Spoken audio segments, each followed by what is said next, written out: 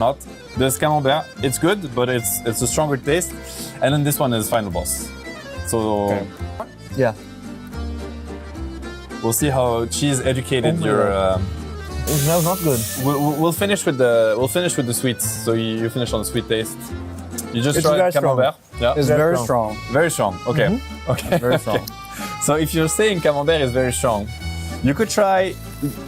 This one is called Monster. Monster, but it almost sounds like monster in English, and I think it's pretty appropriate.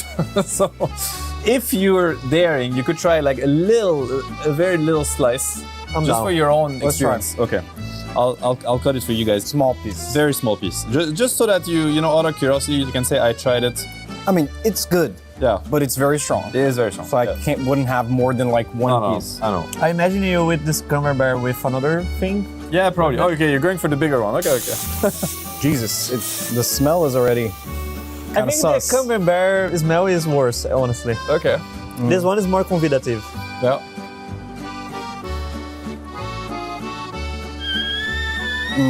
Yeah, that's not very good. It's not pretty. Not for me. Okay. What about you? I think it's okay, but I think the camembert is worse Yeah. than this one. Oh, honestly. okay, you thought this one was stronger. Yeah, I think the camembert is like the final boss for me. Okay. You could try this one if you want to. Else we go to the sweets. Up to you. I like because Yeah. I want to take the taste of this, this we'll- cheese out. You'll get it off with the. We'll finish with nice sweets. Does people eat this with the cheese together? Yeah, actually, it's a thing. You know, in France, we spend a lot of time outside in terrace, like to go grab a drink or coffee. And a typical thing you can order is a plate of cheese and we call it charcuterie. It's like a bunch of ham, sausages, stuff like that. Very good. Okay. That's very good. Cool. What if I dip here? Can I? You can. I've never seen it before, but that's what it do. It's like mayo, you know? You mix Dip cultures, mayo. and then all of a sudden you build a new cuisine. That's how it works. Like ratatouille, you know? Yes. Okay. Okay. How did it go? Was it good? That's Mixing good. it?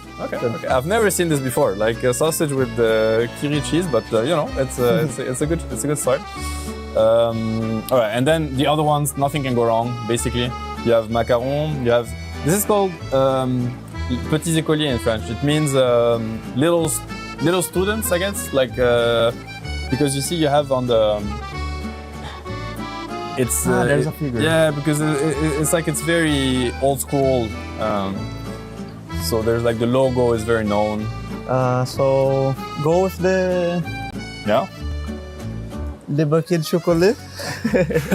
I'm not sure if it's like This one I'm relaxed because I was afraid, like I was a little bit stressed out for you guys with the cheese, but this one is I know you'll have a good time. Yeah, it's very good. Yeah, very good. Nice. Anything relatable that you guys know, like that you might have at home?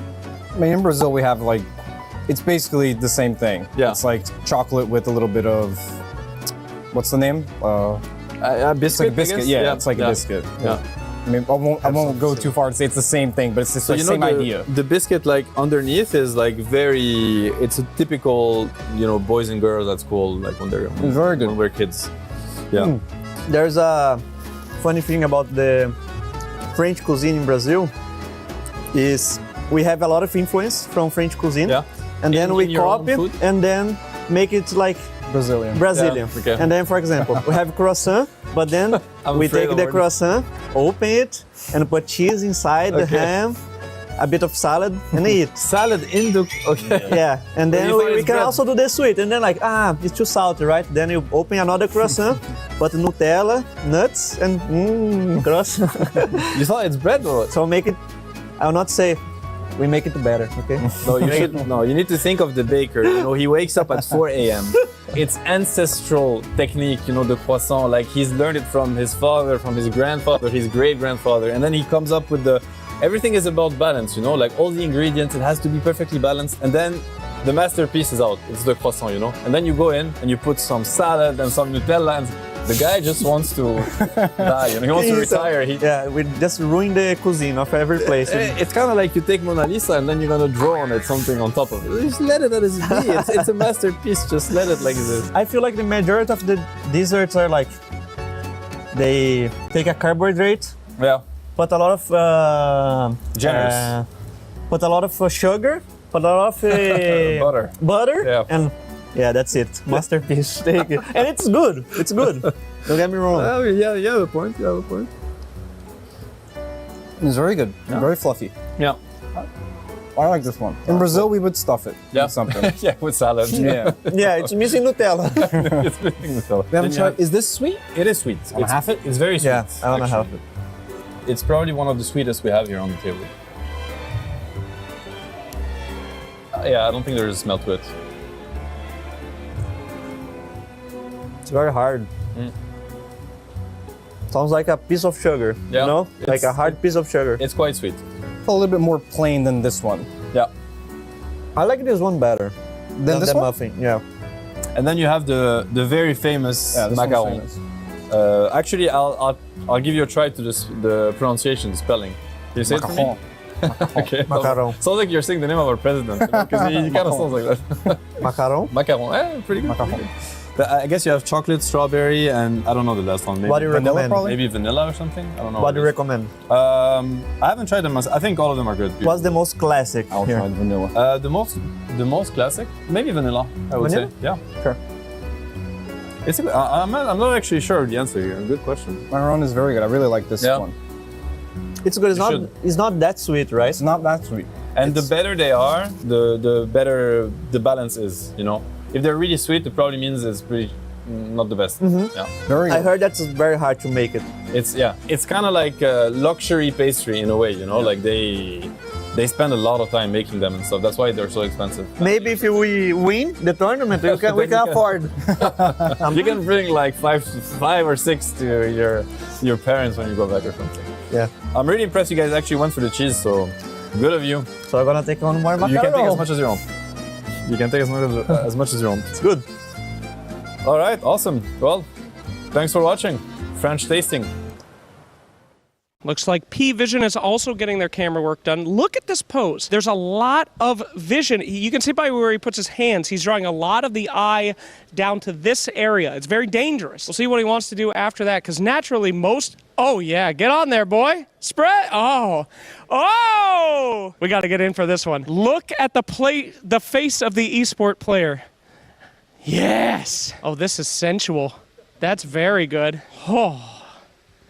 How do you get him to look so sensual in these? I guess it's his natural talent. He just looks like that. That is natural talent. Can we get him to just do one little wink to the camera? I think that would really help. You can wink to the camera. Just one little...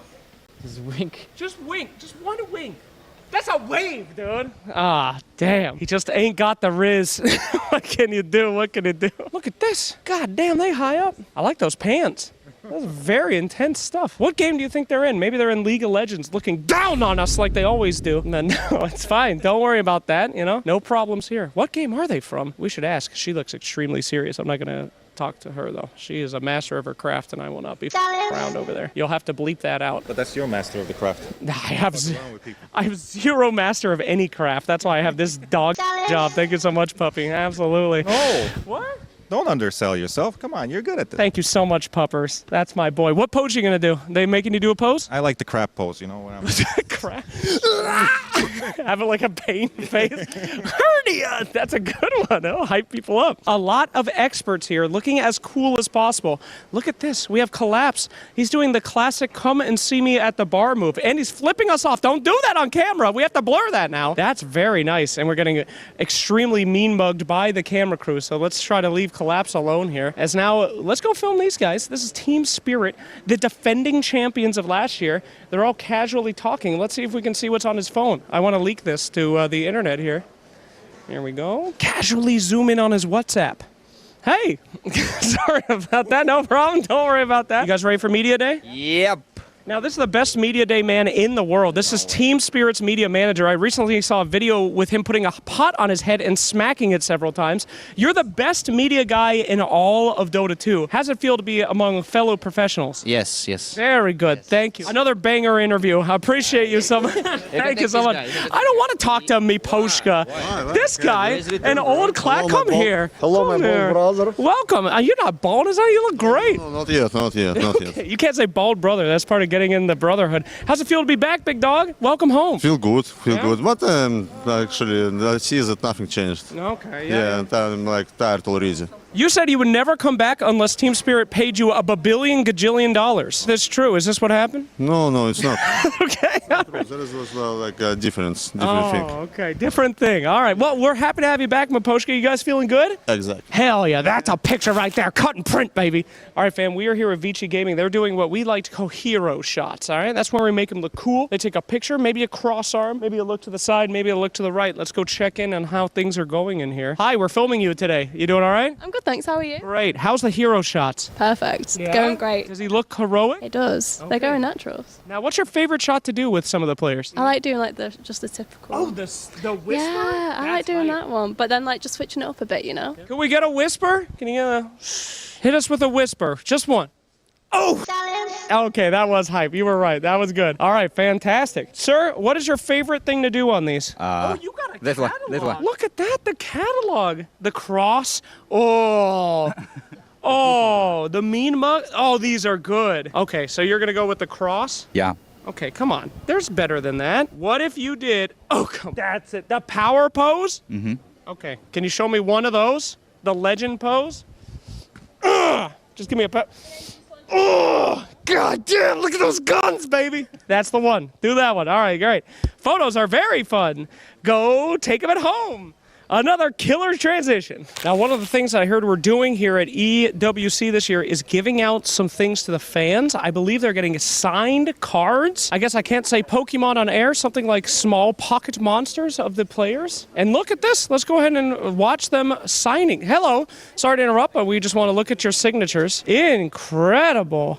Look at that. That's Jabs. Wow. What a great signature you have there, Jabs. How long did it take you to formulate that unique signature? Yeah, maybe like 5 seconds. Okay, that's really good. Could you do me a favor and make a mistake on yours? Because, you know, those are, well, they're worth more, like a factory mistake. Mistake, he can make it special. Can you make one really special so that we can extend the offer? What are you going to do to make it special for me? Special what? That in itself is special. Thank you so much. Yes, but I hope your Pokemon cards go out very well. Thank you so much for having them do this beautiful task, Jabs. I'll never forget the incredible signature that I've seen here today. Great work, Team Nemesis. And now say the Nemesis catchphrase. Okay, that was nice. Woo! All right, thank you. He thinks he can come in here and play my game. Let's go. He knows nothing. Let's go! Tyler Wine, you're done.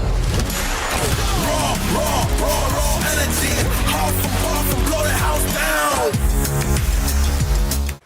down. You guys not enjoy the larger map? How do you feel about it? I think it makes the game kind of stale in a way where you don't really have to improvise much or like be innovative in that sense. It's like kind of you're playing a robotic gameplay every game that you just whoever clears the most camps under like 15-20 minutes is potentially going to win the game. That is what the game has become at this point, at least in my eyes. I can see that, but would you agree that the old map was kind of solved in a way? Yeah, but it was much more interesting to play those games and to watch those games even, I would say. You had to fight it out all the time, you know, the big comeback fights, or because if you wanted to really force fights, you were able to do it in a previous old map. But now it's impossible. It's super easy to dodge. You can just farm your way back in every game almost. GH, you agree? I mean, I partly agree with what Sumail said. I think the old map it was, I would say, 90% figured out.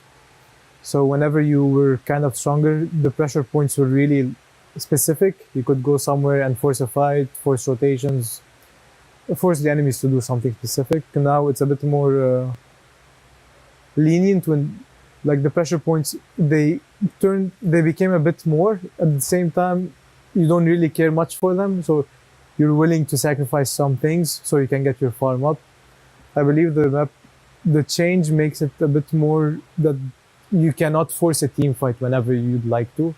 So everyone can dodge for like 5, 10, 20 minutes and then look for the one fight that they would like to take, which makes it a bit less action-packed, a bit more on the stalemate side.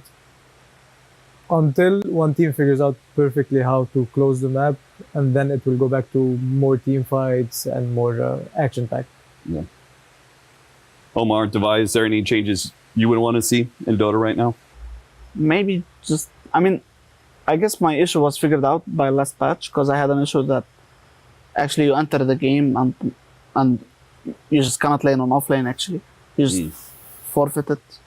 I feel like it has been solved a little bit. It's becoming better, but I feel like it's still not there. I still have this feeling in my heart that sometimes, not sometimes, that safe lane are automatically supposed to win the lane, and now on offlane you just need to figure out how to actually survive. Most of the times you go to lane with the idea to survive than just to win the lane, and maybe they can make these lanes a bit more balanced. I mean, it's like you say, it's a coin with two faces, because you also have a safe lane, you also do it to the enemy, but I feel like it's just more fair if it's like balanced on both sides, where you actually get to play two full balanced lanes, and just better players should win. That I would say. Yeah, I never think that much about whether I really enjoy a patch or not, or the meta. I try and just be happy with what the game is and try and do the best I can. I would say just more events, more players, the better. The casual player really like the crown fall. It's fun. It's funny, when you said more events, I thought you were going to be talking about tournaments. I thought you were talking about... I think there's enough more... tournaments. That's a good point, though. I think, more stuff for the casual Dota player. I think if more people play Dota, the esport will grow in return. I think the game itself. Agree. I don't know. I've played competitive for like 4 years now, and I don't really remember like, oh, this was a fun patch, this was a bad patch. It's just, you just adjust. Do you ever, okay, maybe fun aside, do you ever think about it as like, this is a good patch for me? Or is it always just a patch that you're going to adapt to? And I don't think I ever asked myself that question. Is this a good patch for me? I just try and do what's best. Try and adapt. I'm sure some have been good and some have been bad, but I don't see the fruits in thinking about it too much. Just have to adjust always. So I'm always curious, you guys are an off-lane duo, right? What's, when you guys first, start playing together, were there any like problems or disagreements, or how did you guys get on the same page about how to play the lanes? Actually, when we first started, I think we started off pretty good, I would say, right? I think we were... I think mediocre. I mean, I was playing on individually a bit worse when I joined the team. So it's like, if one guy plays individually worse, it makes the lanes worse. In general, though, I think our laning was laning has never been problematic, yeah. Yeah, I mean, we do make some mistakes here and there. Like our laning does vary. Sometimes we lane worse, sometimes we lane a bit better. But I think on average, our laning is okay. Okay to decent, I would say. For sure. That's pretty good. Yeah. No disagreements. All right, let's talk about some big life stuff. Yeah. Had some announcements. Samael said maybe this is going to be your last TI. You might be retiring. You put a maybe on it. Yeah. Okay, so why now? Kind of tired, to be honest. Yeah. Competed too long. I mean, you've been competing longer than, like, you're young, but Dota years, like, you've been competing since you were 16, 15? 15, yeah. 15. It's a long haul. It's been 12 years around. I mean, it's more so like, no, I don't really feel like that I can't do it anymore. It's more so like my heart is not fully into it. So I don't see a point continuing in that regard. But for example, like if we somehow end up winning this TI, then I might think about going for the third one, Sure. But even then, I'm not sure. But that would be the only condition for me to keep going. GH, you've also been doing it for a while. You've won a TI. Are you thinking about retirement? Does that even cross your mind? I mean, you took a break, right? To be completely honest, of course, a lot of ideas cross our minds. It's just I don't tend to entertain them a lot, so I haven't made any decisions to that involves this decision exactly, whether I want to retire or not. I'm just looking. Back in the day, I would look forward to 3-4 years. Now I'm looking forward to the next 2 or 3 months. So I think the timestamp of how long I look forward to it has changed a lot, because the more I grow, the more I understand what truly matters in life and how to allocate specific amounts of time to them. So I have some thinking to do. I haven't made my mind up completely yet, but I'm thinking about stuff. Okay, all right, fair enough. Samail, looking back on your career, what would you say you're happiest about what you've accomplished? The winning TI? So certain teams that you were more proud of? I think my time in EG, like after, I think it was post TI 6. Okay. That roster I really liked. Like I have really fond memories of that roster. Like we just had a good time living together, and yeah, I would say that. Other than winning TI, I guess. But to be honest, even winning TI, I didn't really feel that happy or anything. Mm-hmm. Like at that stage, I felt like it was meant for me. You know what I mean? Like I took it for granted, kind of. Like it was like, who else was supposed to win if not me? Sure. So it wasn't much like happiness or anything. I mean, at that point, it was so early on in your career, pretty young. You were also so much better. Like that was one of the biggest differences in player to player. Like the mid diff, that was one of the most extreme ones that I think we've ever had. So, yeah, I guess in many ways it did feel like it was just like it was guaranteed. Yep. And then you know, the rest of your career, you had to work a lot harder for it. No, I mean, I feel like that's one problem. Like, I was never really a hard worker in that sense. Okay. So, like, when the skill gap started closing a bit, and people just put more hours into the game, and I didn't. I never did. So yeah, I mean, I guess that would be my regret, maybe in a way. But I'm not sure. Like, even if I would go back, I'm not sure if I would actually put more work in. So maybe it's just the way it is.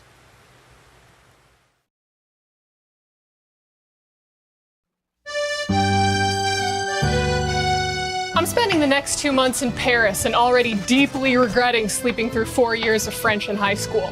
But c'est la vie! To avoid being an ignorant American tourist, I found myself a French tutor to really help me learn the language. And there she is now! Everyone, this is Kitty, aka La Petite Sean, and a little bit of Duolingo on the flight over. I'm excited to learn from you today. Where's your beret? I don't have one. Phone!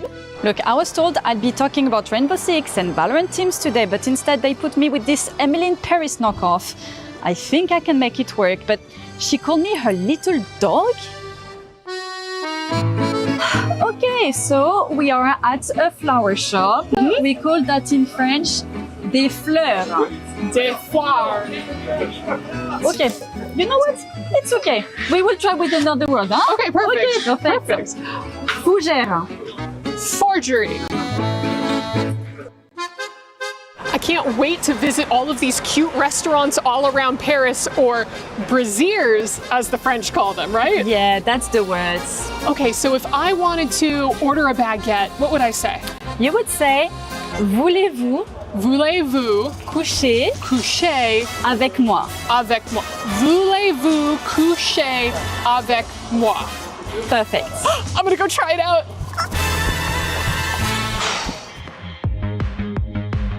Ooh, this is really cute. How would I ask to try this on? Oh, actually, you can say, je mange des gens. Je mange des gens. Okay. Je mange des gens. Non, on mange pas les gens. Des gens mange. Je mange des gens. Non, on mange pas les gens, c'est une robe. C'est... Where am I messing up? Vous voulez essayer la robe? Non. Je mange des gens, s'il vous plaît.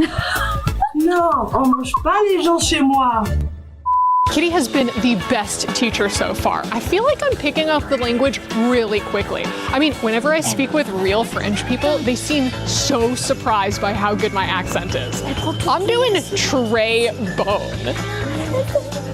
Oh là là, et puis ça y est, je suis américaine. On a compris que t'es américaine. On a compris. Kitty, I did it! He even gave it to me for free. Oh wow, that's amazing! Come with me, yeah. What did I get? Do we get jam? Okay, so as I get it, the French don't really like the American tourists, right? Not really. So what can I say to have them truly embrace me as a local? Just tell them. Mbappé et Plumer!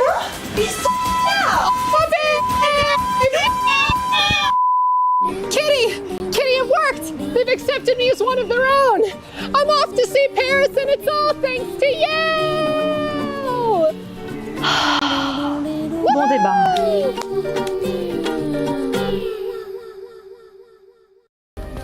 Play is in our DNA. Whenever we let it out, it becomes our superpower. Now imagine an entire city being built to supercharge it. Kadir City, powered by Play.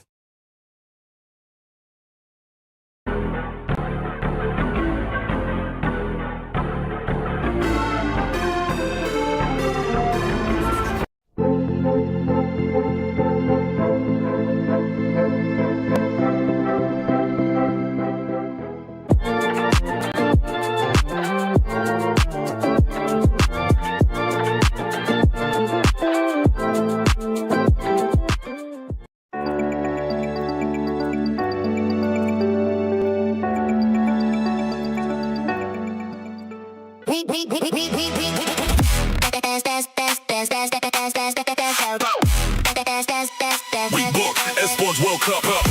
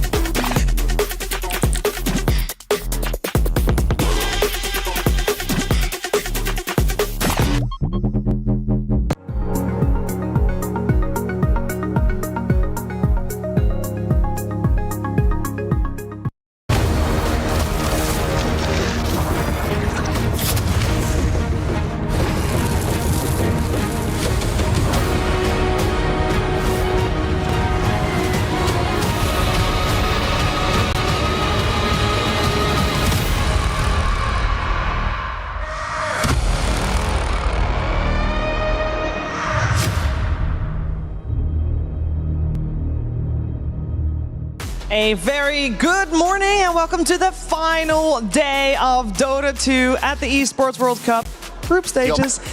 So we still have one full week after this, but after today we'll have cut 8 teams. We'll know which 4 teams will be in playoffs. We'll know which teams will have to play in a survival stage. A lot is at stake today. A lot will be revealed today. And a lot will be talked about today. And I'm talking about all of that with the people on my left. It's Effie and BSJ. BSJ, how are you doing this morning?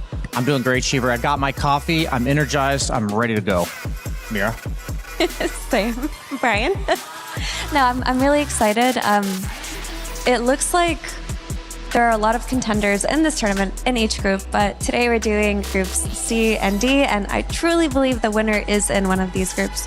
The winner of the whole thing? The whole thing. All right. Big promises.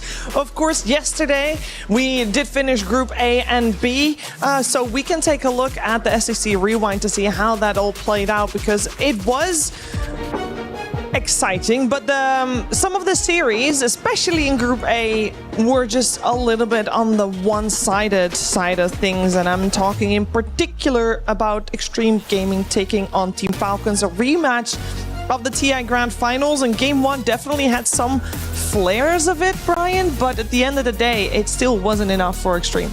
Yeah, it's been watching Extreme. It's been a tad disappointing throughout this tournament because even though some of their games have gone late, it just oftentimes feels like they're not in control of the game and they're often kind of playing the other team's game. And that's, for me, one of the telltale signs of a team that's going to struggle as the tournament goes on.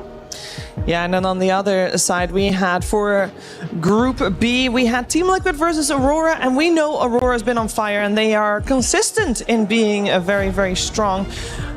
Team Liquid consistency, especially this group stage, Effie, seems pretty far away.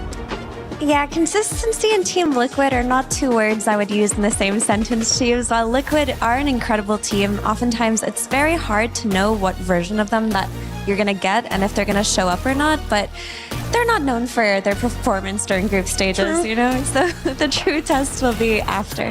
Yeah, and another exciting development, of course, that while this game was going on, we had another blockbuster of a match between P-Time and Nigma Galaxy happening, and basically the series with Aurora and the series with Nigma Galaxy, those two teams were fighting for the top spot in the group, and that ended up being Nigma Galaxy because they did 2-0 their opponent, even though if you watched that first game between them and P-Time, you would have probably thought that P-Time was going to win that one, but that was an epic comeback, and we do have some of those here this week. So the Dota is good, the Dota is great.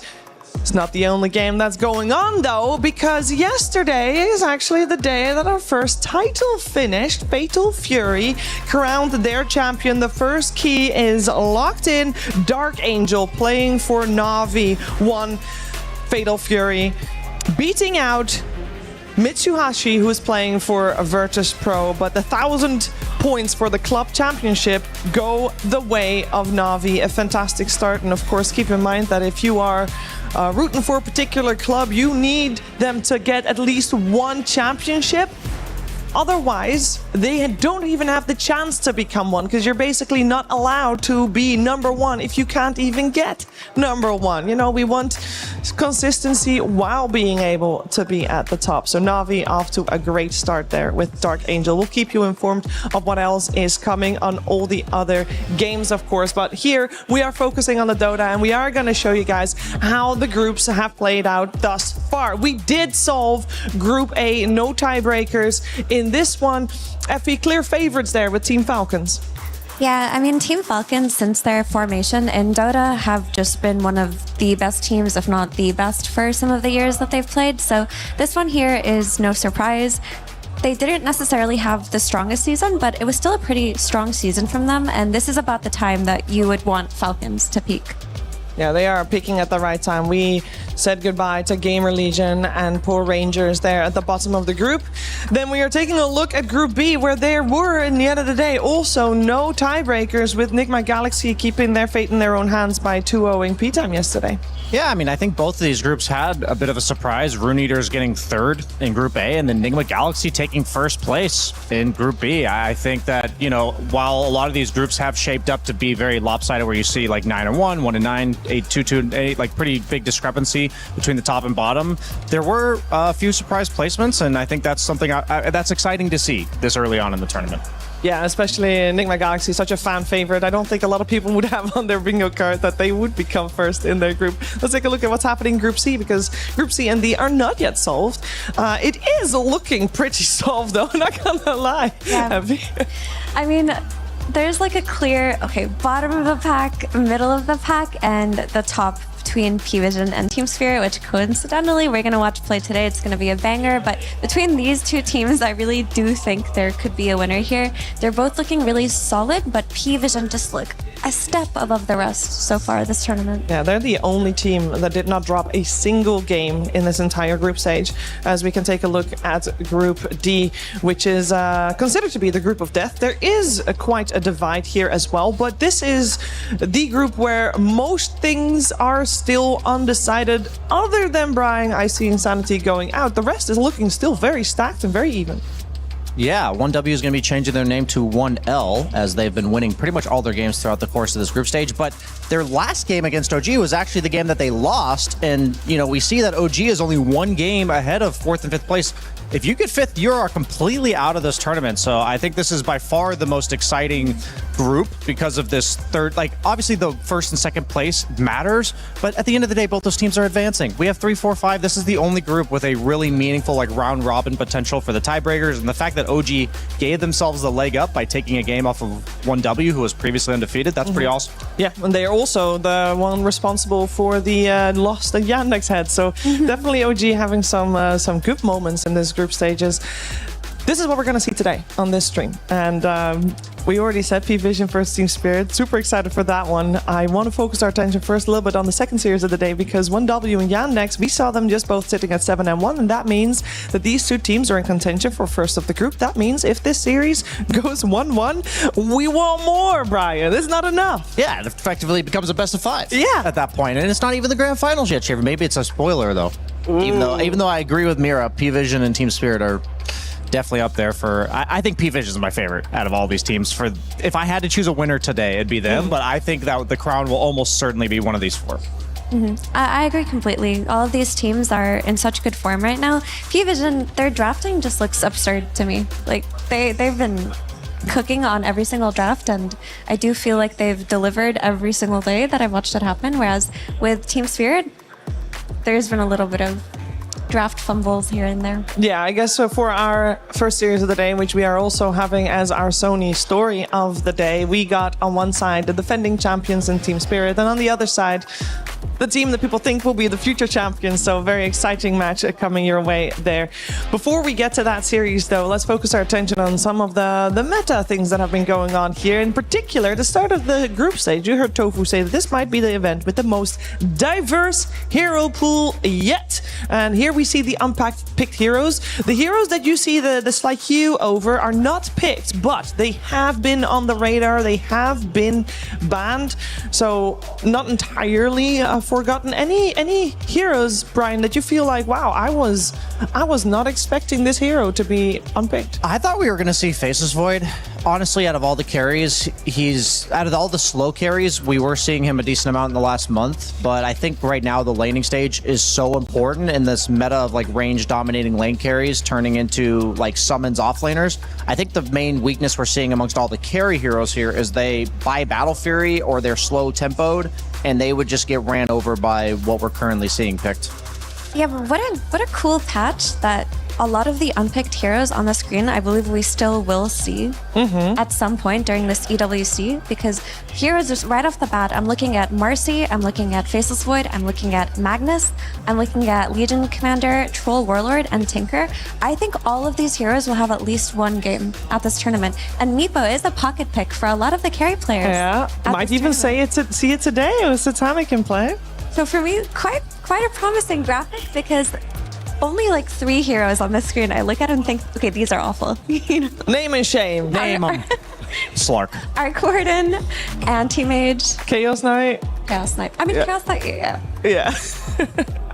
No, we will probably see. I mean, I had Vengeful Spirit, and they don't even mention that. But I would imagine, I thought we were gonna see her. She was definitely popping up in a lot of the high MMR pubs as a carry as well. We'll see if any of that happens today, though. We're focusing our attention on the first series of the day, the Sony story of the day: P-Vision versus Team Spirit. Brian, epic. Yeah, I mean, I'm honestly so excited for the dynamic of this series because P-Vision, no one himself said in the interview, they just know how to get a gold lead. That's just something that Puppy's been kind of drilling into them over the last few months. And at the same time, Team Spirit's been the comeback team of old, and they've even made a couple comebacks throughout this tournament so far. For me, this is almost a David versus Goliath in the sense that me and Mira, we've just been raving about how good P-Vision's drafts are throughout this entire tournament, and Team Spirit is the team that always finds a way to make a lineup that works, and they will give themselves a win condition. So I just hope they're still getting a chance to effectively play Dota when the game is 20 minutes in, because they're not so far behind with no plays. Yeah, to me, Team Spirit very much feels like they're in the ironing it out stage, which is funny to say because they've done really well in their group. But a lot of their games that they've won have been comebacks. And that's not necessarily a situation that you want to be in drafts where you get mega creeped and you win the game. Or you've lost the early game and you're down 10k net worth and you have to take the fight to make a comeback. That means that somewhere in your drafting stage you messed up the lanes or the early game. And versus a team like P-Vision, you can't mess up the lanes and the early game. So I do wonder what they have prepared today and what they've talked about, because Yatoro mentioned in his interview that they still haven't decided what to focus on in their draft. Is it lanes? Is it mid-game? They're still figuring it out. They are, for sure. We are going to focus our attention first on P-Vision. This is a team, again, they have not dropped a single game, and they look so solid. They look very stable, and I'm sure they're looking quite confident going in today. Don't take my word for it. Let's take no one's word for it. Hey, I'm here with no one of P-Vision. You've got a big match today. How are you feeling? Good. Okay, I spoke to 9 Class earlier and asked him about your guys' improvements recently because I feel like your consistency has gotten better. He credited some of that to Puppy as a coach. Would you agree with that? Yeah, for sure.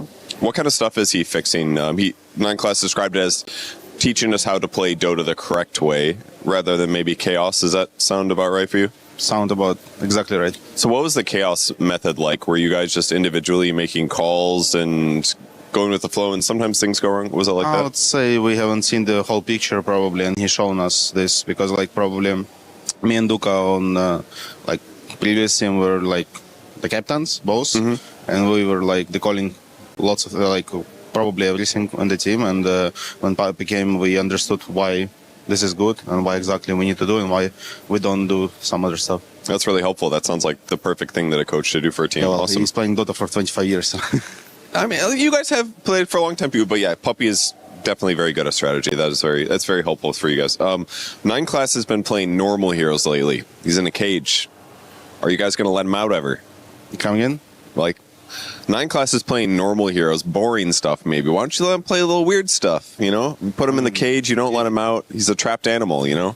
True, but sometimes Valve trapping this animal because the patch is like they're killing his heroes actually. On post for like Monkey, Slark, that's all this crazy stuff that he was playing for. Nixis and all this stuff, it's all fixed. But I think Valve brought you a key recently. They said, hey, no more spectating your friends' pub games. True, but they didn't bring the some heroes that is good ones, you know. Okay, so he needs good heroes and the cage to be open. Okay. And the meta as well, because meta right now is kind of fast, so he cannot play the slow heroes. Some hero that he can like slowly farm a hand Dominator. Yeah. He did. And then he become a core. Yeah. Okay, that makes sense. Yeah, I'm glad you understand the value of your teammates. In terms of your upcoming match against Team Spirit, very good team. How do you expect to do? Because I feel like both of you guys have gotten better recently. I would say it's going to be just decent match, and we'll see who's going to win, that's all. Okay, we'll see how it goes. So, well, thank you for joining me, and good luck in your match. Thank you, bye. A decent match. He could be a little bit more confident than that, but I think that comes with the territory. I feel like P-Vision has just this air of respecting everyone that they go up against. That probably is part of the reason why they're so successful. Never underestimate. It's a little bit better than Boom's interview where he was asked, how are you going to do it against P-Vision? He's like, we're going to get O2'd. I think he's a bit more confident than Boom was, but at the end of the day, he's a very insightful dude, but I feel like going into games, you'll get a different post-game interview from him than you will a pre-game interview, because before the game, he's just like all eyes on the prize, but afterwards, he's willing to share a bit more ideas usually. Yeah, I think they also just know how good they are right now. I can kind of feel it every time one of their players talks to us, and you don't want to come off as unlikable, I guess, or not humble. But it is important to respect the teams that you play against. And while P-Vision are looking like the strongest team this tournament, everyone's up their tails right now. Everyone is on their tail, and Team Spirit will be on their tail very, very soon. Team Spirit only dropping 1 game in this group stage so far, only in the first series that they played. So they have also improved. And everybody always, regardless on how they do in a group stage, they respect Team Spirit because Team Spirit is considered a championship team. They step up when they need to. They also are your Kadia title defender. Team Spirit, one of the undisputed best teams in the history of Dota, are back at the Esports World Cup to defend their championship title. Their run through the Esports World Cup 2025 really highlighted the dominance of team spirit and why you should never count them out. After finishing first in the group stage, they went on an undefeated run through the upper bracket, knocking out the best teams in the world without dropping a single game. The team has been through some changes since the Esports World Cup last year, and their current roster consists of Yutoro, Laurel, Collapse, Not Me, Rue, and with Maposhka returning as their new coach. While they've had a rocky few months, a constant of team spirit is that you can never underestimate them in extremely high-stakes events. Where other teams fall due to pressure, team spirit thrives. Esports World Cup 2026 will be a chance for team spirit to prove that this still holds true.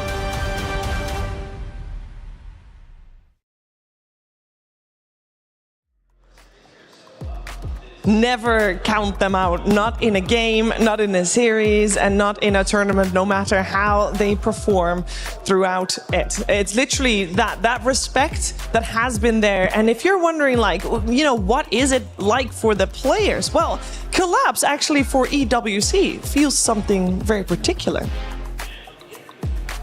How are you feeling about your play right now? You've been a fantastic player since your breakout, obviously winning TI. Do you have like ebbs and flows about how good you're feeling about your play? I noticed like I have some buff on Riyadh, like on EWC tournaments, like from the first one maybe. Do you feel it, or do you just feel the results? I feel by the results, and also it's like I feel just like in the air, you know. Just I feel some buff, so I can win. I'm playing better. Sometimes I can like solo, just win games by solo and just something like this. Okay, well, we'll see that happening. Some strange feeling, I don't know. Well, I'm happy. I'm looking forward to seeing it. Thank you so much for the interview, and good luck in your matches. Thank you. A buff that makes you feel like you can solo an entire game? I need me some of that, Effie. That sounds powerful. That sounds awesome. I would like to win some pubs feeling like I could solo the whole thing. But there are so many games I can recall off the top of my head of Collapse like turning impossible situations. He's already had Aegis matches in this tournament. Like there was one game where he snatched 2 Aegises in one game. Like he is right that there is something in the air for him when it comes to EWC. Yeah, I mean, some of these teams, like P-Vision, for instance, it's like fundamentals, it almost looks like, is how they win. But other teams, Team Spirit being the most notable one, just have this like X factor where at any given moment, a player can step up. I think it was really displayed at its prime when they won their first TI. Like there were just games where they were behind and Yato would just get a rampage out of nowhere. And the most important part about this for me is that it can be really anybody on their team. And that's something that we'll have to keep an eye out for today if P-Vision lets their guard down. Yeah, it's actually also very cool that even though since that TI there has been some roster changes, but they keep that vibe of always being able to close a game out, no matter if they're up against Mega Creeps, like we saw in the very first series where there was a Mega Creep comeback by them already. And we're looking very much forward to this upcoming series between P-Vision and Team Spirit. And to get it properly started, we're heading over to the stage.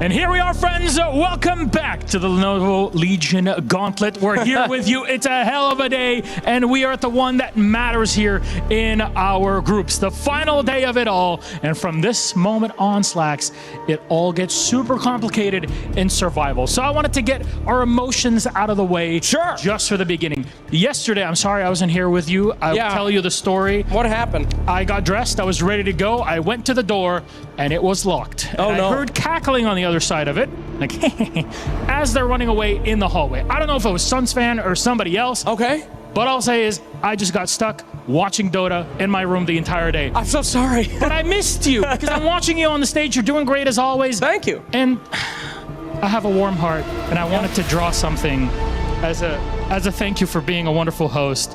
Oh my God! This beautiful. is for you, Slacks. That's beautiful art. It's you and me. Look at that. And Roshan behind us saying, Great. I'm really Thumbs going up. to treasure this forever. Thank you so much. That is so wonderful. I'm going to put that in my nice little forever box right there. Thank you for that. I loved it, Milos. Well, All right. we got games to go through. Survival and game. No, it's okay. It's okay. I love I'll it. deal with it. Go ahead. Today is about trying to make it out and escaping survival stage. And our first match between P-Vision and Team Spirit, that is one for the age. Oh, we got P-Vision Team Spirit. I'm not Hell just yeah. joking around anymore. All right, these are the best two teams here, baby. I'm not going to say that in front of all the other teams. They haven't arrived yet, obviously. But in this group, it ain't no thing, all right? Everybody knew that P-Vision was going to be, you know what? Forget it. I'm not going to get into a whole speech. You guys want to see some teams. I know you do. So let's make some noise for our first team heading to the stage. It's P-Vision! P-Vision, baby. Everybody said this team is going to win. Top of all the tier lists, top of all of our hearts, and here they are again. They have not lost a single game at all. Nobody in the groups has that record. All right, these guys are invincible so far. They have no one touching them. 8-0, baby, and they're looking for that 9-0 here today. We'll see if that'll matter against their opponent, our EWC 2025 Dota 2 champions, Team Spirit! Yes, you heard it right, ladies and gentlemen. Our champions from last year are back. And they're at number 2 right now in their group with a singular game loss. They had a rocky end to 2025, but recent resurgence. I'm going to tell you, that deadly combo, Miposhka back as coach, and then the unknown entity, not me. I'm going to tell you that name is a lie because he is him, ladies and gentlemen. And he's on to show you what they've got. They do face their toughest opponent yet in the groups. So today is a big test for both.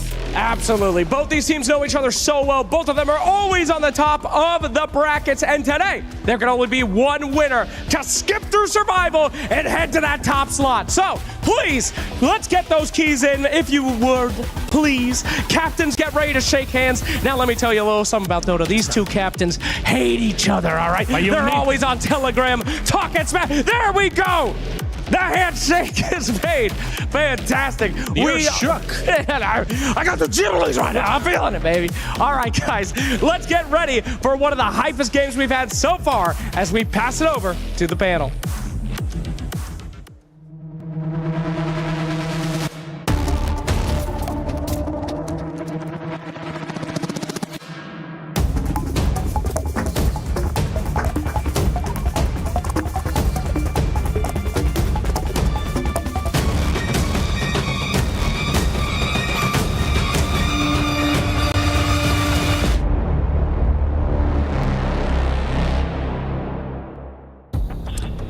We got P-Vision with an 8-0 record and Team Spirit with a 7-1 record. And for the people already doing the math, that means that if Team Spirit 2-0s this match, they are top of the group rather than P-Vision. So a lot at stake here because being able to skip the survival stages is a grand prize, let me tell you that. Of course, P-Vision only needs to win one game in order to do so. We'll see how this goes for both of these teams, Effie. This is the toughest opponent they've had within this group. We always knew it was going to come down to this. Yeah, for sure, but I can imagine Team Spirit feel like P-Vision is this big wall to climb right now. Like, they are definitely the team to beat here. They're the team that everyone has on their radar. But Team Spirit are the kind of team that could wake up one day and just be the best team in the world. You hear it from pro players all the time. I heard it from Sav on this panel, but Team Spirit in top form, you can't win versus them. Good luck. Yeah, I think going into the series, you mentioned, Sheaves, that they only need to win one game on the side of P-Vision, and what I think is funny about this format with the best of twos is the reason that is because Team Spirit lost a game to Mouse on the first day of the tournament. So I think the difference between these two teams Mira was talking about is that Team Spirit, they're always leveling up throughout the course of the tournament. I always expect a team like P-Vision, like they usually show you their cards at the start of the tournament. If P-Vision's looking top form, if they're going to win the tournament, you'll usually know from day one. And so today, it's like, I think this would have been a completely different match 5 days ago. And I think Team Spirit's got the best chance having it happen now. So you're saying Team Spirit is happy that they have their toughest opponent at the end, whereas P-Vision, they might have rather seen it the other way around. I think you're going to get the exact same P-Vision no matter when it was, and Team Spirit's going to have leveled up at this point. So I think for P-Vision, like obviously they're not thinking about these kind of things like, oh, we should have been facing them a day before, but definitely I think this favors Team... It's giving Team Spirit the best chance, and I say that because even though Team Spirit's the defending champion, they're one of the most legendary teams of all time. Like, man, if you guys have not been watching this tournament, like P-Vision, they're the one team I've watched where not only are they executing, there's like lanes they're winning that they're not supposed to be winning, but then there's also these draft strategies where just looking at it, I'm like, I know with my Dota knowledge that they're favored, but then I can't even explain why sometimes. And then you get into the game and there's like this 15-minute period where, or like 15 minutes in the game, it's an even game, and then suddenly it's 8K because they just hit this timing and they're so synchronized. Like they're a Coddle team, they're a Wisp team. Like it's just these heroes that it's not individual understanding, it's the whole team rallying around them. Well, I got a tiny bit of an update for you, Brian, because I did see just Faceless Void being picked, so you... not in this draft. Come on, guys, we're not even in a draft. I was about to say, on the first pick Faceless Void. No. PG game will play, so it's no longer an unpicked hero, so your prediction there came true for sure. And I want to talk about our upcoming draft as well, as I want to know what we should be looking out for, Effie, here. Is there any player in particular, any role in particular, any hero in particular that you feel like is key to winning this match?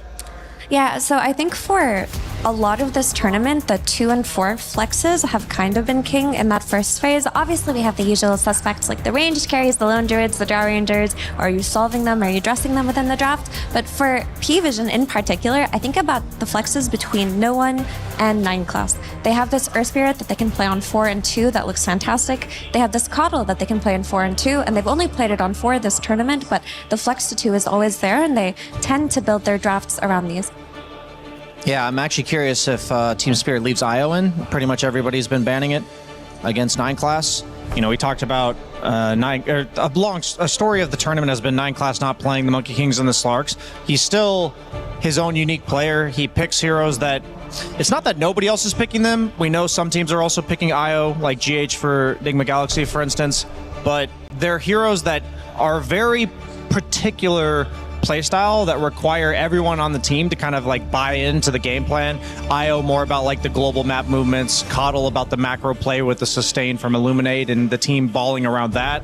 And I just think personally watching the Coddle, there's so many things you have to factor. He pushes waves, he stacks camps so you have to invade them, and then he also creates this insane amount of sustain that you have to be able to actually do damage through. You see them go like Coddle plus like a Largo, like one other sustain hero, and suddenly it just becomes very difficult. So I'm surprised. I'm not surprised per se that they left it in on the side of Team Spirit, but they kind of know what they're getting into. They've left both in IO and Coddle. Yeah, we also see them taking quite a while to remove Lone Druid from the pool, and as a first pick team, that's a big decision, so makes sense. But they seem to be preparing for a Shadow Fiend opening pick for themselves, or at least trying to bait P-Vision into banning out the Shadow Fiend, who is now also taking some time. There is indeed the Shadow Fiend ban. So let's see which hero they'll go for as their opening pick, with the Drow and the Earth Spirit and the Shadow Fiend banned, some of the most banned heroes already. I think the only odd one out that might have given them pause, Effie, is the Hoodwink. We've seen Hoodwink a lot, so I don't think it's that surprising to see her banned, but to see her first face banned, maybe that's a little bit more surprising. Yeah, I've noticed Puppy does this thing where he'll kind of single out a player and think that they have really strong heroes or one really strong hero, even if they're not necessarily in meta. For example, versus Mouse, he just banned all of Crystallis's heroes. So to me, this says that he's identified there are players that have less heroes to work with, and this is the threat that he sees from the Team Spirit supports, the Hoodwink. Yeah, we have actually Treant Protector ignore. Yeah, that's what I was thinking. I'm like, they prioritized Bane over Treant Protector. I think it's because it trades really well with the likes of the Coddle and the IO. Maybe they're thinking like that's our... I'm telling you, even though these heroes are not being picked or banned yet, they're being considered on every single stage of the draft. And so P-Vision actually ends up going for the Kez. I'm wondering, out of all the carries right now, because a lot of times against Bane, you want to pick a carry that has illusions or like multiple units of some kind so that you can wake yourself up from the nightmare. You can still do damage while you're Fiend's Grip. If you're going to pick Kez like this, I assume they're going to go for a save, whether it's... I think the most likely one is Ringmaster that we've been seeing against Bane. Is there any other reliable Fiend script cancels or saves, Mira, that you'd be prioritizing against the Bane? I mean, there's things that are less popular, like the Shadow Demon and the Oracle, that maybe we would see a team like Yandex or Liquid play, but I don't necessarily think we'll see come out here. So maybe that is part of the discussion of the Bane. That they don't really play the heroes that are That's not generally really their good against style. it. That makes sense. I mean, these teams, like, obviously they're scouting very specifically. I know Team Spirit often adjusts their opening to the team that they're up against, which some teams will just be like, here's what we do, hope you figure it out, or maybe don't hope you figure it out, but Team Spirit, they usually cater to the exact team they're playing. You know, I do find this Kez opening quite curious from P-Vision because they haven't done it this EWC so far. And you look at Team Spirit's bans, the Axe was in the very first phase, which is also kind of an anti-Kez hero. You secure that ban early on, and Yatoro did bust out his first Kez versus Reconyx the other day. So maybe there's some scrim information going on that Team Spirit would have picked Kez. P-Vision decided to pick it early, and they also think it's a great hero against Collapse's hero pool. Yeah, I also think I think Kez is like top of A tier for carries. I think S tier is literally Drow, Shadow Fiend, and Lone Druid, and I think they might be arguing like, oh, all the top 3 carries are already banned out, so there's limited slim pickings left. And by taking Kez, you're going to be stuck taking a ranged carry that I think most of the other ranged carries, we saw TA, for instance, played against Kez.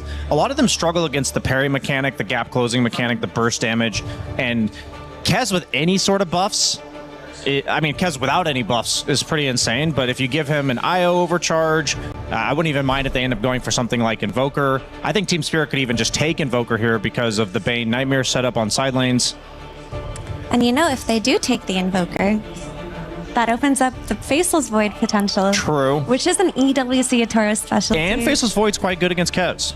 Because one of the few heroes that can actually lock him down and take him out before he gets all of his free Satanic, free Dispel, free Silence, and Invis and everything off. We don't see a lot of Tidehunter this EWC. He was very popular just a couple months back. What makes him good here? It's extremely good against Kez because Tidehunter has his built-in Dispel versus the Kazurai Katana, which is where all of Kez's damage comes from. So he is one of the melee heroes that doesn't get bullied the same way as others do versus Kez. And also that Shard, the Tide of the Deep, whatever it's called. I keep forgetting names. But it's really good against IO as well. Yeah, the reason why Tide mentioned, for all the reasons Mira mentioned, later on the Kazurai Katana automatically just gets dispelled, but also in the laning stage, Kez is like a chip damage hero that attacks you a bunch of times and having the built-in damage block as well. So Tidehunter does to some degree deal with both stages of Kez's game. What I'm seeing a lack thereof right now for Team Spirit, it's like Willow kind of does it, but they're not. Okay, you have the Ravage, you have the Tide Shard, you have the Willow spells to follow up, but through this IO heal, I don't think this is enough. So where is the finishing blow coming from? And I'm just, because you can't really pick a hero like Faceless Void, for instance. They have all the lockdown right now. I think Yatoro's hero has to be a lot of damage. I think Yato and Laurel's hero both have to be a lot of damage. I wonder if Laurel whips out something like the Lina that we've seen a couple times. I want to see heavily fixated on damage because they've done so much for control in teamfight right now. I still think the Invoker is quite solid with the Bramble set up on one lane and the Nightmare set up on another lane. That could be the damage solution. But I want to talk about Lila a little bit and her dynamic with Io. She's a hero that's become popular more recently, but I do think she can provide you that little bit of early game damage boost versus Io before he gets a lot of the sustain in, and she kind of functions as an anti-relocate hero in the sense that if she's ready and the relocate's coming, she can layer her Brambles on top of her Terrorize and buy her team a very valuable 4 seconds. That's a good point. Against like Willow and Dawnbreaker, these global teleport ins, it is nice to just have stuff to throw on the ground that is often some pseudo-reliable. So they do go for the heavy sustain line. We talked about Coddle plus Largo, something they ran a couple days ago, but now they're doing Io plus Largo. The one thing I like about the Grimstroke is, first off, you usually want Grimstroke to be in lane with carries that have some sort of innate gap close. Traditionally, it's like Anti-Mage, Ricky, PA. Kez is just the better version of all of these. He has a lot of other aspects of his kit, but he also has that, so he'll utilize the Inkswell, but then also Phantom's Grasp, I think it's called, the second spell for Grimstroke. That's one of the few spells in the game that is not removed by Tidehunter's Kraken, so you can actually reliably silence him. The Embrace? I guess. Yeah, the Phantom's Embrace, the silence, yeah. Where he shoots his wife. Yes, his wife will shut Tidehunter up before he ravages, for sure. Yeah, it's kind of like a soft disruptor ulti with much lower cooldown, so that's actually a really great point. It is also quite effective against the Bane. You have a means to cancel the Fiend grip early on, but I do like this Largo quite a lot. You talked a lot about the sustain on this draft, Brian, but I also think the way a lot of Largos have been playing in the late game, they're taking catchy lick talents, I've noticed, in that catchy lick range, so you can also have a means to reposition away from the Fiend's grip later on. You can also dispel the Brambles from Willow. It's a really good solution here. And there's still the Invoker that we talked about. So they got the synergy there. Potentially a Faceless Void ban incoming as well, because it seems like Team Spirit is very much in agreement with you guys on how you talk about this draft. Is there any other hero other than Doom that can really help stop some of the regeneration coming in from P-Vision? Because I can't see anything. Yeah, the thing when I look at P-Vision's draft is you need to go through the sustain, but then you also need to have like staying power. The problem I have with like a Faceless Void is if the Chrono doesn't get like 2 kills, then everybody is back to full health. Yeah, then what do you do from there? Yeah. So I think I wouldn't mind. They have 2 options. They have like sustained damage carries like Terrorblade that just dish it out. A lot of the prime ones are the SFs and the Drows that are already gone. But then you could also maybe go something like the PL that we've been seeing prop its face up, because right now, you know, P-Vision's draft doesn't really have a way to kill illusion heroes, and so if you take the long fight that way where you wear them down, I think that could work too. I think I like the TB suggestion a little bit more than PL, because in the late game, if Grimstroke gets his Ags, then you always have that PL illusion, which is really strong. And I think just a carry that can buy an early Scotty could be very useful, and TB, that's one of his natural items anyway. I always forget about the Grimstroke Ags. Yeah, I mean, that honestly might be another reason why they picked it, is because illusion heroes are pretty good against their draft, so Grimstroke gives them everything we said, plus that if you do pick an... Okay, they banned Leshrac. They want PL. I'm just saying, they banned Leshrac. There's no other reason to ban Leshrac. But if we're aware, surely P-Vision's also aware, then it's going to get banned. I mean, then the question is, do they think they have another answer to it? Ooh, yes. Sheaves. I mean, I guess I don't want to say it's the only reason. IO Lesh is quite a duo. So that you know, if Quinn were here, he would be talking about how good that duo is for the former Gamer Gladiators. Is it really needed for IO to have another combo, or you feel like it's enough with Kez? I think they do need a mid-game combo. Like right now, Kez is going to be the guy you tether when you get Aegis and you're trying to go high ground. But somebody to run around with that's just going to dish out a lot of damage. You have 2 enabling supports, and you have Largo, who's also an enabler. So I think they do need to solve the 0 to 20-minute damage problem.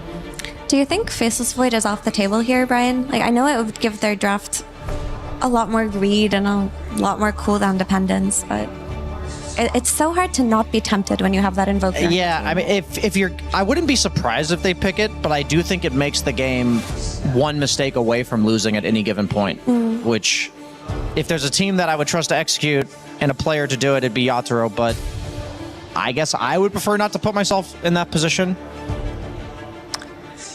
It's very intriguing that the 2 stunning carries in Tiny and Sven get banned. To me, this says that P-Vision believe that the only way to get Invoker into this game is to just get him those Sunstrike kills with the stunning heroes on the sidelines, and they're comfortable outside of that. Yeah, they might actually go Alchemist, I'm just realizing. Like, having a stunning carry that hits a mid-game timing. They kind of have damage issues right now on P-Vision for the early game.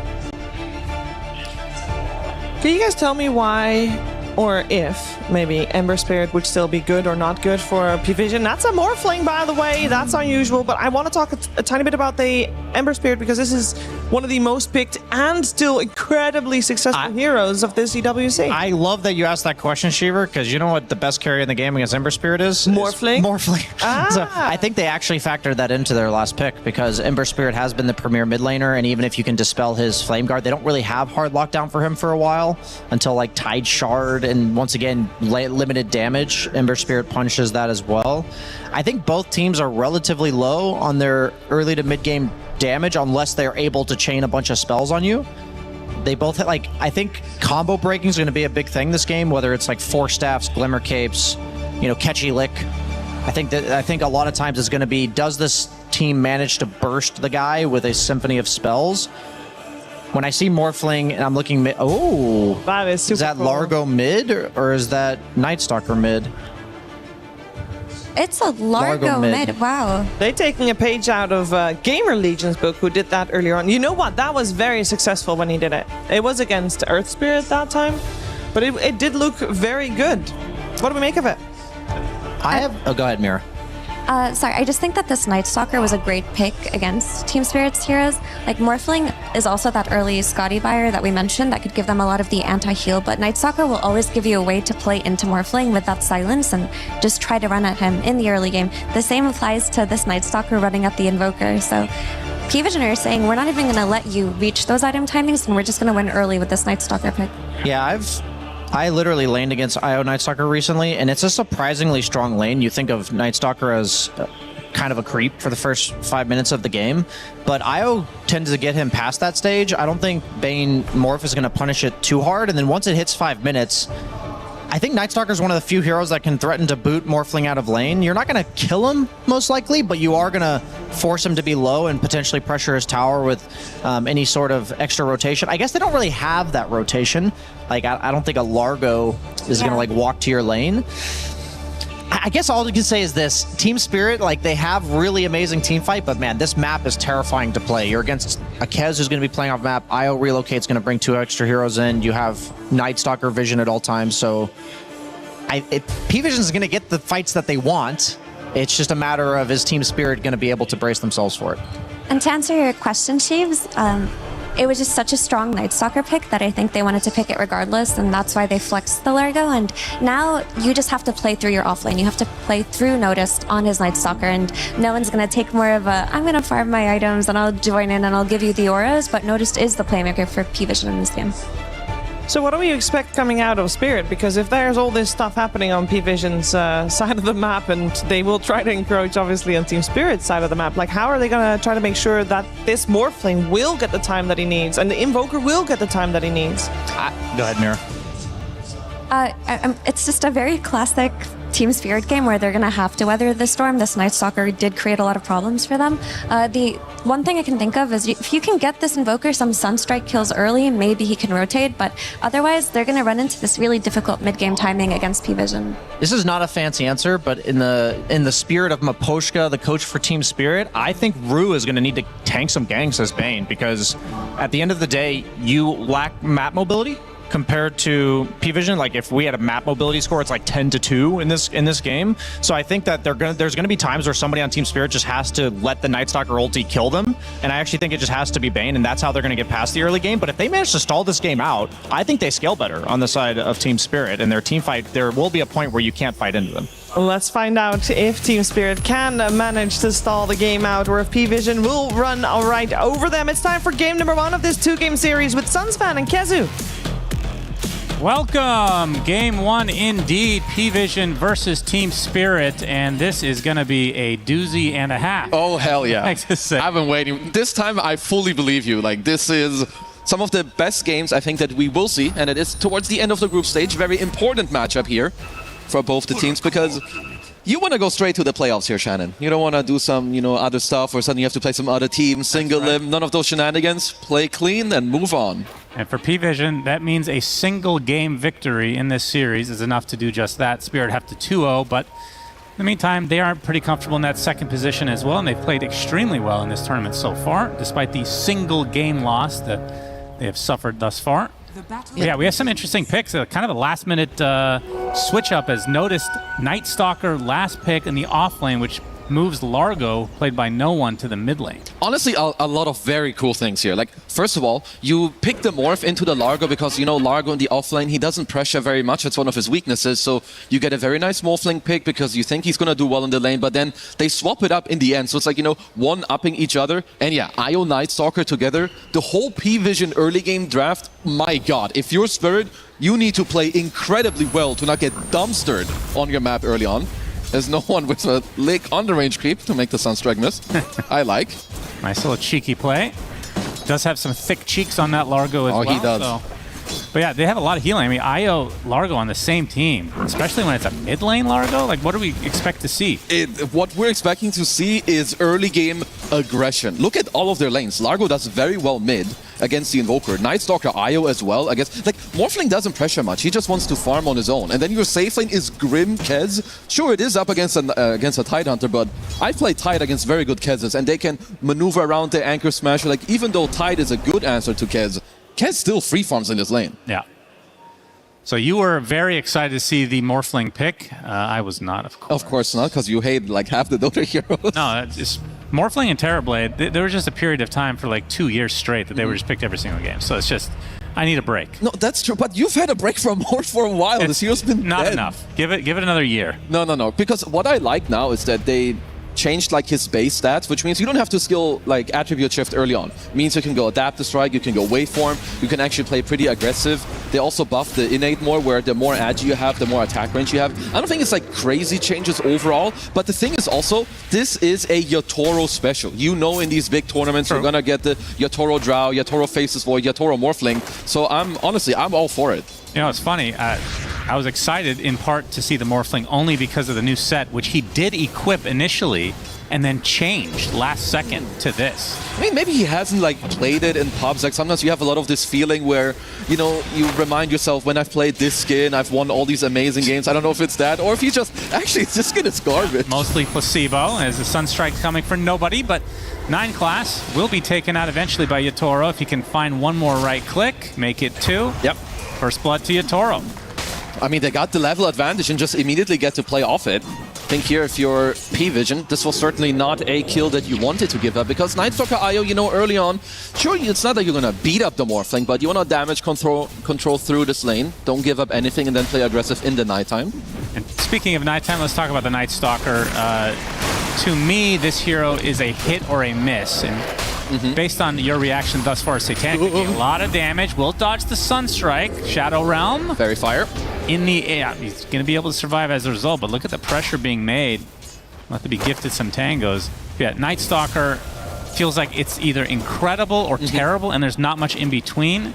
Has that changed at all? I would say it's still similar, but it has a lot to do with like the overall state of the game and what tempo you can play in. And I like it a lot with the P-Vision draft here this time around. Obviously, you know, you're good against Morph early on. I will say once Morph gets to like his 3rd item, 4th item, he can just stand his ground and, you know, honestly just kind of kill you. But I do think that P-Vision are very much equipped for a good Night Stalker game.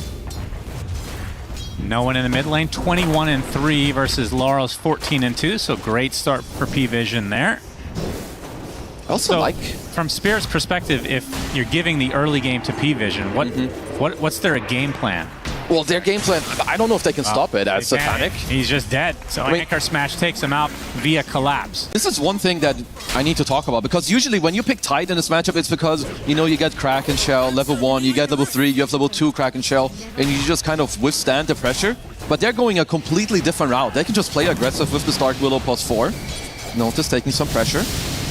Waveform from Yatoro. Sunstrike does hit, but it's shared. Noticed. Likely will be able to walk away. Still overall a lot of pressure, but yeah, you can see the full stat build, but even so, Yatoro and Rue doing a very good job up here.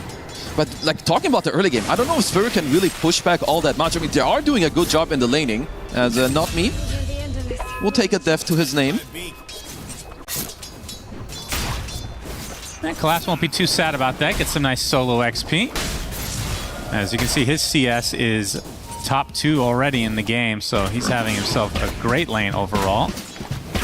It's more action mid lane. No one, just a bit of harassment.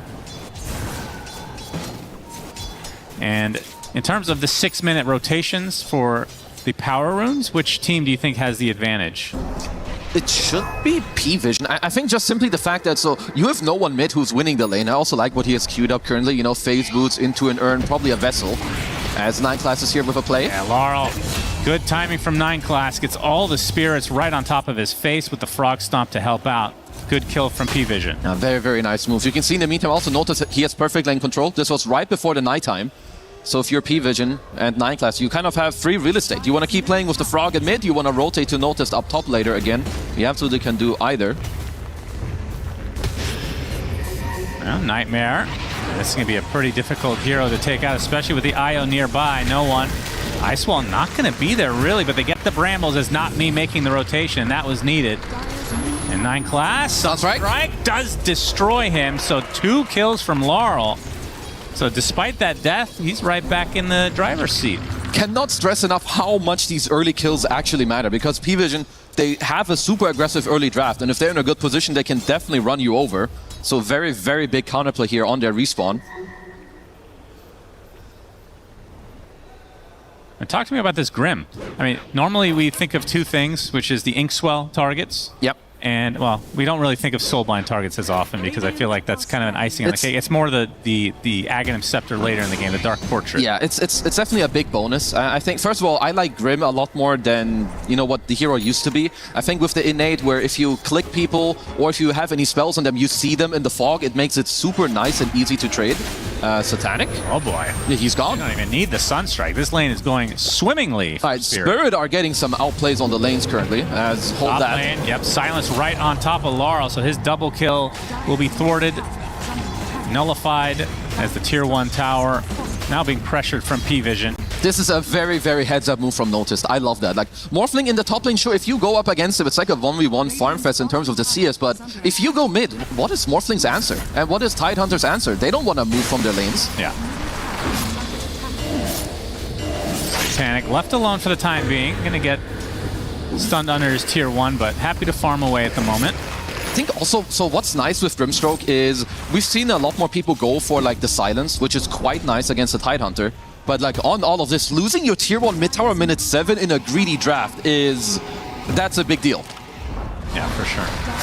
Right, might be in some trouble again. Satanic getting ganked now from Yatoro. Coming through the gate. Sunstrike does hit, but you can see Collapse is the one taking the brunt here. As more rotations via no one with all the heals to work with. You can see the power of this Largo, already level 7. Usually in the offlane, you're not going to be able to do anything like this.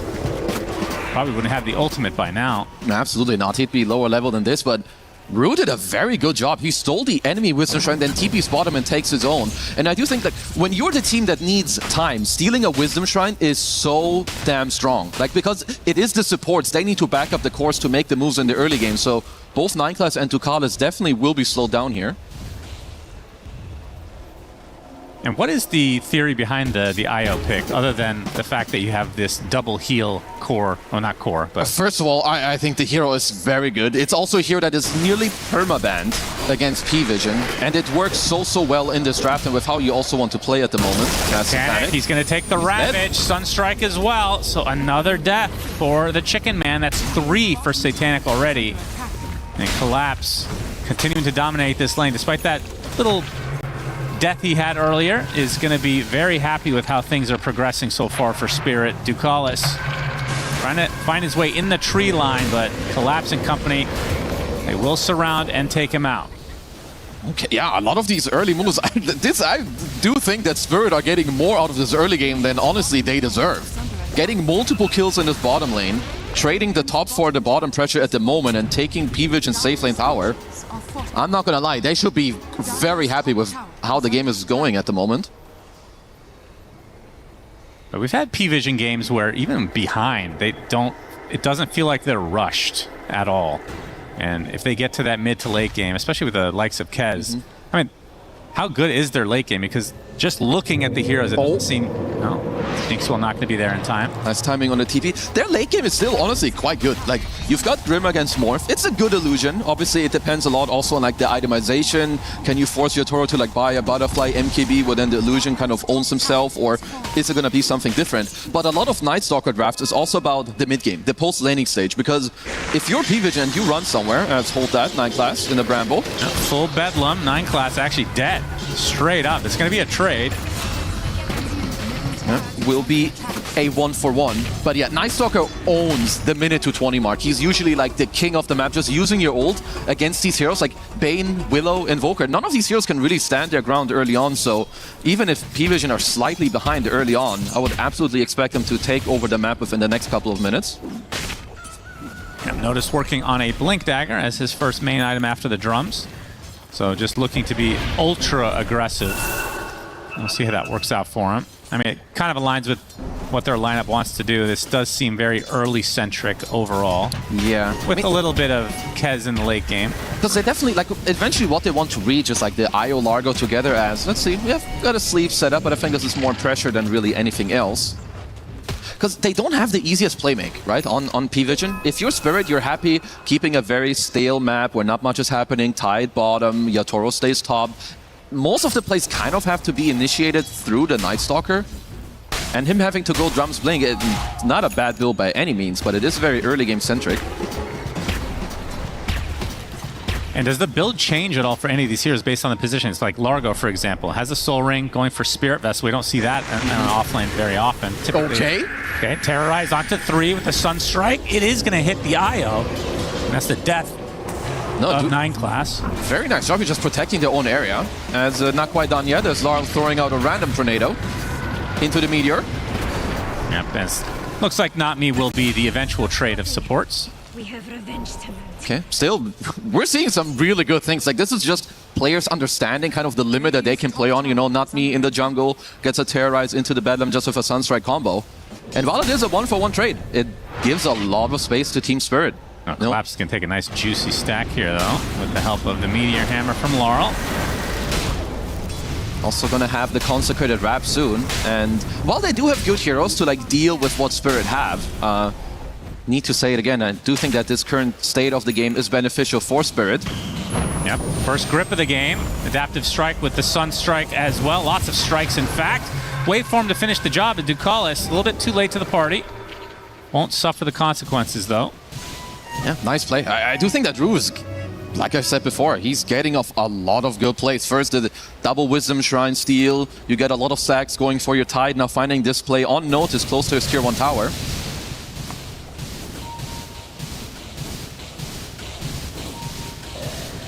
So after the Meteor Hammer, it's going to be Boots of Travel for Laurel. And, of course, the Blink for the Tide after the Consecrated Wraps. Nothing too crazy. I'm still looking at how P-Vision want to progress the map currently. Of course, you have IO, you have Night Stalker ult available. It looks like they are eyeing Collapse here. Yeah, very tanky with the wraps. We're going to see the nighttime come from Noticed. He's going to be able to get the slow with the Void. Terrorize is coming. Good it one. hits 2 as Collapse. That's enough distance to get away. Nicely done from Not Me. See if they can turn this into something else. Relocate up top, but doesn't really look like it. Yeah, Spirit able to dodge 2 sides of the map now. Need to commend Spirit on their map play here. Like, a lot of the time when they want to keep an open map, they're playing like a 2-1-2 split. You have one of the cores that is always bodied by one of the supports. Saw it there with Not Me down bottom, very good Terrorize, and at the same time, Rue up top protecting Yatoro. And 9 class. Needs a target. Bramble, Sunstrike. Should be a kill. Nicely done from Spirit. Collapse actually changing his itemization. So after the wraps, we'll be going for a Yules. Very interesting. Okay, I mean, it is obviously a good way for him to, first of all, gives you a relocate cancel, which is quite nice later on. And I think also when this Night Stalker like runs on you, you can Yule him, then still find a position to also get the Ravage off for yourself. So actually, I don't really mind it. It's also a good item when you want to play like a more open map, right? You get more mana regen, a little bit more move speed. If they gank you, it's easier for you to get away. No one hasn't really found a real entry into this game yet. He does have the Vessel available and will get the 14-minute active rune. Yeah, that's true. I feel like Largo, once he gets that second item is when he really starts to pop off. I mean, question is, does that change with the build that he's actually going, because Spirit Vessel, like we said, is not the norm. You're going to see Kaya, you're going to see Ags. Yeah, I think it's still going to be like the Kaya, maybe some Kaya Sanj if he wants. You could look at a Lotus potentially. I think it's quite good against both the supports. Like if we look at both Bane and Willow, they don't really have any counterplay. If you pre-Lotus, Bane can't really play. If there's a Terrorizer, you can always take that off as well. But at least, even though there's been a lot of games that went, or a lot of kills rather, that went Spirit's way, it is only a 2k gold lead. True. Interesting. He just got to TP away. I don't know if the Inkso wasn't available, but not me. Getting out scot-free, even with the relocate being used during all of this. Mech now online for 9 class. It's so weird to see him play these kind of... I mean, not that IO is a standard. It's not a 9 class. No, like his Kala and Io, I do think like over time, this guy got to calibrate, you know, from being the weirdo hipster monkey guy who just jumps around on trees. He's starting to definitely develop his overall hero pool. Kala makes a little bit more sense just because you can kind of roam free, you can be greedy with farm. Io, not really being I guess the thing with Io nowadays is that you can play it again with maxing spirits. It's quite good. So if you do have a good lane, you can kind of do this, or when the game slows down, you can just farm some cams and be chilling. He was also like some 25-game win streak, as hold that for a moment, Satanic. Yeah, already uses the Echo Slash and Collapse. It's going to be hard to do this without Rue. Will he be spotted? There's the Fiend's Grip. They get everything they need. Just a single Fiend's Grip is more than enough, so a great pickoff for Spirit. As noticed, able to get out just fine. They're going to turn their sights on a Not Me, so it'll be a support for a carry, not exactly what you would write home about if you're P-Vision, as no one's going to get gushed. Tornado not going to hit. They get the EMP, though, and now no one out of mana is going to pop the wall. No big Ravage coming out from Collapse, hitting 3, as 9 class gets the mech, keeping no one safe for the time being, but he dies shortly after. Noticed. He's going to get nightmared. Is that just in time for the relocate? That was really close, as Notice dies as a result, so 2 core kills in favor of Spirit. 3 if you count the Kez from earlier. 9 class comes back with the relocate. And the Tornado is going to clip him, and Ducalis is linked up for the time being. That's going to be a 4th kill overall, and likely a full team wipe in favor of Spirit. Absolutely disgusting display from them. Yeah, just the understanding that they're pressuring bottom, and they do attack mid at the same time because they know if something happens there, they can TP over. I didn't quite spot what happened at the end with the sleep on Notice. I don't know if Rue got like a dodge on like the overall relocate towards the very end. But I think just the understanding here that after killing bottom, you can still fight mid, and obviously there's reinforcements, right? You see Collapse, he's like TPing over and making this happen because, yeah, I think P-Vision, they're definitely struggling here. Oh, bottom. Oh, boy. We got some trouble for Satanic trying to kill off Laurel. He is ticking down. He does fall. This is really close, though. Satanic will go down to the Anchor Smash. So another death. I mean, yes, they lose the Invoker, but that's 5 deaths on Kez already. He's going to turn things onto Collapse now. His rotation's coming through. He's outnumbered, but he is quite tanky. Not Me in the area with the Bramble. Still has Terrorize at the ready. Just the threat of that's going to be enough for him to be able to walk away. Yeah, they're not dealing any damage really to Collapse with the build that he currently has. We'll say though, the play that Satanic got here, definitely worth it for him. Like, you're behind. I think there was a streak on Laurel. He got like 600 gold. And like you said, he has 5 deaths, but his net worth is still very, very good on the Kez. Obviously, you'd prefer not to be 1,000 gold behind Yotoro's Morphling. Needless to say, that guy is the hero of the game. Yeah, absolutely. Yotoro now with the Manta style. To go along with the Vlads that he picked up earlier will be a Hurricane Pike, and yeah, I wanted to ask about the itemization in terms of late game versus the Grimstroke. Do you avoid certain items? He looks like he has Butterfly queued up. I mean, is that the right choice? You want to avoid going Butterfly and MKB together as they're finding gets linked into the Crippling Fear. TP is coming. He gets the Attribute Shift off. There's the Raptor Dance. It's more than enough. As the Terrorize a little bit too slow. Notice gets the kill. Big one onto Yotoro. First death of the game. Honestly, I'm happy for them that they find this play, because their draft absolutely can do this. Probably could have done that even earlier as well. Noticed, looking on Not Me. Was very quick on the silence. They get gushed for his efforts, though. Now stuck inside the Bramble. Double root indeed. Sunstrike not needed. Well, they get the trade. Obviously not the one the Spirit wanted, but still. Could be worse for sure. Like you said, they should not be up in this early game, or at least that was not the plan for P-Vision. They're going to bleed another hero here on Ducalis. But yeah, to go back to the Morphling itemization, so we see that Yatoro has a Pike queued up. You need to play with Pike or BKB against Night Stalker, very important. Wait, hold up, they're not done yet. Oh no, Satanic, another grip reserved for him. Sunstrike, there's the Ravage. Io trying to heal him up, but it's not enough. 6 deaths on Kez. As they're gonna try to turn this around a little bit. Notice does find himself a support, but now a Meteor coming for the Frog, into the Gush, into the Anchor Smash, and into the Death. So it's just dominoes falling over and over for P-Vision. This is without Yatoro. I don't know how Collapse does this sometimes. Remember the Axe game he played the other day against Necro? Like, he's top net worth again on this Tide. Obviously, Tide is incredible against Io when you get there and you don't have to play against like Io Slark, Io Ursa, like these combos that kind of own you. But still, like, it's another one of these performances where also Ru, there's some overperforming going on from these players. Absolutely. I mean, when's the last time you saw Satanic die 6 times before the 20-minute mark? That is a rarity. It's definitely been a while, but they just have their number in a lot of these plays right now. Yeah, and like you said, Yatoro hasn't been needed in these fights, really. He's shown up for a couple here and there, but for the most part, just been left uncontested. And it matters a lot because when you have this Morphling come out, like, they have heroes that can deal with Morph. I would say more so in like the early game and the mid game. You can collapse on him with the relocates, with the Night Stalker Silence. But the more you get to like the mid game, the 20-minute mark, the 25-minute mark, Morphling starts itemizing against Night Stalker to not die. Like, first of all, it's to farm, but then it's to survive. So this is absolutely not the spot they want to be in. Yeah. Well, see if Satanic can make a comeback. We have seen many of those for this lineup. Again, they have yet to lose a single game at this tournament so far. They're going to turn things right on top of Laurel. He gets demolished. Relocate used. Satanic desperately needing that kill. Well, and that is the power of some of, you know, their overall mobility. You have Night Stalker, you've got the relocate. Oh, this is great news. They can go for Roche. Yeah, they don't have to worry about Invoker for 40 seconds. You just got the fresh Desolator. So where's Collapse? That's all we care about. He is alive. He's got Blink. He's got Yules. Oh, boy. Guys, we know the drill. Little early. Collapse. Instinctual. Goes into the pit, pops the Kraken Shell, gonna dodge the entirety of the Raptor dance as Roche is not happy with this display. Oh, it's daytime now. He's gonna try to go for Roche himself. He's already at half HP. His Noah's gonna get a silence on the back line.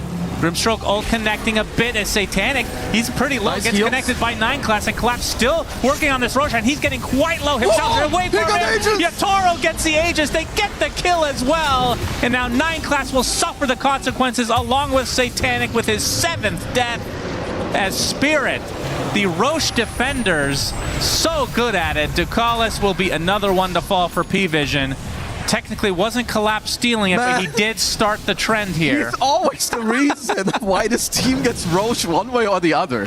Like, either he steals it or he makes 5 people hate him, and then Yatoro's like, don't worry, bro.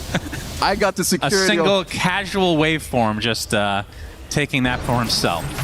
All the hard work was Collapse. And this is the stuff that you're going to see in like the most high-skill matches, like understanding that you can go here, and even though you're not fully like stopping them from roaching or like you're not going to be stealing it, you make so much time. It turns into the daytime. Look at how much space and like effort he's just tanking overall. Notice as well is forced to jump in during the daytime, and then Yatoro's like, yeah, bro, nice layup. I got this one.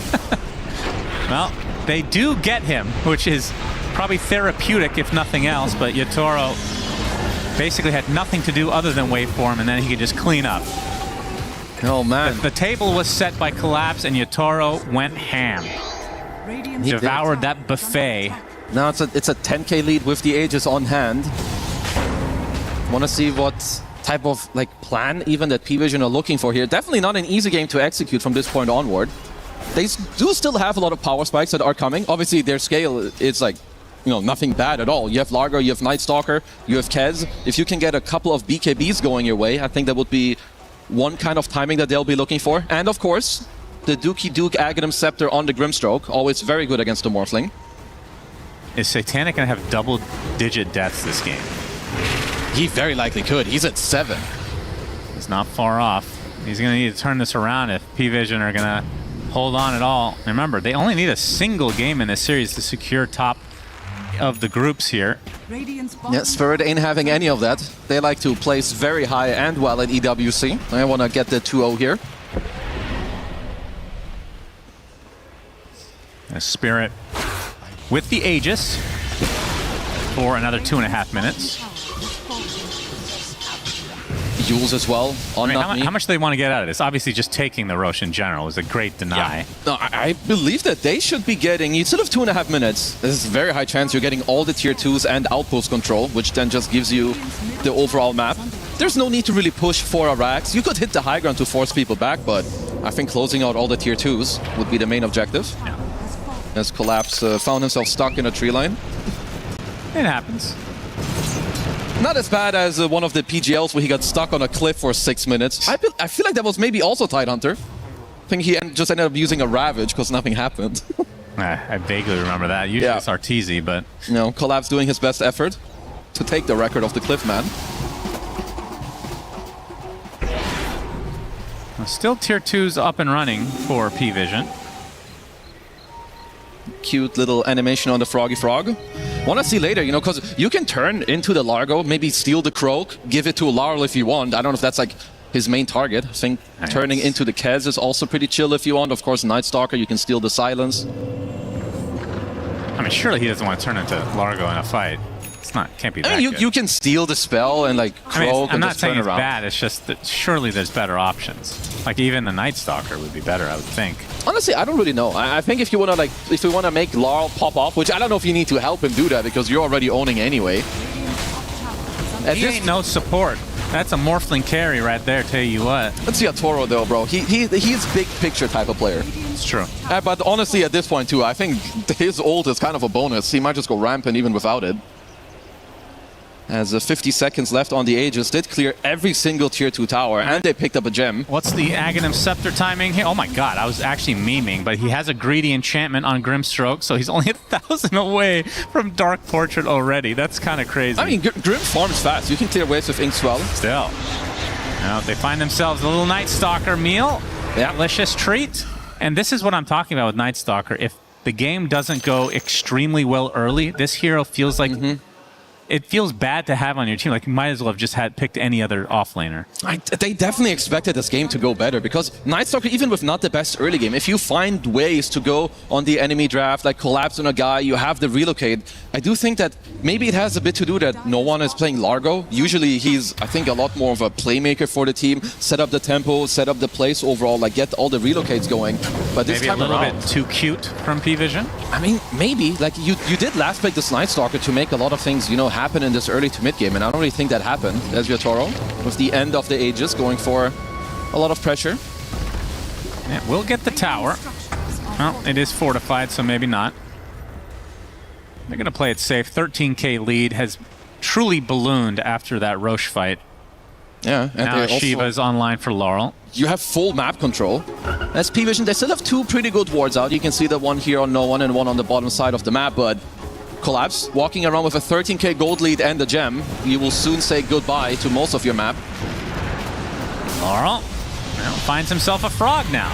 Delicious treat after delicious treat. Even a Fiend's Grip, this BKB completely useless against that combo. And 9 class, don't think they spotted him. Just on the outskirts of the dust. He's taking the correct way. It's got a couple more seconds. We'll make it out. Yeah, it has the Holy Locket, Glimmer Cape, and Mech. And for no one, saw that BKB. It'll be Ags next, so... Man, this is tough to see a comeback without Kez going crazy. At this point, my eyes are on the Dark Portrait. That's I true. think you get the Morphling Illusion. I'm pretty sure if you're 9 class, you're tethering that one. You're not tethering a hero anymore. You're tethering that illusion and trying to make it go ham. The only thing with Morph Illusion is it's honestly, like, it doesn't have the highest HP. Of course, it's going to have a Butterfly, which at that point, it's going to be quite strong. Rue trying to set up, but of course, Night Stalker noticed. Just kidding. Collapse with the Yules. And this has really paid for itself over and over. Not Me gets that one. That's why, like, dagger. Top tier vision is so, like, there's so many small things going into it. Like, look at Spirit. They're warding their own triangle because when you're up this much gold, you understand that the enemy team, they need to start being creative. They're going to farm your top jungle. They're going to try to squeeze in hero there. Without this ward, you're not finding this kill on a random Night Stalker in your own triangle. But this is just game sense and understanding of what the enemy team can do. Well, they have the Act, so the question is, do they just wait for Spirit to come high ground, although there's no Aegis, so they really aren't in any rush. Do they go for a smoke play? It's going to align with the butterfly, which, weirdly enough, the Grimstroke is going to be kind of happy about. Yeah, at least about this timing, it's definitely one of the ones you're happier about. I would assume if you're P-Vision, I don't know if you need to smoke necessarily right now, but you need to be contesting the second Roche. That's going to be the name of the game currently, where also you see them use a relocate in the top lane, you know, push out some more waves, squeeze in a little more gold, try and get no one closer to his Aghanim Scepter. And Laurel just looking for anyone to leave the base for P-Vision. No one connected to Io. Gonna lick off Collapse. The rest of his team nearby. There's the Yules. They want to force something into the here. Bramble, into the Anchor, and they get a Nightmare onto the Kez with a Grip as well. Meteors, everything used. Satanic is already dead. They couldn't get anything going for P-Vision. They're gonna lose some buildings. Again, it's just perfect setup. They have a ward on the, you know, the gate outside the base. They see Satanic walk in immediately and they just get it. This is 40 seconds down without him. No relocate available anymore as well. This is a free Rax. Yeah, not even Dark Portrait used. It's daytime. They find another Yules play onto the Grimstroke. Will he even have time to use the Dark Portrait? No. 45 seconds with no Ducalis. This is bad This news, is Shannon. 2 sets at the very least, if not more. Honestly, I think without the Grim available, even if Kez respawns, you can just keep going. Another Anchor, this time onto Aya with the damage coming out from the Dark Willow as well. Sunstrike not needed yet again because the damage is overwhelming for Spirit now. All right, who's dying next? Let's keep up the 1-by-1 train. Well, I want to see the Dark Portrait at least once. He's going to be up in 15 seconds. This is an Alacrity Morphling. Just a casual for the 460 Mega damage. Creeps. Yeah, no big deal. An Aghanim Scepter by Laurel. Okay. This is going to be Cataclysm, it looks like. Yeah, you've got the Ravage. You know that some people are definitely going to be stacked up. There's no summons, no illusions to tank any of that. As the Spirit will play this very cleanly, get nearly everything apart from one melee Rax. Now Roche, of course, is going to be theirs for the taking. Radiant are scanning. Satanic, we've seen this so many times. The only one not smoked right now. Are scanning. They are scanned out. Showing. Yeah, they are aware, but again, Spirit at the major advantage now. 30 seconds till road.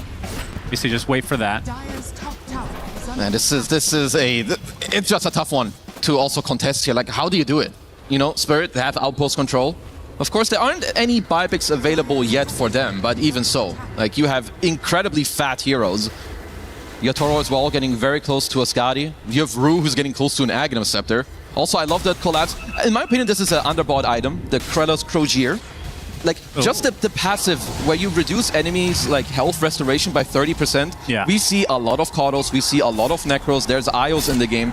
It's like also, you go very fast, you have a Ghost Scepter. It's quite nice. I do think this is an item we should see more, especially when there's heals in the game. Yeah, it's pretty cool.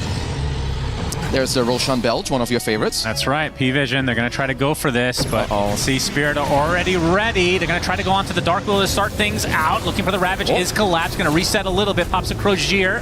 Buyback instantly from the Dark Willow. So P-Vision get a single kill. Can they get more? Relocate. No one with the BKB. Noticed. Also pounding the Dark Willow, but there's a grip, this time reserved for the Frog. Going to be canceled, but eventually Yatoro just finishes the job. Double kill for him. They already called GG. They know this is over. As a Cataclysm is going to be there for the style points. Triple kill for Yatoro. Make it an Ultra and make it a Rampage. Beast mode enabled for Yatoro and the likes of Spirit, who are now one game away from securing themselves #1 in the game. Oh, this is going to be a spicy next game because Spirit, they are like, this is some prime form. You know, they bust out the Morphling after a long time. I think Rue as well had a lot of small but crazy plays in this game, starting from the Wisdom Shrine, setting up all the correct, you know, sleeps into the grips around the map. And if you're P-Vision, I think you definitely did not get going the way you wanted, especially with this early draft, like the Io, the Largo, the Nightstalker, you didn't really get any plays going. Spirit, masterclass. Felt like it was a little all-in on the early game for P-Vision. If things didn't go picture perfect, that they were going to suffer the consequences, and they did just that. In the last second switch to Largo mid, Nightstalker offlane, talked about it. If Nightstalker doesn't have a good time, he is a completely useless hero in the mid to late game. Yeah. They have to be the ones that are setting the pace, but that was not the case here. Definitely big credit to Spirit. If you're P-Vision also, you need to step up.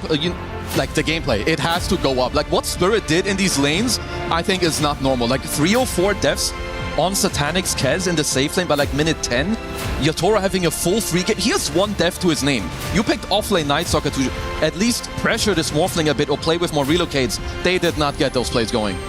No, a lot of Sunstrikes hit and collapse. I mean, again, despite the scoreline, 4-2 doesn't look that impressive. This guy absolutely owned this game on the Tidehunter. That Roche play, which we'll get the highlight, I'm sure, coming up next. Oh, this better be a highlight, bro. It is just sickening how consistent he is at doing this. Didn't get the Aegis steal himself because they killed Roche and he died first, but Yatoro was the greedy boy and took it for himself. There just has to be like a rule. When this guy is alive, you need to either kill him first, stop roaching, find him, do something. Because you know that this team, it doesn't matter if someone is dead, if there's something they don't have. If they have just a sliver of any type of chance to contest, they will be there. And they will almost always... I mean, I wonder what their percentage is. It's too much. Their success rate at taking the Aegis. It is absolutely absurd. As we go to the panel... Thank you very much, gentlemen. Something in the air indeed, Brian. There's something in the air for Collapse at EWC. It's just magical. Yeah, there's been a lot of series so far where we go in with a team that we're like, on paper they could win, but in general the results have just gone the way that we would have expected, and this was such a pleasant, I wouldn't even say it's like a surprise, but I'm like excited to see that Team Spirit won that game, because first off, if they lost game 1, then game 2 wouldn't have mattered. Now we're effectively in a best of 1 to decide who wins the group, but that was an awesome high-level performance from Team Spirit. It was honestly a good performance from both sides, but I think they threw more punches effectively in the early game. Yeah, the story of this game was, can Team Spirit weather the storm? Because we saw this really strong early mid-game timing from the double sustain heroes from P-Vision, but they didn't have to weather the storm. They were the storm. They were setting the tempo at some point in that early game. They made all these tiny little moves at the start that we're going to look at earlier. We're going to look at later that gave them a bit of that lead, but P-Vision just could not play into them at a certain point, and I really liked that they were able to bring their Morphling through the gate and play off of him early on. And P-Vision, they were definitely caught off surprise.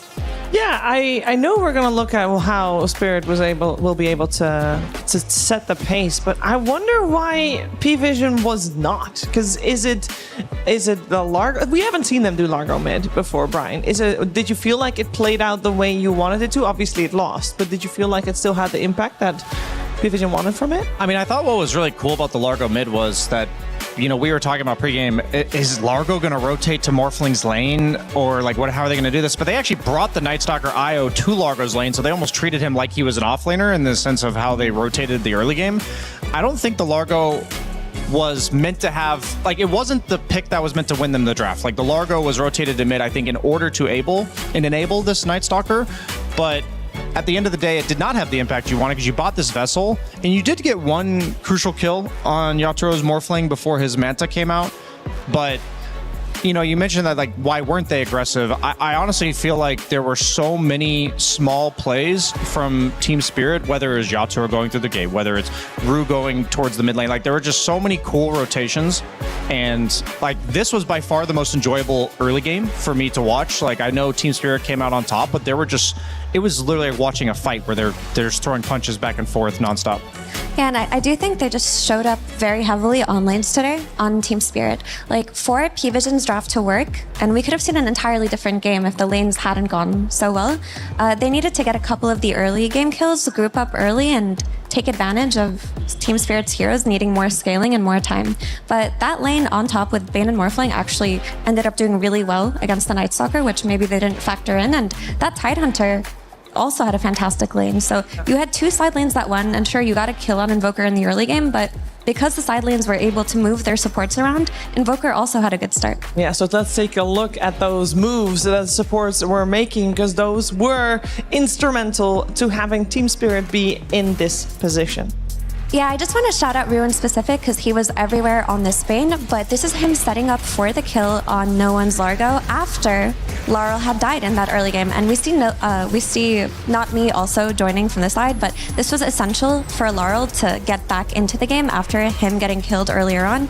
And this isn't the only time we're going to see Rue pop off here in this early game. He actually goes and steals the Wisdom Rune, enabling Team Spirit to get a double Wisdom Rune. He actually just walked for free behind the IO Night Stalker and did the last second Nightmare. In this clip, we're going to see Not Me catching Satanic's Kez with that last second Bramble, clipping him, and then they were able to take advantage of Tidehunter's level 6. In this clip, we also see Not Me just getting the kill on IO between 4 heroes, and sure, they get the trade, but that is a trade you take anytime, Brian. Yeah, and meanwhile, throughout all of this, we see at 12 minutes into the game, they're taking like a 5-stack Ancients.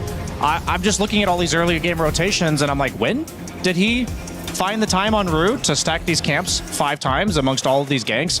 The fact that they were able to, like Mira said, they had a good start to the top lane that allowed Rue to effectively rotate between mid and bottom, and then also in the meantime be stacking a camp. Like, there's just so many little factors that added up there, and I think for me, it's obviously Rue's a very good player. I think he massively overperformed this game. Like, this is the type of thing we talked about in the pregame, which is that any player at any point for Team Spirit can step up. I feel like multiple players at multiple different points stepped up, and for Rue specifically, this might have been one of the best early games I've ever witnessed.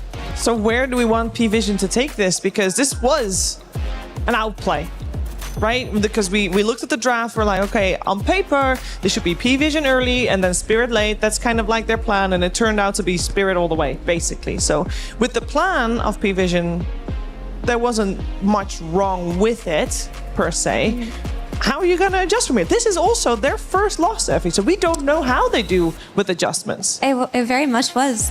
I do think this is not the most difficult adjustment because their draft was very one note. It's like, we have sustain, we're going to run at you, and we're going to heal, and you're not going to be able to do anything with your late game.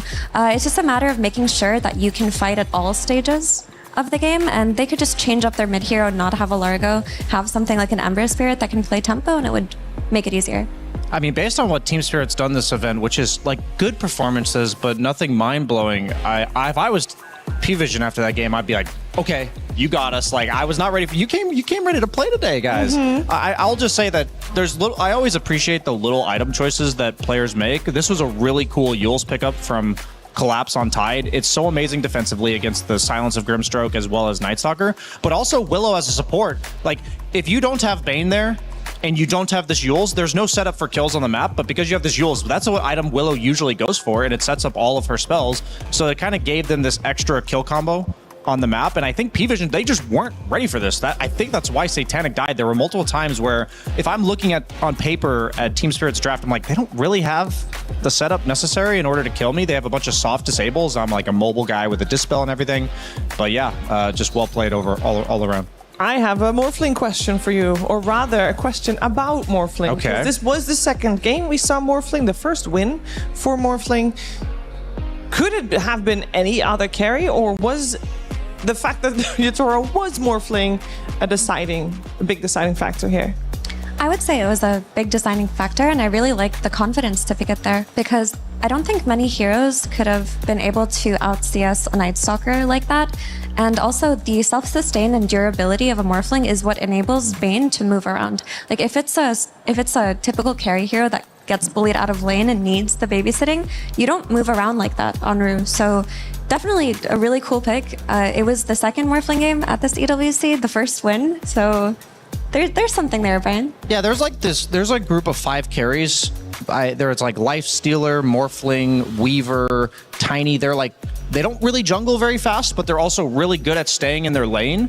And you wanted a hero that, like Mira said, is self-sufficient, but also the bonus of the Morphling is against IO specifically, you want a carry that it sees a reload coming on top of it and it has an escape plan. They managed to 4-man gank him one time, but that illustrated it required a lick into a Nightstalker silence into like a perfectly timed ink swell. I mean, it was just that was the Morphling. What he always creates is you need a very specific answer in order to be able to kill him.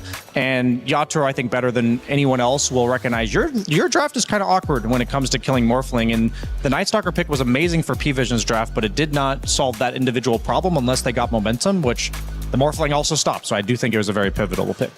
Yeah, I mean, there are a few heroes in Dota that even when they're not good and they're nerfed, I was talking to Brian about this in the green room, but they fill you with dread. Like, they fill you with a sense of despair when you're playing against them because you feel like you're racing against the clock. And Morphling is one of those heroes that if you don't win the early game and you look at the enemy draft and they have a Morphling, you just... all your hope and optimism is like slowly going out the drain. And I feel like that's what it must have been for Paravision. Well, it sounds like they have a lot to recover from. This is their first loss in the group stage, as we said, and it's an important series.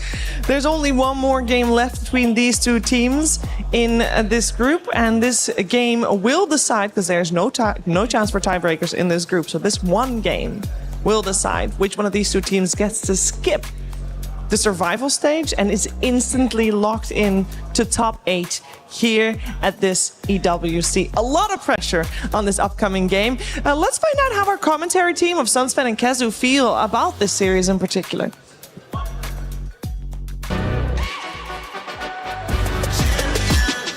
This ain't no regular thing. I came for the ring, you know what I mean. You see my name in the lights, better get right, I'm champion.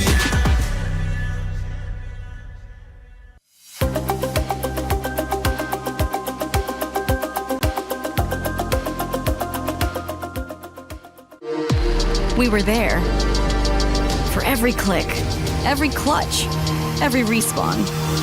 We were there for the years of grind, and we're here. Now, the proud founding partner of EWC, powering the biggest event in gaming, shoulder to shoulder with the world's best, making history. Greatness deserves a stage. Lenovo Legion, reach your impossible.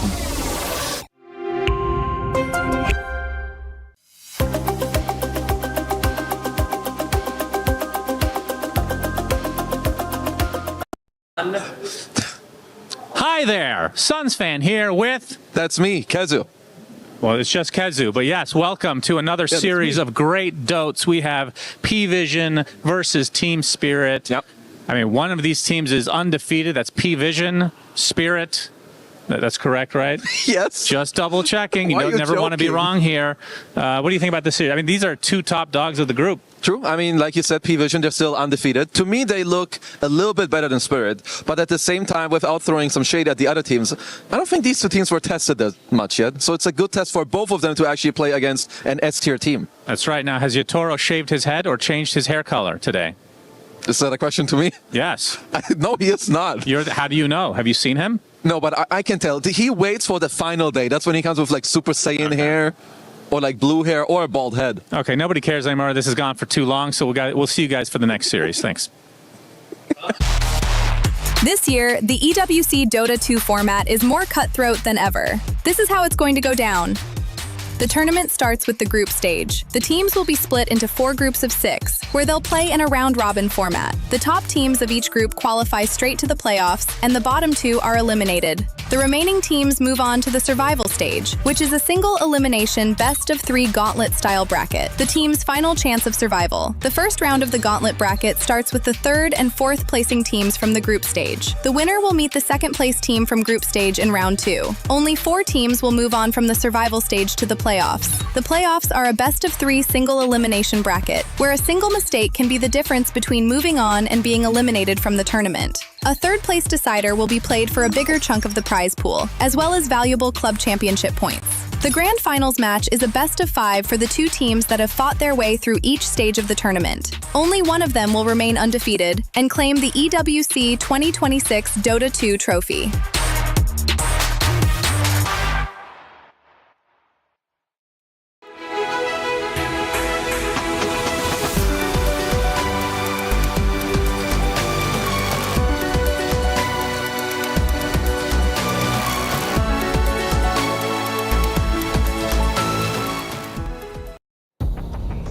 We're getting ready for game number 2 between P-Vision and Team Spirit. A unique situation for P-Vision. We don't know know what they're gonna do when they're a game down, because they have not been a game down yet. Meanwhile, Team Spirit, when they were one game down, they did not lose a single game since. And we know what they're doing.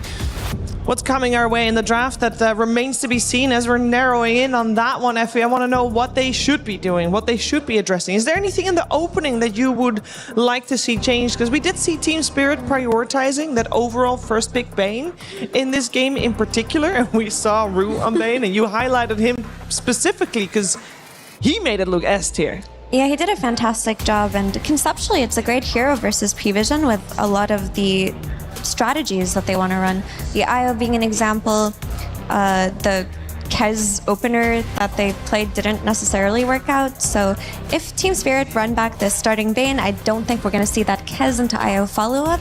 I do think they're going to fall back on their Keeper of the Light that they just look so strong on here. Yeah, there's so many dimensions to drafting that I remember saying this in game one as a carry's perspective, that if I'm playing against Bane, I'm either picking like an illusion guy or I'm hoping one of my supports has a reliable Fiend's Grip cancel. Otherwise, my game is just generally really hard to play. And I think P-Vision might have gone a little bit too all in on their own draft. And there are times where there's a healthy blend of dealing with the problems that are presented to you by the enemy team's draft. I think because P-Vision played around their own timings almost entirely with their draft, that means that it will fall pretty flat when you lose momentum or steam in the game.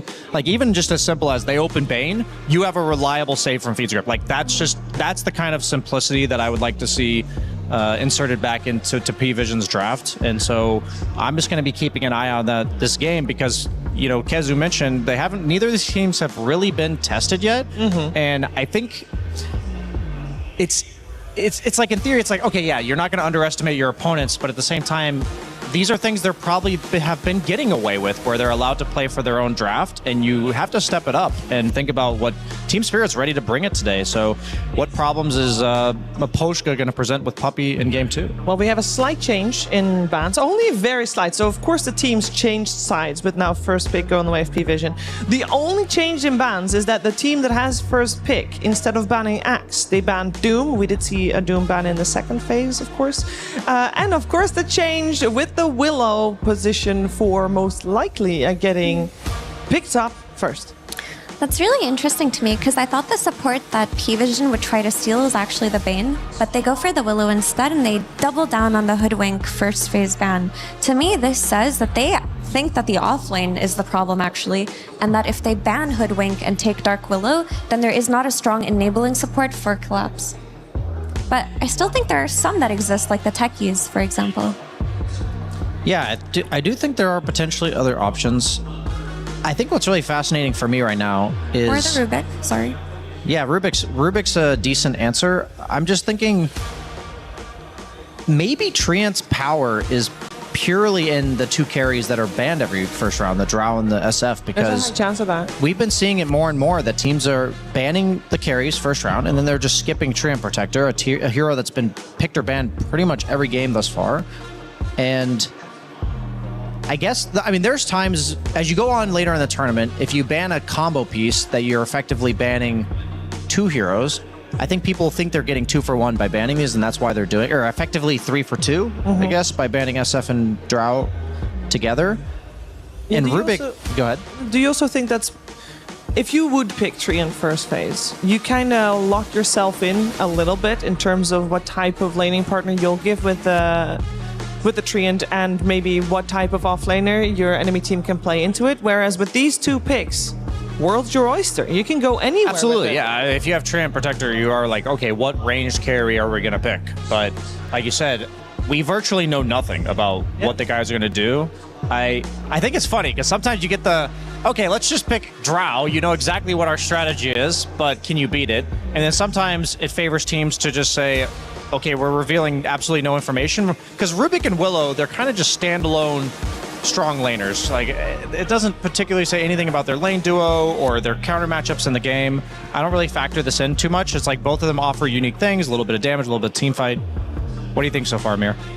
Well, they do end up banning the Treant, so maybe it's just a team-specific thing for later down the line, but I definitely agree. I mean, taking this Rubik as a response to Lulu, I think, was just taking that strong support for Not Me before they could take everything out in that second phase. He's had some exceptional performances on it, and you do have good spells to steal from Lulu. She's not the best steal, but she's pretty solid for Rubik. I have to ask if there's like, or I have to imagine if there's any block picking happening with Rubik. Like, is there anything that P-Vision would normally go for as like a synergy with Willow? They're not really that big on the Underlord, which is really the only counter pick that I can think of for picking Rubik. Yeah, because it's nice to lock in Nami's hero, but why now, basically? Like, why prioritize Rubik over all the other heroes? It's like, it makes sense as a pick, but I always wonder what's the reasoning for it being the best pick on that spot. I think that, like I mentioned, P-Vision are kind of targeting this offlane by banning supports. So you ban Hoodwink, you take Willow, and you're essentially saying we took the best two enabling heroes for collapse. So they wanted to lock one in before they get banned out in the second phase. This reminds me of the Mao series where Puppy banned 7 carries against Crystallis, and he still left his hero to last. And then there was like nothing left. Okay, let's pick DK. So I guess that's probably what they're, like you said, if they don't pick Rubik here, then P-Vision has the 2 bans, not for the 5, which they banned the Treant Bane, but they could have banned 2 4s, and there's likely not too many good options left.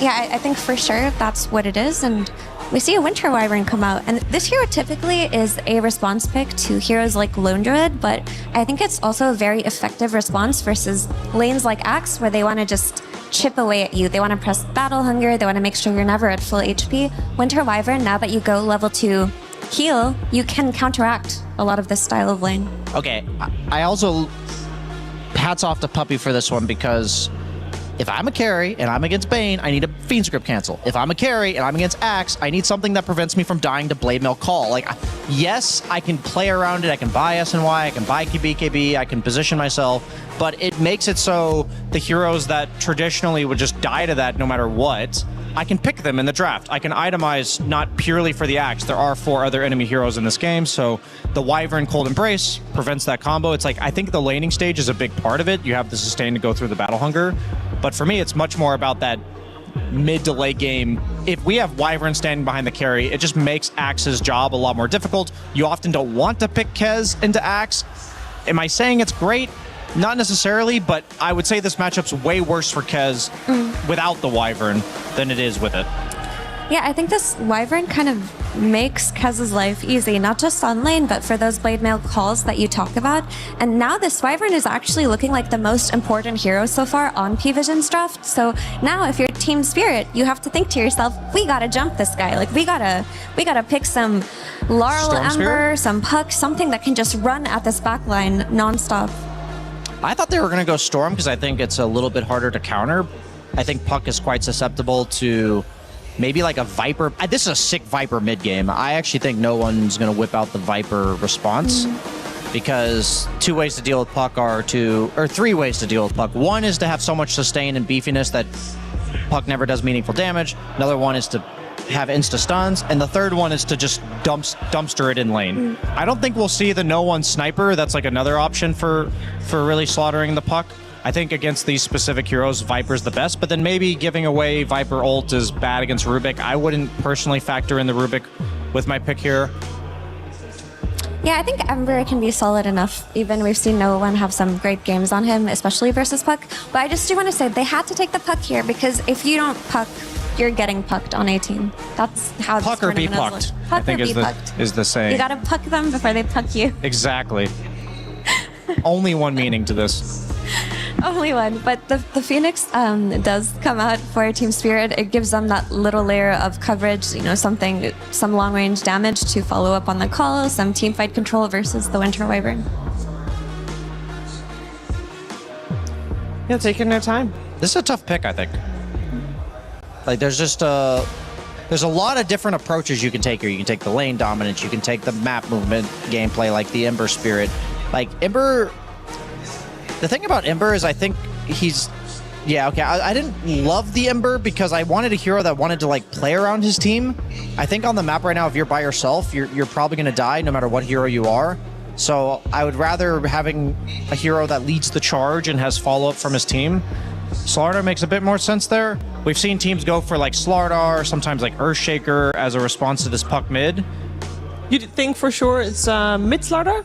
I wouldn't say it's for sure, but Slardar generally struggle. Slardar is almost all right-click in the laning stage. Like, yeah, he has Slithering Crush or whatever, but his Crush is only as powerful as the amount of times he can hit you afterwards. So picking him against attack speed slow 5s like Crystal Maiden or Phoenix is not ideal, in my opinion. Agreed. I mean, if I'm Phoenix and I'm playing against Slardar on lane, I'm pretty happy. But if I'm playing against the mid Slardar who's got an early blink and is forcing me to press dive or forcing me to use Supernova. You might even have to Supernova. Yeah, instantly. when I don't want to, that's miserable. So Yeah. definitely a good fit in the mid lane here. They banned the Centaur, so it looks like Team Spirit's anticipating the Slardar mid as well. On the same page. On the other side, we got the Terrorblade already removed. What would you like to see Yatoro play this time around? He is going to get overall last pick, so he is going to see which offlaner he will have to deal with on lane. It's kind of an annoying pick for him right now just because of this Winter Wyvern that's going to be like kind of countering a lot of that physical damage. And you're playing against Kez plus Slardar. You know you're going to get burst. So I was thinking, okay, Wind Ranger seems premier, so they're probably going to ban that. It's a hero we haven't seen too much of, but I'm predicting a Muerta pick. Ooh, that's a nice pick here. Yatoro. It goes through the Wyvern Cold Embrace. It's a ranged hero that has a defense mechanism against Kez right clicks as well as Slardar right clicks. That's what I actually think that's the best pick. I don't. Muerta's fallen off quite hard, but we have started to see teams dip into the B and C tier carry heroes. So I imagine it's on P-Vision's radar that they're probably going to pick a ranged guy or girl in the case of Muerta. They have a Willow. Centaur would have been nice. I think any setup stun hero for Willow in lane. Underlord would be okay too. The ultimate Willow combo is... Oh, they still ban out the Ember. Just respecting that side as well. But is the Mars. We have seen Mars come out a couple times. I don't think it's been very successful. They go with the Pangolier. Okay. I mean, this Pango can be played mid, it can be played off lane, but it does feel like when it comes out, no one just wants to run it on the mid lane. The thing is, I think I would still like to see it be played on the off lane because you're playing against a puck. It can go very wrong for you very fast. I think TA now becomes an option. Muerta is still good defensively, but then you have nothing to hit the roll. Ooh. They go a completely different route.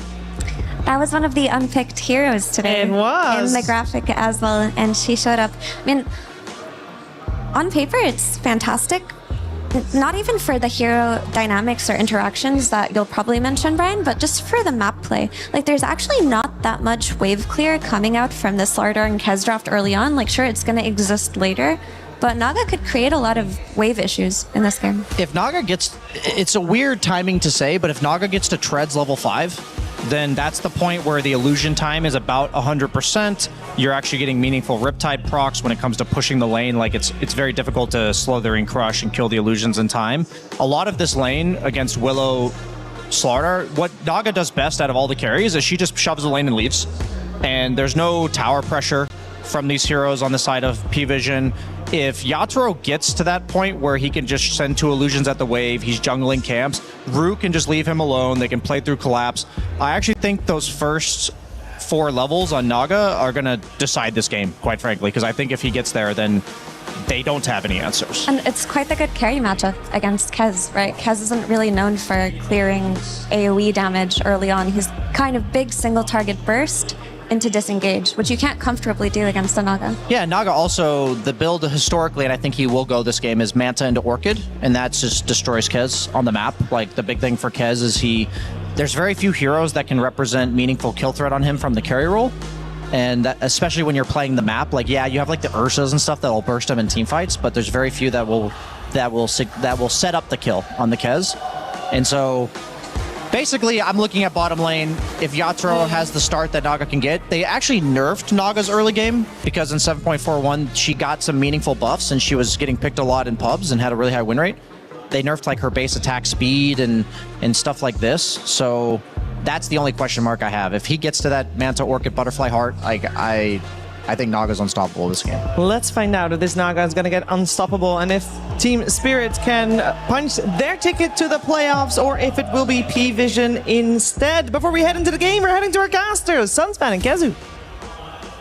Thank you, Shiver. Yeah, welcome to game number 2. Sunsfan here with Kezu. We've talked a lot about Collapse and his Aegis steals throughout his entire career. Do you have any idea how many that may be? Wow, that's a great question. I'm glad you asked because, everybody, I've got my brand new. Oh, look at this. So light, too.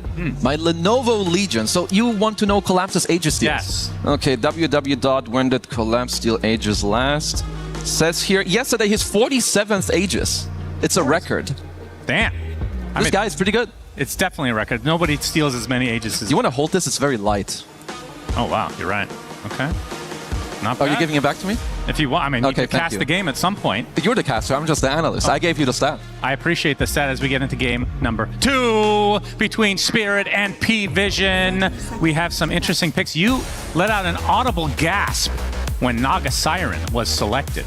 Did you try to emulate the gasp I let out? No. Okay. I was just saying you gasped. No, this is the thing with Spirit and Yatoro. I am a little bit of a fanboy because this guy, just love watching him play. And I think he has very specific heroes that come out. You know, specific scenarios calls for specific heroes. And I do think this is quite a good Naga game. Like, outside of Pango, none of these heroes really deal with it very well. You also have a lot of good combinations. Like, you can always protect the egg or set it up even with Song of the Siren. And also, Axe loves having Naga in the lineup. Like, later on, Axe wants to play on pickups. You want the follow-up damage. Naga always gives that for you. So, honestly, I think it's a very, very cool Naga pick. Also, the first one of the tournament. And who else better to do it than Yatoro? That's right. And P-Vision on the other side, again, they need to just win a single game now that both teams are in the exact same position. Yep. Whoever wins this game is top of their group. But P-Vision have had 2 attempts at it now.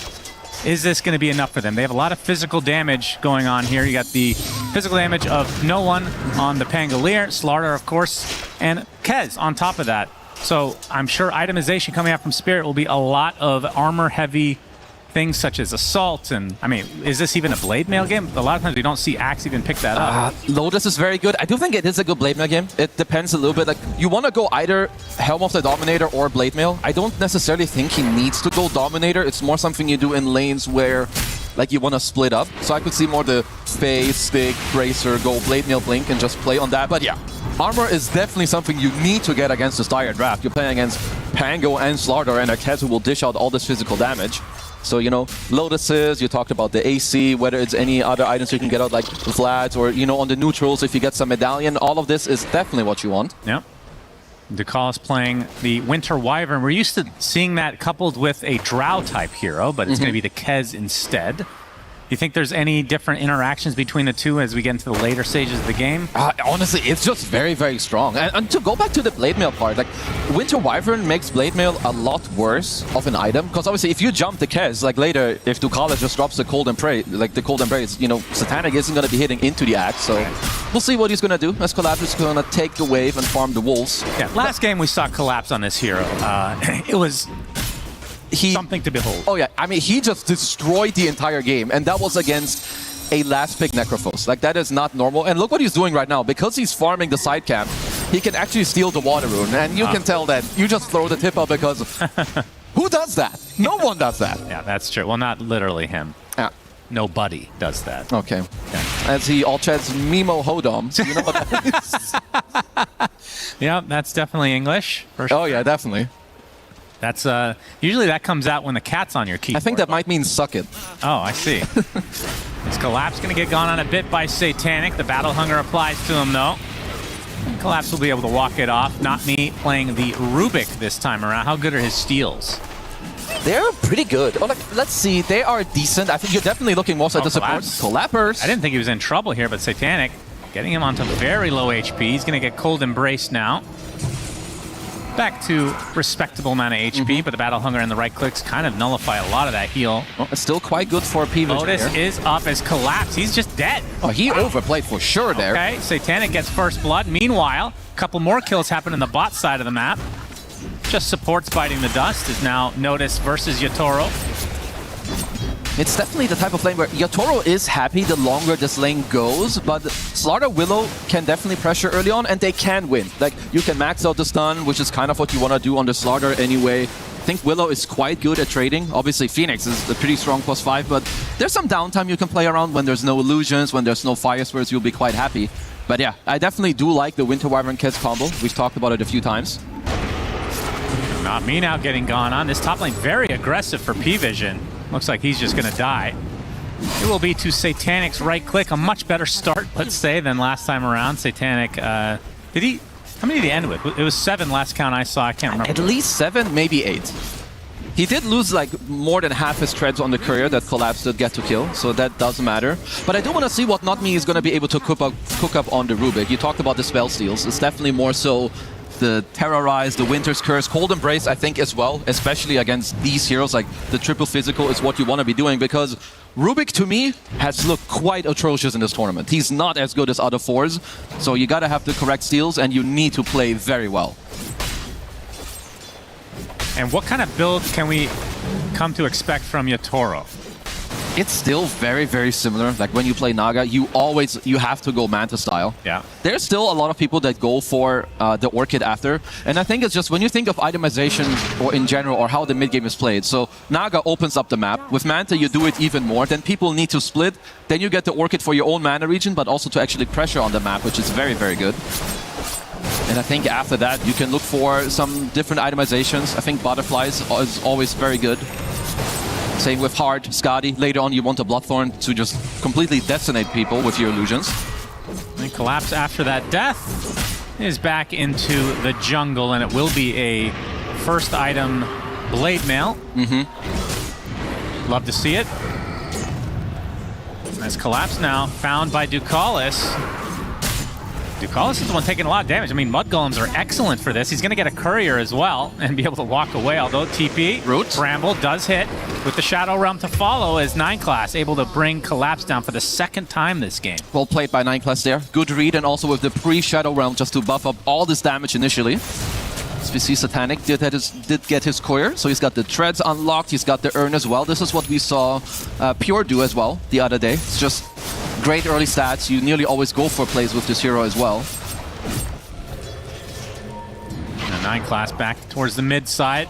As the 6-minute power rune about to spawn, Ducalis be gone on by Collapse now. As you can see, the Swashbuckler doing quite a bit of damage. They'll actually be able to get this kill on the puck. It's going to be close. He gets to the high ground. Laurel going to be able to take out 9 Class in turn as no one now completely surrounded. Although they're going to target Ducalis instead, as he will bite the dust. So 2 dead for P-Vision, and even the Chicken Man coming to play. They'll get the kill on Daru, but the question is at what cost? The first Rolling Thunder from no one puts Collapse back onto the high ground, and that's going to be not the greatest from P-Vision. Really good overall rotation by Spirit, and again, these are the small things as Yatoro has a Fairy Fire available. Oh boy, Crush. He does miss an attack. Fairy Fire. Lotus is not going to spawn on Yatoro. He desperately needed it, so Notice gets a solo kill onto the position 1.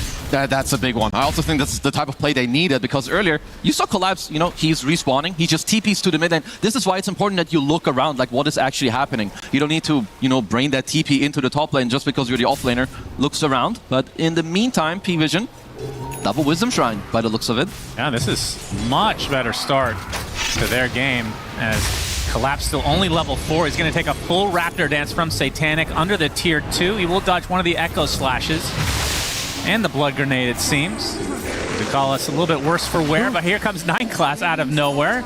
Doesn't do that much damage at this stage of the game, so Collapse does survive. But again, these Wisdom Shrines, this is starting to stack up. Start of a bad lane for Collapse. And then again, every time we say that, he somehow finds a way back in the game. He knows what's up.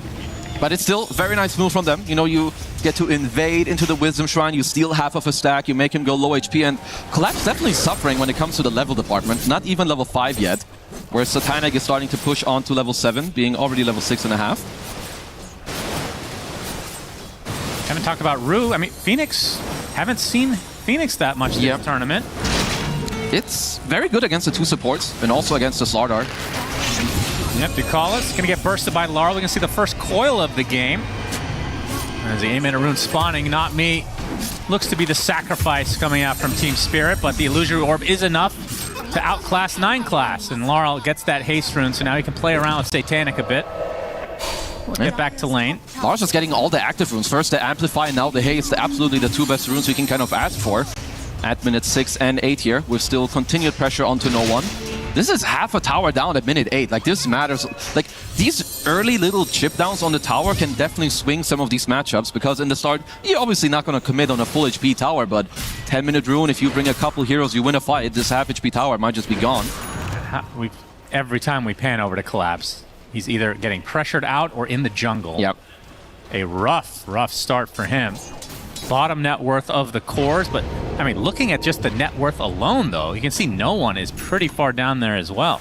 Yeah, and it happens like from a lot of these mid moves, right? Like the first time Collapse goes there, steals the water rune, then he doesn't get the active rune on 6, he doesn't get the active rune on 8. But I've been very much liking how Satanic is moving here in this early game. He's been mid a couple of times, he's invaded the Wisdom Shrine, now he's going into the off lane. And this is very good and needed pressure into Yatoro's Naga here.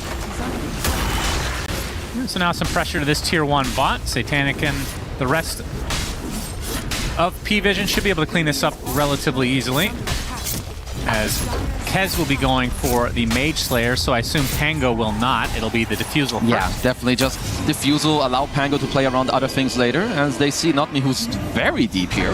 Yes, he is. In the corner now. Swashbuckle mostly misses there, it looks like. Attempting to TP, but the Rolling Thunder will cancel that immediately, so eventually they will kill him off. I like that he cancels it just to make sure that you don't bounce him onto like the low or high ground towards the side there. 10-minute rune, let's see if Laura can go 3 for 3 on this one. Trying for it. Does not get it here. Pressured out by Ducalis now with that Arctic Burn and the Blood Grenade, really doing his job. And Laurel will be able to eventually lose your orb into the tree line. Satanic, though, with the Raven's Veil, giving him vision and the kill. What a bait from P-Vision. Very nicely played. Yeah, I was initially wondering, like, what's Ducalis up to? But he's just slowing him down, kind of baiting him to linger a little bit longer. Then Laurel, of course, getting himself stuck in the trees. I do think he would have gone down anyway. He was Satanic, who found a very nice route to connect onto it. Noticed on the Slardar, second in net worth, which for a Slardar, I feel like the early game can be a struggle at times because it's not exactly a great farmer. No, it absolutely can, but against this lane, like Phoenix Naga, not the strongest lane, doesn't have the most pressure, doesn't really have like very high kill capabilities. It's more the type of lane where you want levels, you want gold, you want to prolong the game. And I think if you're noticed, if you just pay attention to where Laurel is on the map, you're not really dying. Like, a Rubik isn't really gonna gank you, nor is an Axe who's being shut down, so it's all about Laurel's early game with the coil here, so I expect Notice to have a very good time. Yeah, Notice only about 400 away from the Blink Dagger, and can expect the aggression to come. It's going to align pretty nicely with the Diffusal Blade coming up from the Pango, and Satanic. I mean, I'm not sure if he's even wanting to participate in fights, but Kez is definitely a hero that can do that, and he's going to have Mage Slayer as well. Oh, you definitely can. I think you're like the type of hero you generally win your lane, which also means you can constantly push your lane, which makes it easier to look to other sides, maybe TP to the mid-tier 1, go to most of these active runes. I do also wonder if he wants to go for a specific or different item build later. Like maybe if it turns into an incredible Naga game, maybe there's some Battle Fury or Mjolnir route later on, or maybe you just commit to the Deso, you know, with your Slardar, with your Pango, play on like speeding up the game, taking faster rolls, just taking faster towers. Are we seeing Battle Fury ever? No, not really, but perhaps, you know, maybe there's this type of hero. You know, Naga is a hero that drastically changes the game. That's true. So you might have to think about some itemization. Satanic opening things up onto Laurel. Collapse in the air. Nice yeah, there's curse. the curse, though. Putting the puck in a precarious spot, and the last right click is enough. As Ducalis claims the kill, and now Collapse on the run. Kind of stuck in no man's land. Pops the Blade Mail. As the Cold Embrace comes out from Ducalis. Satanic looking to finish it, though, with the Echo Slash. Gets a nice call from Collapse, but he's not going to have any backup. So the Chicken Man will claim him as no one finds a little juicy stack here. You can see it in both these games. Like when either team has a small edge or they know like what they get away with, they just fully execute.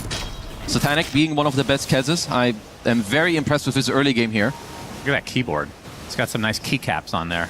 And it gotta be dripped out. That was a Pudge head, I believe. one of the Yeah, and that's a dead Rubik, level 4. Looks like it. Notice level 10 versus the 4, yeah. One is greater than the other. So showing off that Blink Dagger now. They are TPing top. In 1 minute, you've got a Wisdom Shrine available. Looks like Notice did cancel it after all. There's that Pudge again. What is it? Yeah, there's a... Axe. That's Grogu. That's, yeah. That's random. That might be copyrighted there. It's all good. Yeah, we'll keep showing it. It looks fancy. I like it. Not sure what the orange one is. I don't know, actually. Is that? We'll get a full screen of that later, of course. Yep, of course. Let's get a nice zoomed-in picture at some point. No one on the Tier 1 mid. There are some TPs coming in from Spirit, but it'll be tough to defend this. It's going to be a free tower. Like, you've got the shield rune as well, and if you're P-Vision, you know that you are so far ahead currently in this early game, and you're going to want to keep up the pressure. There's a Naga on the enemy side, there's an Axe on the enemy side. These guys, they all need a lot of gold and a lot of time, and it's not really changing anytime soon. Like Manta for Naga, it doesn't change the way the game is played.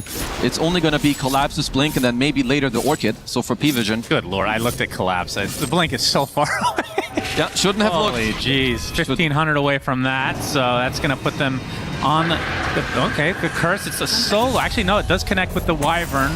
Silence. I think the Satanic is coming in, but he's completely outnumbered. Might have bitten off a little bit too much to chew. The egg is placed as well. Is now the Pango on the run. They're going to get the nice call into the chop from Collapse. Going to try to turn this around onto the Pango as well as no one falls. So somehow these are just gifted to Spirit. A little bit too greedy from P-Vision. And just like that, they're back in the game. I don't know if the last minute could have been any worse. Not just did they give up 3 kills while being ahead, they lost both Wisdom Shrines. Like, Yotaro went aggressively with a song, stole that one, then they got their own one up top. Rue was level 4 when we watched him a minute ago. He's level 7 now. Yep. He actually has a Dota game to be played now. Crazy. All right, let's look back at Collapses. He's, oh yeah, a lot closer to that Blink Dagger now. Yeah, it felt like they overstayed their welcome, and then this is the domino effect, right? One person coming to help another, and then no one coming in to help Satanic. Yeah, and it's like... And everybody ends up paying the price. Yeah, sick egg on top. You get the call. You get a dunk from Collapse as well. First one of the game for him. Yeah, it needs a little bit more of that, as no one is not happy with the turn of events. I mean, they were in a pretty good position to kind of snowball this slowly in their favor, but you see the Raven's Veil stolen by Not Me. Well, it's quite good on Rubik too, as he just uses it and runs the hell out of there. Time to buy dust. Well, you do have the shard coming out pretty shortly. It actually already is online for Notice. That's quite nice, of course, you know, helping out your stun, making sure you apply the corrosive to everybody. It's also nice against Illusion Heroes because it just means you can start with the Blink Crush, they're gonna have to Manta, then when they walk away you can still apply the actual corrosive phase on the real one. So I've always been a big fan of this shard. It's also quite good for like his overall draft, right? You're playing with the Kez, you're playing with the Pango. As Notice, we'll be opting for the BKB, no big surprise, and after that is when it kind of opens up on what type of build you want to go for. He's opting for the Lotus so far. I do like it for now. I would assume that also it has a lot to do with, like, first of all, Naga Siren, right? The way Naga kills heroes later, Ensnare, Orchid. At least one of the two, sometimes both. So Lotus overall is quite good. Maybe if some of the supports can buy it, then you can skip yours. Could also be the type of game, you know, he's looking for. A BKB and Aghanim Scepter later is quite good. Bonus armor, bonus status resistance, always very nice against these heroes. Looks like Satanic for now. He will just go for a Dispel of his own, honestly. Yeah, so it doesn't look like he's itemizing for the Naga, at least not yet. And maybe that's the play until she's a problem. Yeah, I honestly think that it's quite good this way. Late game, you're not going to get Battlefield, so it would have to be Mjolnir, I assume. Because Radiance doesn't have the... I mean, not that you would ever go Radiance. Oh yeah, the Radiance doesn't work against Illusions the same way it used to. Yeah, it's quite weak.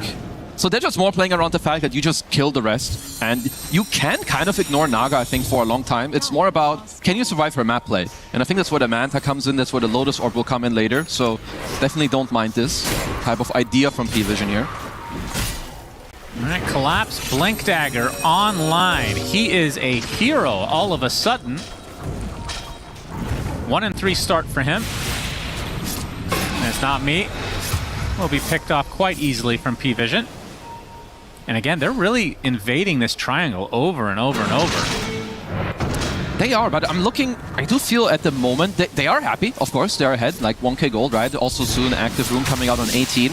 I wonder how they will look to speed up the game. Like there is definitely an easy Roche for them to take. Obviously, they don't have the best like tower-taking capabilities, but you could look to pressure out Spirit, and Spirit are incredibly good at this situation. Oh, they find the Rolling Thunder into the crush. Terrorize will miss the phase shift in time, but they have the Bramble and Laurel. Not enough to get away. Big kill for P-Vision. No, they still got him. That's very nicely done. Even with a, you know, slight misplay of the stun staggering there. Because you need to stop Spirit from being rats on these side lanes. You know that what they need is time. Well, Yatoro does get the Orc. I mean, when does this hero start becoming fearsome? As we're going to see Ducalis get, well, not quite chopped. A little bit unlucky. You would love to have the chop stack in this game. Its bonus armor is ridiculous. Yeah, that's true. Against the Dire Draft. Is it third item for Naga when you start worrying? Orchid is like the first time that you need to actually pay attention where she is. I mean, I guess Naga's game doesn't really change, right? You continuously play on map state, and when people split, that's when you can be really aggressive. Team fighting is never really that much up to you. So I think until he has like hard, maybe Butterfly, I don't think we'll see him all that much. Man, the Orchid already, they're optimizing for this. I mean, Kez eventually is going to get, he has the Manta. Slarart will be getting BKB. Pango, that's the interesting one. Do you upgrade your Diffusal a little bit earlier to get that Dispel, or do you itemize for something else like, I mean, we used to see Lotus back in the day, not nearly as much now. Yeah, I think you still can. Any type of Dispel is good. Personally, I wouldn't really mind a BKB either, just because you're also playing against like the Puck. So we'll have to see what he goes for later. But I do think it's something that you don't need until like 4th item, maybe. It seems for now he's queuing up the Aghanims, and honestly, I don't blame him. I think he needs to deal with Naga aggressively, not defensively. Right. I forget who we were casting, but the other day, as we're going to see Yatoro getting gone on, will be able to sing his song and TP out. Would have been a huge kill for P-Vision. Might have to settle for Rue instead. Corrosive Haze will give all the vision they need. Pops the egg, but they should be able to get this quite easily. But the Axe Call comes in from Collapse at the last moment. The egg does die, though. And the Raptor Dance to follow means Collapse will fall as well as not me. So a really good attempt, but ends up hurting them now even more than just a simple Phoenix kill. Who wasn't in the call other than the Winter Wyvern? Because I thought it was only Ducalis who could hit the egg. I guess maybe Satanic got a dodge off with either like a quick Raptor stance or a Manta style. Because I don't blame Collapse here for this play in here. Like going for the egg, you know, into the follow-up stun, because it looked like he could potentially have gone for a save here. So we see Collapse coming on the left. Yeah, he manted it. Yeah, you're right. And he did not know he was there, so that is just really nicely played by Satanic. I think that egg would pop. Like, Ducalis alone is not getting off like 4 hits on that egg during that time. Yeah, that was super close. Nice, Satanic in the zone. Yeah, just needed a warm-up game. True. Instead of having 7 deaths, he has 7 kills. That's right. He's flip-flopped that one. Somebody told him you should be getting more kills than deaths, and he's like, oh yeah, forgot about that, my bad. Yeah, that's definitely what Puppy said in between the game. Have you tried killing them? Very toxic. Tier 2 tower will be going for P-Vision. And Butterfly looks to be on the menu for Satanic, so against the Naga Siren, I mean, the Bloodthorn, I assume, will come out at some point, though. Definitely, and that's also where it's going to be important that the supports also look at a type of Dispel. Yeah, the 9 class is queuing up a Yules. I do think you want multiple Lotuses later if you can. Like, that is how you destroy Naga. Naga never really wants to commit. It's always about the Ensnare, the Bloodthorn, the type of, you know, kiting and poking you. So they do get the shard on Ducalis. Laurel gets the Illusory Orb onto 3 with the coil to follow, has to get out. He's being pursued, though. They actually get the Corrosive Haze, so they have the vision now. Another Illusory Orb that should be enough of a gap to get away. Yep, Puck doing Puck things. Will be a Parasma into an Octarine, so going for big ticket items on Laurel. That's definitely what they need. We have seen Laurel pop off in a lot of games in this tournament. I mean, I guess that's a good and cool thing about Team Spirit, right? You can count on kind of all of them when needed to have one of those pop-off performances. Collapse. Almost having a game-changing call there just a few moments ago. We'll be opting for the BKB. It is quite difficult. Wow, he's actually queued up a Ghost Scepter after that. Interesting. honestly, I don't mind it because it could turn into like these type of situations where you're kind of forced into a fight. And if you go Scepter, you're not really dying to anyone. Yeah. Like all these 3 cores aren't going to be killing you until there's like a nullifier later. Only the Bedlam is kind of a problem. Okay, will this be a free Roche? Collapse, where are you? It's Roche time. They do see him on a ward farming in the jungle, so I think for now they can... They seem safe. Heart rate at the steady. Collapse, oh wait. Oh wait. Yo, your heart rate up, heart rate going up. Just kidding, we got it for free. Yeah, they'll get there in time. And it's Pure, or Satanic rather. Pure is here. Satanic.Pure. Now, of course. We'll get the Aegis. He gave you a freebie out there. Oh, Bramble actually canceling the TP and the Terrorize to follow. Laurel absolutely destroyed. They have been on top of him. 4 deaths to the Puck's name. Nicely done. I do think that you can tell that the top teams, they know how to close out the map. You have a gem that's being queued up by Ducalis. You're up 3k gold as hold up, Mr. No One. Into the Orchid. Do they have enough damage to burn? Golden Brace. Crush comes out at the last moment into the Curse as well. Stolen Curse. The counter Curse right on top of the Pangolier. The Song trying to get out, but the BKBs are mitigating all of this damage. Oh, the and Yatoro gets the Song off just in time. They kill off the Pango and they get away with murder. And the Crush misses as well. So another TP out as Rue looking to find a kill. He just evaporated to 1 right click. He nearly got him because he has the crippling crossbow and like all the damage coming out onto Ducalis. I can't believe that it was a 1-for-1 trade and Not Me gets out with Stolen Curse. Like, I don't care that he doesn't die. The fact is that he lives and keeps the curse for the next fight. Yeah. Yep, not too shabby. See a replay here. Okay, 9 class, apparently. Okay, there we go. No, this one.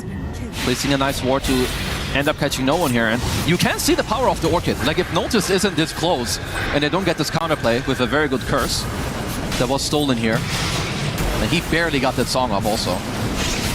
And he actually dodged the shield crash with the Manta style. Look at this crush. Yeah, that's as close as it gets. Needs to get that Chasm Stone, I think. Would have had that one. I'm surprised we're not seeing more casual Chasm Stones for any hero with AoE. I mean, it's just sometimes hard to slot in just because, I mean, it's an item slot. That's one of the problems. There was a while we saw it a lot on like Snapfire early on as a support, which I think is quite good, obviously, for the globs. It's like more when you can build it into the bigger things later. Yeah, I guess Collapse will be getting Shivas at some point in the game. Oh, it's gonna be a necessity, I think, that you get it. I mean, that's the worry I have for P-Vision, is that they're just very one-dimensional in the damage department. It is true, but it's also when you're overwhelming in that damage department, you can still, like, you can cut through some of the rest, because it is a lot of minus armor. Like, it is Slardar and Pango, and I think also at some point, as a Collapse looking for a call, like, Slardar has one of the strongest 25 talents. You know, we don't need to talk about, like, it's still quite far away, but undispellable corrosive haze. Generally, anything in Dota without counterplay. Not me. He does have Curse, but he's going to get blown up. Man, that would have been a really good Curse. Just didn't have the vision. So they delete it. No longer with that potentially game-changing ultimate steal. That's a good and quick kill, and they immediately also killed the Observer Ward that they just placed with this fresh gem that Mr. Notice is currently running around with, which is going to be a secondary gem, a secondary ward. So this is already, basically you got half the gold back from the gem. And if you look at Spirit's vision on the map now, there isn't a single Observer Ward. It's all going to be, you need to get the lanes out, you need to have illusions swarming, and hope that you can place wards that aren't easy to find. And Yatoro getting pretty close to, I assume, wait, what? Did he not finish Heart? Might be on the courier, he might just have too much gold, he just buys 7 items at the same time. He has Oblivion Staff and Bloodthorn in his backpack, or his stash rather. So where's the recipe for the Heart? Okay. Well, either way, this is a shit ton of farm out of nowhere. He's got it on his courier. I guess he's just waiting for everything to then come out at the same time. Okay. So yeah, he's basically getting a double item timing. Of course, the Heart will help him stay alive. See that? That's like, you can see it sometimes like Alchemist if his courier dies, but not really on like normal heroes. Is he trying to hide it, and then when the Aegis expires, they smoke and take a fight? The 2000 IQ play. Yeah. I mean, how often are these players, like, how fast are they clicking to see inventories? You click all the time. I think especially, like, any type of downtime needs to be used to understand where are enemy heroes, what are they building, what are they buying. All right. Now, Satanic only has 30 seconds on the Aegis, so we'll attempt to go for this tier 2 towers. The BKB now online for Collapse. So in terms of the buildings, P-Vision still leaving a little bit to be desired with this Aegis. I mean, do you think they got enough out of it? I think they're fine that the game is, because they're progressing it in an okay manner. You got bottom tier to tower, and you are taking a lot of division away still. The double item into smoke. Well, that ward, I think, did spot the smoke, so P-Vision should know this, but this is still a very good move from Spirit, because you push in a lot of the ways, you force in P-Vision to retreat to their own side of the map, so they are split at least for the time being. And now, even if the smoke doesn't hit, it could give you some space, push in some more lanes, or get out some observer wards for the secondary Roche.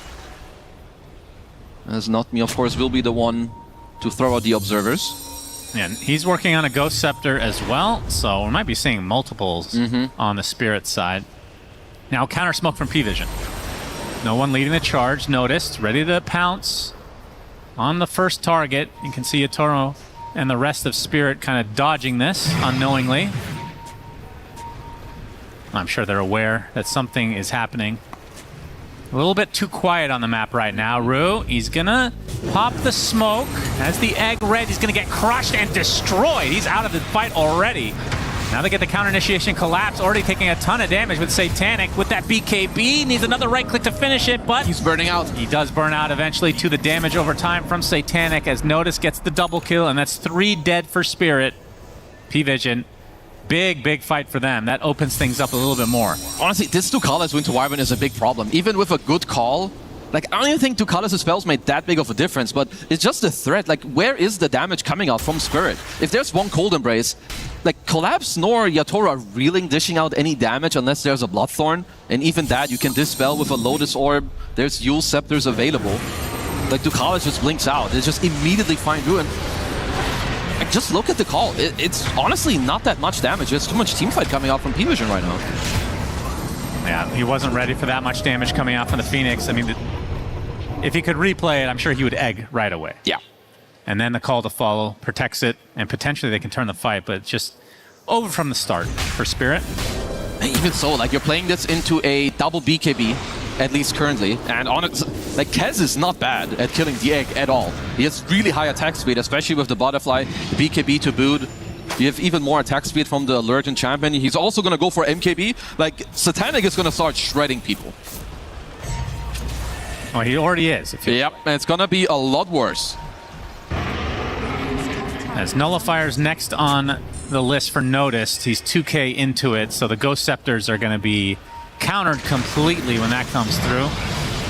And you can see another potential kill on it. Oh, he does get the egg off this time, though, and there, Laurel comes in with a nice coil onto 2, but the egg does fall Collapse. Gonna get countered by the curse immediately as no one gets chopped eventually.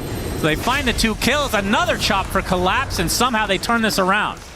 The Spirit showing some signs of life. How was this a 2 for 4? Satanic had an amplified damage, but I think he went to kill the top tier 2, not really expecting something to come out there. As, yeah, how does Collapse keep pulling out, like, stupid numbers? Just gets to barely live the Blade Mill, gets to chop some people in the head. Not the type of fight I'm expecting P-Vision to lose there. Let's look at the replay here. So Egg comes out early this time. Collapses TP, but I think it's a long TP from him. Yeah, imagine that Egg doesn't even go down there. Very close. I mean, Satanic is maybe a little closer. You can absolutely take that fight, but Collapse just goes ham. Really nice telekinesis. That's the shard showing the range, giving him that extra mobility to get that second chop.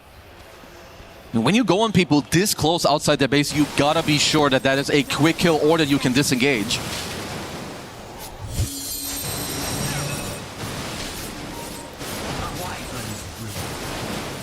Call us in the tree lines, trying to protect Satanic from potential danger. Nothing imminent. The other big part is, too, that you dropped the gem. Like, the reason why you could keep up the map play all this time is that you're pushing in the lanes, and they killed, I think, like, at least 3 or 4 Observer Wards. Now you're handing the gem to the Naga Siren team, and you gave up a few kills. Oh, no one. shield crash back down. So he still does not have a dispel of any kind. He has it soon. Like you said earlier, he is looking at the disperser on the Pango. He's quite close to it. Yeah, a lot of quality of life changes to that. Being able to just use it on enemy and still dispels you. Yeah. Very nice. MKB completed for Satanic, which means all the eyes are going to be on the secondary Roche. Which means also buybacks are going to be highly valuable and very much talked about here from both sides. And Collapse, I think, is ready this time for a Roche defense. He's got enough items to be a criminal once again. Roche is now up. Notice it's going to spot it. And Naga can spot it anytime she wants. Notice gets a little bit of vision here onto Collapse. And yeah, this second Roche is going to be pivotal for both sides. The Spirit are very, very good at this. They understand. Which team do you think needs it more, if that makes sense? I believe it's more on P-Vision to get it. I think there's a slight pressure building. I don't think they feel bad by any means. They still feel great, but I'll say it's more up to them to make sure that they get the Aegis on their side. It is scary to go into that pit, though, with a Wyvern. The curse is crazy, but then on the other side, you have Song, you have Egg, you have Coil. A lot of AoE from Spirit. Ducalis was drawing perfectly on the map, kind of understanding that Spirit are in a smoke. There's two ways that they can be going. Looks like also Yatoro's deciding to not go for the butterfly, as there's already a completed MKB on Satanic. We'll look to go for the disperser instead.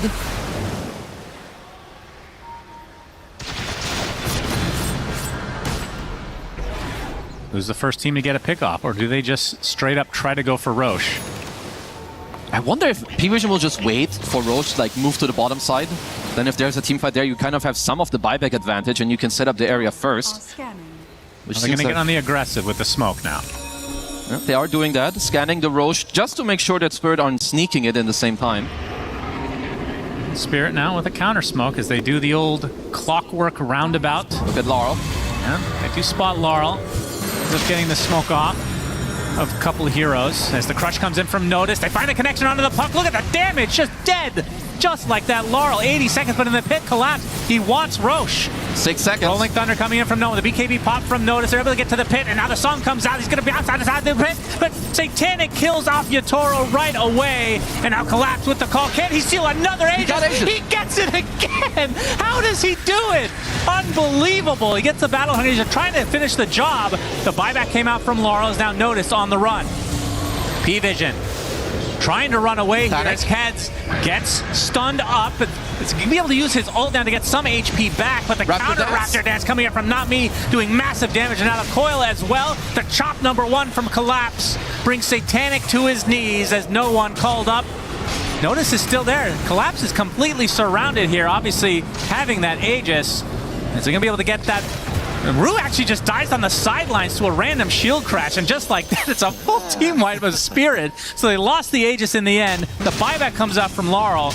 It looked really good at first for Spirit. What happened? They paid a huge, huge price. But I think the fact that Yatoro just died so early on in this fight, they're just running out of juice eventually. Like, what is that? 48 damage on your Naga? It was Rue who's actually just leading the charge there. Oh my god, I didn't even notice. Yeah, but P-Vision just damage. Wow.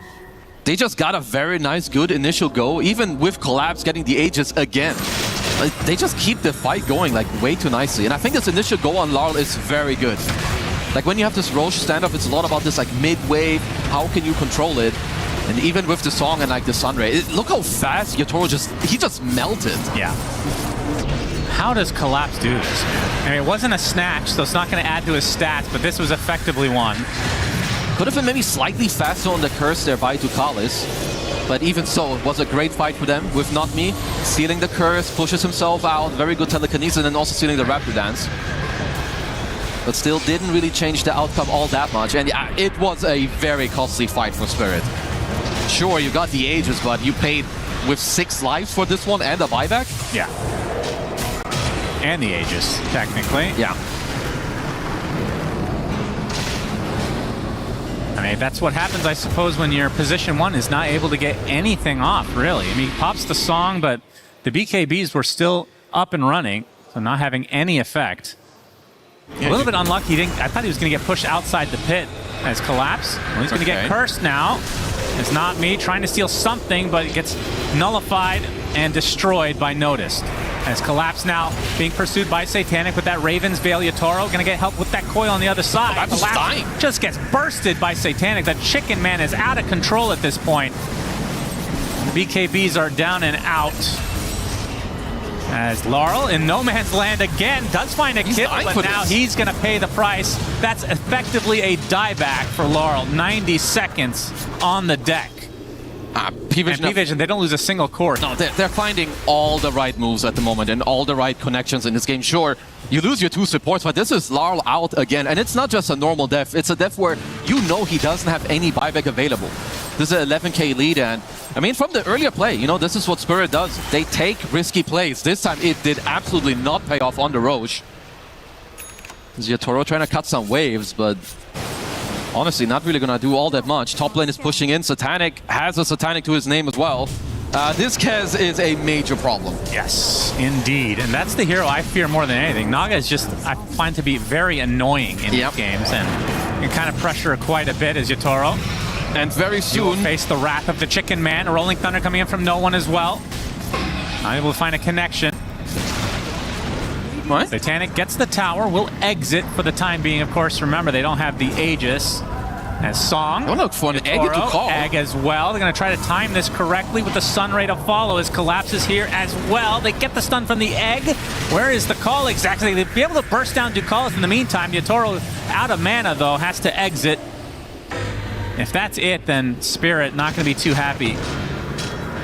Okay, decent execution. Wasn't the best stun onto Satanic, but of course you're kind of like forcing some of the backlines to come a bit closer. Maybe Ducalis finding himself slightly out of position. But P-Vision just unlocked one of the most OP Exodia talents on Slardar here. Undispellable now against this Radiant Draft. Sure, you've got decent armor coming your way, but if you have Haze on you, Naga only has 10 armor. If you get lucky shotted, you're going to start being literally around neutral. Yeah, I was wondering why Collapse wasn't opting for a Shiva's, but that's because Laurel has it already. Don't want to double up on that. So goes for the Krella again as Noticed. He's going to notice Collapse in the area. You can see Rue easily rolled on by no one. They're going to go for the support, so the Rubik will bite the dust next. Just like that. No supports to work with for Spirit. No one's also doing a really good job at covering the Toro gets nullified. BKB from Notice, trying to finish the job before the song comes out, but it's down for 25 seconds anyway. Just needs a bash if he can get through the evasion. There's the bash into the swashbuckle. Another death for Yatoro. Has buyback, but if he has to use it at this point, it's going to be a rough, rough road. These are all just big moves, and you can definitely tell the strength coming out from the P-Vision's heroes here.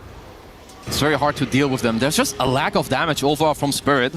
Also want to commend No One. He's covering his ult very well against Not Me. Keeps trying to steal his ult, but he's always just roll-upping for like 0.1 seconds, so you can never get the Rolling Thunder. Radiant's middle tower is under attack. Radiant's courier has been killed. At the very least, that means he can't use the roll-up in more meaningful situations. Well, it's not really needed to do so. Yeah, I guess so. Seems a little bit too easy. All of these heroes are very difficult to kill. Satanic on the buildings now. Gets called up with Laurel to follow it up. They actually have so much burst damage. He's getting super low, trying to go for the Raptor Dance. A decent amount of HP comes back to him. Is he going to turn their sights down with the Laurel, who gets bashed up and killed off again? Collapse next on the list. A good attempt from Spirit, but just too much to handle from P-Vision's side. They had Yatoro available to buy back, but now he's going to respawn naturally without 2 cores. So you're just getting mega now. I don't know how you can hold. And I also don't know how Satanic was able to live through it. He has like 1 HP, gets off the Satanic and just heals nearly to full. Now, I don't care that this is Yatoro. I don't know how he holds this 3v5. No. Not happening. They will get mega, but again, we've seen Spirit level up against mega creatures before. They've come back from worse situations. It's definitely a tough one, and remember, this is a very important game. Yeah, with this victory, P-Vision, if they're able to hold on, will secure first place in the groups. And Satanic working on the tier 4s now. 40 seconds for Laurel, 30 for Collapse. And the rest of Spirit just waiting it out in the fountain. If they start to bleed, they're able to get some pickoffs with Notice just blowing somebody up, then they're not going to have a true 5v5 defense at any point the rest of the game. There's so many ways for P-Vision to just protect each other. You have Lotus Orb, you have an Aeon that's going to Winter Wyvern, Cold Embrace. Use the roll. Rolling Thunder again, just to buy some time here. Yatoro does get off the song. And does catch the Kez.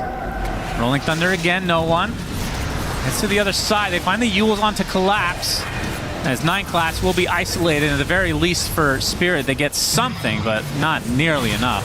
Yeah, 9 class kind of just giving his life to make sure that Collapse doesn't have a follow-up there by canceling his blink. Should give them an absolute free disengage. And Raven's Veil, there's the call from Collapse. They need a lot more damage on top of this, but notice onto the backline, looking for the supports. As there's the curse to hold him in place. Satanic now getting all of his life back, focusing on the egg. It's going to be close. Oh, he gets it.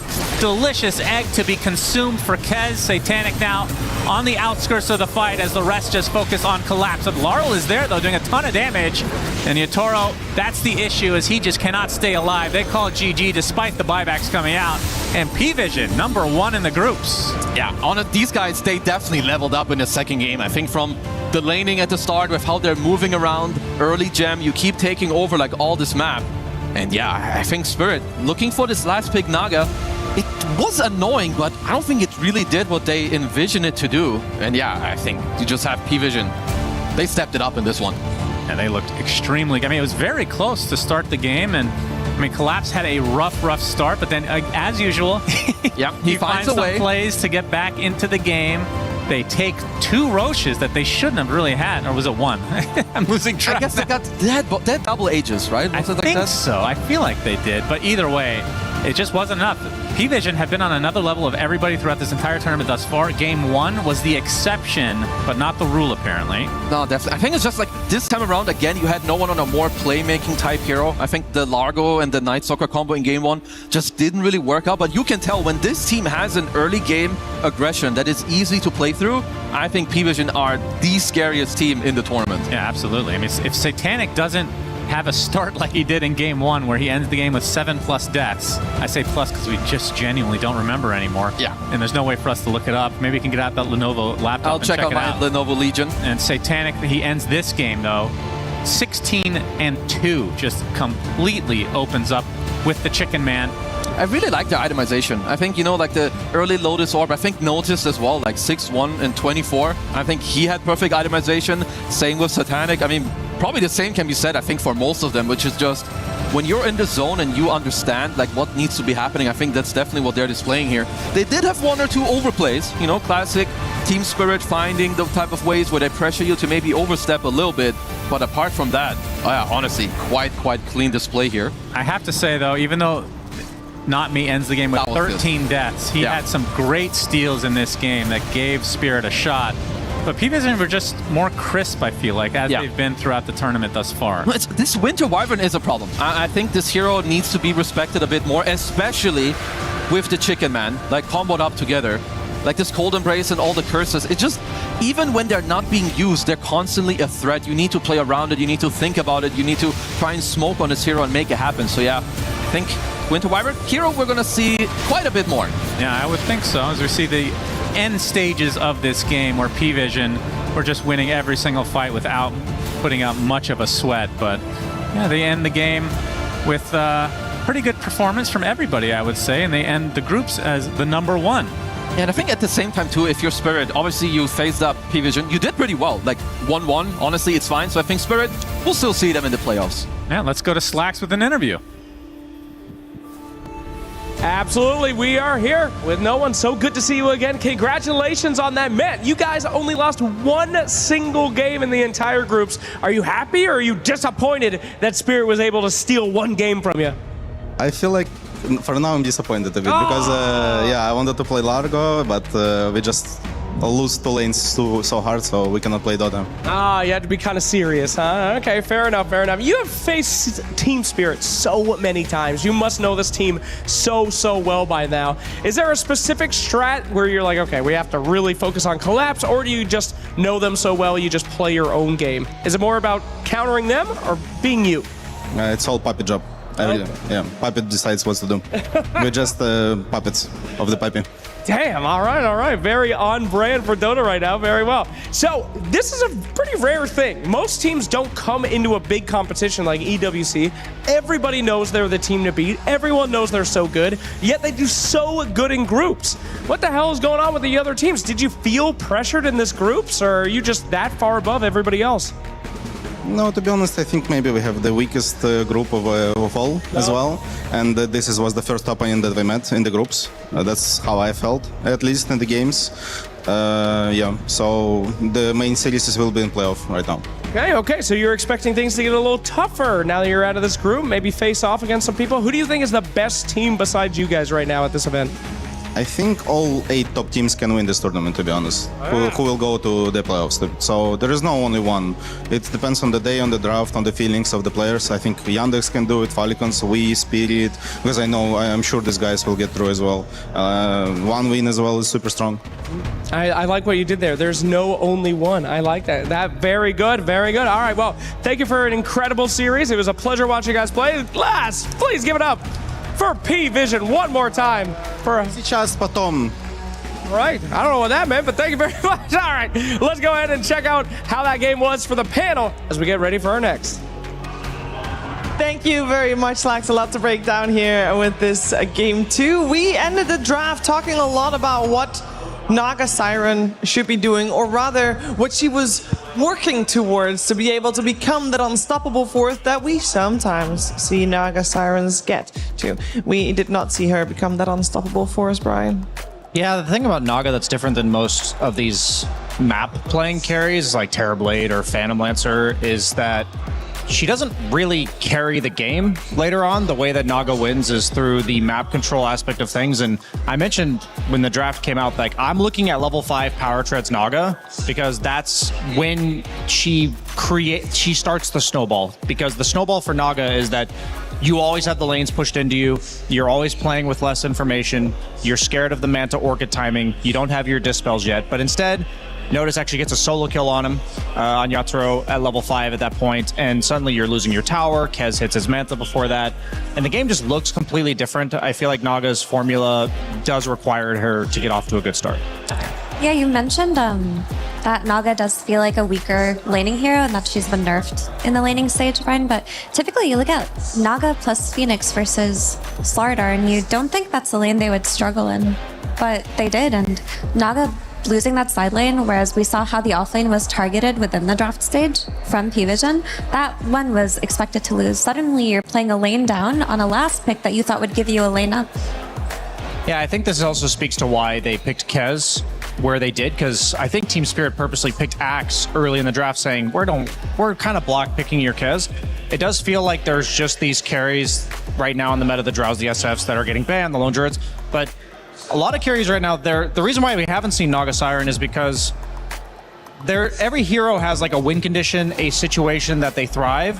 And I know on paper, I literally learned this lesson myself like a few weeks ago, and I was hoping that Yatoro was going to show me how to do it.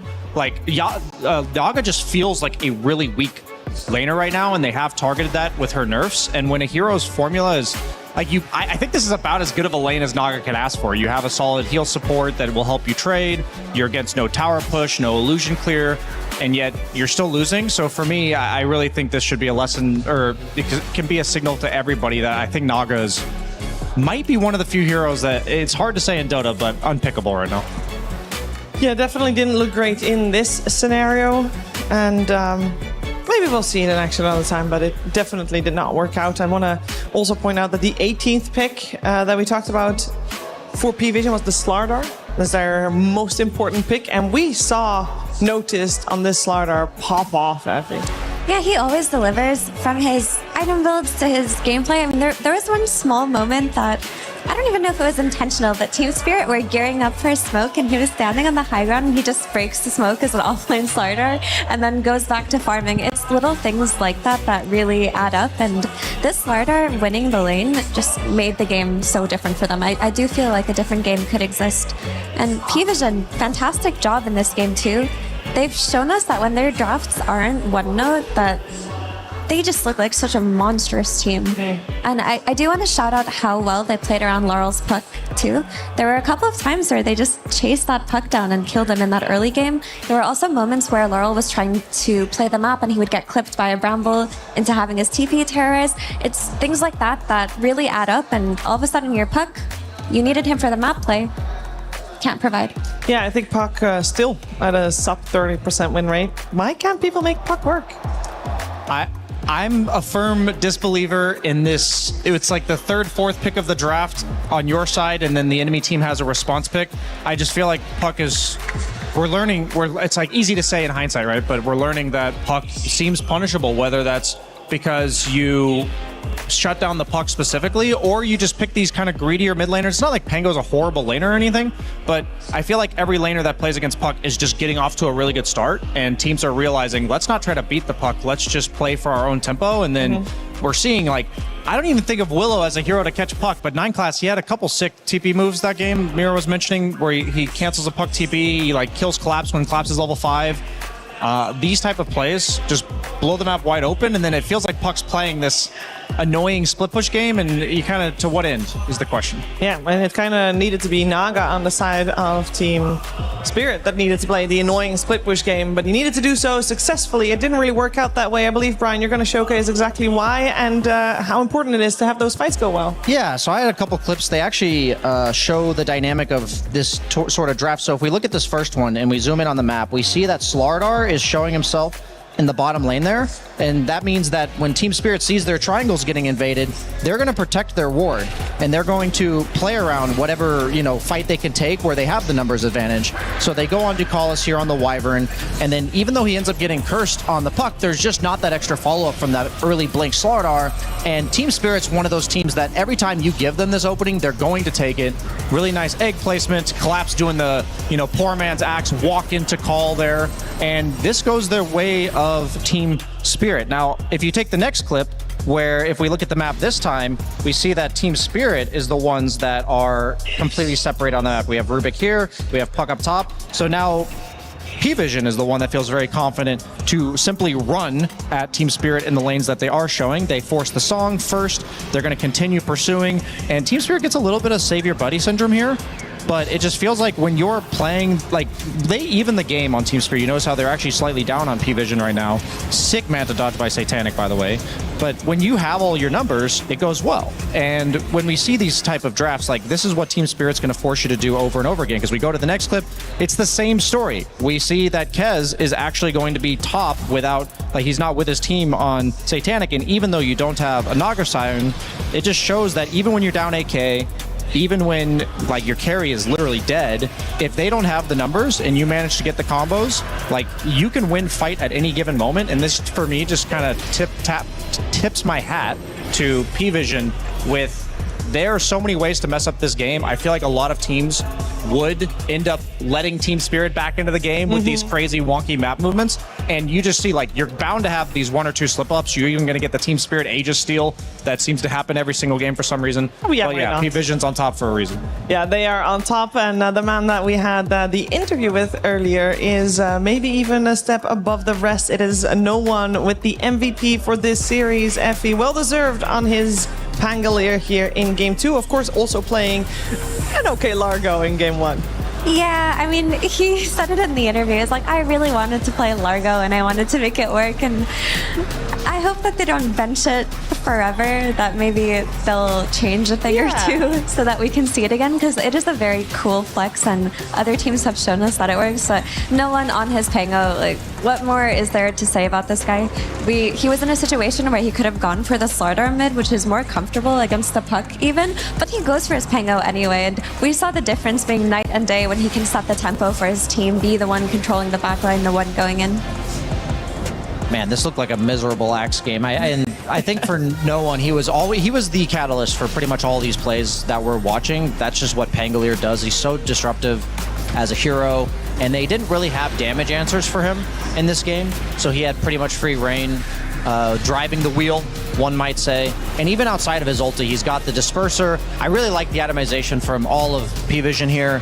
The Naga net Bloodthorn combo, that is the way they're going to kill you. That's their main source of damage. And they have like a disperser, a Lotus, you know, Manta, Satanic, on Satanic.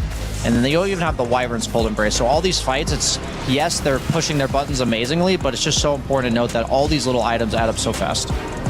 Yeah, and it also just takes me back to the draft. We've praised P-Vision's drafting over and over, but I think they did two things that were really stand out to me in their draft phase, which is they layered the Wyvern with the Kez, which is not something I think of as a cover hero, but it does cover most of Kez's counters, and it shut down the offlane at the same time while targeting Not Me's hero pool at the start. They ban the Hoodwink, they take the Dark Willow. Every draft, it seems like Puppey identifies one player that he wants to kind of make the weak link through the draft, and this time around it was the position 4, and we saw the difference in that game 1 and game 2, just the difference of having the Willow versus the Rubik. Yeah, and we have now got our top spot locked in here for Group C. We already knew the Group C was not going to have any tiebreakers, no fancy shenanigans, but we also knew that if Spirit couldn't 2-0 P-Vision, it would be P-Vision at the top of the group, and they didn't get to keep their clean record, did drop a game, but they do get to keep their top spot and therefore secure top 8. Not all games are done yet in this group. There's still a Mouse versus Vici going on the B stage as well, but it's set. We know what's happening. Also, Mouse versus Vici, yes, they are fighting for 3rd, 4th place potentially if Vici can 2-0, but to be honest, I don't know who's ahead right now, and you know Dota, and anything can still happen. We can take a look at the schedule of today as we did get our first series done. It was a tie. Wonderful to see. Now keep in mind, if our next series is a tie, 1W and Team Yandex, they will play again because both of these teams are sitting at a 7-1, and that's very good. But we need one to rise above the other, and you know, a tie wouldn't cut it, Brian. Yeah, it's effectively a best of 5 that you can skunk them in 2 games. You can what? It's like a ping pong term, Cheever. But basically, it's a best of 5 that you can win if you win 2-0. That's basically what we're dealing with the 1W and Team Yandex game. For me, these two teams, I'm very excited to watch them play as well because they're a very different type of skill than what we just watched. P-Vision's a lot about the lanes and the momentum from there. Team Spirit's much more about like the team fights and the comebacks. For me, I feel like Yandex and 1W, we're gonna see a farming game, farming efficiency, a lot of GPM. Exciting. Oh, as a carry player, I love it. Well, I am looking forward to it. This is already a grand. Like, we just witnessed the potential grand finals, and we're going to witness another one in a little bit. For 1W and Yandex, we're also going to find out how our commentary duo feels about them. Human body was built to move. Not trapped at a desk in one singular posture for 12 hours a day. It's time your chair evolved. This is Secret Lab Titan Evo. Ergonomically engineered for you, gamers, hybrid workers, artists, backing your every move.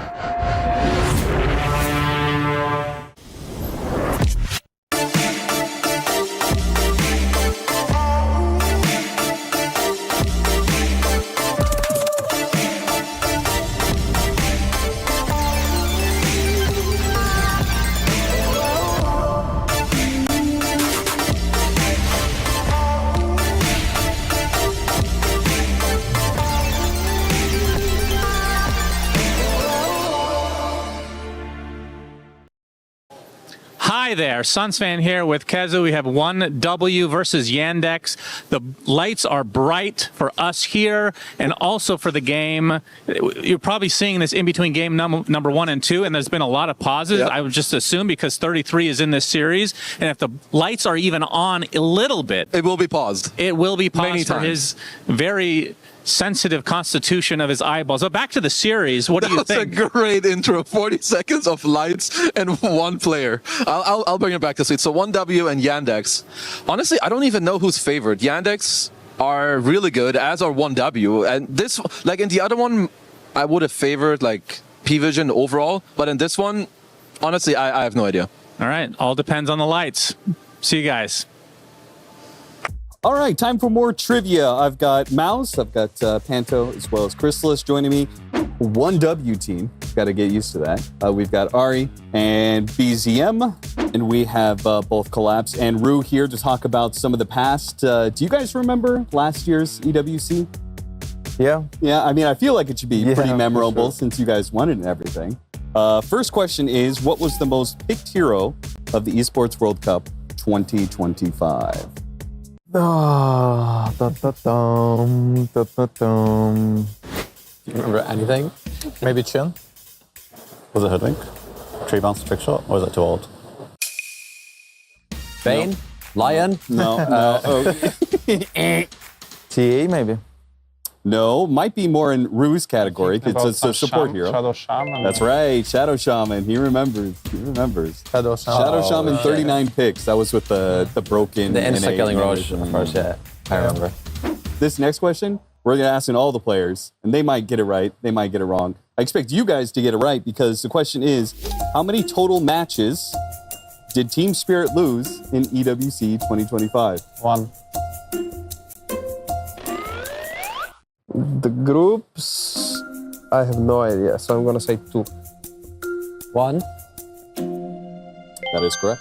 Yeah. Oh shit, I was gonna go like 1, 2, 3, 4 and have to be like wrong, but I just got it. Yeah. You just stopped at full 1, accident. so I thought that was great. Full accident. I'm a Juggernaut. I'm Extreme Gaming. We were playing versus Extreme, yeah, I remember.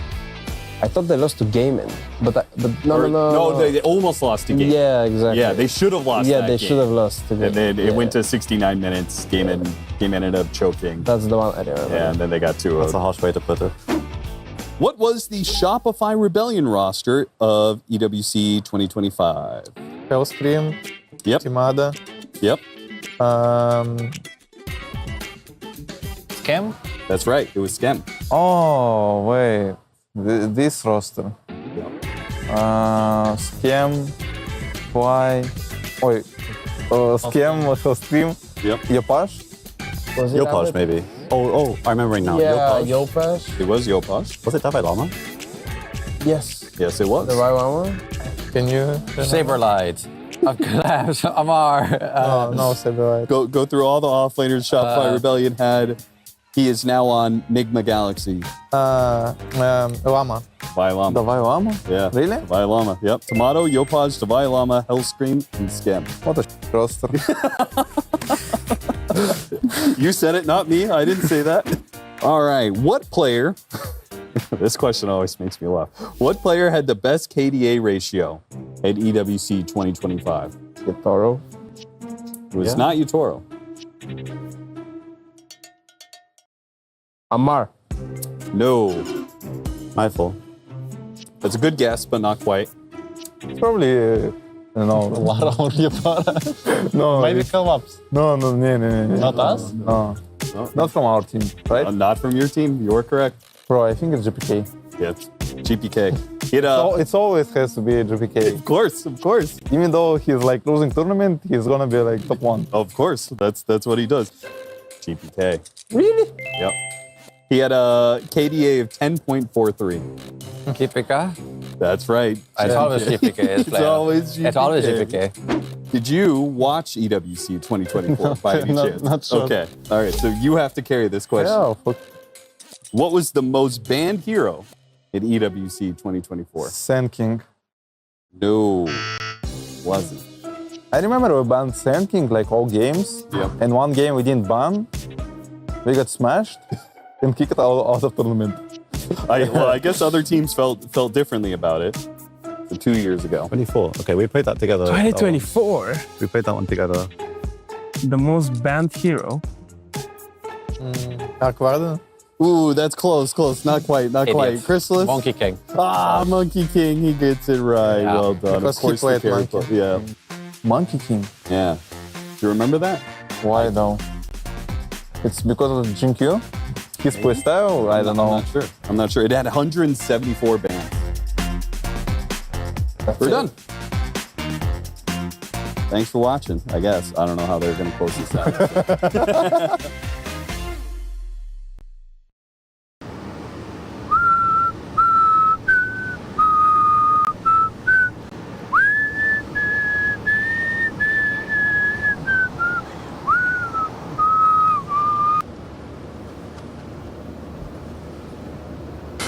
we get going? I've got to get to the Dota tournament before it's over.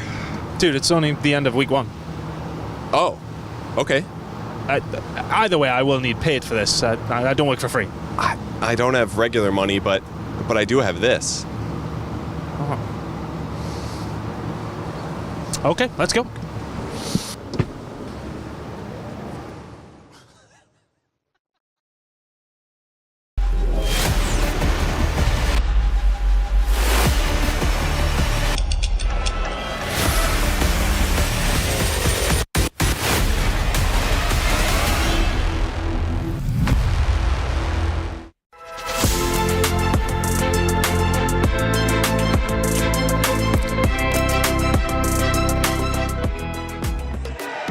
You are watching Dota 2 live from Paris here at the Esports World Cup, and we're getting ready for potentially the final game of the day, depending on how they do and depending on how other teams do. We'll have tiebreakers today, potentially. We're talking all about a series that is also potentially also our grand finals. I know, a lot of potential in this one. We got 1W and Team Yandex going head-to-head. An absolute blockbuster. It's a 2-game series, and I got 2 people here to talk about it. I got Effie, I got BSJ. I think this is the best series of the day. I want it to be the Sony series of the day. You went for the other one, but this is mine. I vetoed you, Shiver, as what we're going to see in this game is a lot of GPM and a lot of farming, but in 2 different ways, actually, because Yandex has had one of the, if not the lowest average game time. They get off to an early lead, and if they have that lead, they will run at you nonstop and close out the game in about 30 minutes. While on the other hand, if 1W has the lead, you feel like you're in that movie where the room is collapsing on you and eventually you will get squashed, but you have to wait for your inevitable death. And today, I hope to see the former because that's more exciting. So that would mean 1W maybe falls behind a little bit early and maybe stalls the game out for 60 minutes. Mira, what are you hoping for?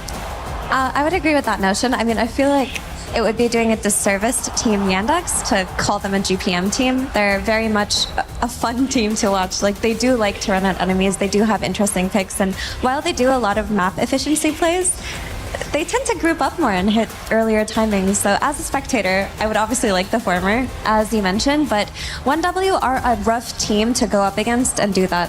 1W have really stood out to me in this tournament on one thing in particular, is that they are excellent at staggering fights and making sure they are never taking a fight as 5 against the enemy 5. They've just been constantly making sure there's a dead hero on the map before they make any plays, and maybe that's why their games go a little bit longer. Yeah, and we saw in the groups that 7-1 is looking nice at the top, and we'll know that one of these will go to the first place and one of these will go to the second place, but you also saw the bottom half of that group.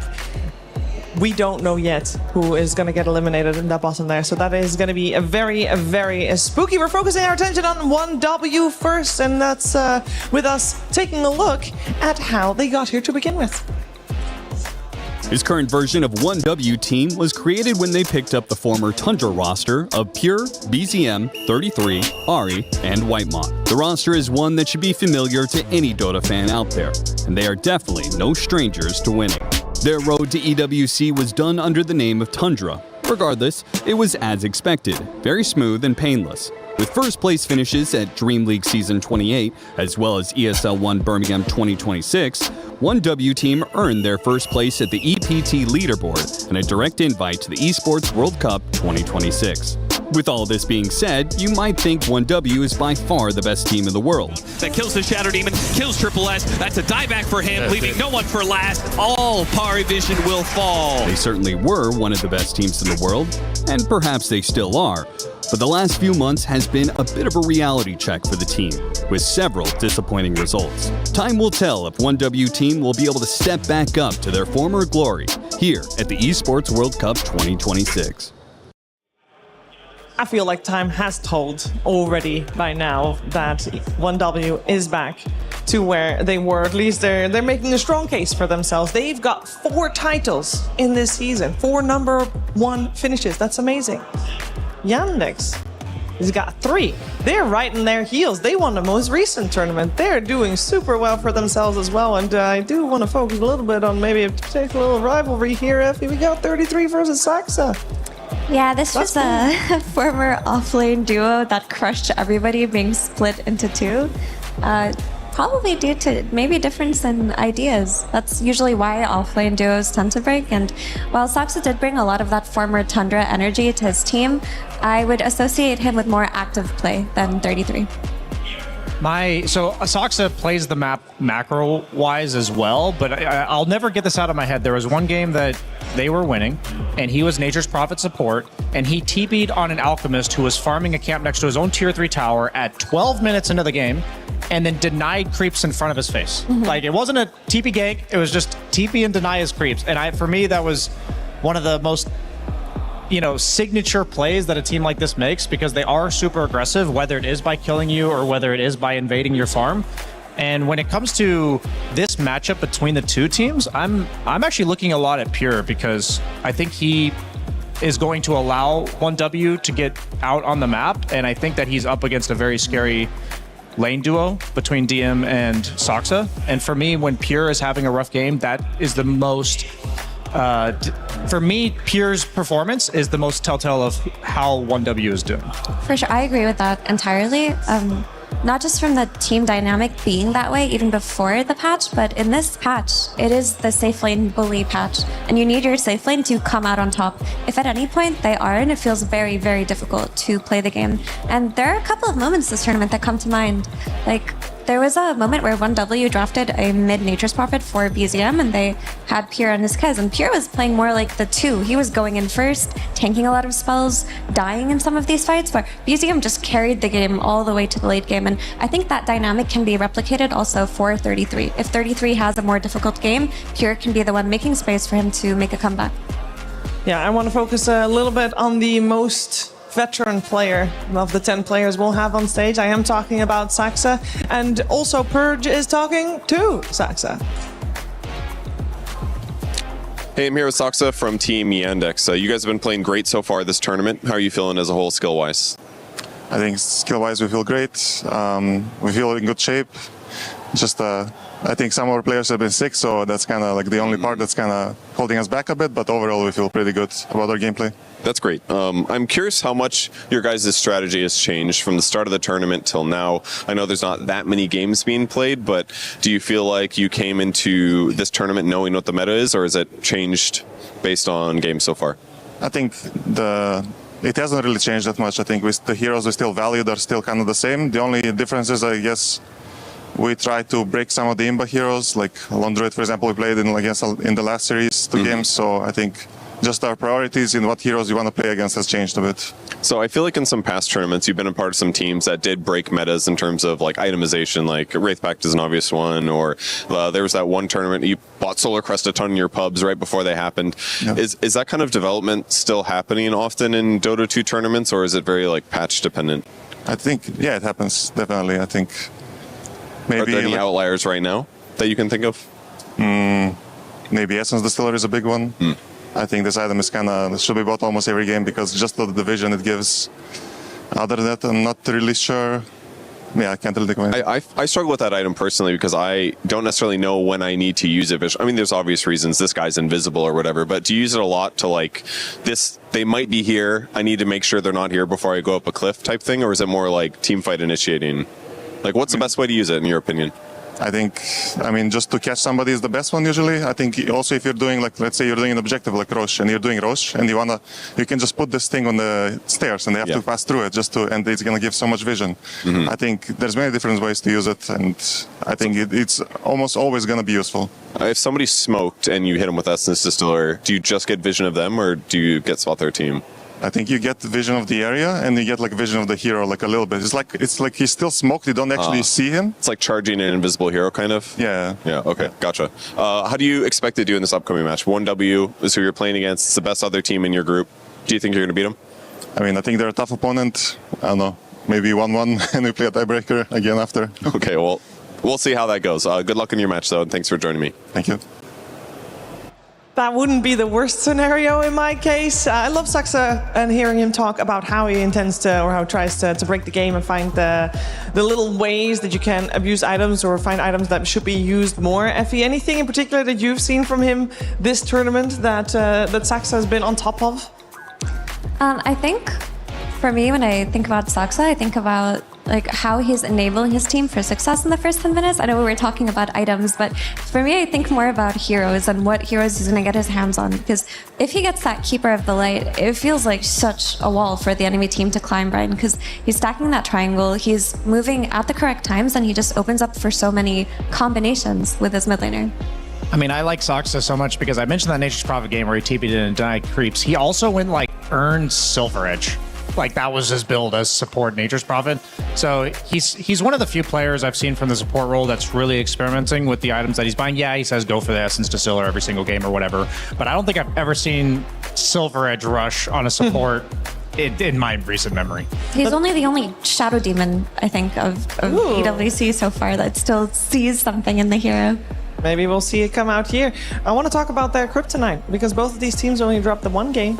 Both of these teams dropped that one game to OG, which is a team that is sitting at 4-4, so it's not like, oh, that's the other, super high expected to do well team. It is a team that we expect generally to be in the middle of the pack. How were they able to take games off of these giants? I mean, OG, for me at least, is one of the highest absolute value between their skill floor and skill ceiling.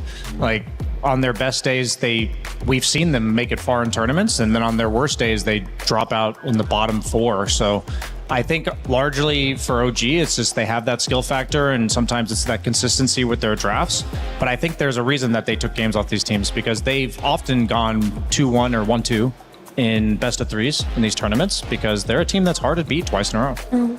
But it's also noted that the games that these two teams dropped to OG, they were late game games. They went very long and very far, and I think Yandex in particular, it's funny to say this because it's not like they're drafting deathball lineups, but they're ending in 30 minutes, and they don't have a lot of experience at EWC going into that 50-plus minute territory. And teams like OG, they thrive in that chaos. So what are we going to focus on for this giant match we got coming on? Is there a particular lane we have in mind that we're gonna look at? Is there particular heroes that we're gonna be wary of? We heard Saxa talk about, they have tried to let Lone Druid through 3 times in a row. They beat it, Effie. You talked about it yesterday. Do you think they're gonna do it again against a team like 1W? Could be risky. Yeah, I think Yandex are not afraid of Lone Druid. They've solved it. They've beaten it like 4 times in a row now, and they're okay to let it through. For this series in particular, I think these mid support flexes that are the story of the tournament are still the story of the series.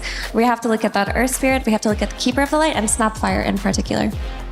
I think they might ban Lone Druid today, because I know DM in his interview said that he specifically believed LGD was a weak Lone Druid team. He did say that, yeah. So perhaps it's something like, we know how to break these heroes if you're not like a master of it. One thing I really like about how they've broken the meta is, first off, DM's one of the most signature Enigma players in the world. It's a hero that's been propping up against a Lone Druid. It's just a really strong offlaner in general, but also Phantom Lancer. I was really surprised to see not many other teams picking Phantom Lancer. They've used it a couple times to success on Watson. Really good against all the range carries right now. So I think they're one of the few teams that I would feel really confident they don't have to pick the broken early carry for Watson, that he has these like situational picks and he understands these matchups as they scale really well. Yeah, and you mentioned the Enigma. I think a lot of teams have been banning out the Enigma against Yandex in the first phase. That generally means that there's a lot of heroes left in the pool that we normally don't get to see. Are there any more of those heroes that we feel like they should be banned that are not normally banned, like the Enigma, that comes to mind? I would ban the Nature's Prophet if I'm not. Now that I'm thinking about it, both teams use this hero.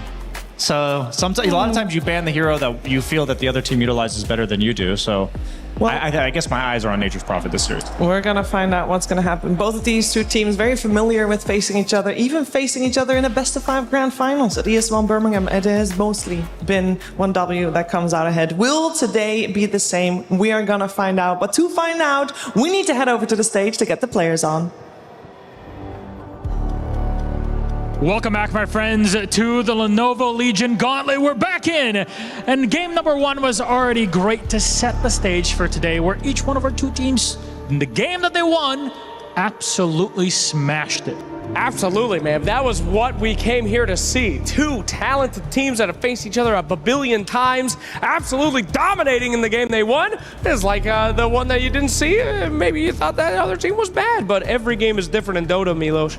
Absolutely. Couldn't have said it better myself. But our next group group where we're going to move on to Group D. It's been called the Group of Death. Damn. 3 teams that are fighting for 2 spots. We got 2 teams at the top fighting for the #1 position. And guess what, Slacks? They're up next. Oh, here we go. All right. We ready to welcome it in? Let's do it. All right, head it up, my friend. Let's bring them on. Our first team to the stage, 1W. Well, it's 1W, but they got 7 wins here so far with a singular game loss. The win train does not seem to be stopping anytime soon. They set expectations high last EWC when you knew them as Tundra, but the name might have changed. However, ice cold in their veins, as we've seen in every game so far. This is the one they've been waiting for the entire group stage. These guys don't take breaks. These guys don't ever take a breath. Yeah, sure, last season we saw what happened, but they're back again. This team is back to their full strength. So let's bring out some heck of an opponent for them. Ladies and gentlemen, it's Yandex. Now you might recognize some of these Yandex guys. In fact, Saksa used to be on Tundra back when they were here at EWC. Ooh. New team, new time, same revenge. I know that guy, and he's petty as hell. He wants to come in here and absolutely destroy them at EWC. But no, as Tundra may have fallen off a little bit later in the season, there was a team that picked up all that slack, and you're looking at them. So, 2 iconic teams from the last year gonna go head-to-head in what is sure to be an incredible battle. I'm telling you, this might be a preview of a final. Don't you put that on them. Don't you put that on them. Preview the final? I believe that could actually happen. All right, gentlemen, are you ready to put your keys away? Absolutely, please. Keys to the stations, my friends. And we will have to see if they will actually handshake. I don't know on this one. This one is ready. Will we see the hand? Professionalism. I can't believe it. All right, guys. Well, let's get into the star-studded match here for you. Before we do, though, we'll head to the panel to get their thoughts on the next series. Thank you very much, gentlemen. 1W and Yandex have taken their seats, and we are getting ready for the action very soon. And I do think we got a nice, battle of the Dota later on. But first is the battle of the brains, Effie.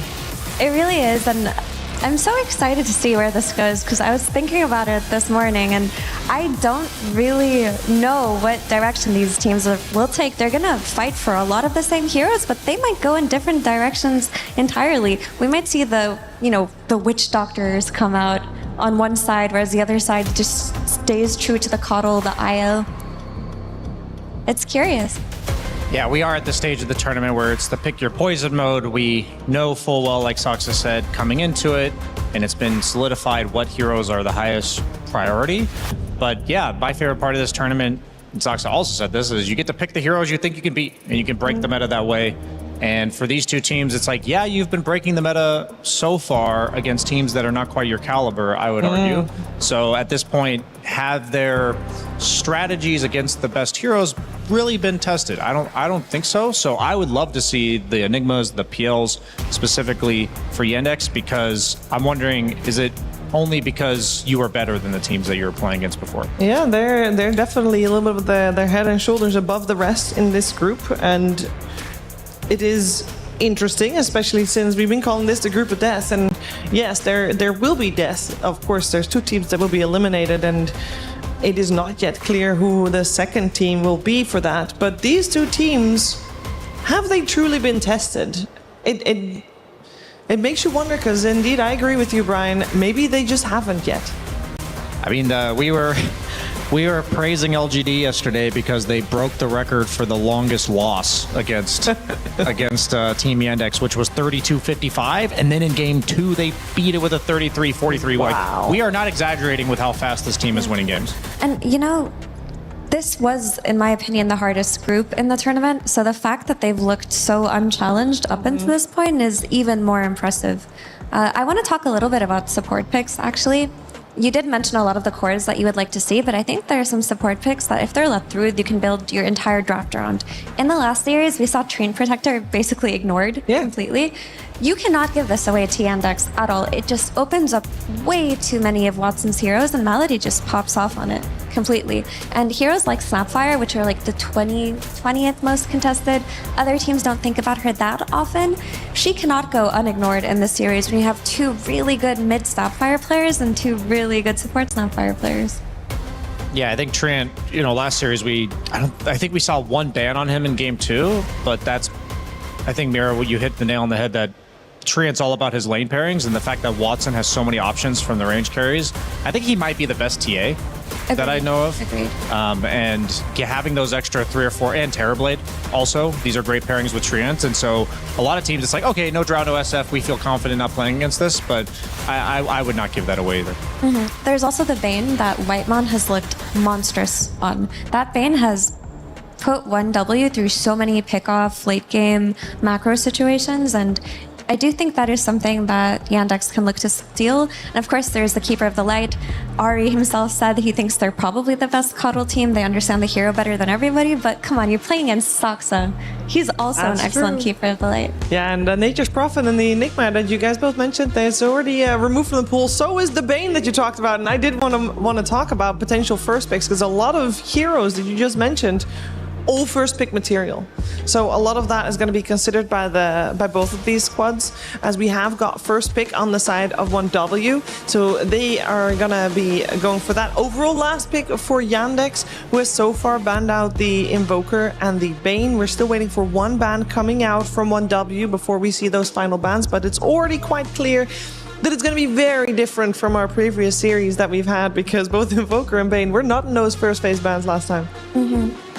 Yeah, I thought the Bane Invoker might be considered a pairing as well, something we've seen very commonly from 1W. Every time you play Invoker, you want the reliable Sunstrike setup, so obviously it's BZM. I think he's widely considered the best Invoker player in the competitive scene. I actually thought if you banned out Invoker, you didn't have to ban Bane, because also you're not really afraid on DM to play the Summons heroes, which tend to do quite well against Bane.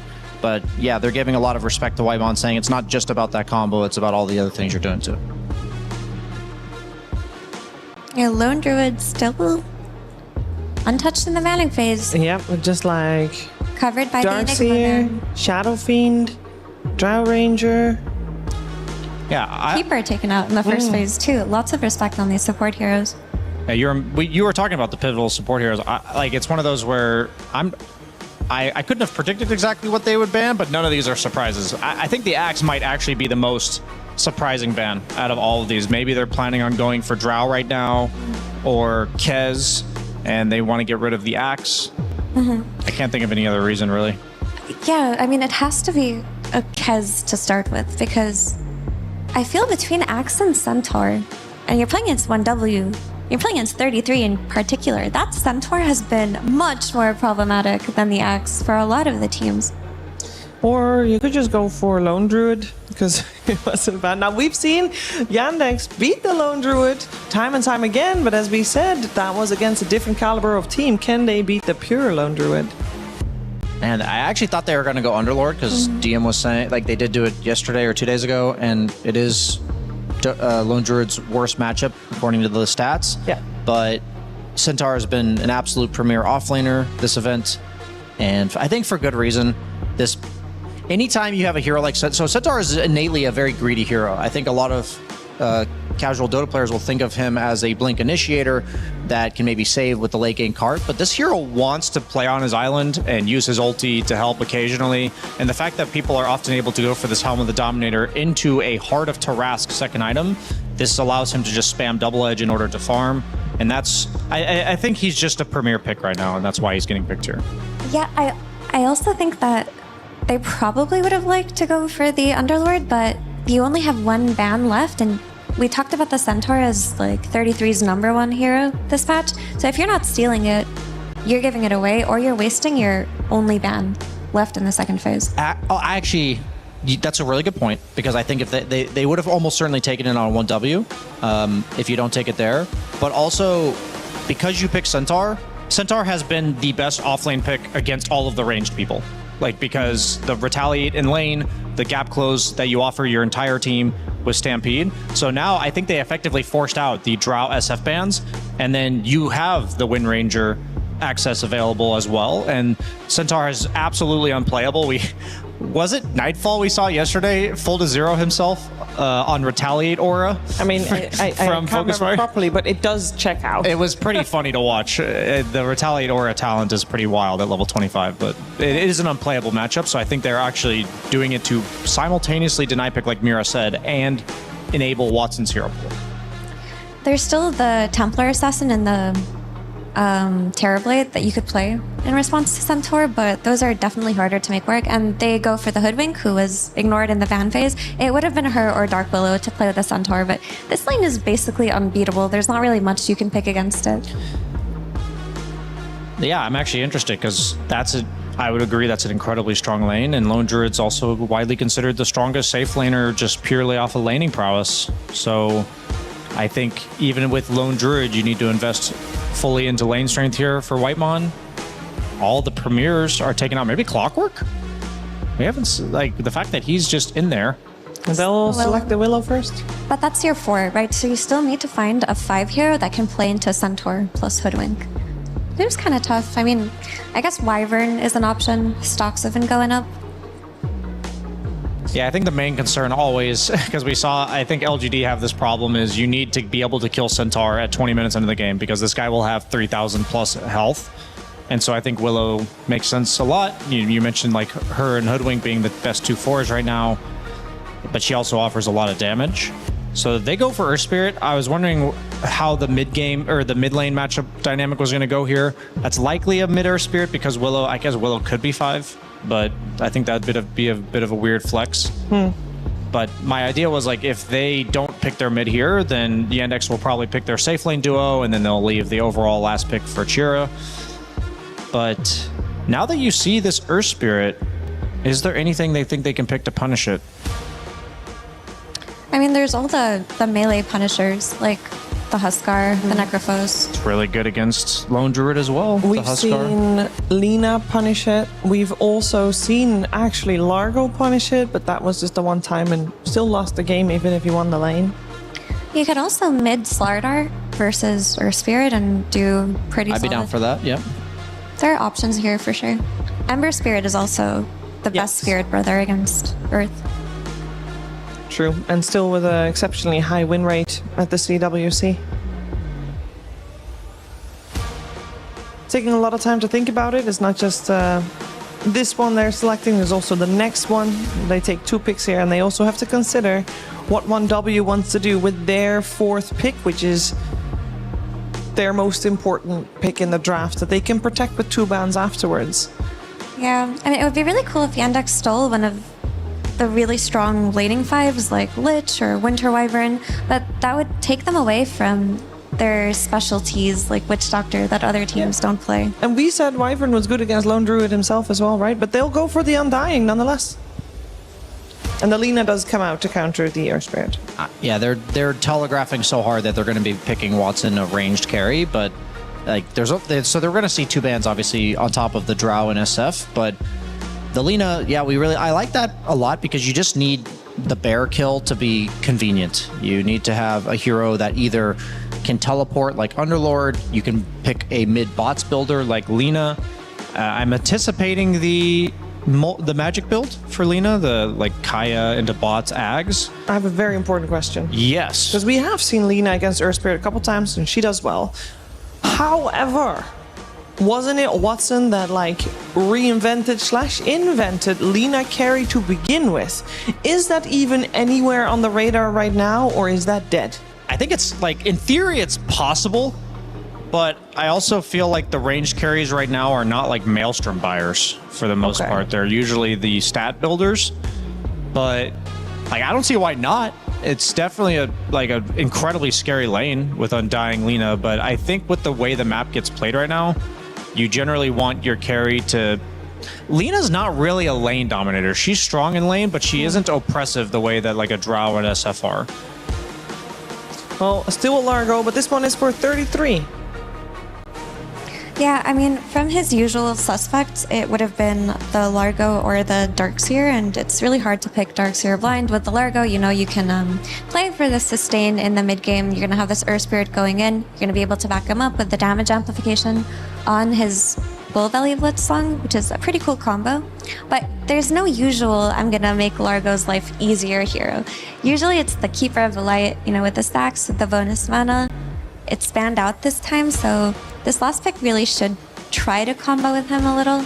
But that's a tall order to do from the position 5. We know this, Willow is probably the 4. I think the only reason that Lina might get rotated to carry is if they want a Huskar here. I don't know if that's... I actually don't know how good if Chira Jr. plays Huskar. But I was just like looking through matchups and stuff, and I know Huskar is really good against Lone Druid. He's also really good against Largo. So it would potentially be a sick draft win there, but sometimes you can overcook, and you know, for all we know, Watson hasn't played carry Lina in a year, so you don't want to do that, I don't think. And we got still a carry ban coming out from 1W with the Kez, and now also the Tusk ban. I love the Tusk ban. Lone Druid synergizes really well with the tag team because your bear and the hero itself also both count for the tag team. So you kind of have like 60 base damage as Lone Druid when you combine the bear and the hero, but you're getting double the value out of the tag team.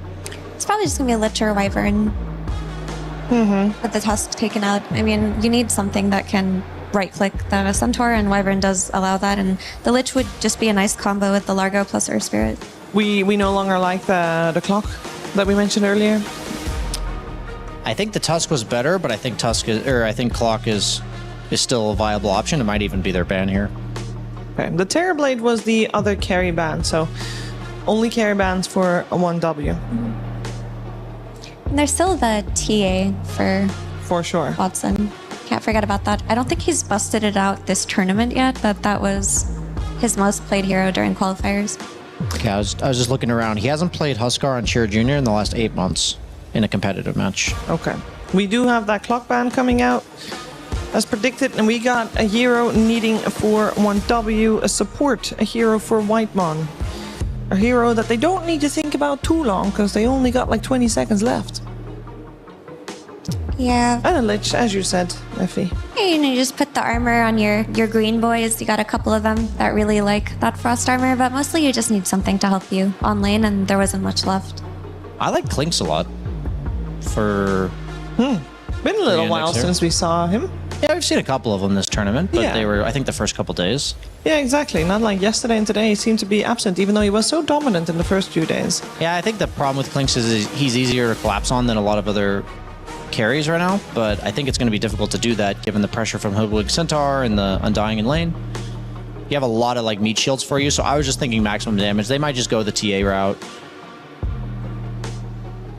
But I would still, if they have it in them, I think Huskar is like a free win here, to be honest with you. But they end up going, is that Slardar? That's mid Slardar and carry Lina. It actually is carry Lina, wow. There you go. So we mentioned the mid Slardar earlier. Like, it is just a fantastic hero to play against Earth Spirit mid, but I didn't think they would actually flex this Lina the way that they did. It's very cool. It makes the Lina stronger by making her physical damage more relevant, because now she's kind of a magic damage hero.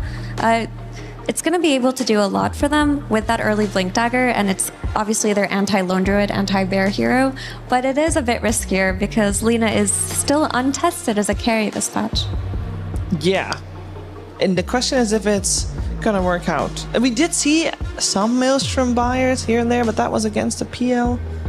So I don't know if we're gonna see that. But if Watson's playing it, Brian, we have to believe it. Yeah, I mean, the obvious Maelstrom Briars of the patch are Nature's Prophet and Windranger, and both of them, what they have that Lina doesn't have is Windranger has Windrun in lane. She's very hard to gank. And then Nature's Prophet just plays off map because he can teleport anywhere he wants. Lina doesn't have these luxuries, but also, so I think Lina's much more punishable, but at the same time, you're playing with a Lone Druid lineup. Lone Druid just wants to hit creeps for the first 20 minutes. Largo generally wants to just hit lane creeps, or creeps in general, for the first 20 minutes as well. Yeah, you can go like a Meteor Hammer or like an earlier utility item to run around with your team, but I don't think they have too much punish for this. So I think that's why they've elected to, like, I think Lina does have weaknesses that these other meta carries don't, but I don't think they can really exploit them here. Prophet was first phase banned, so they had that foresight already there for 1W, but yeah, Windranger could have been an option there. I feel like this was strategized beforehand. It's kind of like that Night Stalker pick last series where it's like the Largo got rotated mid and it wasn't about the Largo, it was about the Night Stalker. So I think that this Lina is a substitute for the other carries in order to allow Cheer Jr. to get this awesome Slaughter game. Effie, is it good?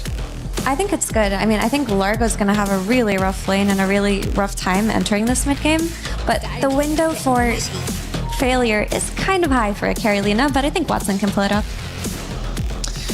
A very important game here between 1W and Yandex. Can one of the two 2-0 the others? We're finding out together with Kezu and Sansfan.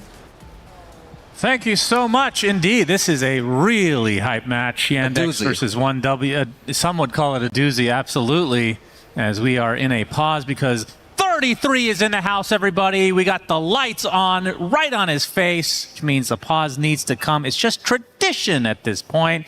Kezu, what do you think the meta is on the light situation with these teams? You got to emulate what you got at home, which is near darkness, but not full. Yeah, you can see a little light on Whitemon's face that is probably not acceptable for him. That's but too much. For 33, it's okay, apparently. As long as it's not him, A-okay, as we have a smoke on both sides.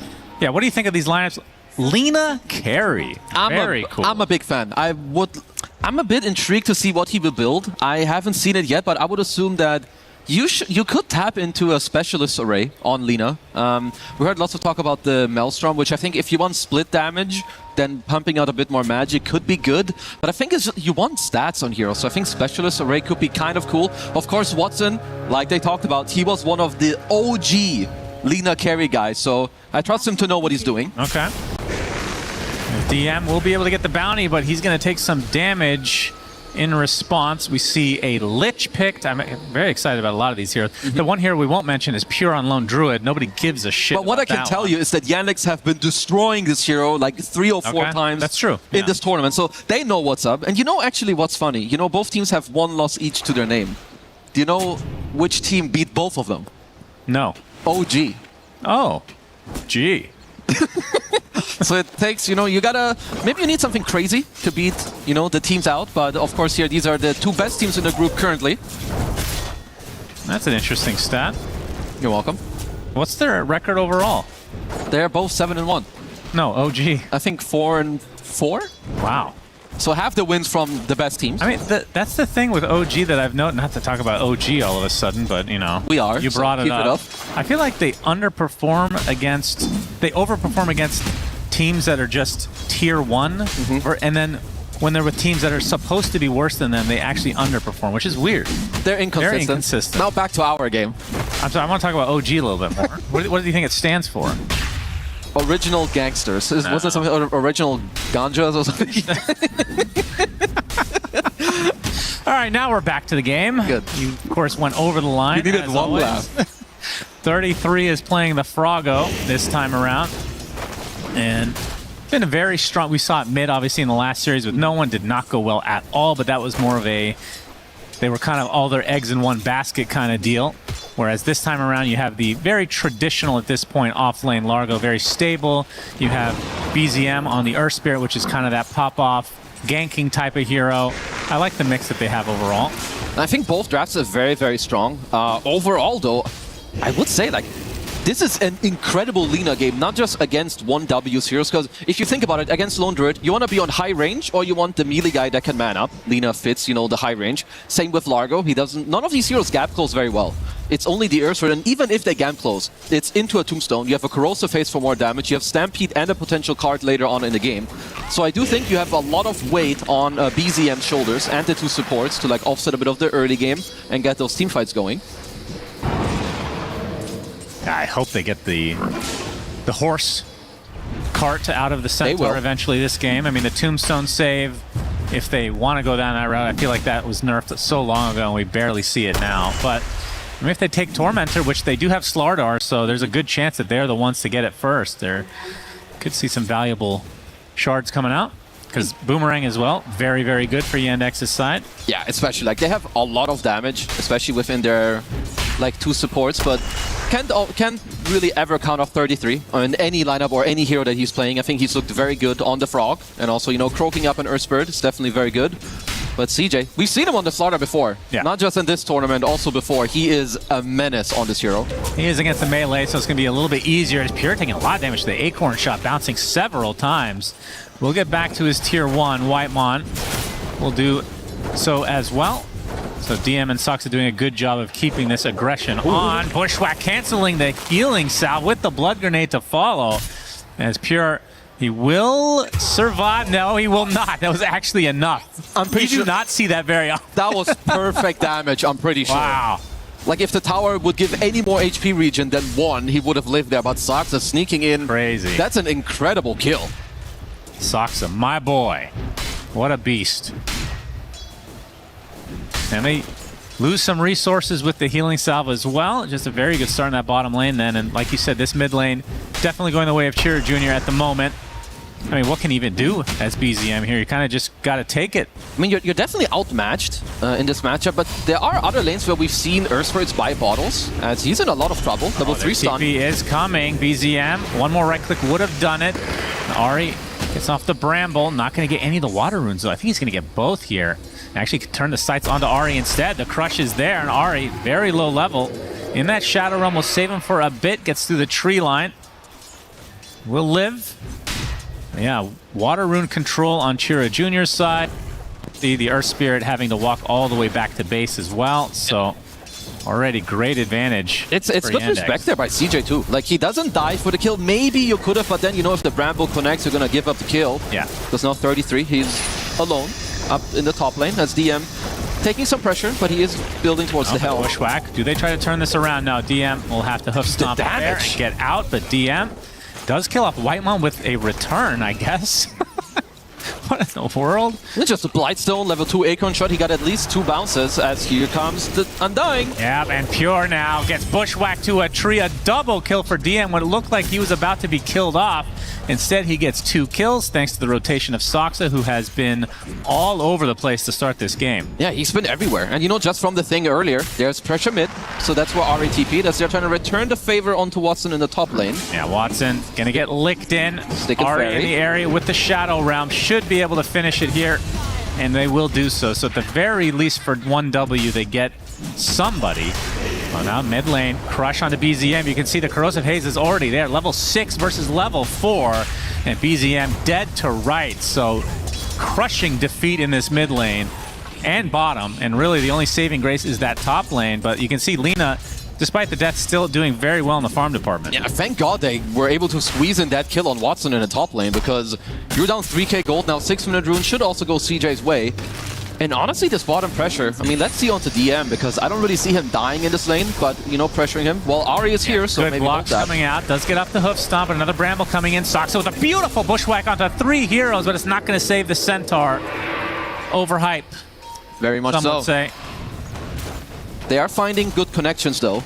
You know, with Ahri in the safe lane and getting some kills. Earlier they find it onto Watson up top, and now onto DM.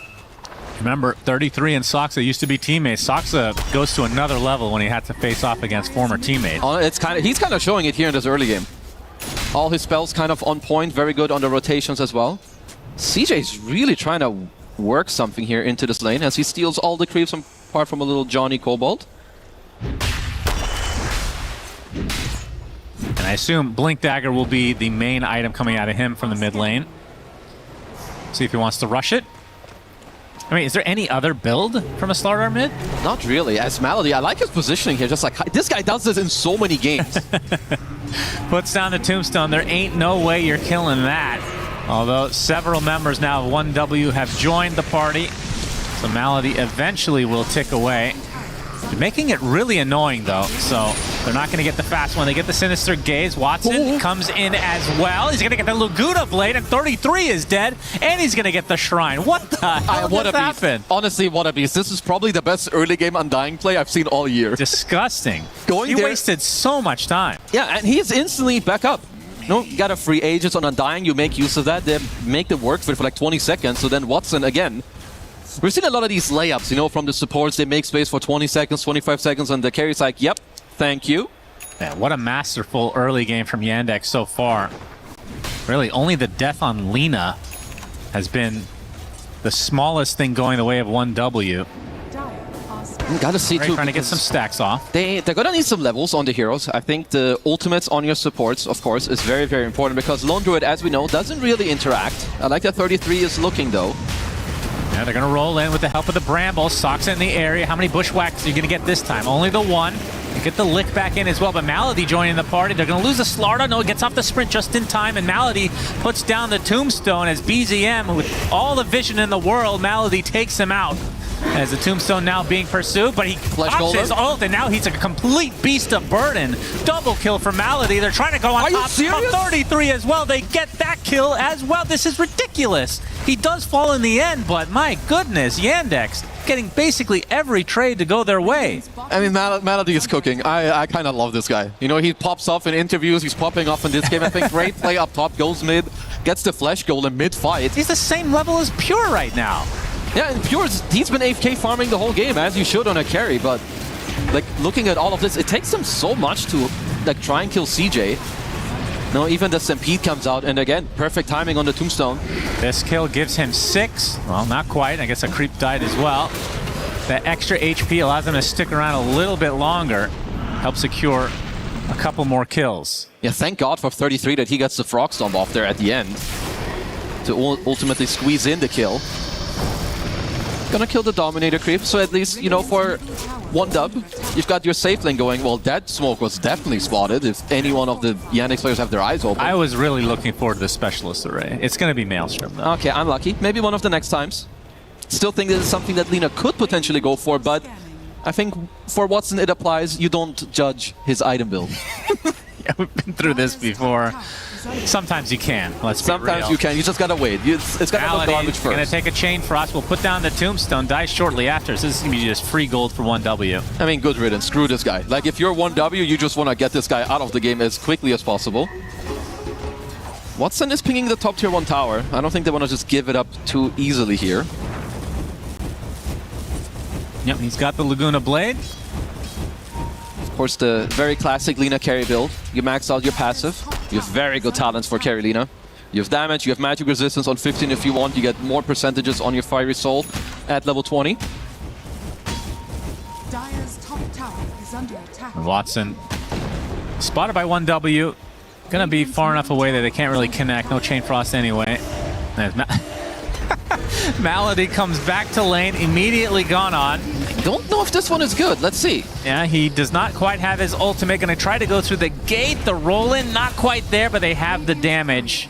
So another death to Malady. They really are hating on him. 4 now to his name.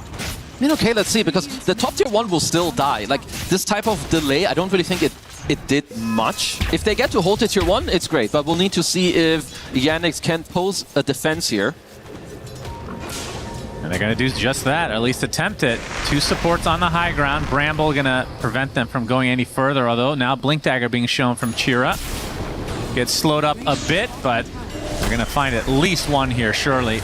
And it's Whitemont. One more bushwhack for the road from Soxa. I wonder how many bushwhacks, how many heroes per bushwhack this game. He's probably on like 1.8 or something. 1. Yeah, he's definitely quite high, but turns out, you know, I take back what I said earlier. The 2 little plays that Malady went for here did allow them enough time and space for everyone to come back. 33. Right on top of 33 with that blink. Corrosive Haze to follow. Soxa can't get the bushwhack this time. Caster Curse indeed. 33 is healing up, but it's not going to be enough. Watson joins the array here. Foray, rather. Sure. I feel like I put Specialist Array in your brain and all. Yeah. You did. I was really excited. I'm sorry. You'll just get the normal There's no chance he goes both then, I take it. Yeah, I don't think you can. So they kind of have like similar things, unless in like late game we want to see a Hydra's Breath. I mean, I guess you could, but then it also kind of depends. Do you need to upgrade your Dragon Lance or not? Do you want a Pike? Right. Can you be greedy and go Hydra's Breath instead? Pure's Bear in a bit of a battle here with Centaur. And of course, we didn't mention, I mean, how good of a Lone Druid game is this? We've seen the Slardar matchup before. That can be a little rough. Honestly, out of the Lone Druid games we've seen, I think it's fine at best. It's not good against Lina. It's bad against Slardar. I think even Undying is annoying for you, and so is Centaur. So how is it fine? We'll get back to your definition of fine after this. Centaur gets gone on and killed off. Because the hero itself is very good. Oh, I see. So he's double S tier and he goes down to B, which is just fine. Yeah, something like that. I see. Okay, that's a good recovery from you. Yeah, keep it up. Very good analyst. I am. Good caster, back to you.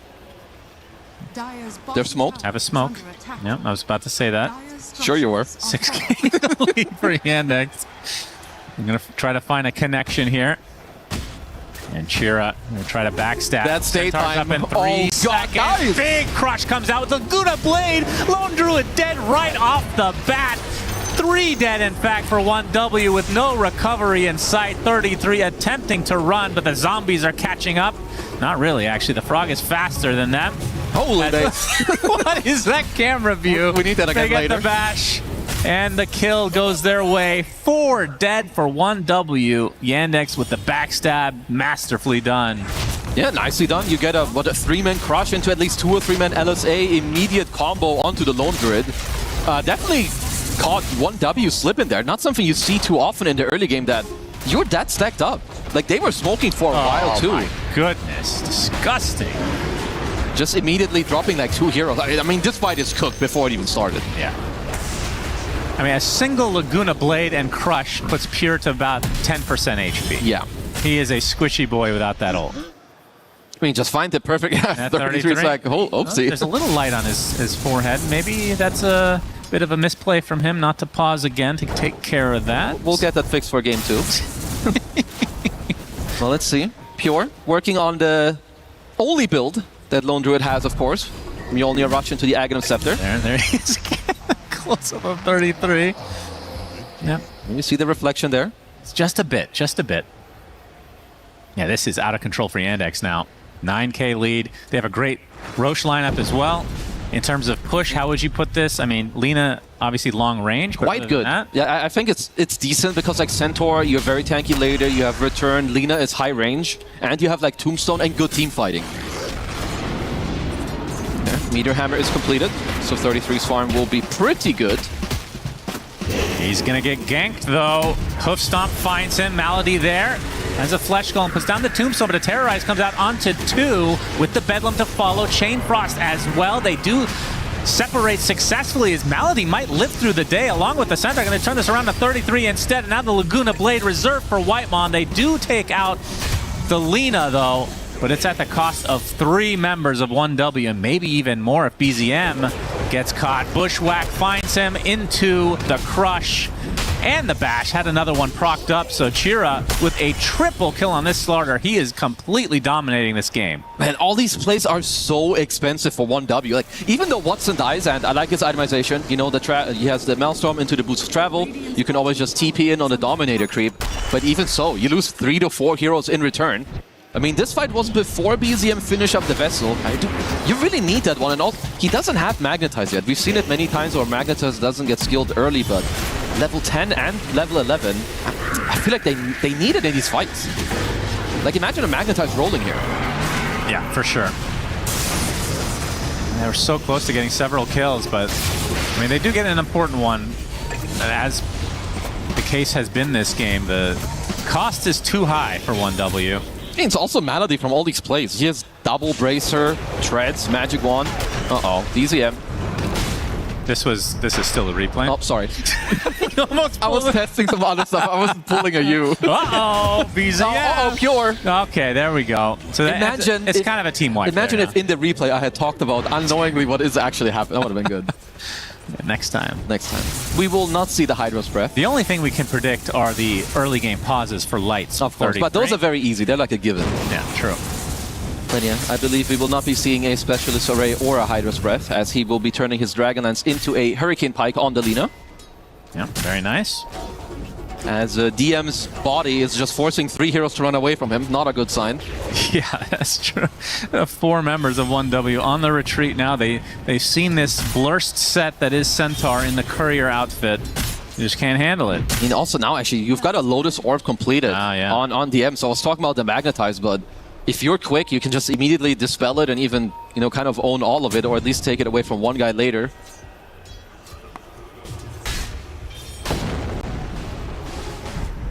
$10K lead for Yandex. 1W are really grouping up right now. They expecting a fight? Might be just... I think they just want to be ready for Yandex to, like, for a potential play. Roche. They do roll on him successfully, lick him in. The Crush comes out, but that's enough damage. Great pickoff from 1W.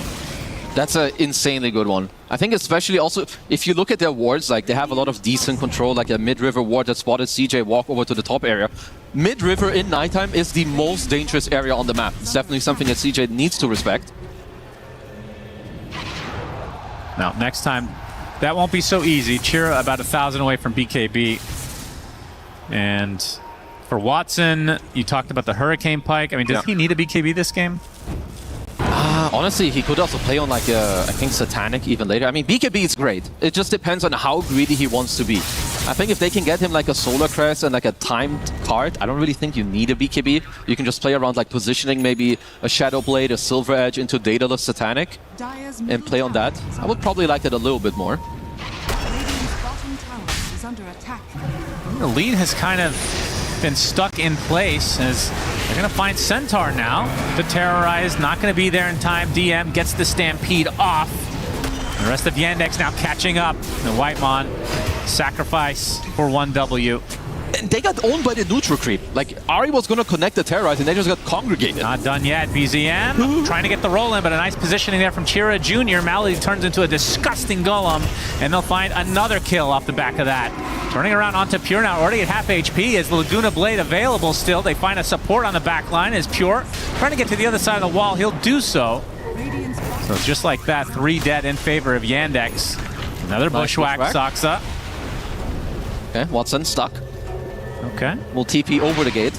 I'm surprised he didn't yell about the Tombstone Shard, as Malady just went hopping into it. Oh, I didn't even notice he had it. Did they take out the Tormentor? It's 19 minutes. He bought it? Yeah. Dude, bro has been cooking this entire game. He's in 14 But how often kills. do you buy this anymore? I feel like I never see it. Well, not very often. This is why let a brother cook. That's awesome. He has shards. He's about to buy a Blade Mail. All right, I just had to... Now I have... Oh, Ari? He's going to die here. Whitemon in the area, though. Sharpshooter's enough from Saksa. Well positioned to the south as Whitemon really wants to find a connection. He gets the Sinister Gaze onto the Slardar. Then Chira now in some trouble. DM in the area as well. Chira does fall, but the Laguna Blade comes out from Watson from the south. They get 1 core kill as BZM trying to roll away. Does have the Magnetize onto several heroes. Watson with the LSA missing. And with that, I think Yandex tries to back off, although Malady will get a nice Lotus to try to back away here. And BZM continuing this Magnetize. But I think the fight breaks up now, so it ends up being mid laner for off lane. Favor for that is 1W. Absolutely. 1-for-1 trade at this point is very, very good for them. BZM looking to work on a BKB. And like we all know, this is not really Lone Druid's strongest timing yet. You know, he's got only the Mjolnir. So of course he can kind of join fights if he wants to, but he'd still prefer to just get some more space. Yeah, will be a BKB for the next item on Watson. Okay. As DM, we talked about the Lotus already. It's going to be Heart afterwards. 2k into that. Nice save from BZM here onto Mr. Whitemon. But yeah, I think with the BKB, it's going to be quite hard to take down Watson. And also, first Roche, honestly, it should just kind of go to Yandex. I mean, even if you go and try and contest it, you're fighting into an area that's just plastered with a tombstone. We have to see if Collapse is somewhere in the crowd. It might take over a PC. Otherwise, yeah, I would think that this is a free Roche for That'd be a sick Joker. Like if you swap in a player for like 30 seconds. That's right. That would be nice. Next Midas mode. Yeah. All right, so Undying already has a shard, so DM gets a free one. That's excellent. Oh, what a dream if you're playing Centaur. Like, you're already very close to hard. Also, when you play against Lone Druid, it's really easy to rack up the stacks on your shard, because you can just keep using it on the bear. Counts as a hero unit, you just stack it up with your heart, and Do you think teams ever talk about this idea of if a support is off to a good start and you're able to afford a shard and to hold that thought? Crush finds BZM. Chira showing off the BKB, it's going to be a free one. What was I saying? The shard if business. A support, hold that thought again, Kazu. Very important. DM being licked into the Chain Frost. Lotus, he's fine. Okay, fake hype. Back to your great point. Back to my point. I've forgotten now. Shard. That's right. Yeah, if you're off to a good start on a support. Yep. Did they ever talk about, let me buy a shard to give my core a chance to get the Tormentor? It's not really something you talk about a lot. I would say it's more about specific... More niche? If you have like specific heroes where you're like, wow, if we get this now, yeah. Like let's say you're owning in the game. It's like minute, I don't know, 21. You're super owning and you can get your mid-Viper a shard or something. Yeah. Then you can go in. I think then absolutely you're going to do it. Otherwise, I do think that support items are actually very valuable. Like, I would rather have 1400 gold on a support more often. Well, the than only on a reason I core. mentioned that is because I can't remember the last time I've seen the First Undying one? Shard actually be purchased. Yeah, it's true. I think it's still usable. It's just I'm not saying it's bad. It's just versus the original form of it, Yeah. it was completely bonkers. No, for sure. It's just, he's just having such a good game, and honestly, it just makes sense as Pure is in. Yeah, he does have okay. Aghanim Scepter. Bushwhack is dodged, but There's a Corrosive lot of Haze people. gives them all the vision in the world. It's the bear or the lone druid. Pick a target, young man. Nice. Pure. Double save. And he's going to get saved by BZM, so they'll focus the bear instead. He died from the bear dying. Oh my god, I didn't oh my god. Oh no. Well, it was a great try by BZM, and he nearly bailed him my. out. How much damage does that do? That looked like 450 pure damage. Damn. On Pure himself. Damn, pure damage against Pure, it's a counter. Jeez. Well, that is truly unfortunate for 1W. Is there in a huge hole, 18k lead for Yandex. BKB now online for Watson as well, so they can get ultra aggressive. They can go for Roche at any time. I feel like they could have done this 10 minutes ago. They could, but they're just continuously playing, you know, for the map play. I see. That's a lot of gold. At first I was like, why are they focusing the bear and not the hero? But one Laguna Blade, he's low enough to die to the bear. No, it's also so much gold. Like, you're not just getting the hero kill, you're getting the bear kill first. True. It's basically like a double kill. Yeah, that was nice. Cheer up. Well, Whitemon, it was nice knowing you. He's fine. Yeah. Yep.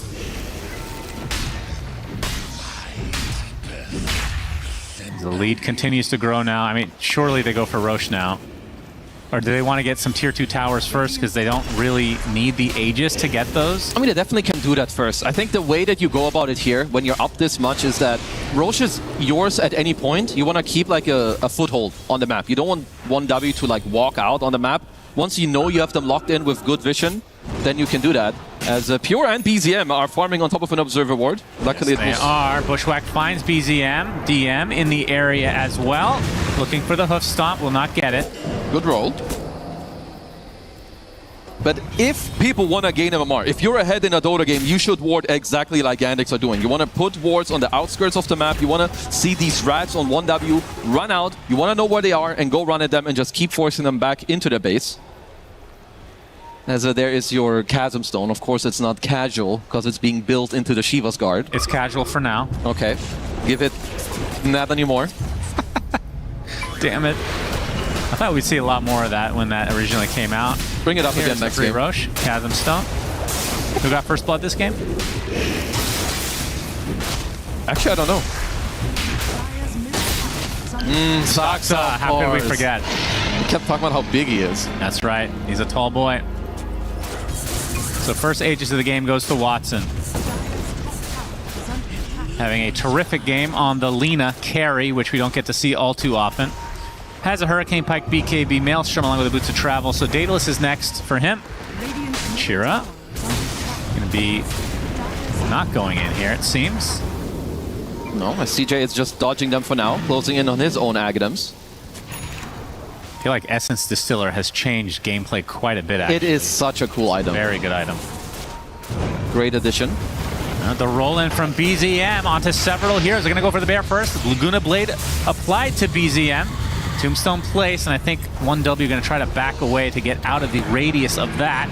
But the Stampede going to bring them back into the radius of 1W. BKB from Chira Jr. gets the crush onto 33. Watson with the LSA, and the right clicks from below. Should be more than enough, and now BZM, nice block off by Chira Jr. And BZM bushwhack to a tree, another core dead for 1W, and the LSA connection canceling the TP. It's all Yandex here in game number 1. It is really difficult for 1W to really do anything. Also now Watson, level 20 talent unlocked. You love this one on the Lina. More move speed, more attack speed. As, yeah, DM, I think he's just going to be playing with his food here. 4,000 HP on the Centaur. I don't really know if they can touch him. Yeah, that's a beast. And like, even with Pure having his bear in the fight, if your hero isn't there, you only have one bear, and it dies within like 4 seconds against the Slardar and the Lina. As Watson is gonna need a creep wave to get some stacks, so DM, don't touch it. It's reserved for Watson. Now Chira with the Aghanim Scepter, going to be that much more tanky in these fights. Slaughter mid looked very good in the last series as well. I'm a bit surprised that it died off. Like in that sense, of course, he had a great lane against the Earth Spirit. Watson getting rolled on, but BZM nowhere close to the range needed. Yeah, I mean, it does help that it was against a melee hero, obviously. Yeah. I mean, other than the Huskars and Vipers of the world, I feel like Slaughter against range heroes is generally okay still, right? He does pretty fine against most. But it's not like you're gonna win the lane. Yeah, no, you just get kind of spammed by a lot of range heroes, and then there's like probably like some of the heroes like Viper that are really annoying to lane against. But most of the other ones, you're fine. Of course, you want to play it into a melee, isn't that how you keep telling me to say it? Thank you. You sound much more intelligent now. Surely that's Keep it the up. one. Yeah. Great take by you. Pronouncing words makes you smarter. Yeah. Have you tried speaking a second language? Yeah. I'm very bad at it, though. That's good. Be sure to end the Maga Kassif. Excuse me? I just cussed at you in Farsi. Back to the game we go. 22k lead for Yandex. Okay. And Chira having himself an excellent game. They're going to be met by Lena, Mr. Watson. I believe the Daedalus is on the way, so this is a great timing overall. Yeah, it is prime time to go. If anything looks bad, you can keep using Soul Rip on Watson, get up his HP. You have a secondary Lotus Orb as well now on Malady. You can always save him. And honestly now, with the Tombstone drop, you have full nighttime vision. You see everything. And it's really hard to jump into this. Yeah, free tower. What can they do? 1W. All these tanky, look, 3 of the 4 behind them are just so tanky. There's a roll in, the kick out as well. Chira Jr. deletes Ari as Watson now with the Laguna Blade onto BZM, has to roll away with the BKB. And look at all the space being made by Chira Jr. on the back line. They get another kill, and this is just disastrous. 1W, surely this game's about to end. They can't do anything. The Bear finally coming into play, doing a little bit of damage, but a little is not going to cut at this stage. 25k lead with still the Aegis. It's at least 1 lane. Probably 2. Yeah, when will people stop playing Lone Druid against this team? They just seem to have all the answers game after game after game. It's true. Well, ego is a great thing. It sure is. The lick in. Watson. That's a dead bear. Stop only onto 1. Is Watson able to right-click from afar? Corrosive Haze really helping his cause here. Terrorize. Not going to do a whole lot as the LSA into the Laguna is enough for 33 to bite the dust one more time. 50 seconds down and out. No creeps, actually. And now they do. Here they are, and he's going to heal all the way to full with the Aegis. I mean, I love being the type of guy, where you look for a specific plan to come back, but I think it is really hard to come up with a realistic plan that you believe in here if you're 1-dub. As this could be... BZM, they fake back. Sinister Gaze not going to do much here. They delete 2, and GG's just going to be called as game 1 goes to Yandex, and my goodness, they put on a performance. They had this game from start to finish. Like, really sucks with some of the early rotations that they had. Malady with a super cool Wisdom Shrine play, I think as well, that set them up for success a lot. Honestly, I do think that this is the type of game that you can write off pretty quickly. It's like, okay, you play the Lone Druid again. They've beaten it so many times. Go next, try something else, because this series is incredibly important. Yeah, for sure. And I mean, if I was to give MVP, it has to be a co-MVP between Malady and Soxa. The support duo was absolutely ridiculous for Yandex. We saw how many bushwhacks Soxa was getting early. He was in every single lane, it felt like. Yeah. Undying at that one play at the Shrine, I feel like that really capitalized their lead, and they never lost the lead from there. No, also when you look at the lanes overall, I think it was just not that easy for 1W to play. Like, DM did very well on bottom. CJ obliterated the mid lane. Then you had, like you said, the 2 supports running around, Malady and Soxa, just continuing to ramp up the pressure. Watson set up for a perfect game on one of his best heroes. So yeah, I think game 2, 1-dub. Gotta scrap the draft and bring some better gameplay. Well, I think the interesting talking point here is what happens to Lone Druid, because it's banned a lot, right? And if you're 1W, you apparently can't pick it against Yandex. So that puts Yandex in the driver's seat if they want to pick it, or if they just let it be banned. I do think you can play against it too. Like, what they're showing as counters, it's not like 1W can't play it themselves. I think also, like, 33 not happy. I mean, this was big. I think, like, you're up 6k gold, and it's not usual you see a play, like, really hit like this, not against a team like 1W. Yeah. So I think next game, they'll come in more focused, slightly different plan. and we'll see a more even matchup. I don't think we ended up seeing really any grab allies. No, Jocelyn himself. Yeah, that's the one that you didn't see. The one that I didn't. That's really sad to me. He's going to have to pick it again because Malady started off the game just completely taking over. And from there, that's exactly what you want as a core hero, to have your supports kind of lead the charge for you early on and give you space to get to this point where Watson just hurts big time. And Chira Jr., of course, no slack himself. No, like, his Zarda is really good, and if you look at 1W, generally speaking, they play around, like, BZM a lot with their two supports, but when your lane is this difficult, it's just so hard to play through BZM. All right, Shiva! Thank you very much, Sunspan and Kezu, here to break it down, and I think Yandex has solved it. I'm not sure if we're going to see a Lone Druid again in this matchup. Maybe on the side of Yandex themselves, who knows. I do think we're going to see Lina in a carry position potentially more often. Looked very good in the hands of Watson, but I want to start with the real reason why Yandex won.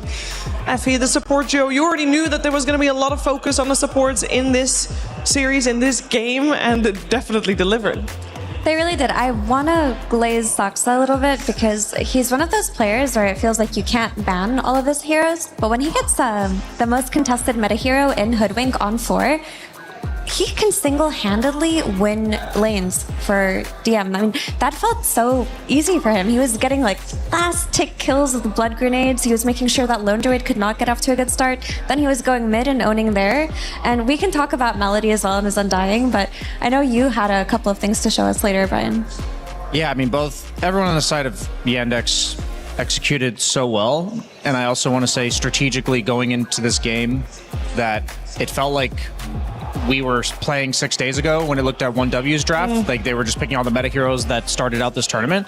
And something we've been talking about is that the meta is going to get figured out. And what that means is that people are learning the responses to the heroes that are good. And, I think Puck, for good reason, has fallen out of favor because people are punishing it with these aggressive, greedy melee heroes.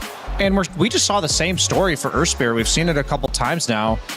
I think we saw Nightstalker have to get banned out to enable Puck. I think we're going to have to start banning Slardar to enable these greedy mid laners because Puck and Earthspirit specifically, they don't do anything to shut you down. You're not really like annihilate. I mean, honestly, Chira Jr. worked him in this lane. I don't know if it's supposed to be that bad, but at the end of the day, you're picking it because you can get away with Slardar. Slardar has a lot of unplayable matchups. Like if you're Slardar against like Invoker mid or any other ranged hero with a slow, you just can't really play the game. And so my eyes on the draft are the fact that Yandex is using the flex of heroes like Lina. They're really giving themselves so many options to give you that cheesy last pick. We were theory crafting, they could put it mid, they could put it carry. What are their options? And when you have that many options to talk about, that means your draft is just really well put together. Yeah, I mean, what you mentioned about the Earthspirit, I think Earthspirit is very strong in this patch, but his biggest strength is in teams that can flex him to 4 when they need to. That's why you don't really reveal, okay, we picked Dark Willow into Earthspirit knowing that the flex will never come, because then he's in a position where he can get Pestguard or Slardard or whatever anti-melee hero. Yeah, whatever anti-melee hero exists, you can exploit it. So I think maybe the mistake was Willow plus Earthspirit. But honestly, for 1W, if it's only BZM playing Earthspirit on that team, then maybe they should move away from it in this series, because you have to ban it against P-Vision, because if no one gets it or 9 class gets it, they're going to completely pop off. But it does seem like BZM is the only Earthspirit player on this team.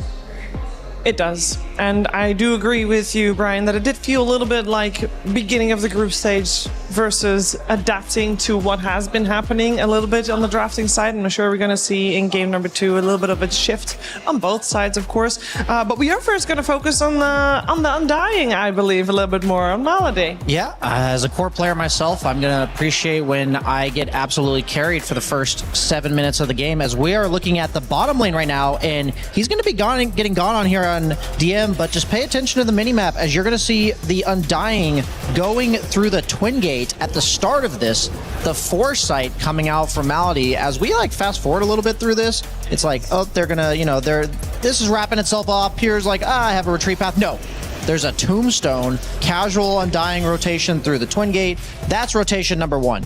Rotation number 2, you guys probably saw it if you were watching the game live. This is one of the coolest plays I have ever witnessed at the Wisdom Shrine specifically.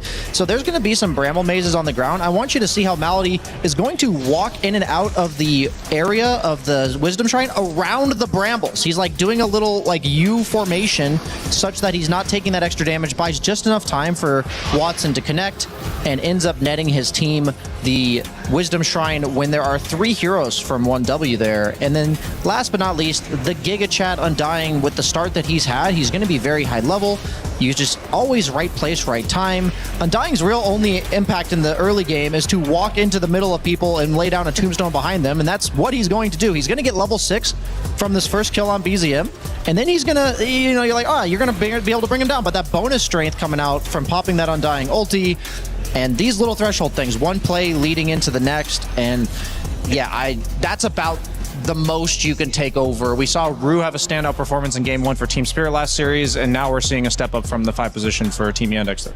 An absolute step up, and to be honest, very scary. I think nobody wants to face an Undying like that.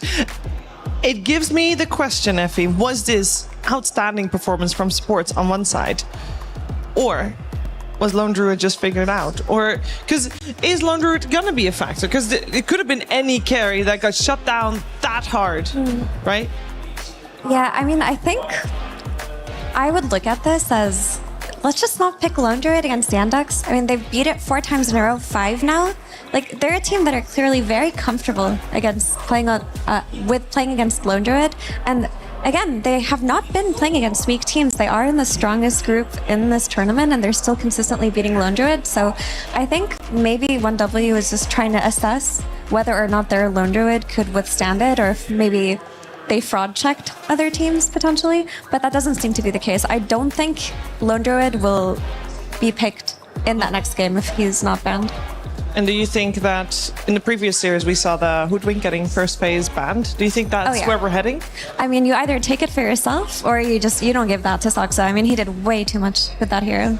Yeah, like in the Team Spirit series in Game 1, I was like, oh, Team Spirit, like they weren't really meant to win the early game, so this was like purely outplay coming from them. And going into Game 2, it's like, okay, P-Vision, they can clean that up. In this series, like it's a first impression from one game. I think that Yandex is so far ahead of 1W in terms of how they're thinking about the meta and the layers of these heroes. It's like, okay, Lone Druid, what does this hero do? He hits creeps for 20 minutes. Oftentimes, you can't pick carry Lina because she's very easy to invade, very easy to gank. A lot of carries just go through that twin gate and boot her out of lane, and she's useless. But that's something we can punish because they have Lone Druid. It's not just the lane matchups. It's not just like, it's everything I feel like they're thinking about. And I think they got absolutely worked strategically. They're gonna have to I don't even know if it's fixable. That's how I am seeing this series. 1W is considered to be one of the strongest teams here. I mean, you said it yourself this morning, Effie. Out of the 4 teams we got on this stage, one of them is probably the winner, and the rest will probably somewhere be in the top. 1W is one of those, so surely they're gonna be able to adjust to something like this. Yeah, I would hope so. I mean, for me, the adjustments that I bet we're gonna see are not this first pick Lone Druid, but also maybe just not the Earth Spirit for BZM if they're unwilling to flex it. Because if BZM is in a position where he gets later picked within the draft, he can do a lot for 1W. I guess to be clear, I think they will adjust by Tuesday. Like, I think if you give them like a day and a half, they will. I honestly, sincerely believe this is like a wake-up call where it's like, wow, we have not been thinking enough about the drafts coming in today. The games have been too easy. Yes, the games have been too easy. They really came into play today, and it's like, are they going to make adjustments? Is it going to look better in Game 2? I absolutely believe that, but just strategically, it looked like the gap was too large, and it didn't seem like Yandex did any, like, it's not like they threw a curveball. I feel like that was just a smart, well laid out draft. So based on this, you do think that Yandex will take the next game as well? Yeah, it's not enough time to adjust to I something personally like feel that way. Like, it's one of those where, for all I know, you remove the Lone Druid and everything's perfectly even. But just from the outside looking in, it looked like a complete strategical outclass. Do you share that vision, Effie? I don't know. I don't think Game 2 is going to look at all like we saw in Game 1, because there are a lot of adjustments they can make that would give them an even playing field. Like, taking the Centaur for themselves when they have that pick open instead of the Lone Druid, I think would have given them something else. Because, like, the issues that I saw were the hero pool for the offlane being very limited, the Centaur steal into like picking Largo and not the best Largo game, I think things like that can be fixed by just prioritizing it earlier. So I don't think it's that dire, but I completely understand why Brian thinks so. Well, we're going to find out one way or the other. Keep in mind that both of these teams, well, now I guess only Alex, they want a 2-0 because 2-0 locks them into the playoffs straight away. Whereas if now 1W can get an extra win here and tie the series, they'll play again against each other in the best of 3 because we need to solve this tie. Both of these teams tied at the top spot, and that matters a lot. And if you're now confused by these numbers and by Brian mentioning what's happening on Tuesday, don't worry, we got you covered.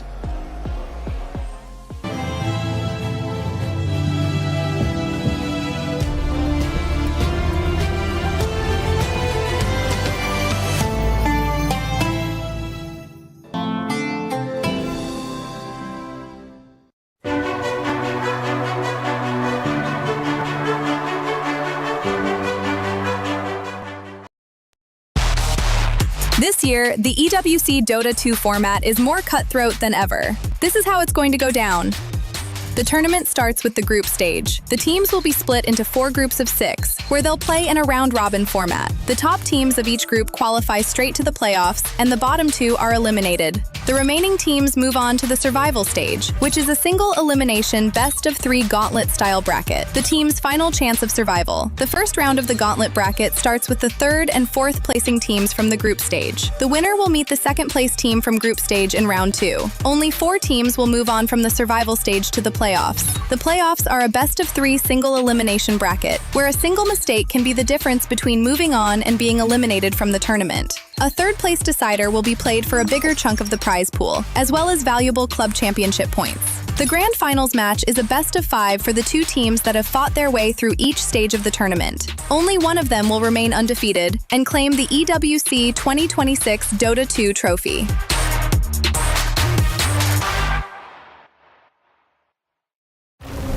The Esports World Cup, the most elite competition in the world. Its trophy system is built to match. The Club Championship Trophy, awarded to the one club that rose above the rest and reigned supreme across all EWC games. Every participant earns a key engraved with their name. That's their right to compete. Reigning champions hold a key unlike any other. The Game Trophy is the ultimate prize for every game's champion, incomplete until a champion's key is inserted. The champion's key frame is locked into the totem, a stone marker of legacy, etched with every EWC champion. The losing keys are crushed. The champion claims 3, a personal reminder of who they defeated. The rest are preserved beneath the totem in resin. Every fallen contender captured forever.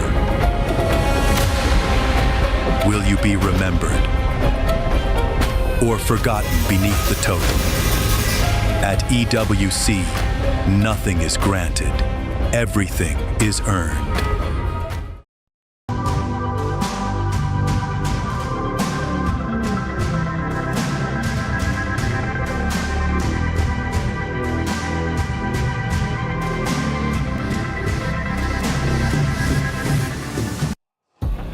We're getting ready of game number 2.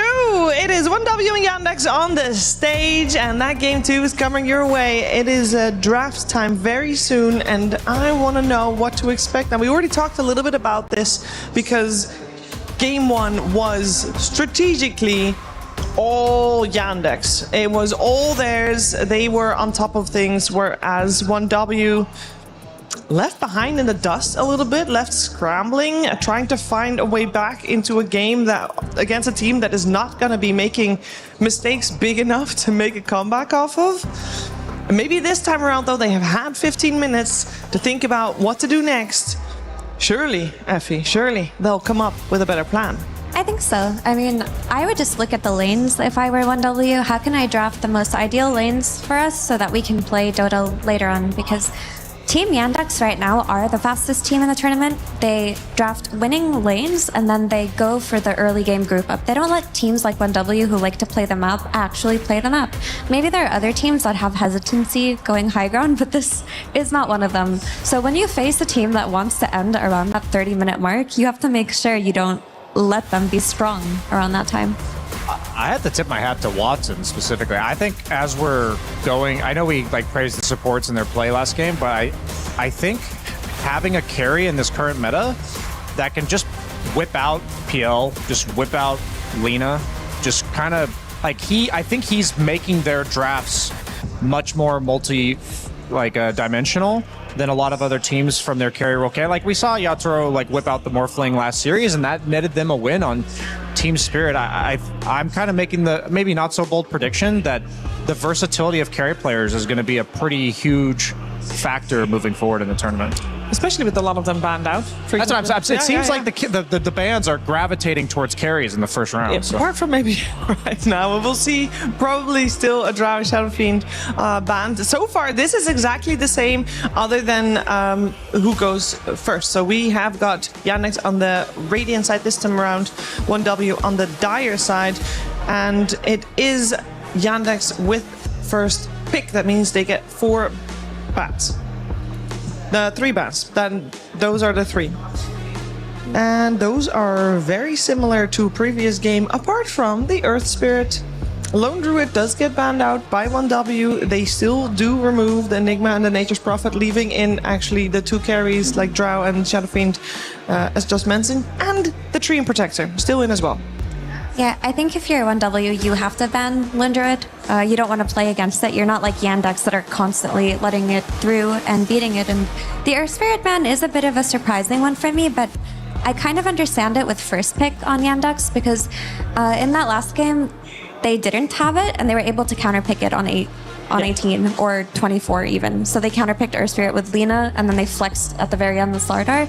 In this game, they don't want to deal with an 18 Earth Spirit coming out from VZM after they've already shown their mid hero. Yeah, and I of course meant Treant and Nature's Prophet swapped around, but they both get banned anyway, so it doesn't matter. Centaur first for Yandex. Yeah, I'm not surprised that this hero's getting elevated in his priority in the draft, because every time I've seen it, even when teams beat it, it felt like you had to pick 3 specific heroes in order to kill this guy who has 3,000 HP at 20 minutes. And if you don't have that, it's such a huge problem to address. And if you don't address it, you literally, he just runs you over because they buy an early shard, that strength stacks up really quickly. Heal reduction feels kind of hard to come by right now. We even saw DM go back for stop by for a Lotus before he went for the hard. So there is a bit of versatility in the way that this hero can build. And he's also just insanely good against all of the range carries. And quite frankly, I think we're seeing the result of a meta where the carry like Slarks, Ursas, and Monkey King type carries that pick on these really tanky offlaners like Centaur, they're just unpickable, it seems like right now. I think Monkey King might be the most pickable out of all of them, so I'm curious if we potentially start to see Monkey King go up in value because of these Centaur first round picks. Yandex did first phase ban Axe previous game. This time it will be there as an answer to the Centaur. Another hero that I think we should keep on our radar just in case. You mentioned it many times before, Effie, the Keeper of the Light, still in. For sure, that one's the big one here. But last time Yandex were like, okay, of 33's hero pool, we're going to ban the Axe early on, and we're going to take the Centaur so that we make sure he doesn't have his farming mechanisms, his ability to play behind towers, to farm the camps that free up the triangle for his own mid laner. And between Centaur and Axe, Centaur is much easier to make work than an Axe. Like, Axe drafts can go very wrong, but 1W just go for it anyway. It doesn't necessarily interact with the Centaur in any capacity. It's just that they want that ability to farm ahead of the tower for 33. Yeah, maybe I'm underestimating Axe as a hero. I mean, we saw Collapse own with it 2 days ago, but I don't know. I just feel like this is not a worthwhile trade.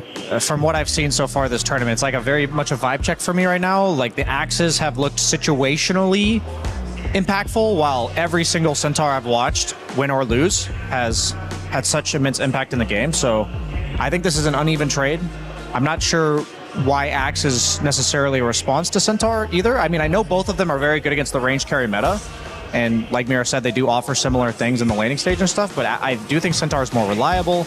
I think the biggest thing is that like a lot of Axe's bad lane matchups in the support role or dispels or like any form of save from a call. There's not really a support equivalent counter to Centaur.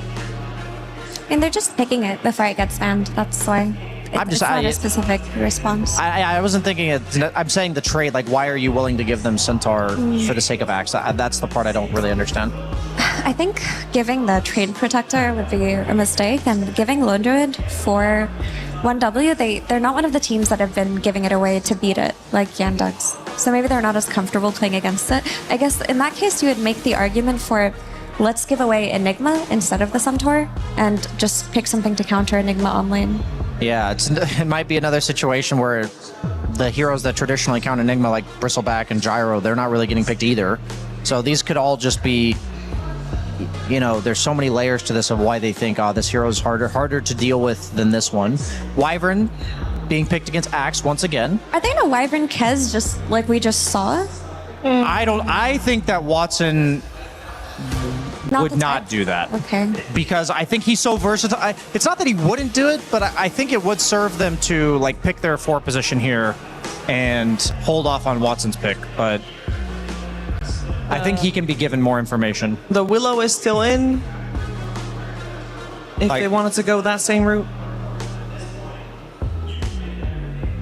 Yeah, Willow's not bad. I mean, not the easiest Willow game versus range carries like Draw Ranger.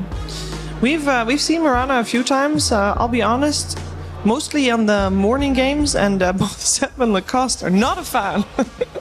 Very strongly so, even. Or maybe a little bit different in the hands of Saxa. Oddly enough, I actually put Mirana in like the coddle category in the sense that if you're not building around Mirana, then she is really underwhelming. I think even more so than coddle in terms of underwhelming, because if you don't have the follow-up damage, if you don't have some heavy utilization of the vision of Moonlight Shadow, if you don't have catch that sets up the arrow, like these are just things where Mirana, she's just kind of a worser version of every support if she doesn't have those things. I think she's really strong on lane. They have the Centaur set up. Even like Curse into arrow is actually a pretty decent combo. It threatens heroes like Puck and stuff like this. Yeah, I was going to mention that I think they're going to pick Clockwork with the Draw Ranger, and Mirana, you just pre-pick her. She's a hero that can play against cogs relatively comfortably, and it can be as simple as Yandex just thinking they need strong lanes to win because they snowballed so hard in that first game. Yeah, absolutely. I guess if you're going... Is there something you like more about Mirana as opposed to like Willow, for instance? Like why Mirana over Willow? Because I think they're both strong laners, right? Or do you think she matches up better against Clock? I think Mirana just plays better against Clock, but I also think it's hard to be Willow against heroes like Draw Ranger that can like gust you away. They don't necessarily get caught by your spells. They're playing from a distance. It's a tough one. Like, she's not one of the carries that are comfortable for Willow, unless Willow's snowballing. Gotcha. We still see Willow coming out. Ari will play it 2 games in a row. I'm a big Lifestealer fan here. Yeah. Now Willow for 1W. That's a strong Willow game because you have a lot of magic damage versus Winter Wyvern, which is very important. I didn't think they would do it. Sorry, Mira. No, go ahead. I just didn't think they would do it because Axe is traditionally a hard PL counter. PL like absolutely destroys the rest of this lineup. Don't get me wrong. I got told yesterday, I asked this very question to Seb about Axe and PL, and he said the best PL players, they are able to make Axe look stupid. Yeah, They'll always have a doppel. It's one of those in the laning stage, you just can't really do much to them. That's the thing. Like for me, I'm more so looking at the lane. In the mid to late game, it's really not that bad at all. Because he didn't use those words, by the way. He didn't say stupid. Just want to point that out. But PL can absolutely make you look silly because Axe is a hard committal blink stun meant to kill somebody at the very start of the fight hero, and if you blink call 5 illusions, you do look kind of goofy, especially when we're playing from bird's eye view and we can see which one's real. Yeah. I am shocked because PL has, if you guys watch like Immortal level streamers, PL's in like half the pubs. He's in like every game, and he's a hero that does require, it's like harder to play against PL than it is to play with PL, so I think he punishes pubs a lot more. than he does professional play. But so far, Yandex is the one team that's repeatedly ran PL to success, and I don't think Axe is enough, so I hope that one win, like they're banning out Leshrac, I hope 1W does not, think, oh, we got it covered with just Axe. I hope there's a hard PL counter coming in here. I mean, the Leshrac is the big one that you think about. What else could you pick against PL? Because Invoker's also taken out in that first phase, and that's AoE damage. Yeah, I mean, generally speaking, it's mostly about heroes that are willing to walk into PL, and they're not like Ember's a great example. They have to ban it themselves because Yandex picks first. I'm just like, it's really hard without a hero list, but I don't think of counters as like Earthshaker. I'm thinking of counters of heroes that early game, like Primal Beast, for instance, they like walk at the PL and you just can't really do anything about it. Does Puck count as a counter? I know she's been bad, but Puck would work. Dream Coil everybody? Puck would absolutely work. It's not a hard counter, but it would give them answers for sure. You mentioned Shaker, and I think that if Yandex pick a melee mid laner, we might actually see the Shaker come out for a VZM. Yeah, I can see one that. of his preferred heroes. While we're waiting for this, I do want to talk about the drafts as they are now, because while it is true that PL and Axe have like nice dynamics on lane in the sense that PL can press Doppelganger and then you can remove the Battle Hunger, and then you've also got the Wyvern healing you. I still think it's a great matchup for Axe later on. I mean, if he's not being made to look silly like you mentioned, Sheaves. And this Drow plus Clock lane is very strong. Also, this is an Earthshaker steal, which is crazy. But okay, before we talk about that, I just want to say that the lanes on 1W looked very solid when they didn't in that first game.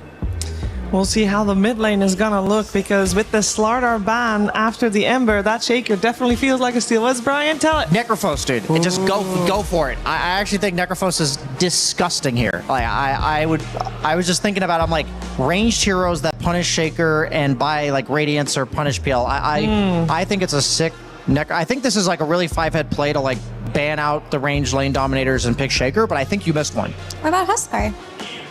It's not a PL counter. That was my concern. But I think they have two favorable side lanes right now. Like PL's fine against Axe, but he does lose the lane generally. Like you're not going to punish the Axe. Then you have Clockwork Drow in the other side lane. I think if you were to just all in lanes with Necro here, I do think they have other options. But I would love to see the Radiance buyer that connects to fights. Would if they do go for that, would they still be on a timer? Like, does Phantom Lancer still just eventually close out a game? Yes, but it's one of those where if you're down by 20k all game, doesn't really matter. What do you make of the qual? I like it. What do you like about it? I like that it wins lane versus Shaker, and I really think that's the approach that 1W needed to take in this game too. They just needed to draft strong lanes for themselves. I think they do have win conditions within their drafts, and it is a strong Axe game, which was picked second. So all they have to do is not lose that 5k net worth advantage from the laning stage, and I think their draft will play itself. Whereas I know it was an 18 PL, but it doesn't look like the easiest PL game to pull off for me. I think it's pure. The thing about PL is most games it's similar to Naga that we just saw. Like it is decided in the first 15 minutes. If this game is remotely even, then Yandex is going to win, but I don't think it's going to be remotely even. I think they are going to fall 5 to 10k behind by 20 minutes on the side of Yandex. Like, if they don't, I think it's just going to be a massive outplay on their side. I would probably... this draft looks a lot better for 1W than Game 1. I don't think Yandex got the better half of it this time around. I like the PL, and I like the idea of the Shaker. It's creative, but it's not nearly as much of a gotcha as I think they got in Game 1. So we feel like this game too, the adjustments from 1W are good enough to, if they play well and don't get outclassed in the laning stage, they should just be getting that advantage, and they should be able to write that advantage into a win. For sure. I mean, in that first game, they really could not play after the laning stage. This time around, they can, and the big thing was Axe going to be exploited in the laning stage? Because if he gets shoved out of lane, then they don't really have plays to make. But I think Axe got away with his lane, which is the big one for me here. Yeah, I think that's the big weakness of PL, is that you are not the ranged carry that's going to shut this Axe down. He should get a really good game on 33 here. You guys want to put a timer on this one? Because 1W tends to slow it down, I think they're going to get a pretty massive lead and then gradually end it at like 40 minutes. 40 minutes? PL's too much of a problem, yeah. I see Effie nodding along, going for about 40 minutes. Let's see if this is a tie and we'll go again, or if Yandex can pull ahead and take this one 2-0 and claim top spot in the group. We're heading over to Sunspan and Kezu. Thank you, Shiva. Indeed. Yandex versus 1W game 2. If you had to guess now, will there be a tiebreaker, or will Yandex 2-0? There will be a tiebreaker. You think so? It's a tough choice for me because I do like the chances of PL. But if 1W play well, and I think their lanes go as they are designed to, and the game gets played like very nicely, I do think it is in their hands whether they will win or lose this game. Because while it is a very, very strong PL game, Quap can pop off. Quap is quite good later on. So it's a lot about how do the early lanes go, how about the early rotations? Can Saksa do what he did last game? I do think it's a lot harder with Marana to try and apply similar pressure as as the Hoodwink. Yeah, let's talk about some of these new here. Let's start with the Phantom Lancer. What does it bring to the table? Why have we not seen more of it? It's just it's always been a very specific hero. He has special requirements, right? But in this game, he is quite good. I would say Quap is by far the best hero that 1W have against him. You're in a very OG draw counter. You're very good against both the supports. They have barely any AoE clear. You can even just farm cogs all the time, which is also like, just bonus gold for you. And the hero is very different than it used to be. No diffusal. You're nowadays just like Manta, Aghanims into some Heart or Scotty. So very, very different hero and needs a lot of time. Explain the innate. So the innate of PL is, first of all, I think something cool that people don't really know. So you have one doppelganger illusion that deals 0 damage, but with the innate, even this one deals damage. So first of all, it's a lot harder to understand which one is real and which one is fake. And when you spawn illusions, they are way stronger than they should. Like the damage is really, really high with the innate, which also goes up. Very close on the brambles. Yeah, looks like he'll be okay. Saksa will not, because that is a battery assault level 1 clockwork. I never thought I'd see the day. And 1W with the first kill of the game as a result. Watson still being pressured heavily here at the wraparound. He's missing a lot of CS. Yeah, that's so sad. Should get this one. Get these range creeps. 33 is very healthy. You can see Malady also quite low. Looks like he might just fall here. Early call picked up from 33. Fairy Fire not going to be enough to save Malady. So already a 2-0 start for 1W. As Saksa stuck inside the cogs. Another kill going the way of 1W. This is why brains need to be turned on, Shannon. Look at these skill builds. You have Battery Assault in the top lane against a Marana who is arrow level 1. Screw you, idiot. I'm gonna kill you. Bottom lane, you're Axe against PL. I'm not skilling Battle Hunger. You think I'm stupid? Boom. No, you go Counter Helix, you go Call. Screw your stupid Doppelganger.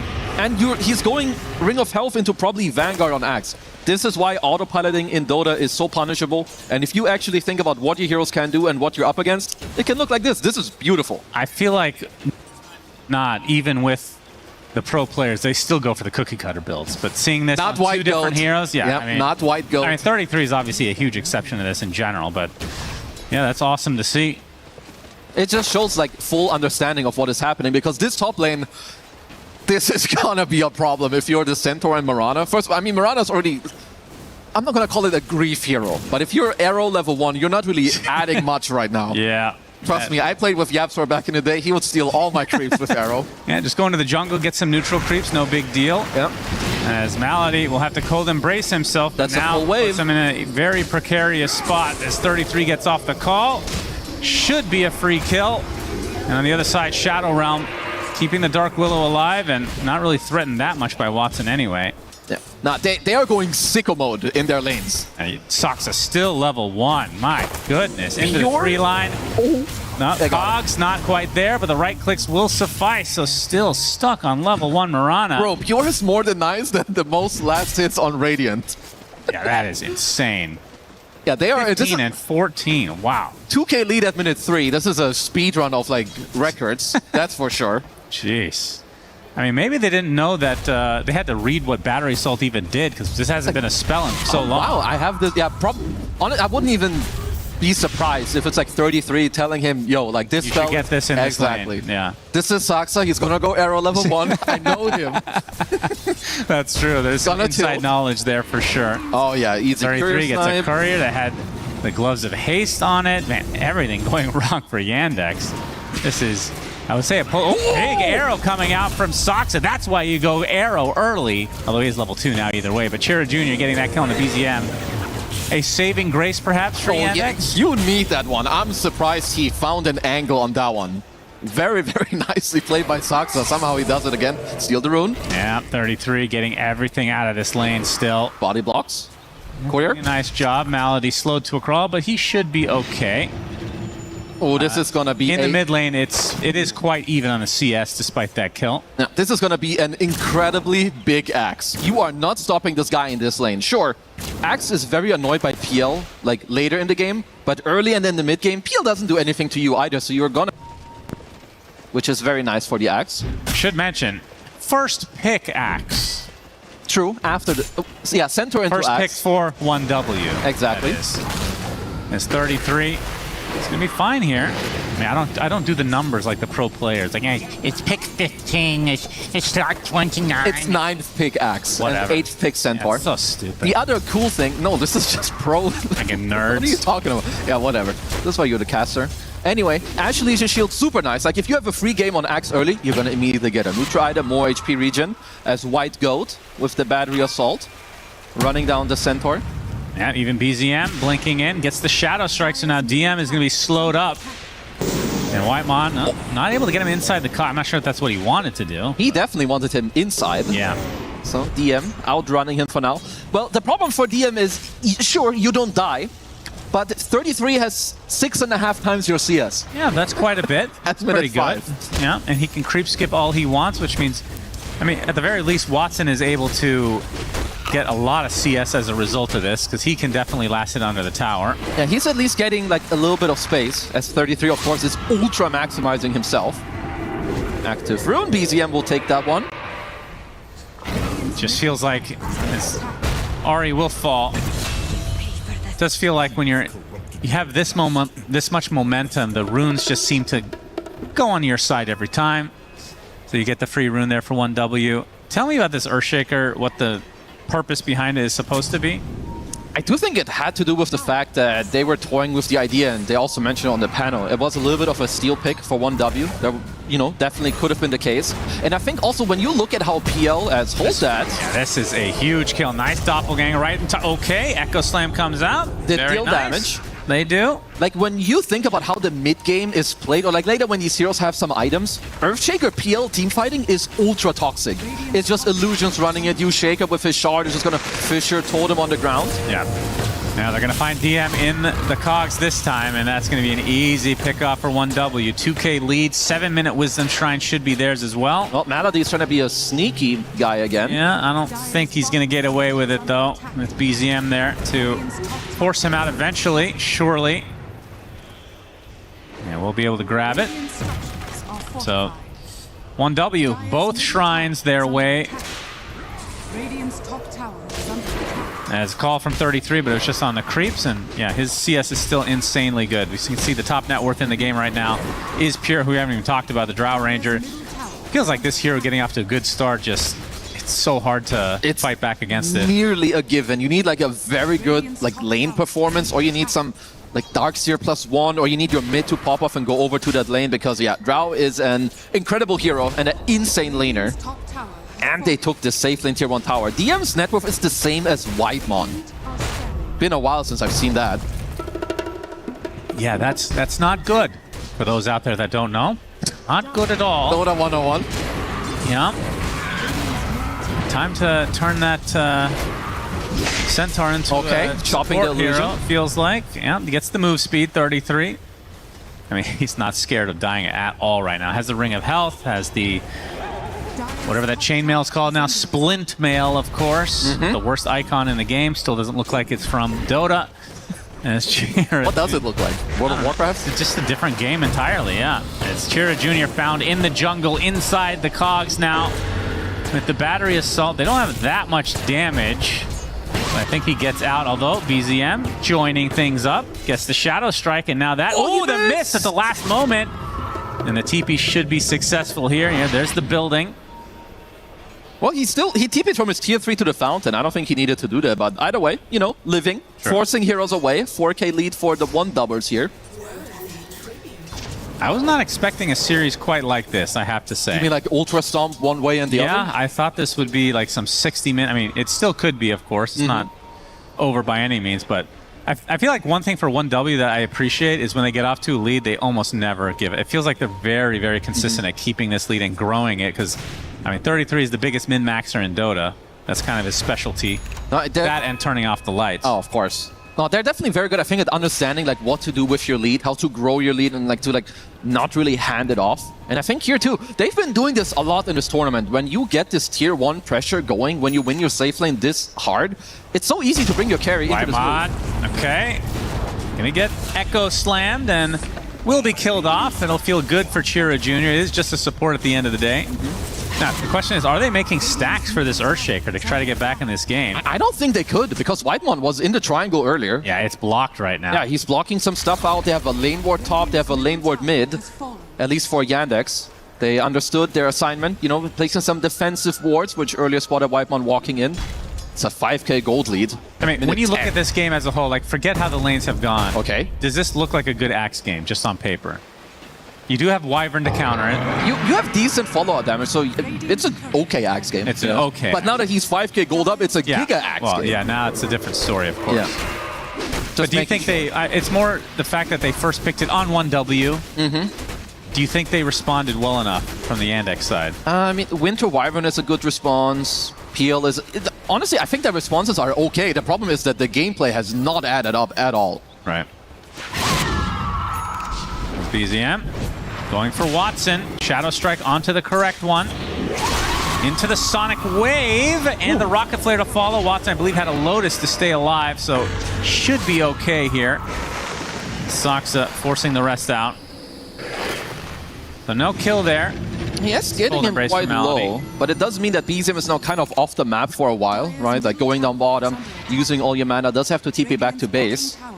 And also, if you're thinking about what Yandex can do right now, you don't really have any items yet that change the pace of the game, right? You don't have a hook shot that you can smoke with. You don't have to shake your blink yet. So once CJ gets his hands on that, we should be able to see a blink. Because until then, the whole map is kind of 1W's real estate. Yeah, for sure. Yandex trying desperate. I mean, for PL as a hero, when is it supposed to come online? Like, when do you start fighting with this hero? You kind of join... 2 or 3 items, it feels like, for most. It's definitely like 2. Like you go Manta Axe, but it's still more like you're not really engaging in the fights yourself early on. You're joining the fights that are starting. So for him, he's more like a, I would say, put him in like a TA territory where you keep farming until you have a couple core items, and then you can look to join your team. Right. So he's very happy if he just, you know, gets away with it. It is a great PL game still. Waiting to see it. Might happen. We'll see if Yandex can delay it until then. Once they have Moonlight Shadow, Winter's Curse, and the Shaker Blink, I do think we'll see Yandex pull out a couple plays. Whitemon showing himself. Ari's going to join as well. But Whitemon will get taken out eventually. Terrorize only on the one as Ari going for the damage onto the Wyvern, but Chira Jr. is going to share some of that, gets the Enchant Totem and the kill. So Watson double on the PL. Manta style almost finished as well. Yandex are finding some good plays here. Let's see about this one. Echo Slam, they get the Fissure as well. The Stunlock is there in general for BZM. Triple kill for Watson. So despite losing 2, 1W walk in and just gift them more kills. I like what Yandex are doing. Like, look at Division in like their own jungle and in the bottom lane. This is the only territory where honestly they kind of want to fight. So 1W, they need to be a bit more careful what they give away, because you have a very clean lead, and this is not the type of game that's just going to be a freebie. There's a Shaker, there's a PL. These heroes scale incredibly well. And there's DM trying his best to get back into this game. Has a Helmet of Dominator, of course. We'll be going for Lotus as a secondary item. So against the Bramble, against the Gust, against the Shadow Strike. I mean, how does Quap... I'm assuming Ags against PL is insanely good. It's ultra good. I mean, Quap is kind of like an infinite damage late game hero. So she is very, very good, as now there's a newly obtained Moonlight Shadow. Yeah, 33 is going to be the recipient of that. Already at half health is Chira Jr. with the Fissure. Easy pickoff, despite having the Blade Mail now for 33. Trying to go for the same play up top on DM. Yeah, so it's going to be an off lane for an off lane. One is not the same as the other, though. You can look at the net worth. Oh, yeah. Oh, my God. Absurd difference. He's nearly being doubled up even after these 2 deaths to them. You can definitely understand it. If you're 1W, want to keep the train going, as Malady going for his Siggy play, what it seems to be, stealing the Wisdom Shrine. Yeah, he sure does love it. He's got a clock set to that every 7 minutes. He's also getting it. Very nice. Like, even earlier, you know, he didn't get it, but he forced BZM there in game 1. He absolutely owned in that area. Looks like CJ is going to go for an early shard on the Shaker. Can't really go wrong with either the Kaya or the shard. It's just very nice and easy setup. Could mean that you can just Fisher Totem, set up the arrow without needing to blink in with your main hero. Very nice. Ooh. Oh my goodness. Damn. Just the sound cue alone was enough for him to blink? That is instinct, baby. Pure instinct. I don't understand. If this was a pub, that guy would be reported.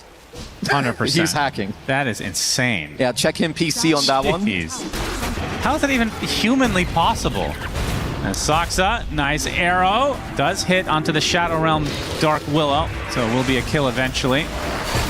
And it's always a trade, though, it seems. And this one, if they can get it, is a bigger kill. But DM, good TP on the high ground. I wonder what 1W will talk about now in the next couple minutes, because this jungle, and we'll see the blink out here. Did he? Maybe it wasn't the sound cue. He could have just blinked after getting the creep, maybe. There's also a chance that the ward spotted him on the edge. Yeah, possible. Sonic Wave deletes Chira Jr. And a big curse comes out, so Malady able to take out Whitemon in turn. As Pure now on the run as Watson continuing to chase, gets the Spirit Lance there as well as Sox's right clicks and the Starstorm. It's enough and a counter initiation from 33, but the arrow's going to hold in place. Cold Embrace now onto Watson, still staying alive until the chop comes through for 33. They're going to try to turn this around now onto Malady, a second chop for the axe. Nicely done from 1W despite losing their position 1. 33 came in really clutch there, because that did not look good. Like, if you're handing kills to the PL right now, you're going to suffer a lot. We all still know what this hero does with very high net worth. Yeah, White's on somewhere. Of course. Initially starting this fight quite cleanly, getting CJ out of it. I mean, this curse was also quite good. But 33 did get enough time to move on over here.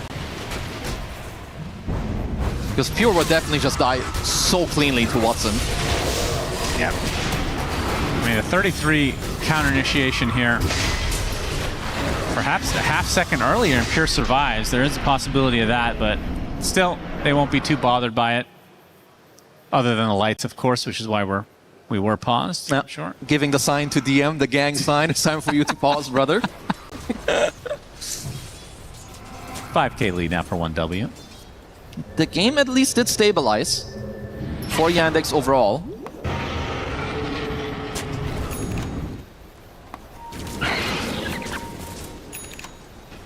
Now you say that, I feel like the lead is now growing again for 1W. Yeah, I guess it's more so that the map stabilized a little bit. Obviously, in terms of the game, they're still in not a good spot whatsoever. Ooh. Another dodged hook shot. A little bit off the mark for Whitemon. Fancy footwork by CJ there. As he will be working on the shard now, so the fissure with the extra stun from Enchant Totem, always a classic. Want to see also eventually, like, if Pure will want to work on an Aghanim Scepter. It is quite good to give you any more AoE clear, Saksa. Stampede to try to give him some space. I don't think he's getting out of this, though. Let's see Saksa with the most emotion we'll see all day. A slight tilt of the head.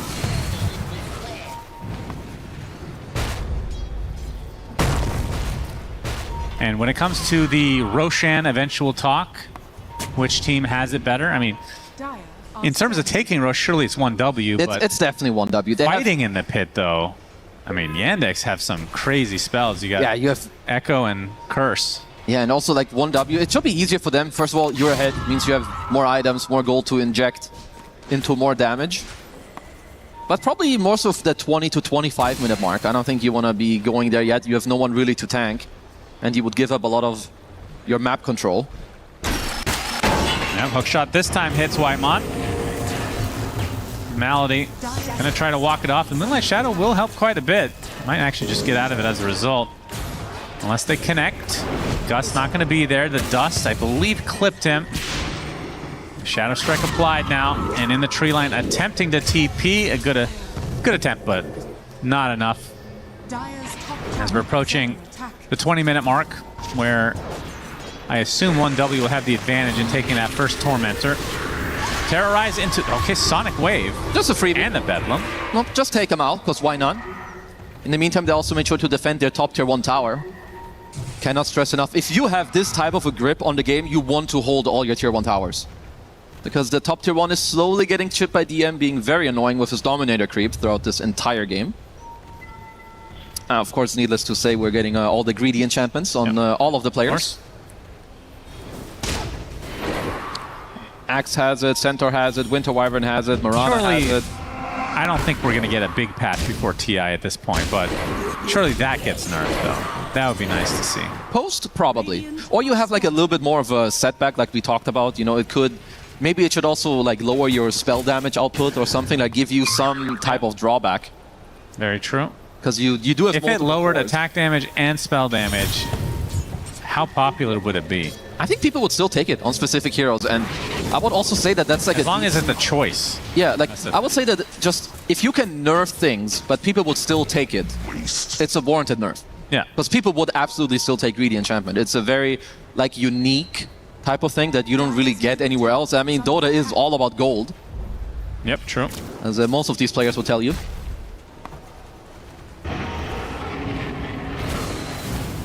And at what point will Yandex be able to fight? I feel like they've been on the defensive the entire game. Looking at the PL, the Aghanim Scepter's done in 200. You can see Chira on the Earthshaker just starting his BKB now, just 1,000 in. So kind of a ways away. The Lotus also a ways away for DM, so it feels like they're not really getting any big itemizations coming in anytime soon. I think 1W are the ones that are looking for a fight, like more so. Yandex can definitely look for like some chip or a poke, you know, with Fisher into the totem, get some illusions out there. So Yandex are definitely the ones that I would say they benefit a little bit more from a slowed down game and keeping it at this pace. Do have the Aghanims completed on BZM. Soxa, wrong place. Yeah, wrong place, wrong quite time. a few people. TP. Ooh, that was actually close. But 20-minute mark, we know what that means. Tormentor will be taken by 1W. And the Wisdom Shrine, you bet. Look at how ready they are with the 2 supports, but this time around Malady making the correct call. He's not anywhere close. And we can see BZM on the Queen of Pain has the Aghanim Scepter. I'm also happy that Pure changed his item build. He had like 3k gold saved and wanted to go Manta style, which I don't think you need. I definitely prefer the Aghanim Scepter here. Give yourself some more damage output, some illusion clear. Also the Hypothermia against the Cold Embrace heals later. And you also just farm way faster with the Aghanim Scepter. You can even just farm with some Frost Arrows on the Ancients, whatever it is. Make it easier for yourself. Yep, he's only 600 away from that now.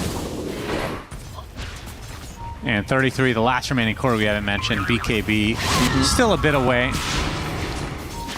Both teams probably going to chill a bit until these big items are purchased up and good to go. The Lotus does come online a little earlier than I thought for DM. This is a very natural move here. Let's see if Yandex can find someone. Active rune spawn timing is always a very easy way to try and use one of your timings, catch someone off guard. Haste rune, they're going to try to bait this maybe. And 1W are not biting on this one. Yeah, Chira Jr. initiated on by 33 with the hook shot to follow. Shadow Strike applied to him. The Cold Embrace keeps him in place. The Gust is there though, as Pure getting all the right clicks he wants. Chira Jr. had no chance. It is a trade for Whitemon, but not even enough from Yandex's perspective. Honestly, that was just a good read by 1W. You see a lot of teams that in that scenario, the first guy, like your Queen of Pain, just jumps on this haste rune and takes it, but very nice discipline, just waiting Daybreak to smoke, and 33 gets his own engagement, even though the enemy team were the ones smoking. There's the Ags. Love that one. Super strong on the Drow Ranger.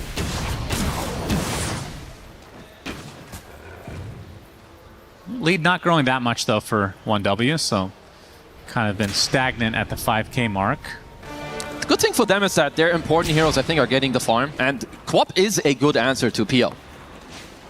It's going to be about the time, I think, later you're going to need Watson with, like, what's he buying now? He's got the Skadi queued up, and I do think eventually you need a Heart to kind of, like, match the Quap's damage output in the fight, like, kind of offsetting it. I think otherwise BZM will just plow through these heroes.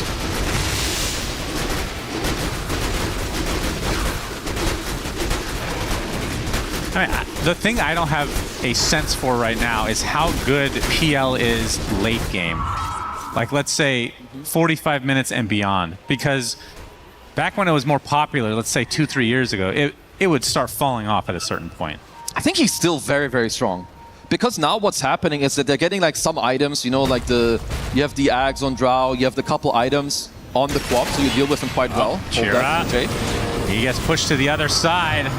He gets cold embrace, but he's just getting bounced left, right, and center. Killed off easily by 1W.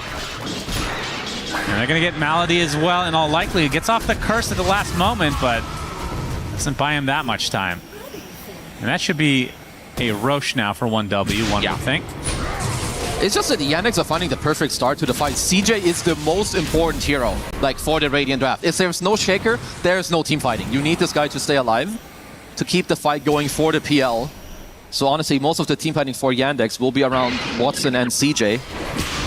So need him to have a little bit better positioning or the Shaker, or to wait for his BKB. Let's see, Watson, an ultimate orb away from finishing the Scotty. And then I assume after that you go some sort of damage, right? Daedalus, Butterfly maybe? I mean, I guess Butterfly against Drow is not particularly good. I don't know yet exactly what he's gonna go for. There's also a world, I think, where he could go hard, but I'm never a fan of going Scotty into hard. It's kind of like a forbidden dual combo, because it's like just very survivable. But to be fair, PL's the type of hero that if you just stay alive throughout the fight, that is how you win. You don't necessarily need to have 5 damage items to clean people up, but rather... Feels like you need 1. Yeah, I mean, at least his illusions are very strong. I need to see what he goes for after the Scotty. Butterfly obviously is good damage output. You don't care about the Drow in that case? I mean, I guess she won't really get to hit you all that much anyway. Obviously, she has multi-shot. Not sure if he's done the math on like what's best for him.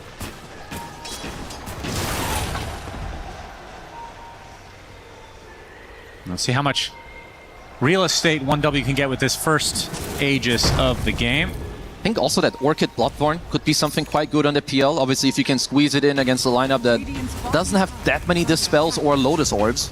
Yeah, I can see the Bloodthorn being quite good. I like that. I think also like a potential Silver Edge. You have a lot of options on PL. I think that's another good thing. Silver Edge, really? Mm-hmm. Feels like Shard is a mini Silver Edge. No, definitely it's true. I would say that's like more the defensive one. You can play more aggressive with other options. But we'll just wait and see, because honestly, at this point, this game is going to drag on. How does the... So if you get the Shard on PL, I just remember the really old version of this. Might hold that thought. As they are. About to be in contact with each other. Pure. Obviously the Aegis in tow. Do they get vision there? Not quite. Not quite in range. Good attempt, but no connection made. So about the Shard, what was your question? Back in the day, the fact that I'm bringing this up, it might be Dota 1. I don't even remember. It's like so long ago. When you went invis with his old skill, the old doppelganger, you could tell that he used it because there's like a slight animation. Is there anything like that? The only invis interaction I know of PL in Dota 2 that I've played is with their Shard.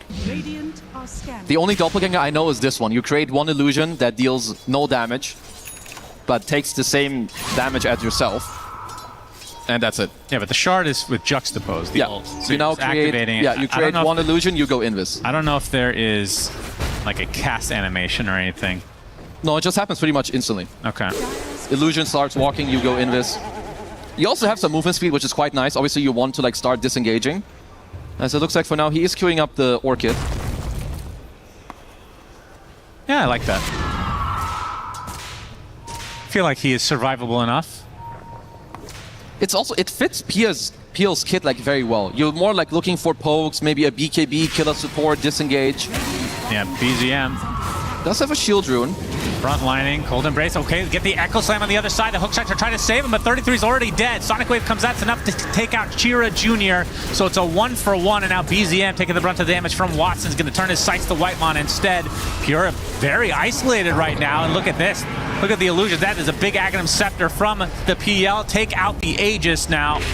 As Ari with the Terror Wave comes out, but they're going to turn now onto Drow Ranger. No support coming out whatsoever from 1W. Watson? Actually, that's a lot of damage. Almost kills off Watson. Gets off the Doppelganger, though. Cold Embrace there. You can see the Shadow Strikes really starting to stack up. As Ari jumps in to try to finish the job. Not going to happen quite yet as the double kill comes first for Watson, but the PL eventually does drop down. I wonder how much damage was done from the Shadow Strike Ags. Oh, a lot, trust me. Also, they found a very good jump there initially onto 33. I even feel like Watson could have lived towards the end of the fight there, tanking some of the, like, Ari's Bedlam with his illusions. As the fight recap is kind of trolling us. Yeah, a casual 7,300. Yeah, it's good. Very nice. You can see the power of Watson. If he's not the first one that gets gone on and he just gets to keep creating illusions, he's a super nuisance for these heroes. Imagine if he had Orchid there. Imagine if he could cheat some gold into himself. That'd be nice. See the replay here. But pretty much right off the bat, Chira Jr. and Axe just trade lives, and it's a 4v4. Yeah, just like, sure, Pure has the ages, but DZM gets kind of forced away. And Watson just gets to go ham. Like, they get Axe first, now the clock, then they just chase down Pure on his Drow Ranger. Also, of course, very easy setup on the Aegis with the arrow. Even with the Manta, didn't luck out on his Manta spawn. And a Terrorize missing there, kind of a big deal as well. So much damage still though from Pure.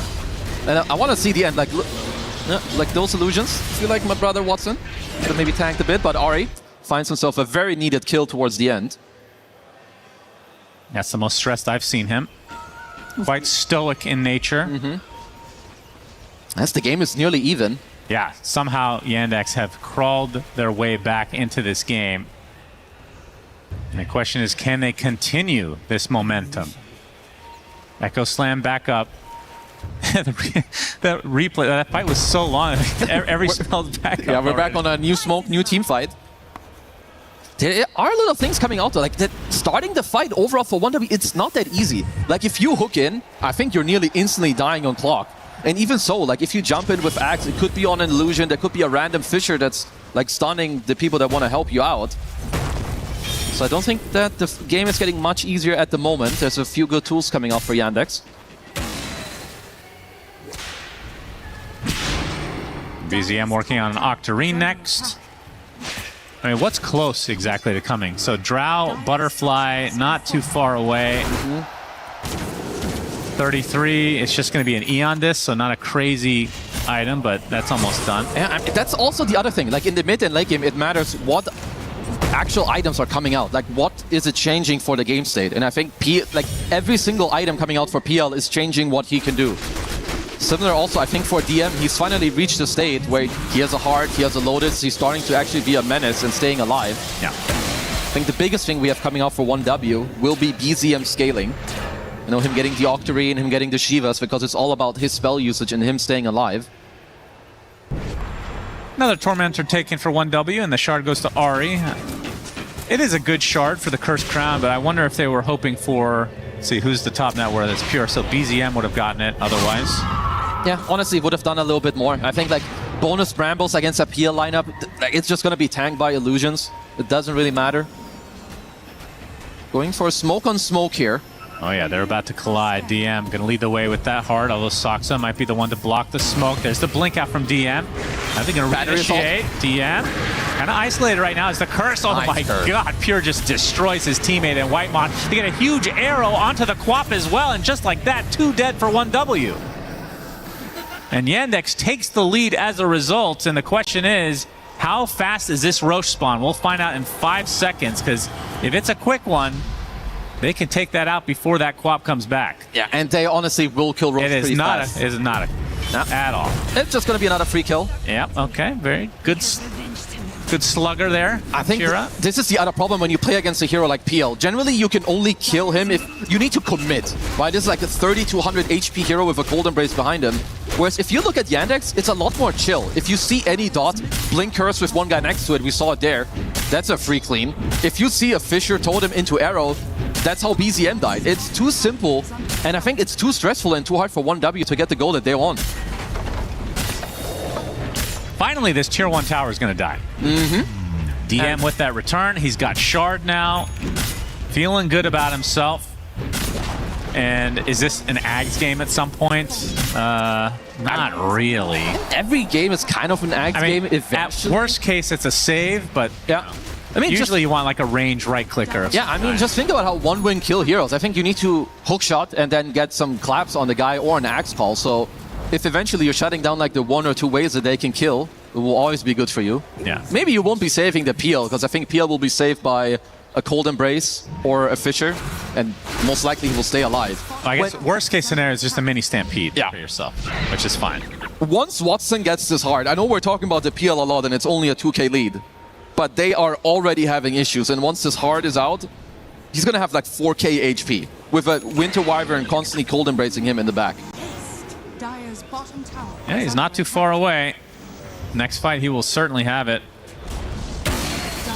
And then I assume he'll upgrade to Bloodthorn after that, and then, I mean, boots are not that important for PL, I would assume. I mean, is his shard not worth purchasing? I honestly don't mind. I don't think he needs it yet. I think it's like... I wouldn't call it luxurious, but you want to build other things first. And also, like you said, you don't really need boots on this hero. Like with Aghanims, you have like a 1400 range charge on like a 3-second cooldown. You're constantly just zooming around.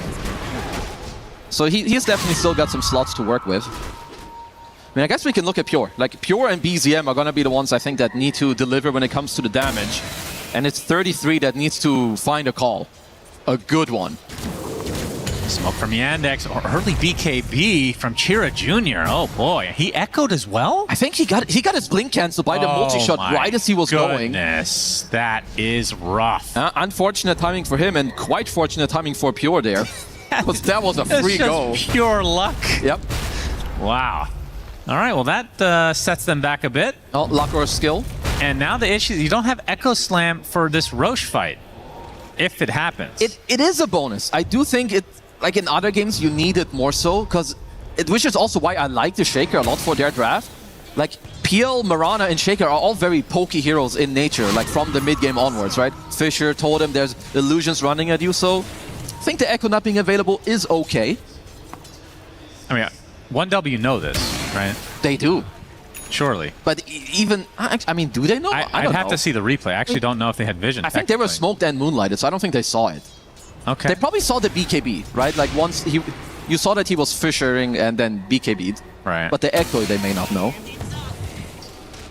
Dire's top tower is under Yeah, I mean, attack. based on how passive they're being, I don't think they know, actually. I don't It's blame actually them. working out for Yandex a bit, because they can get more farm throughout the map, technically. No, because I think it's very difficult. Like, you're playing into this Radiant draft, and you need a very specific go. Like, if 1W, like, engage a fight, and it's not good, it will be lost on the spot. Because, like I said, if you want to fight a PL, you need your first hit of engagement to be clean. Whereas Yandex, they can just toy around. Yeah, look at this. They're still sticking around here.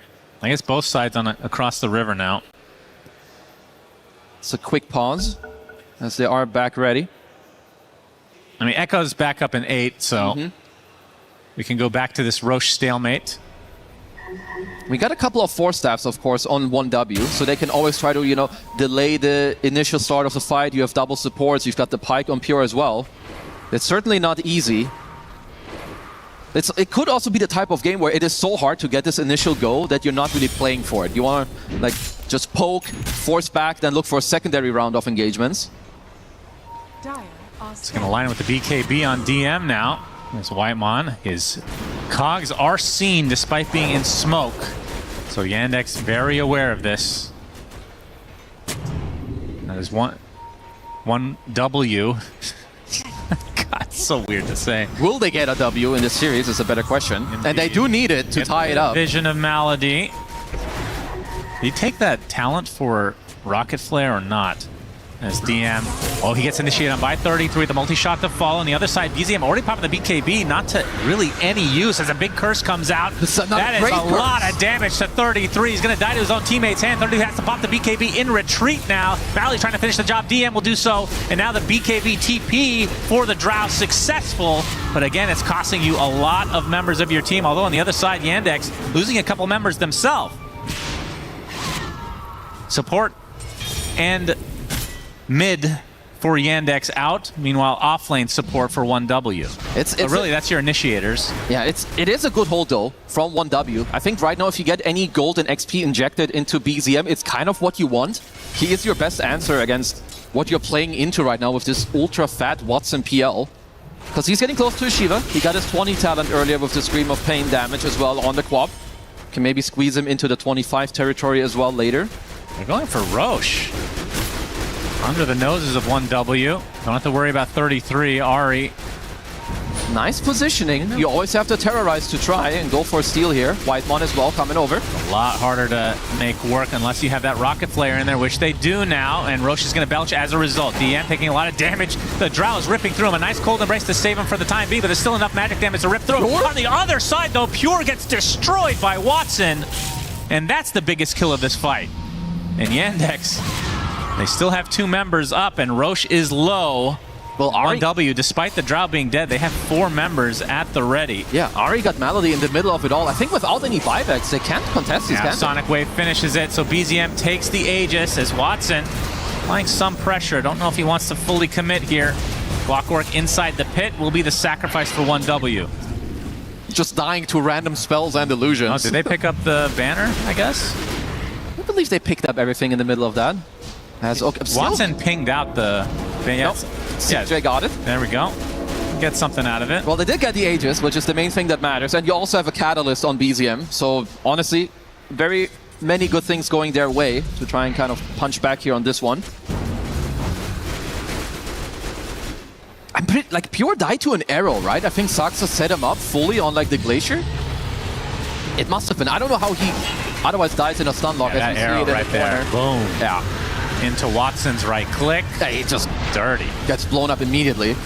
Ari did a good job though towards the south side of the screen here as well, killing Malady, who's had some insane team fighting with the curses. Here we will watch Whitemon just die to illusions and the Fissure and the Shard. Yeah, disgusting. Dead. Okay, well, 1W coming out with that Aegis definitely... It doesn't equalize the game, but if Yandex had gotten that, this would have been very difficult to come back for 1W. It's good right now. They kind of put themselves over this... Like, PL is still very strong. Like, Watson is the strongest hero of the game, but he kind of hit his, I would say, the Exodia moment was like 5 minutes ago. It's still here now, but it is slowly tapering off. You have the Skadi, you have the Hard to be very tanky, but they're getting their next set of talents on the Quap, on the Drow Ranger, and their next set of items, so they definitely can work with it. I mean, this talent on PL is disgusting. He was already hard to kill. Now it's a 6-second cooldown on the Doppelganger. Yeah. And all his illusions hurt. It doesn't even matter. Like, with the innate now, his illusions are so strong. It levels up with his ult, right? It's every 3 levels. Oh, it's per level, so yeah. I see. So he is racking up quite a bit of damage. So getting level 30 actually matters here. Oh, it does. And where's the room to grow here? So obviously the treads can be deleted and ags can be consumed. So what 2 items do you want to round it up? Because I feel like this is going late game. Extreme late game. Probably, I could see like a Satanic also later. Maybe like Silver Edge Satanic. There's also like Daedalus +1. I like that though. Like, I wonder where he will take it. Like, I think you could go Silver Edge +1. I would assume it's like a combination of Satanic, Daedalus, Satanic, Silver Edge. Unless he wants a Blink to like get on top of the Drow Ranger. Because how good is Silver Edge against a lineup that is already worrying about Moonlight Shadow? Yeah, I guess, yeah, Silver Edge is maybe just not that great, so maybe scrap that. I like the Satanic Daedalus. Yeah, I think it's probably the best. Unless they do feel like all they need to do is like for him to immediately connect on a play. Because you're gonna play against Pure's Drow Ranger who's already queuing up the Blink Dagger. So honestly, you need it. Like, Drow Ranger is very similar to PL in a way that you just need to stay alive. People will die. So all the Silver Edges and Blink Daggers are very good for you. All right, going for the gold here. Everybody has the shard. At the very least, denying it from the Radiant side, as they are missing 2 shards on both supports. Unacceptable. Very unacceptable. I'm wondering now if you're Whitemon, if you can swap maybe like going for an Aghanim Scepter on the Clockwork. Like, it's not like insane against the PL, but it's good. You can cancel multiple Blink Daggers that you're playing against, right? From Shaker and the Centaur.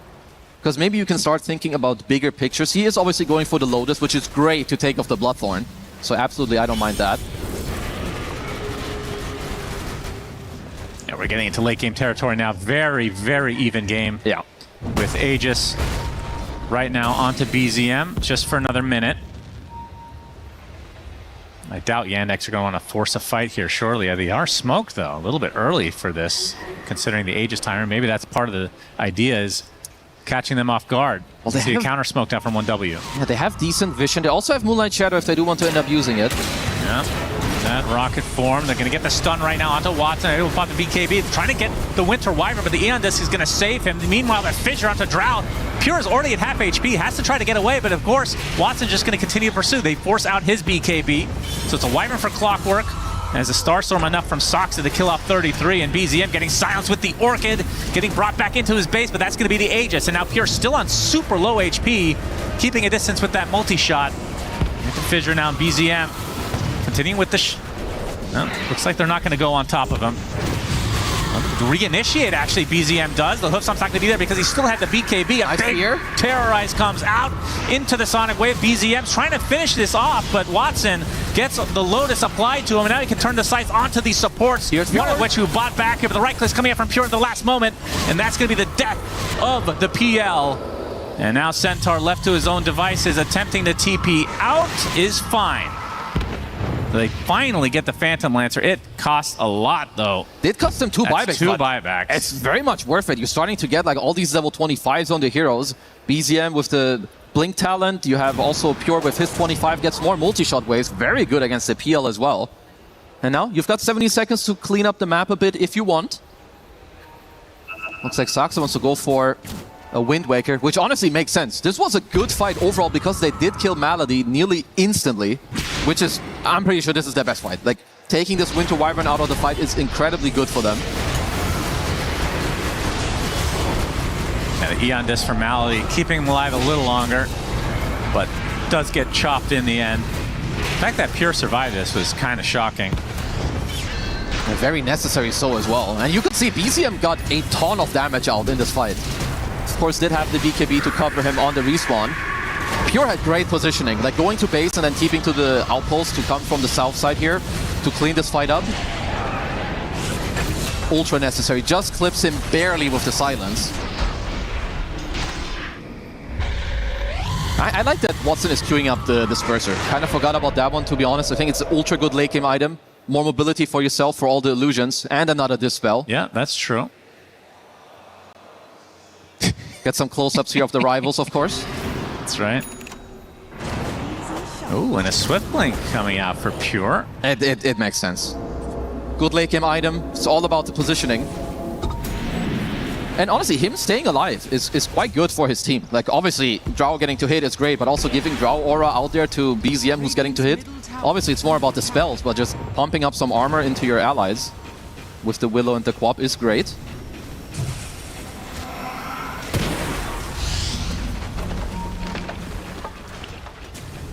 This tier 2 being pressured just a bit. Chira Jr. didn't mention, he did get it a while ago, the refresher. As BZM arrowed up, this is going to be a lot of damage applied. Get some distance though, and a Lotus applied to him, he will blink out. That was with very little commitment from Yandex, so BZM's going to have to be very careful. He's been known to be a bit of a YOLO type of person.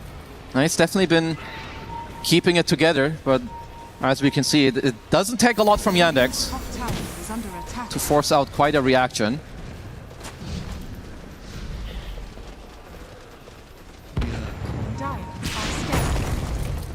Watson, 5.5k gold, obviously wants to retain buyback for these fights. So it'll be a while until he gets another item. Well, I guess he could sell treads to get a little injection as well. Yeah, he's still gonna need quite a bit more. I think at least like 2k, maybe 2.5, even with selling the treads.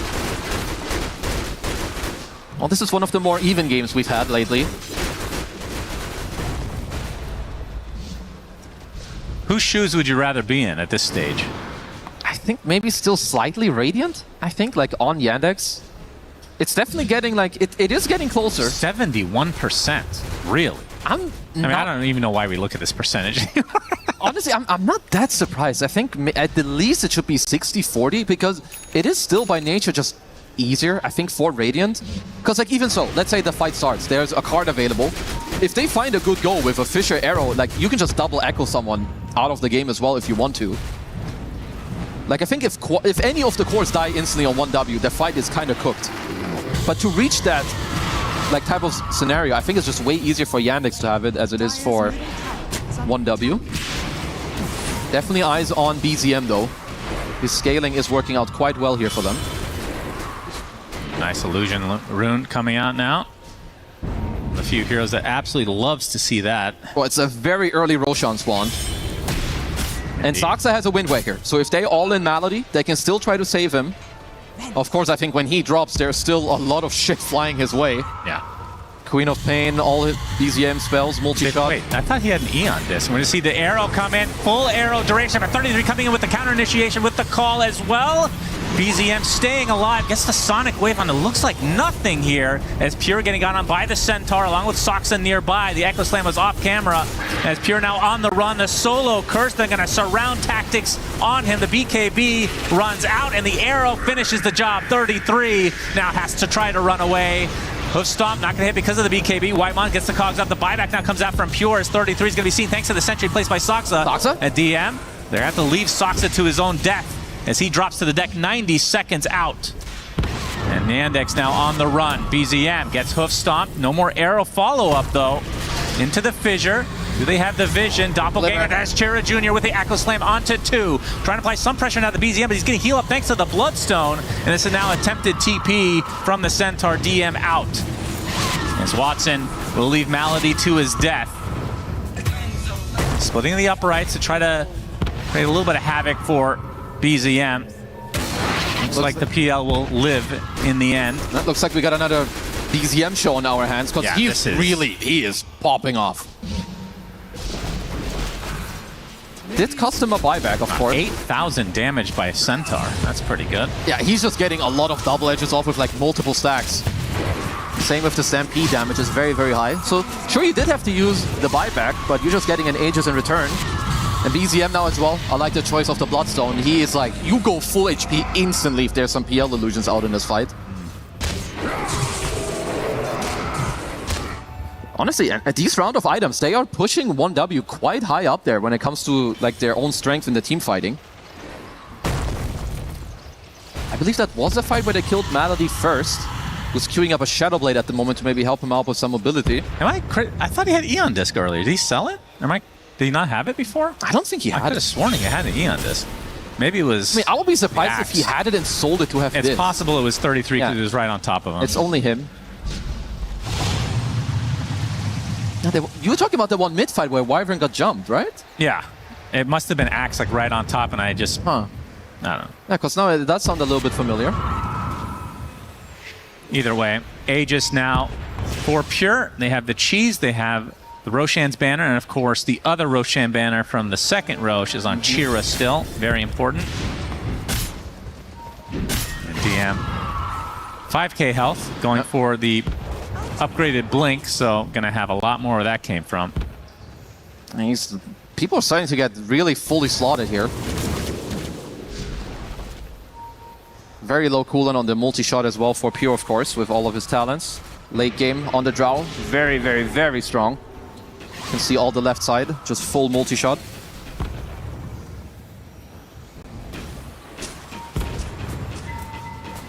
Now it seems Satanic is the final item that he is going to try to grab here.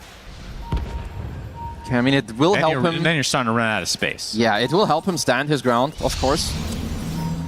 On Pure. He is dealing a lot of damage. Hook shot missing. Well, CJ's been having a pretty good dodge rate on that one. That's true. Level 24 on the Earthshake. What is the 25 talents on him? He's got the Enchant Totem cooldown. Yeah, and the Echo Slam cooldown. I think they're both fine. I mean, whenever you have Axe, you always take the left one. Yeah, he does not have Axe. Because I think also once you have Refresher, the Echo Slam cooldown becomes a little more redundant. Because like you kind of want to only fight with double Echo anyway. Yandex looking for a fight. BZM onto the south side. Blinks right into them unknowingly though. Pure, pop the Manta, take off the Orchid. There's a Hoof Stomp from DM. Pops the Ghost Scepter to stay alive. Gets Force Staffed as well. There's the Curse. Is it enough to take out the Clockwork? Not really. The Drow is not in range. Eon Disc procs for Whitemon. Everybody's going to be canceled up. As you see, the Clockwork is just taking heavy damage just from the illusions and the Bloodthorn, but a nice Wind Waker to save his life. Whitemon, but the Fissure comes in. One more Starstorm for the road, and the Wind Waker from Sox is going to keep him safe. Sonic Wave clipping a couple heroes, but I think this is retreat mode for 1W, or at least a soft reset. Ah, this is nice. It's been a while since I've seen a late game where both teams can play on a lot of poke, jump in, Wind Waker out, and when people stay alive, you still get the Fissure into arrow. 33, look for the call, only onto creeps though. BZM jumping back in with that Bloodstone activated, a little bit isolated right now. Fissure's going to be there along with the Echo. Arrow's coming as well, he pops the BKB, and he's able to blink out just barely, getting Force Staff blinks again. And now Watson, they find the clip onto the Drow Ranger. Look how fast Watson is. He's going after BZM. He's going to kill him. No, he gets to the high ground again. Finally out of vision, but now the Aegis is down as Pure pops the BKB. On top of his Glacier, taking a ton of damage now from Watson. Do they have the vision, though? Trying to get away. Force Staff gets on the Glacier now, but that's too much damage. As 33 TP's out in the cover of his BKB. Great fight again from Yandex. That chase down was ridiculous. He nearly got BZM towards the end of it, but Pure, after respawning... He's dead for 2 minutes! He chose the wrong way to blink out after respawning. He blinked right into Watson's hands. And they know there's no buyback available. Like, if you... Maybe you don't time it the second directly, but his buyback is still down for 2 minutes and 40. Yeah, you should know it's down. Yeah, for sure. Let's see if BZM can put up another show. It is hard to push into an Axe and a Quap with Ags. Watson already at half health here. The building damage is not particularly great. Sonic Wave, a hook shot from Whitemon. BZM blinking in as well. Whitemon with the Force Staff, Orchided up though. Another Wind Waker. Keeping him alive. Eon Disc procs as well. Hoofstomp from DM. There's the Curse though on the other side. 33 with a call, but he's taking a huge amount of damage, attempting to get out, but he gets chopped to the ground himself. Does have buyback though. And now Bramble's being quite the nuisance. Feels like DM needs to just tank this tower to be able to take it, because Watson, going to be very difficult for him to do it alone. Still 50 seconds, no Drow, but this is such an annoying lineup to push into. Man, they're doing a really good job of use the horse cart. Workhorse for the Centaur is BZM just brushing it off, and this tower's taking like no damage at all. This is where the overthrow practice comes into play. Mike, bro is just using... Hook shot, Whitemon gonna push the Centaur back in, but there's the Echo Sound right on top of BZM. They have the damage, he's dead. Okay, does have his buyback though. So 3 dead now, including the Drow from earlier, so that makes 4 if you're doing the math with me. Doing the math. And this is gonna be a full set of racks, and they're gonna have to force these buybacks out. You're gonna have to buy back something, or you're losing probably all sides of your racks here. Yeah, they're waiting for the Drow to be up, I'm sure, and then they're gonna buy back in full. And the question is, how much can they get out of it? First buyback comes out from the clock. Okay, Ari. Bedlam doing quite a bit of damage. Sox is actually just dead. Any edge? Not quite. There's the Battle Hunger. 33 chops him to the ground. And with that, everybody buying back except for Pure, of course. All they get is the support. So Yandex going to be extremely happy, and now a late game butterfly. Again, it's against the Drow, but once you eat that Ags. Honestly, more so for him, it's more about his own damage output, I think, than it is for surviving against the Drow. Yeah, the guy who's killing him anyway is kind of BZM, who's really putting on a show, but now you have multiple win conditions. No buyback on Axe, no buyback on Clock, and no buyback on BZM. Wow, Chira actually did go for the Enchant Totem cooldown, so I assume he's going Ags. Now he's You'll eventually go Ags, so it's fine. Interesting. It's definitely the better of the two. Once you have Refresher, who cares? Also like the Yashakaya. It's all about getting your fish out there quickly, follow it up with the Totem. Let's see what 1W can do here. 40 seconds for Saxa. Any hero being out of the game right now is a big deal. And Yandex just, from their perspective, just got to chill. As 1W obviously looking for a pickoff. No Roche for a bit. We'll know in a minute. Malady blinks out. And speaking of annoying lineups to push into, honestly, Yandex is even more annoying, I think. It's both of them. There's just so much stuff flying your way. They are doing a good job dewarding the map right now, though, 1W, during this downtime. Another Wind Waker. I wonder if eventually someone will look into thinking or talking about a nullifier. Of course, that's a good way how you stop these Wind Wakers from coming out. But then the other part, it's annoying buying a nullifier at this point and slotting it into your inventory. Radiant are scanning. Remember, if Yandex wins this game, then they secure first place in the groups. If 1W wins, then it's going to be tiebreakers. Get to see this all over again. It's a juicy one. I'm sure the viewers wouldn't mind, because this is a very good series. Well, Fissure. DM not able to make the connection there. There's 33 with the Berserker's Call, but they get the Wind Waker Echo Slam onto several heroes. Dark Willow's first to fall, and 33 is already super low now. Able to get away to the north as DM getting saved by Wyvern. Clockwork dead to right, so no buyback for him. And a big multi-shot from Pure, just decimating everybody. Curse comes out at the last moment. Not going to turn into a kill, though, as BZM keeping the pressure on. Buyback now onto DM. They kill up the Wyvern, no buyback to speak of, as Pure, he's dead. Does have buyback this time, will certainly use it here shortly as BZM, having to use the BKB, faking the Sonic Wave, trying to find the correct target, gets it off, but not able to get the kill. Gets up to full HP from DM. Looks like the Curse Crown's not going to be activated. Actually, the Lotus is there, and Dark Willow gets absolutely thrown about. 3 dead for 1W, only 2 alive now. And that's going to be their defense. 2 versus 4. Wyvern could buy back if needed. 2v4, you have no buybacks on these 2 heroes. Radiant have buybacks on at least 2 of the guys, so Watson could go ham. I honestly think Malady should just buy back. But even so, it's a 2v4. You need to hold for at least a minute until you get a 3rd guy.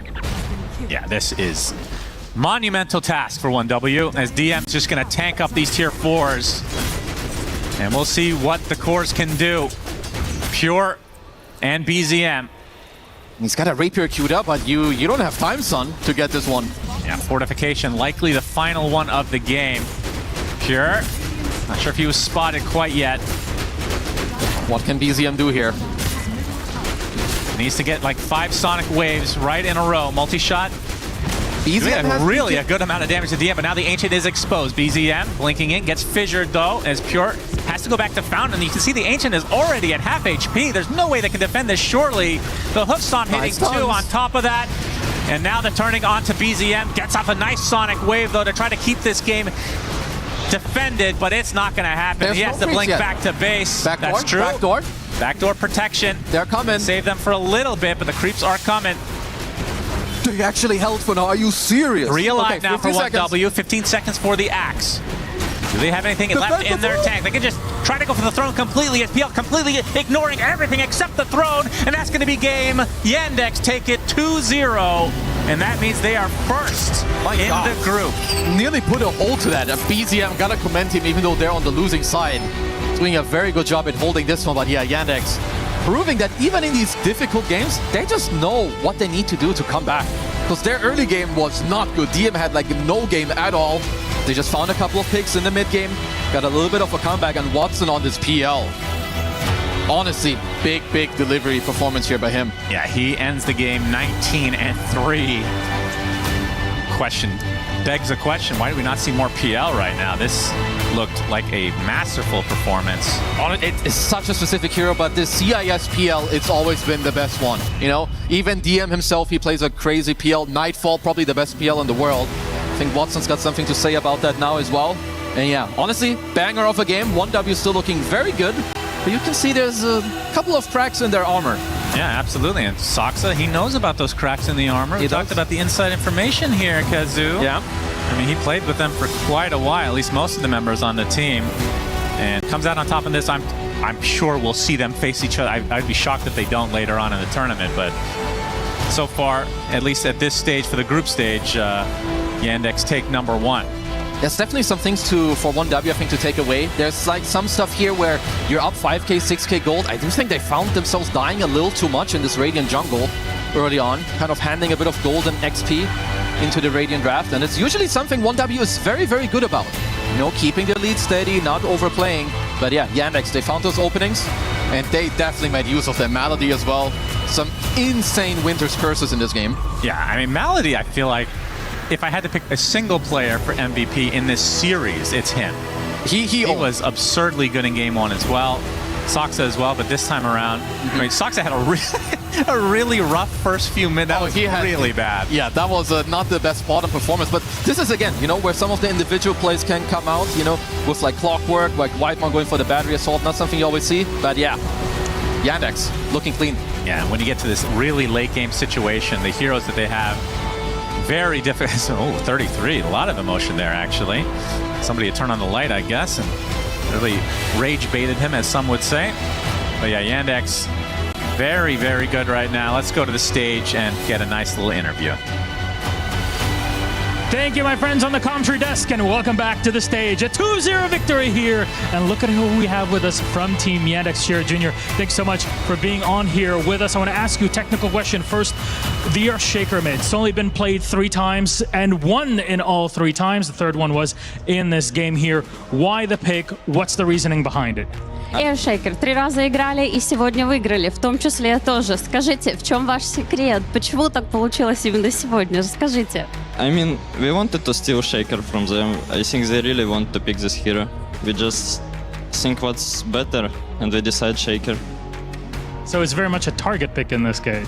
Yeah, I think, yeah. All right, very good. Now, you're moving on to the quarterfinals. You're going to be the big boss to kind of stop anybody going into that. Does it feel good to be back in the upper echelons? Because you've been thriving over the past year as a team. I mean, it always feels good to become just to play on stage, just in front of viewers. It's always good. Do you feel nerves are leaving bit by bit as you head deeper into the tournament? No, I don't have any pressure. I love to hear it. And speaking of which, at this point, you and 1W have been playing against one another 1 in a million times. Do you consider them your big rivals overall? I don't know. They're just good and they always coming for us and we for them. Is this revenge for Birmingham? Not yet. Do you expect to play them in the final? We expect them. Very much. Thank you very much. Thank you. Thank you. Appreciate it. That's Chira. That's Team Yandex victorious. And thank you very much, Asal. Our translator will send it back to our panel. Thank you very much. Yandex taking this 2-0 victory means they are not undefeated, but they are undoubtedly the best team in the group of death. Congratulations to them to securing first place and therefore also skipping the survival stage and going straight to the playoffs. This game number 2, though, was quite crazy, quite mental here, Brian. This was a good one to end on, and we could see why these 2 teams are so close. Yeah, absolutely. I think, 1W definitely showed us much more of what they're capable of in that game too. I still think Yandex, I think they were in a comfortable position that entire game. I think we all expected their laning stage to not go so hot. They did not draft for the lanes at all. And we did see a couple of those key slip-ups coming from 1W in the mid game there. And I think that even with even footing, I think if the drafts, I would even argue is slightly in favor of 1W in the draft. And I think if the drafts were reversed, I would almost believe that Yandex would have won. That's the vibe I got from that game, but it was very close later on compared to what I thought it would be. I thought the PL would get out of control, but well played from both teams at the end of the day. Watching Yandex is so fun, and CJ's becoming one of my favorite mid players very, very rapidly. I think that the way he's been playing this tournament is so decisive. He has his own flair. He looks so good on the sliders, but stealing the Earthshaker was such a bold call by him, and it worked out beautifully. I mean, every player on Yandex delivered today, but I do think CJ is the most improved out of this whole roster. Yeah, I want to also take a moment to talk a little bit. We're going to talk about them later as well, but to talk about the safe lane of Yandex with Watson and Melody. I feel like this is the safe lane. We knew that they were comfortable together. We heard the stories. They joined gaming together. We knew that, they're kind of like a package deal. They enjoy laning, playing together, and we've seen them do well. We've seen them do very well. But I feel like this series, they smashed it. They knocked it out of the park. Yeah, Mira, backstage, you were talking about the fact that they look like more like Gaming Gladiators than they were on Gaming Gladiators. You want to talk about that a bit? Yeah, I mean, it's funny because we're like, oh, you could say they have the Gaming Gladiators DNA, but when they were on that team, they did not look like this. I feel like they've leveled up together, and Watson is an extremely talented player, but he never really was in the right team to make him shine. And at this tournament with Yandex, he's been playing very fast, but he's also been doing it with hard carries. And in this game too, we've seen him in a position that we're used to seeing him on previous teams where he's the only one doing well in the game. He has the one win condition, and he has to drag his team through a hellish early to mid game, which is basically what happened. There was the ticking time bomb of the PL, but there was also every lane losing and him having a lot on his shoulders, and he really delivered. Yeah, he delivered. Malady delivered, I think. Both games, we heard our commentary team say it, like on the Undying and on the Wyvern in this game as well, Brian. Absolute shining star. Yeah, there's one guy that I don't think he bought a single support item that entire Great example, too. Guys, just, once you're like 18K, Malady was rank 1 on leaderboards for quite some time, especially before he was, when he had a reason to grind for that, before he was on a tier 1 professional team. This guy is something else. I mean, when I looked at his inventory on Wyvern, I'm like, Treads, Blink, Hurricane Pike. He was well positioned throughout the course of that game. There were a few cold embraces that I think might have gotten Watson in trouble, but I think that was an incredibly difficult game for him to execute. So I think it takes a lot of confidence to play a hero like Wyvern, who can effectively grief your team in multiple different ways, either cursing targets that you're trying to disable or by cold embracing your own teammates when they're trying to run away. But I think his Undying performance, like that was probably the best support performance I've seen in the first 8 minutes, and I just watched Rue earlier own on that one game, so that says a lot. It does say a lot, and still, it's not enough, because he is not the MVP. I'm so sorry, Malady. In my opinion, maybe he got a little bit robbed, but I'm also a little bit biased towards support, but it is Watson that gets the MVP here. Well-deserved. Alina carry game. We did kind of see it coming as an option, but were we truly expecting it? Not really. If you would have asked me at the start of the day, I'm like, maybe 5% chance. We saw it in action, and I now think we're going to see it in action more so. His PL, he delivered, he knew what he had to do, and overall, very much on the ball. He's such a top-class player, and it just makes me so happy to see him on a team that enables him and understands him, because I feel like ever since he came into the competitive scene, he always had it in him, and he was always owning in pubs, but it just never translated to professional Dota in the same way until he found this team, and it really was just a matter of chemistry and all the pieces connecting. But having a carry that can basically do anything for you is so ideal. Like, if you want to play fast, he will play fast. If you want to pick him something like Alina to carry flex, guess what? He invented that like 3 years ago, You want to pick him something to play in the ultra late game, he can do it. So he's just owning right now, Brian. Yeah, I feel like it's his early stages of his career. He was known to be the guy that was going to have 1,000 CS on Terrorblade, and seeing him on heroes like Lina and like Mira mentioned, if he's offering you, a lot of teams are struggling to find those crucial flexes in the draft that give you the gotcha pick, and I think in game 2 he was the win condition, but in game 1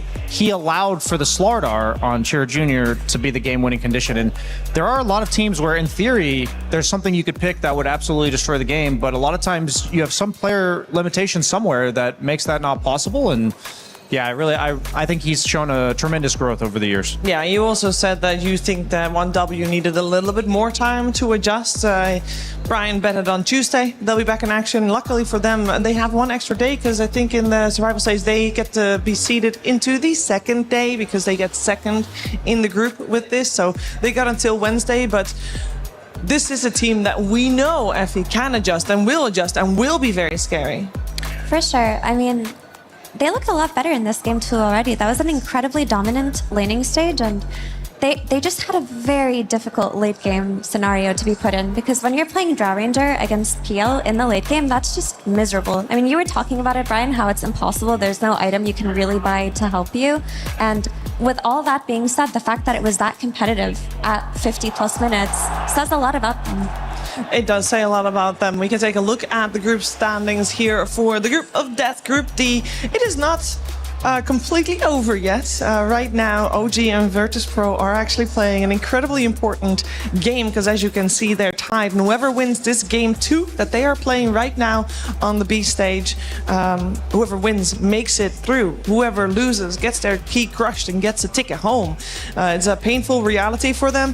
Yandex gets a 9-1, and 1W now, of course, sitting in second place. And LGD there as well in third place, guaranteed after their 2-0 victory today against IC Insanity. So that is Group D almost done. As you were able to tell, there is no chance of tiebreakers in this group, but of course we will wait regardless until OG and VP are done, because after that is the only time when we be able to show you guys the bracket. And when I say show you guys, there will be a bracket reveal show, so make sure you stick around.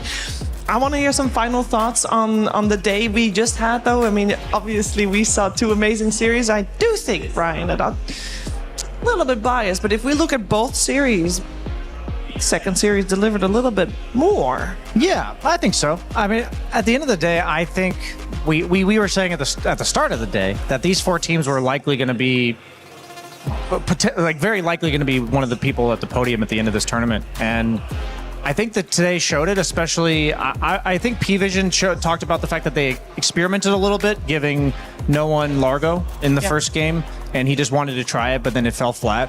I really do think P-Vision and Yandex set themselves apart from the group right now. And truly, I don't think any of these teams were tested to the fullest going into today, and I think that the meta was developing enough that when we see the best teams played against each other, and then they're all, like, now we get a much better gauge of what is actually good with the heroes. Like, what are the counters that are worth being concerned about? And I think that homework that these teams have, like the next day or two, it's gonna be really important, because you can't afford to lose one game for free in a format that is so unforgiving like this one. Yeah, single elimination all the way through from this point onward. It is indeed unforgiving. Do you think that it's a good thing that P-Vision dropped a game, Effie, considering they hadn't dropped a game before today and Team Spirit made them drop a game? And obviously they can blame it on the Largo mid, but, you know, sometimes it's nice to get that check and to be able to at least experience the process of adjustment and getting better. For sure. I mean, for them, it's a good thing for them to learn, but it's also a good thing for other teams to see what works against them potentially if they have to face off of them. But going through group stage undefeated isn't as good for a team as it sounds, because that's usually when you have more margin for error, and you don't want to be exposed in what your weaknesses are far too late into the tournament. So P-Vision are gonna learn a lot from their series today, and they're gonna apply it in the next few days as well. I know we said about all these teams, we're expecting to see them at the top. Now that we've seen them do well, P-Vision and Yandex, they do look very good. We also have Falcons and Enigma Galaxy, the other two teams that are directly seeded into the playoffs. Do you have a favorite? I'm gonna put them on the spot. Out of all the teams? Out of the four teams that are guaranteed in the playoff bracket. I'm still sticking with P-Vision, with Yandex in a close second. I like Yandex a lot, actually. They really won me over. They're so Nobody believes in Enigma Galaxy. Come on. The dream. To be fair, I did not fluke their way to the top of this group. Not. Like, they looked good in the few games that I saw them play. Sumail's fitting quite well into the carry role, and I feel like Nigma in the past always found a way to lose the game. That was the sad reality. They had put themselves in a favorable position, but something's different about this roster where they're actually closing it out, Mira. They are, Brian. Not anymore. That Enigma does not exist. Yeah, we forget about that one. It's a new era. All right, well, we're obviously going to see who takes it in our grand finals next week, Sunday. But right now, there's also grand finals happening, just not in Dota 2. They're happening in Valorant on the STC Arena, and we are going to check in with Chris, who found Janero to talk about it. Phenomenal crowd. We managed to make our way into the crowd here in the STC Arena. We've got Ian Chambers yapping in my ear here, Jenny, as usual. But Valorant concludes today. We just had our fourth place matchup going down. Yeah. That was a great game, but let me know what's going on over here on Valorant today. Yeah, a lot of upsets, I would say, here in Valorant specifically, especially when we're looking at the title defenders, which were Heretics. They had 1,000 club championship points last year by actually winning the Valorant title. This year, however, they made it out of the group stage just to be eliminated on that first game on the stage, which is quite painful. Vitality as well. They got eliminated in the quarterfinals. finals. A lot of question marks there too. Yeah, so I suppose with all these teams, they're not on the Dota side of things, but club championship-wise, these are teams we're expecting to be at the very, very top.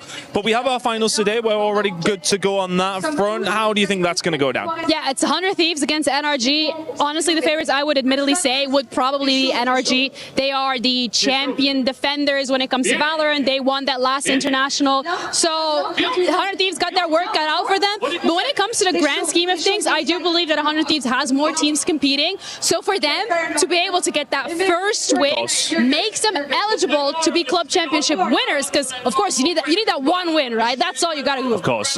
Well, let's see if they're going to be able to do it. Club championship heating up already here in week 1. We've got 6 more weeks to go, though. We'll check in you, well, quite a little bit more often, I would imagine, JD. Right. But thank you very much, and we'll speak to you a little bit later. Thanks, guys.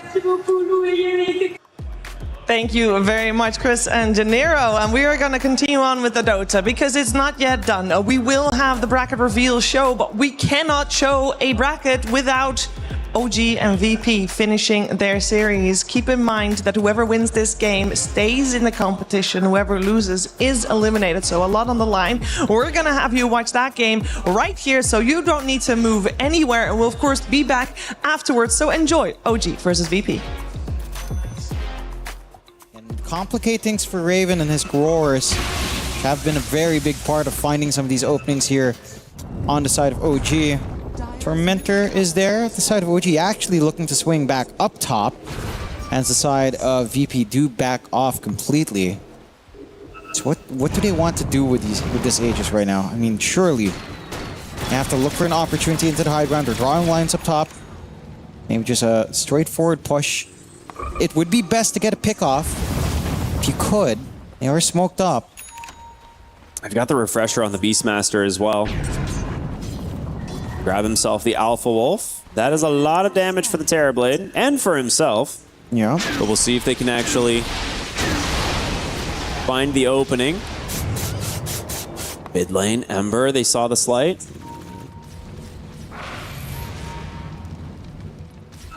Timado. This is kind of far out. Hellscream is nearby. If you start the fight on Hellscream, I mean, I feel like that would be best case scenario. Are they just gonna siege? Yeah, they're just gonna see. I mean, they're gonna like force them back, I guess. That tier 3 is about to die, and well, VP's gonna smoke and do their own wrap around here, see what they can get. Why fight head on into the Aegis if you can surprise them? There's the Lincoln Spheres being replicated over. Moonlight Shadow. They're starting. They're going in with the gem first. Blink to safety, but they managed to find Skem to start this fight. He's going to go down. Natsumi goes right onto Tomato, but he's got a lot of damage. But there's the roar. Telekinesis to pull him back, but he goes right into the Magnetize. The second roar. They need to get Tomato to safety. They're trying their absolute best, but it's not enough. They've just surrounded him. He's doing a lot of... You're kidding me. He still lives. Natsumi's all alone. Oh, no. Saberlight, how do you keep him alive? Just way too many Dispels on hand. It's all that Lotuses. It's the 2 charges on the catchy lick. It's just too much for OG to have to play into. They couldn't focus that damage down. And VP swing out with an 8k lead. There's no way. It's just too bad. It's all the Dispels. Yeah. He's standing in the middle. He gets the Satanic off. They get some control. Get catchy licked in the back. Right there. Sablelight's just always next to him, giving a lick. Keeping him healthy. Lick again. And it's just all so far away. Just not enough to kill. I can't believe it. It's unbelievable how much he's able to keep himself alive. And during all of this, you have Abed and Fly just completely ripping through the back line. And it's just an immediate turnaround. The high ground crumbling here for OG, and it's potentially their tournament lives. Fortification's gonna come out. This is the last one that you've got. They're looking for Abed. He has a BKB at the ready. You have to open with a stun. Terrorize, it's not gonna connect. Able to dodge it out. Their respawns are coming through. Terrorblade's up in 7. They want the mega creeps, but is it too greedy to stick around? I think VP are going to take it safe and back away. That is just insane. That was OG. I can't believe that happened. That was OG with the Aegis, OG with a refresh, and it just is all for looks so naught. good. They roared the Satanic, but his side gunner was hitting Just the healing Earth up Spirit. still, yeah. And then they roar him again. I don't know what you do here if you're OG, right? Because we've talked about what you've had to do. You've had to look for the back line. This Rubik was an issue earlier on. The Largo's an issue now as well. The Largo is so strong. How are you supposed to focus on all of these heroes at once? You have to get the Rubik or the Largo. And then Tomato just gets to do whatever he wants in the fight, which is even scarier. I don't know. The Largo's so tanky too. If you go onto Saberlight, he's like, what, 3.6 KHP? Something like that, Something yeah. like that. It's just so hard to kill him. Lots of armor as well because he's got the Lotus. That Divine's coming for Tomato. He's got his Ag Synth available. He's just locked the Ag Interceptor for the moment.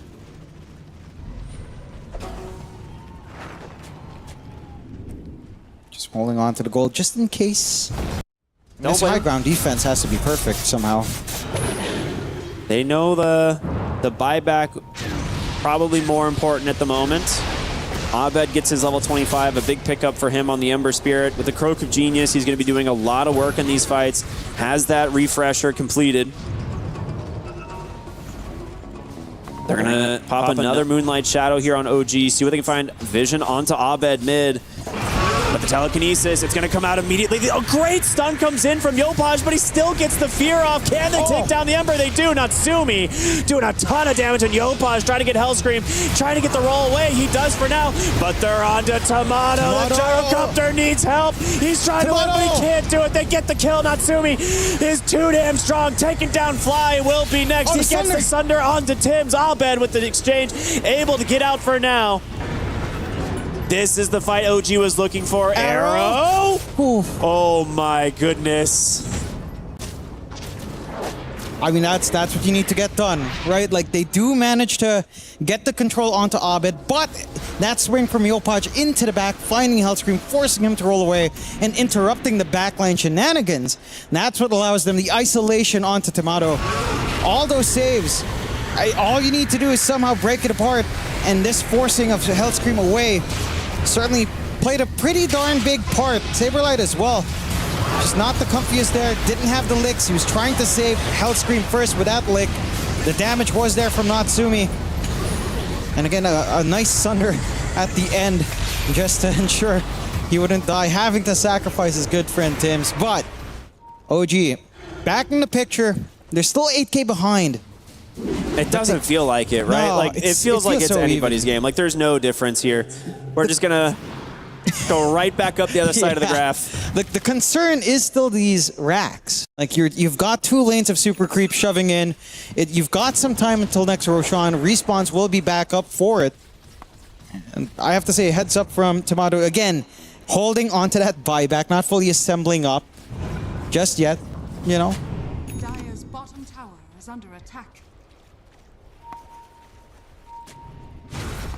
Gyro's going to be respawning here, so Tomato decides, okay, maybe I don't go Divine Rapier. He's going to take the Ag Synth and go for the Monkey King Bar instead. He's just got to get to the side shop. He's going to hold his buyback again for now, but I think the Butterfly from the Terrorblade absolutely caught them off guard. Yeah.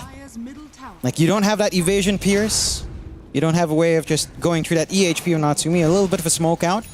Quick shout out as well, everyone from stream, hello, as we are going into a big fight here.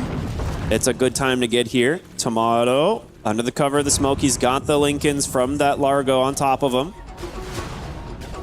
They're just going to run back the other way. They're pinging the bottom lane of Rax. They just need to cut the waves. And then maybe they can threaten Mega Creeps, or at least force OG back into the base. Roshan here, though. Yeah, mid lane's cut. Terrorblade cutting the mid lane, though, as well. They're not going to let those minions end up towards their base.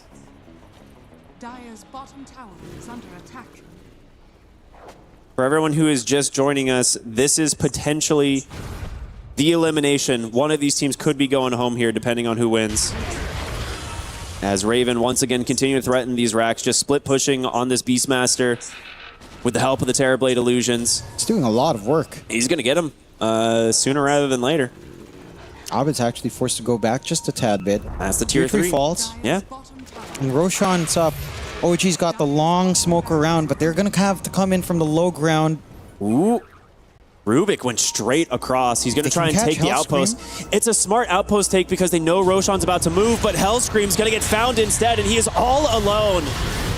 Quick pickoff for OG, and he's dead for 75 seconds. We've seen how big the Rubik has been in these fights with these saves.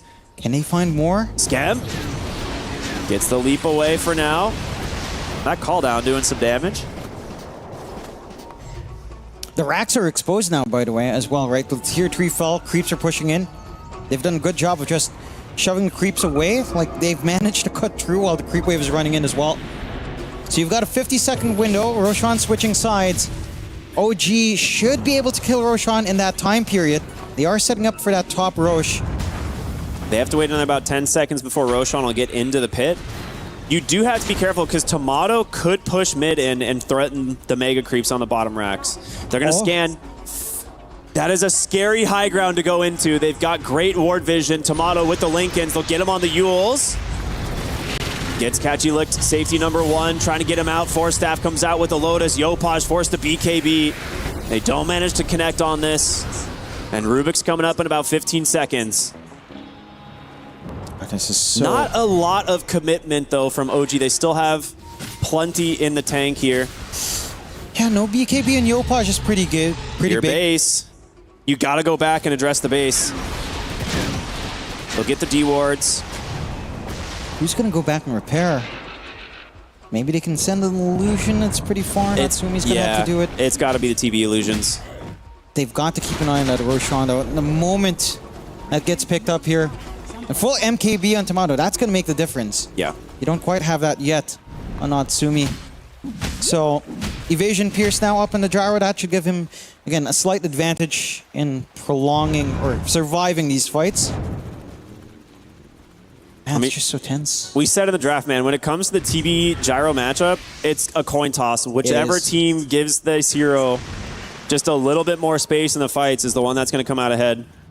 I will say one thing, though, when it comes down to like an ultra late game scenario, the one advantage Gyro has, it's a lot better of a Divine Rapier carrier. That is true. That's the one thing. Roche slowly beginning Tomato, the only one showing. They've always got someone outside to save. There's no roar. They have no idea. No. It's going to go the way of VP. OG do not make it in time. Ice Path does come down to protect it, and they will grab all the goodies. Roche banner will be picked up by Fly in a moment. Or not. Saberlight just giving everyone a bit of a dispel. So 2 lives up on Tomato. Saberlight's got a BKB now. That's pretty huge. Now, at least MKB's up now as well for Natsumi, so you can pierce through the gyro. It's all a matter of how you approach these fights now. Like, can you actually get onto the Rubik? Can you actually kill off Saberlight with his BKB? Because if these 2 heroes are alive, Tomato has so much space to just play his game. There is way too many saves on the side of Virtus Pro. Otherwise, if you just let Tomato and Natsumi get at it, as long as Metamorphosis is up, the Terrorblade has been looking a little bit better here. It's just that it's not in a vacuum. You have to think about all these other heroes. You have to think about that Rubik and that Largo. Just too much sustain, too much saves, too many dispels. I mean, the damage is right there. You can see Natsumi's got it. It's just, he can't do it alone. You have to remove that Rubik and Largo. Is there a world, and I think it's coming up here, Scam is starting to itemize a little bit more as a core. Octarine next. I would honestly like to see him shift. I mean, Magic is fine. If this game goes long enough, like a right-click Murano would be certainly helpful in split pushing the waves. And we're going to find out. They've got the banner. They can place it pretty deep here thanks to it being the 4th Roche. They do have to protect it from the illusions, but this will give them time to try and siege the high ground. Tomato, great use of the Swift Blink, goes right up onto the high ground. Lotus protecting him for now. This will be the last fortification here from OG. Top lane is pushing pretty well. He's gonna get the racks. Are going. He has to go back on Abed. Reflected Roar. Trying to catch him away. Abed comes right back in, trying to do what damage he can, but the Fear, it's already caught the backline, and Yopaj with a huge Magnetize just ripping through Hellscream, as well as Saberlight trying to get the roll away. He might survive, but can they get the Earth Spirit? He rolls back on over. He's found Fly. Tomato is all alone on the backside of this fight. He's going to get Lotused up, trying to survive, but Natsumi's coming in. They need to take down this Earth Spirit. Big Macro Pyre, but Yopaj, he will finally burn. He has the buyback. Natsumi's in. He's not healthy at all. The Sunder's going to come through, but Tomato standing his ground, and the Macro just rips him apart. The refresher from Fly, they were not aware. They're tier 4s. They've got to fix this. That is buyback after buyback being committed. But that Roshan making a massive difference in this fight. They still somehow managed to hang on to the racks, which I guess this is the craziest part here for OG. They need to force the buyback, right? Yeah.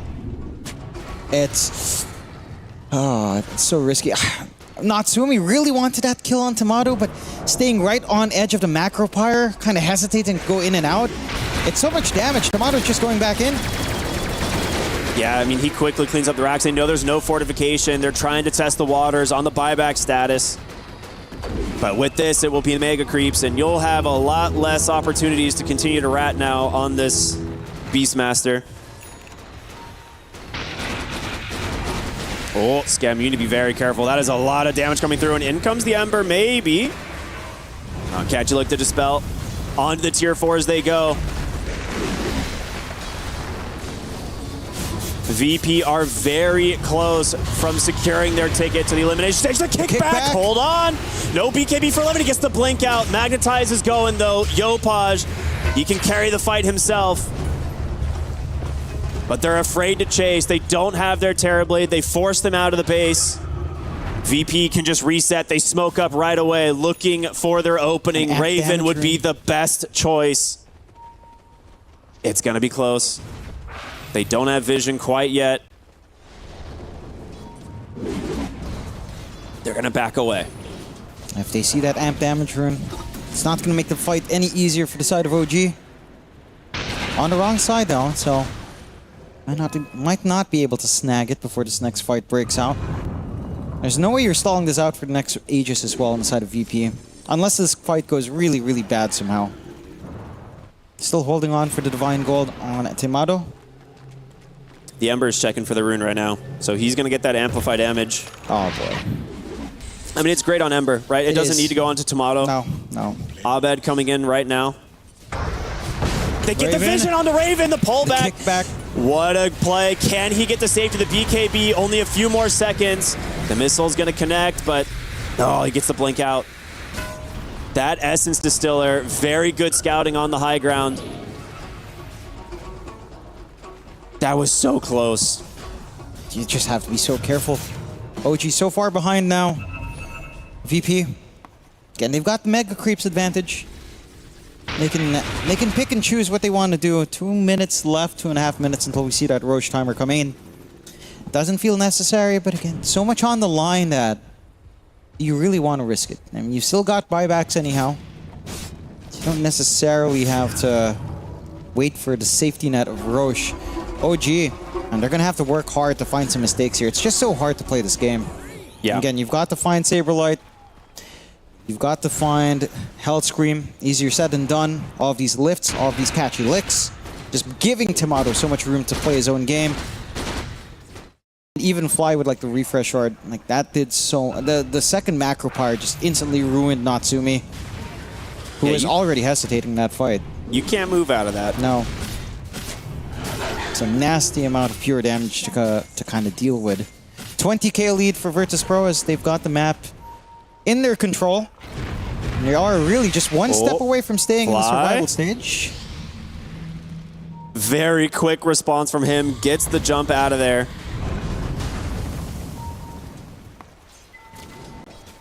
The lines are drawn. They know. Keep the lanes pushed. Keep OG locked inside their base.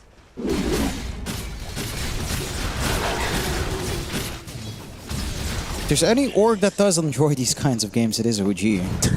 So you do have that. I mean, this is par for the course. Yeah, that is true. I do feel like it is... just a matter of what wacky things can you do in this game. It's in the nature of both the teams. I suppose.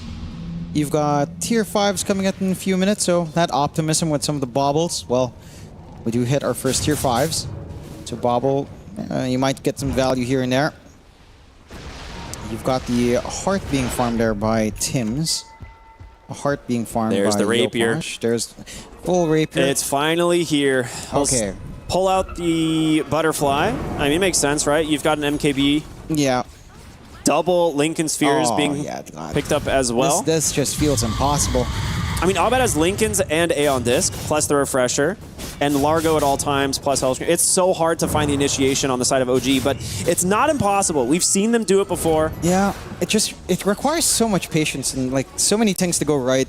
You've got to be super What a on roast point. spawn. Literally max 3 minutes on the dot. And that's, I suppose that's in favor of OG? I mean, I don't know. Whoever just wanted to see a long game, we're in for it. Come on, get some tier 5s up.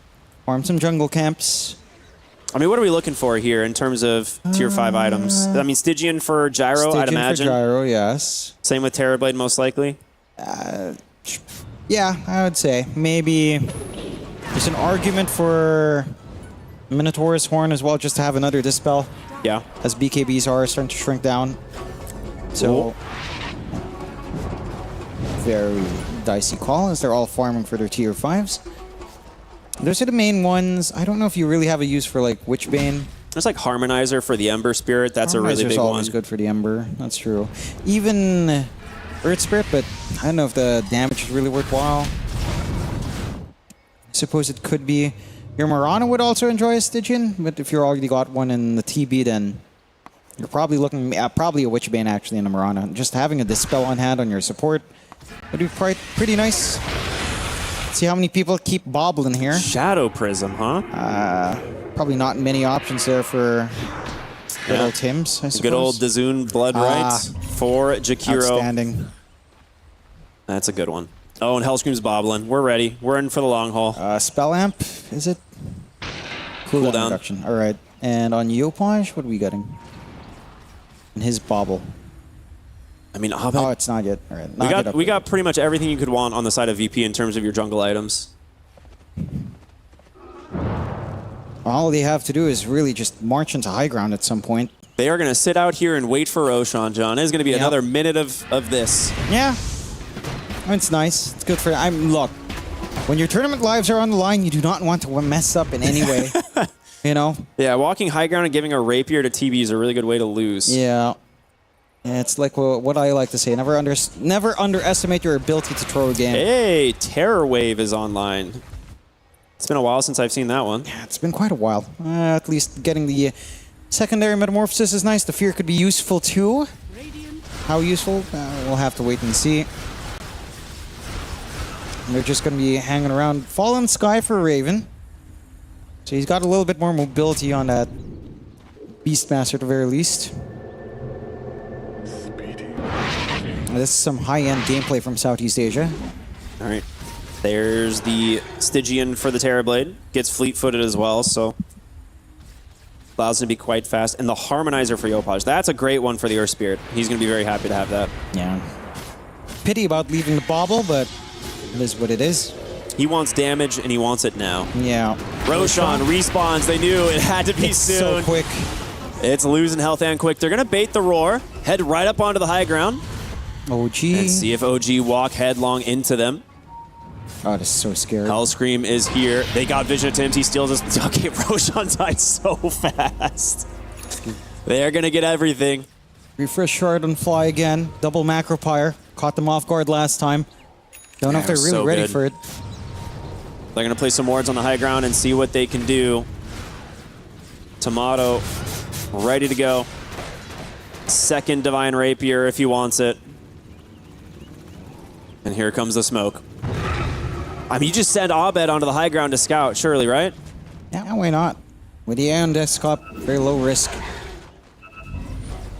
Just get that information going. Abed's hanging back, though. They're hoping to find someone outside the base. Book of the Dead at work. Ooh, almost. Tier 4, very low. You could sneeze on it and it would die at this point. Pretty much. VP They still, okay, so their fortification has refresh, which is big. Oh, they're on the high ground. Tomato. Protected, of course, by the Largo. Here comes Abed. Lots of damage here off the Ember Spirit, forcing them back into the base. The throne now exposed.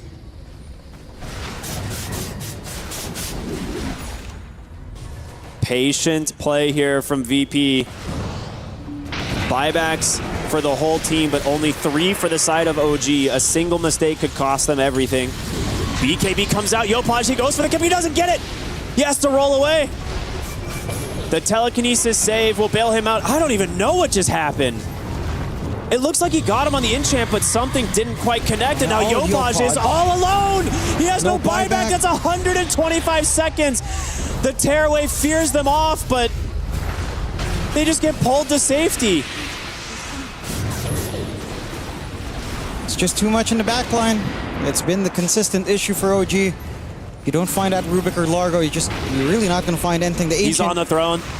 Tomato wants to end the game. He knows he's got plenty of backup here. Natsumi, that meta freshly popped. You gotta respect he did us so much damage.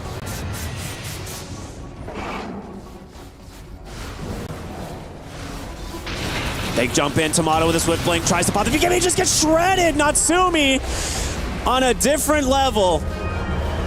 He's gonna have that second life, but no Satanic available. Does have the BKB at the ready. They could try to dive, force the kill onto Natsumi. He's falling low, has to sunder if he wants to keep himself in this one. The throne still exposed, but they have that fortification. Tomato just kills Tim off the flax. They'll buy back right away.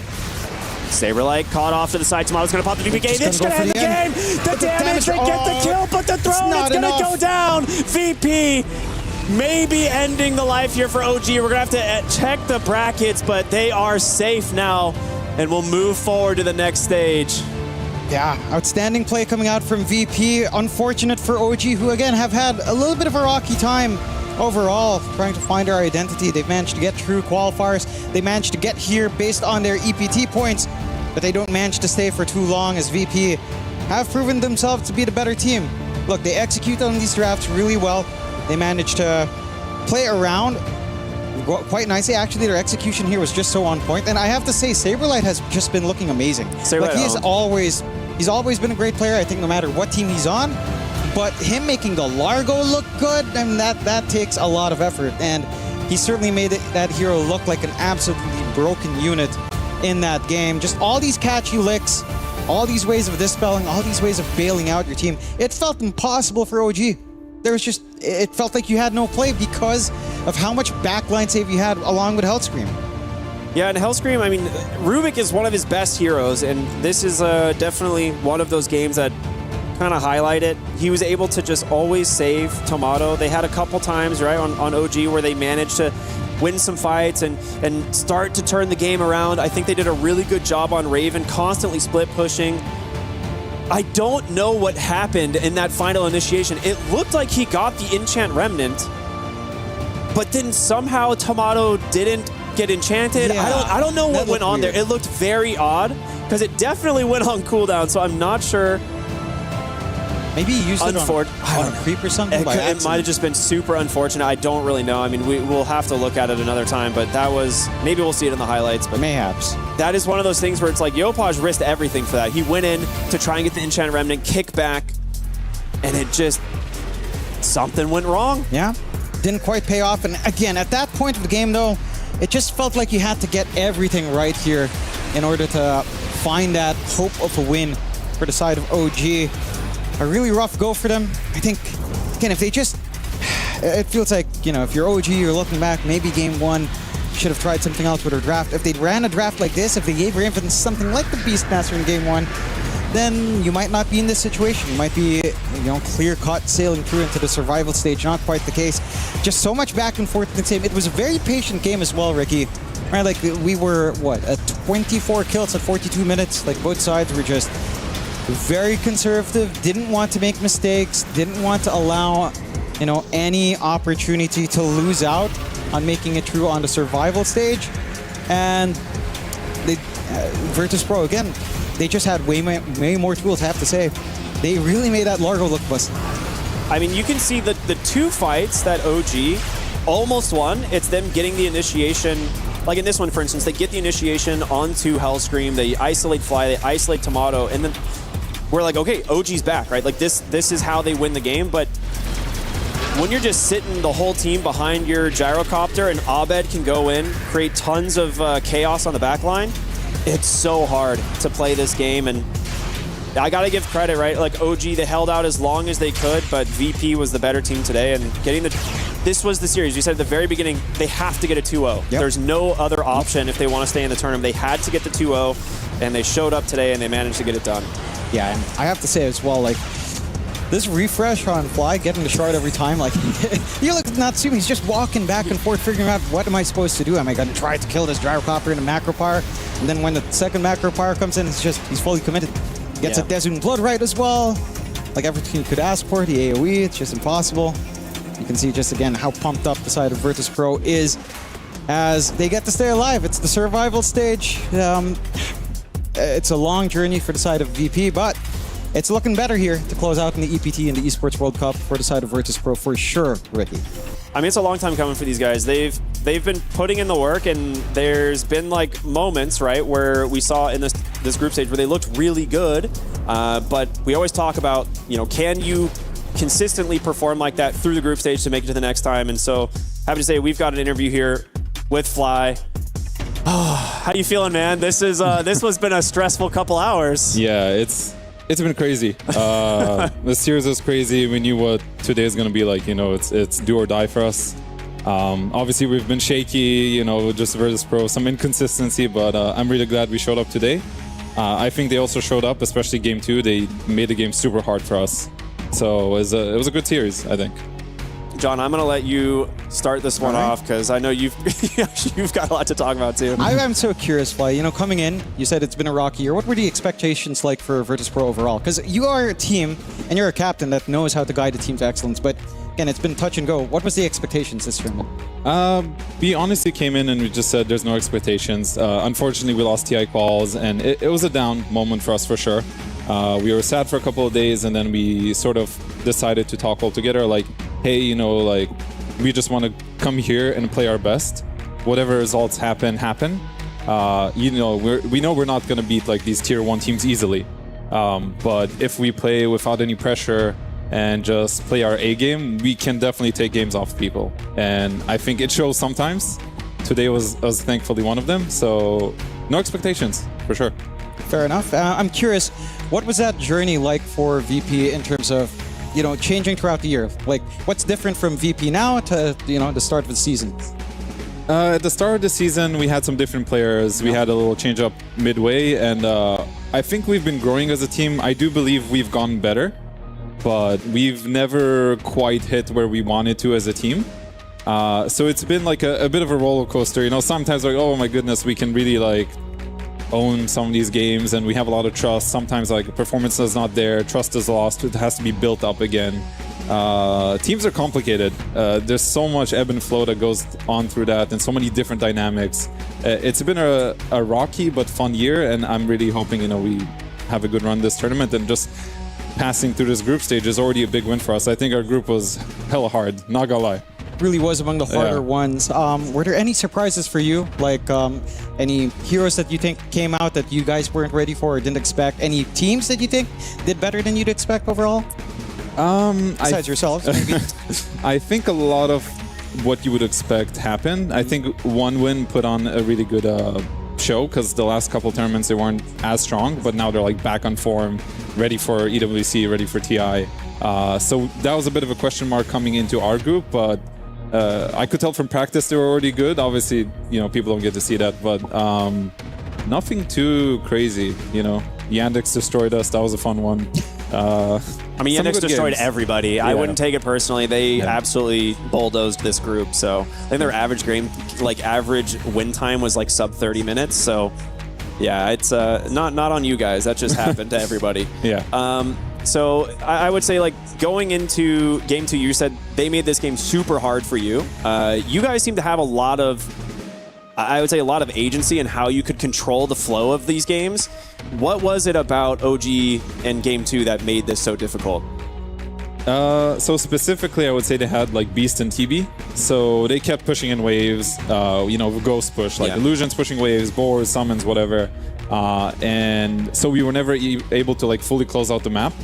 And it's something actually that we got better after losing to Yandex, like when we played against their Enigma twice and we kept sort of faltering to this kind of pressure. We looked at those replays and we took something from it. And I think if we haven't lost to Yandex the way we did, we actually would not win today. I think we did a much better job of not bringing too many heroes back on the map and like reacting to their pressure where, they're going to jump on the pushed wave with some Beastmaster and TB. They caught us a few times, but overall we were able to go behind Tomato and like cause our own sort of pressure point. Yeah. That was amazing. Yeah, I mean, this was a heck of a series to end the group stage. I mean, you guys, like you said, you had to come in today and show up, and you did. So obviously, big congratulations. We're always happy to see you guys push forward and continue to improve, and that's, best we can hope for in the elimination stage. Fly, thank you so much for joining us, as always, and hopefully we'll talk to you again soon. Thank you, guys. Thank you. Boy, oh boy, what a day. We've got the grand finalists of EWC 2025 here joining us today. We've got Falcons and we've got Team Spirit. This should be a fun conversation for at least one of you guys, I suppose, to talk about the grand finals again. But both of you guys have been in a lot of grand finals. So the first question is, how do you prepare mentally for being in a big finals? Answering Carl. I mean, you shave your head, apparently. That's what your go-to is, but... I don't know. It's like basic game. Even, I don't know, not much prepare. Just play, that's all. Yeah, it's just millions of dollars. Not a big deal. Yeah, sometimes millions, sometimes no. Like, just playing, try your best. Yeah. Like basic. No need to like shake your hands or head, something like this. For me, no. I mean, probably the best not to think about the pressure, just right? play, that's all. Yeah. Yutor? Yeah, I totally agree with my teammate here. So. Ask please, Maureen, I guess. All right. Well, there's not a really specific preparation. Like, just you trying to get the best rest you can. I mean, I'm considering sleep and then kind of just like, at least I'm like lying down on my team that they're having a good preparation as a like draft wise, and I'm just gonna do as best as I can usually, and pretty much. Amar? Well, first of all, you start by panicking because you're playing grand finals. You're a human being. Yep. And then... I mean, he's always panicking against Spirit. That's like pretty much... Yeah, it's like default. If I see Spirit, I'm panicking like automatic. Because I know they can one time become the best team in the world. Of course. It's impossible. Yep. Yeah. So that's the one time preparation. Pico D for collapse. Or Pico D for collapse. So you panic, it's grand finals. Right. You choke. Wait, when are you panicking? Are you panicking the night before? No, you're panicking right before you go on stage? No, I panic the moment I know my grand finals opponents. Okay, okay. It's like the start. At the start of tournament, because Spirit ended the tournament. Yeah, but like, it's most important is when I play against them. So I panic before. Okay. And then I panic all the way. Okay. Till I sit down and it's about to play. Then when it's about to play, okay, chill. It's time to play Dota. That's all I need to think. No more millions, best in the world, all this massive garbage. Don't exist. Okay, so did you have that panic at TI for Extreme? They weren't Spirit, so... No, at TI it was more chill. More chill? No. I was actually, remember, I was panicking when we knew that we're going to play Spirit for elimination game. That's right. Yeah. You guys, yeah. I was play that. literally sitting outside for like 2 hours till like 2 a.m. and I'm always keep crying, holding his hand and the head and like just saying we're gonna play the Spirit. It's a misery. The destiny has been decided. We're gonna lose. Something like that. No, we also have this fun story that we're not gonna play Falcons. First time we're gonna play against some heroic, as I remember. Yeah, then like sometimes in 1-2 hours they like say, okay, you play against Falcons. We say, oh, okay, like elimination game against Falcons, always fun. Like, okay. We like some players like disappointed because of this. Like, why did they change? But like take it and lose it. That's all. Sad, but true. All right, so it's been a year since the finals. What has changed about you guys? What has changed about your team? What has changed about your mentality? You're still panicking Did you panic coming into this, knowing it was a podcast with Spirit? No. There is no collapse. No collapse? Okay. So what's changed for you guys? I mean, you guys swapped out a player, right? We changed coach. We changed a lot of. We changed 2 players. Changed 2 coach. Coach, then 5, then 4. So a lot of changes we had. Yeah. So new year, new us. Yeah. I would say, yeah. Not the same. Like I guess Falcons probably the same old stuff. They have old team, all the same. Yeah. But we a bit changed. Not a bit, like a lot of change. But at least we have Miposhka now. I was about to say, bringing back Miposhka. Was that nice? It was a nice reunion, I assume. Yeah, all dogs in town. All dogs is back. Well, meanwhile, you guys have stayed the same. You guys have been the same. You guys are the longest running roster. Yeah, and you're asking us about something new. I mean, I mean, surely something has got to change year over year. You're TI champs now. Well, the mindset didn't really change. It's just more like less stress generally. I mean, except Amar, right? Right. Pretty much. I mean, I wouldn't say, and actually something changes. Like it's just we're playing tournament to tournament. And like I'm more getting excited. It's getting like tiring, let's say. And the Riyadh is like.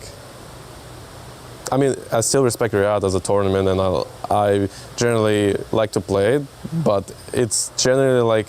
Let's be honest, like TI is like more as an achievement, it's like people respect more. Sure. Because you're writing down your name, right? And Riyadh is like, it's a second.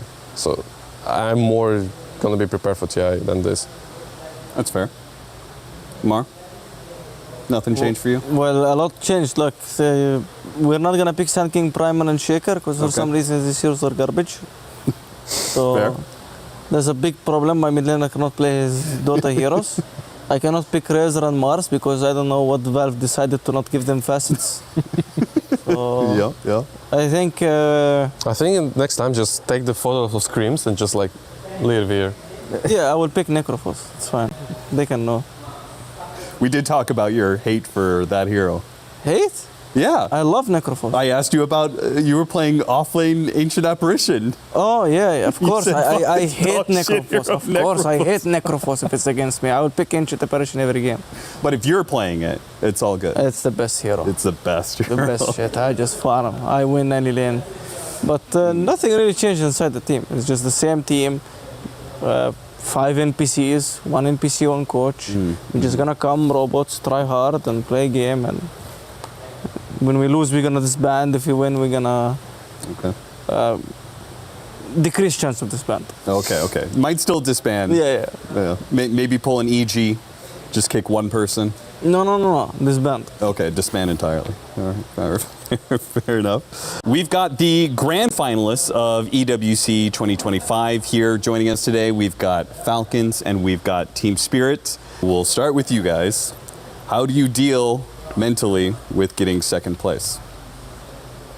I mean, I always saying I'd rather to not get second place. I'd rather have like third or fourth. You're right. I mean, the third is like the best because like at least you're getting to the last day, but you're not getting the second, which is like you're one step before getting to win. So I would rather actually have third place. I'm grateful to be second. I don't know what these people say. Everyone says that they don't want to be second. I'm grateful. Give me the final day. Give me the grand finals. Yeah, you just want to be in the grand finals? I can be so close to winning.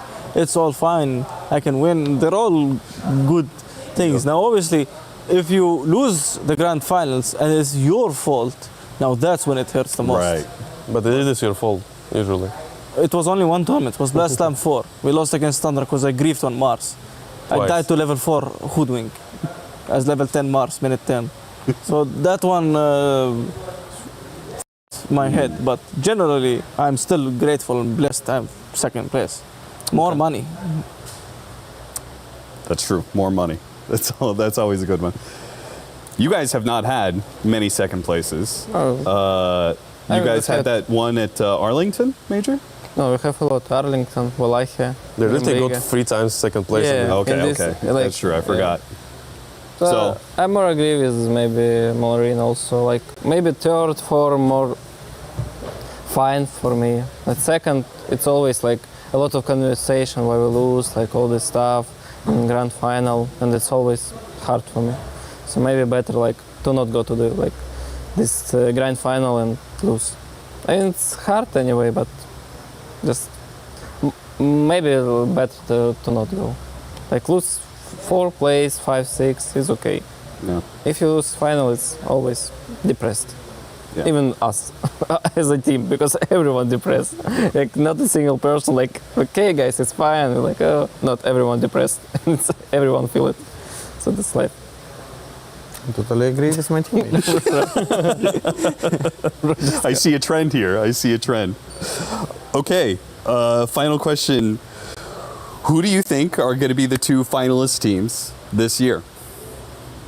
EWC 2026. PSG, LGG, and 1 win. That's finals at the last. Well, I mean, okay. I would say Pari is looking confident. Yeah. As long as I have Dukalis instead of Toby, but we'll see how it's gonna be. Maybe he'll still come. I would aim for Pari plus pair is gonna be like Aurora or, I mean, Nightfall has to like get at least to the final. Of course. Because he's aiming for that. But he's probably not gonna win, like as always. The best Surely he's gonna break that curse at some point. At some point, but it doesn't mean it's easier. Okay, fair. So, yeah, pretty much. I would say Aurora is gonna be like 3rd place. Probably Pari is gonna be in final. If they're gonna get Ducalis, if not, there's gonna be like some LGD plus potential Asur Spirit. Okay. Oh, actually Yandex. I forgot. Yandex against PSG is gonna be in final. Omar? Easiest thing, Aurora against Spirit. One of them has to be a 3 times Riyadh Masters winner. That's true. One of them, you mean like Aurora? Aurora have Mira. No, Mira. I mean, Mira is like fake, you know. All right. What about you guys? Who do you think the finals are going to be? We'll start with you. I would say Yandex for sure. Okay. And some random team. Some random team. The second one, yeah. Think the playing field's pretty even between most of the top teams? Yeah, I think so. So it's just a bit of luck and a bit of meta. Why Yandex maybe for over everybody else? It's just good. Just better than others. Yeah. Okay. 6-7. Collapse also pulled the 6-7 meme on me. I asked him, I was like, has this made it to Russian? He said, no. We just know the meme. I said, okay. Laurel? It's a brand road agree with you. Okay, very well. Actually, I'm going to use the strategy for the next time. All right. Well, this was our podcast for the finals of EWC 2025. Full agree with Capitalist. Thank you. They all agree with me. Thank you very much, because I'm the host and you have to agree with me. Thank you for watching, and we'll see you guys next time.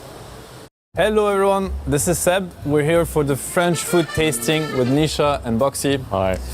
Hello. I guess I have to say sorry for what's about to happen. No, we'll be fine. We prepared a bunch of stuff for you guys. There is, I'd say pretty common, pretty riskless, and then there is very risky, maybe trap cards. You don't have to try anything you don't want to. There is sweet, and there is, rather cheese side. You want to start with the You can pick Nisha. I mean, I usually start with sweet, and then... Oh, you start with sweet? Transition into... And then like... You sure? I was thinking and then you sweet finish... again. Okay, that's actually smart. As long as you finish with sweet, so that you don't leave this room... You leave this room with a smile. Anything you feel like trying, and then I can tell you what it is? You have to explain I mean, what's going just by on. the look, is there something that's appealing? I think I like macaronis, but I didn't try them many times. You know them. So I'm always down. Macaron, this is a classic. I think you have chocolate, strawberry, and probably vanilla, the last one. They look nice. Do you want to try one? Or? But they are made with egg, yes? Yeah, there is. Yeah. Then no So you for can me. try it. Okay. No for me. Box is not gonna try anything. I'm like alone. You rate it? I like it. Like 8 out of 10. 8 out of 10. Are they it's like sweet? It's nice. Are they dry? No, it's because when I was a kid, there was this arcade place. Yeah. They gave us a bunch of like 10-year-old macarons they couldn't sell. Okay. And I was like, this is the hardest thing I've ever eaten. Okay, no, it's not supposed to be like that. No, okay. I think the sweetest they are, usually the cheapest in a way. I think like the best macaron is like when it's very nicely balanced and you don't feel like it's overwhelming taste of sweet. No, Okay, what else? Another sweet or? I'm down for like some cheese. We get to business. Okay. So this one is The softest, you take one, you can dip in it. It's also cheese. It is cheese. Is very soft. I think. I'll take a bread. Yeah, I think no risk with this one. You're having a good time. I'm trying the bread. At lunch. I like the bread. Yeah, welcome to France. Bread is good. What is this? Pan baguette? How is it called? I think grissant. I think it's rather Italian, these kind of things, like where they have this crispy to dip. Yeah. You pass this one? We'll call this level 1. No, I like it. Okay, step 1 is fine. Step 2 would be comté. So you know in France you have two kinds of cheese, I guess. It's the kind of hard paste and then softer or creamy. This one is very typical, not very flavorful, I guess. So you could try it with no risk. So you would put this on like a sandwich? Or you could just eat it like that, or with bread, or you can put it in a sandwich. Yeah. So just like eat cheese by itself. Oh, wait, sorry. I mean, you can have bread, or I think for the, how do you call them, like the connaisseur, if you want to cut it in half, or if you're going for a full, up to you. And you're not eating anything? I'm French, of course I'm not eating anything. Yeah, you can have mine here. I mean, it's fair enough. It's fair enough. If you want to, of course, no pressure. No pressure. No, I kind of feel like I have to. Yeah. Okay, well, we'll stop it now. If I'm eating too, that's it. Was it good? It's not too. It's like hard taste, right? It's okay, not by itself. I feel How strong is it on a scale of 0 to 10? Because I want to know where I can take you. I feel like this is like a 7 at least. It's a 7. In strong. It's like kind of, isn't it like intense? Because compared to the next two, it's a 2 or 3. But none of the cheese are like like blue, green. No, we didn't. No, I mean this one's close. Yeah, okay. Yeah. Then you have camembert. Yeah. But this one is, I guess, a little bit old. So it's much stronger than what it can be when it's younger. Like intentionally old. Or like I don't know. or it's been on this table for I a just week. got here a few hours ago. It's from last year. How do I do that? You can try it. You can take mine. You can take mine. This is from the tournament in 2011, actually. Yeah. You had it in your fridge. Yes. I do never need opened like it. some bread. No, so no fridge, I'll no have fridge. it. I'll try another have bread. another. The breads were pretty good. What I'll try fridge? one of this. Outside rotting in the sun. No fridge. It's so strong. Yeah, But it's good. You like that? It's good. I think. So you see, if you gave this one a 7, what do you give this one? 11. This one was like a 9. It hit me Okay, hard. it hit you, yeah. Yeah. It's just, I like it. Just wait in a few hours when you feel a bit dizzy, then you know what it is. This is good. Put something in the food. Good luck for you guys in the practice room too. Okay, then the strongest is this one. The monster. So in French, it's actually a coincidence that it sounds like monster in English. It has nothing to do with monsters. It's called Minster in French, which is just a name. Do you feel like trying it, or is it too much of a stretch? I can maybe cut like a super small piece. No, You don't have to. I if you think don't it doesn't look appealing to me. Yeah. And like, It tastes exactly as it looks. I think I'll skip that one. Okay. Let's have Good, another. What about you, I'm Bobby? testing another bread. You want to try it? I'm testing the bread. Very wise choice. But I would like to see Seb try a little bit. It's good. It's good. So this is the last cheese, yeah? Yeah. I actually don't know what This this is one sweet, yeah? Yes, it is sweet. And then you have the sweets that you haven't tried. What is this? Oh, this is a. Mini saucisson Justin Bieber. So it's like meat. It's like a mini sausage. I gotta try it, Yeah. yeah? Of course. I think you like it. It looks kind of weird though. And then you can dip it in. You just, It's kind of hard as well. Actually, some already tried that. I've never seen it before, but no. Dip in cheese. it has or what? happened. Yeah. I don't know. I mean, I'll it's not a go thing. with bread again. Yeah. It's not a thing, but you can try. No, this is good. This is a good snack. I mean, after the cheese, it's Good probably- 7. Good 7. It happens. It happens. The cheese is getting to him. You feeling dizzy yet? You can take my plate. It's spinning around you. Oh, bro. Then back to dessert. Typical French biscuit, I guess. Your typical lunchbox when you're a French kid and you're going to school. Who's the guy on it? Old school French students, you know? Like they were dressed like this. That's how they look like? Yeah. I guess so. Is that your uniform when you went to school? No, I came too late. But maybe a couple hundred years ago, I would have looked like that. This one, it should be good. No, And you can also eat the biscuit with all the chocolate. You have two versions of it. it's illegal. But yeah, I have this at boot camp like every time. Okay. Cookies. Yeah. I So bought it's it, approved. Yeah, it's good. But you have it with like tea or with milk or with coffee or No. cigarettes. I don't know. Sure. We would love other things. It's up to you, really. But this one is a good. This one is probably my favorite. 10 out of 10. 10 out of 10. Yeah. Nice. Then you, over there you have it's called Madeleine. This is very French typical. This one over there. Is there anything inside? No. Oh. You can cut just a small part of it if you want to try it. I'm kind of full already, but That never stopped you before. It did.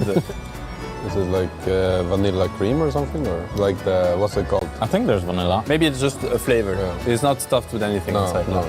Honestly, this.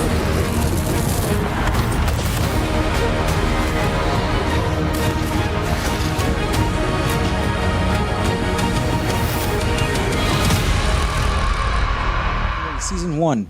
That was made up. You just made that up. DPLCDA S1 in China, as we have 2 wards mid from Thailand, very smart. That tournament, and I kid you not, and Mike will back me up on this, that tournament would determine first pick, second pick, Radiant Dire by a 1v1 mid. We had to do that every single time. Some of those 1v1 mids went for 20 minutes. It was the most crazy thing. Wow, that's a really good way to artificially extend your entire day. My life is artificially extended anyway, so it doesn't disturb me on any level. Let's see if there are any blocks going on. Looks like both sides. Is there no blocking here? No block. Maybe you can't block. I have no idea. Maybe that's the rules. No blocking. Maybe no blocking. All right, just Celavi, let the creeps lay where they lie. See how these races go. Oh. Nice hit from Abed already. Hit from Tai Long. Range creep. Can you get the deny here? No.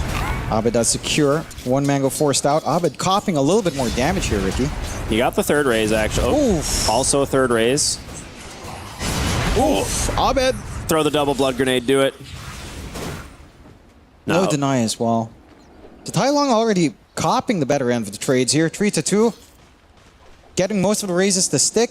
Abed already eating 1 mango. Down to 1. We should really get rid of the SF mid and do something like Treant Protector. Really hype it up, you know? Just something like absolutely insane. I'm telling you, we should randomize a 3-hero pool, let the players ban out 1 each, and the one that's unbanned is what both players will play. And that's it. That's the only modification I'd make. I think that would be pretty hype. Can you imagine a double IO mid? Just trying to get first blood on each other, trying to siege. Still very stable. Tai Long again edging out here early on. 6-3.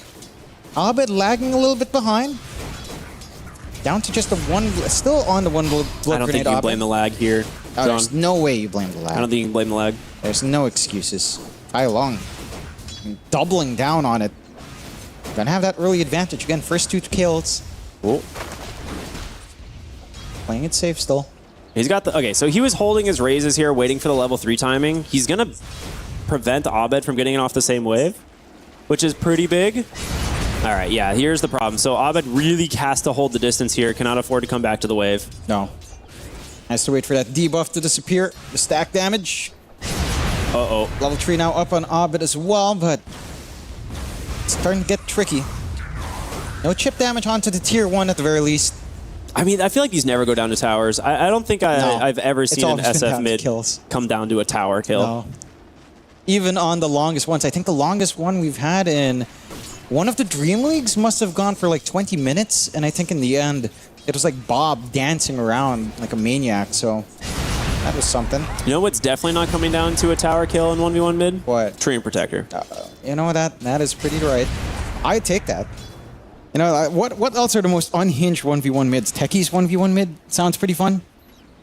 I feel like it's less unhinged than it used to be, right? Yeah, I mean, Techie's mid is kind of like a pub stomper who's smurfing. It really does a lot, but in an equal, 2 equal players on Techie's 1v1 mid, that sounds pretty fun to watch. Then again, it could also just devolve to like reactive taser, run in, reactive each other, and say, all right. Oh my god, you're right. Uh-oh. Oh, Abed. He's really hurting. 19-7, 9-1. So many more he's had to buy 3 salves now. I mean, I know that's kind of how this goes, right? Like, you just buy regen. Hold up. The blood grenade. Tylo. No mana. He's got the mana. He's got the 1 mango. He was looking for it, but... Oh. Blood grenade Another again. blood grenade. Okay, gets him with the fairy fire. Nice bait. Abed, despite being down literally half the CS, is asserting some dominance here as he hit level 4. Stretching it out. Already salved up on Tai Long. Getting a bit of a reset. Still have the 2 mangoes in Abed, just the 1 mango in Tai Long. But again, this EXP and slight gold advantage for resources is going to feel a lot better for Tai Long overall. This ramp up into 5, maybe you start to see again some good raises coming in. I would like to see some of them start to play around with, what's it called? That value point. That weird active where your souls go. Oh, Feast of Souls? I mean, Abed has it. I was surprised he took it. I actually quite like it. It's super value. Think about it. 30 attack speed for free. You just waste souls. In a 1v1, it doesn't matter. You're not thinking long-term here. Over the armor. Like, value point and Presence of the Dark Lord is really good, but investing more points, I find, Uh-oh. For an aggressive play, you want those Feast of Souls. Level 3 raise. Hailung, very spooky.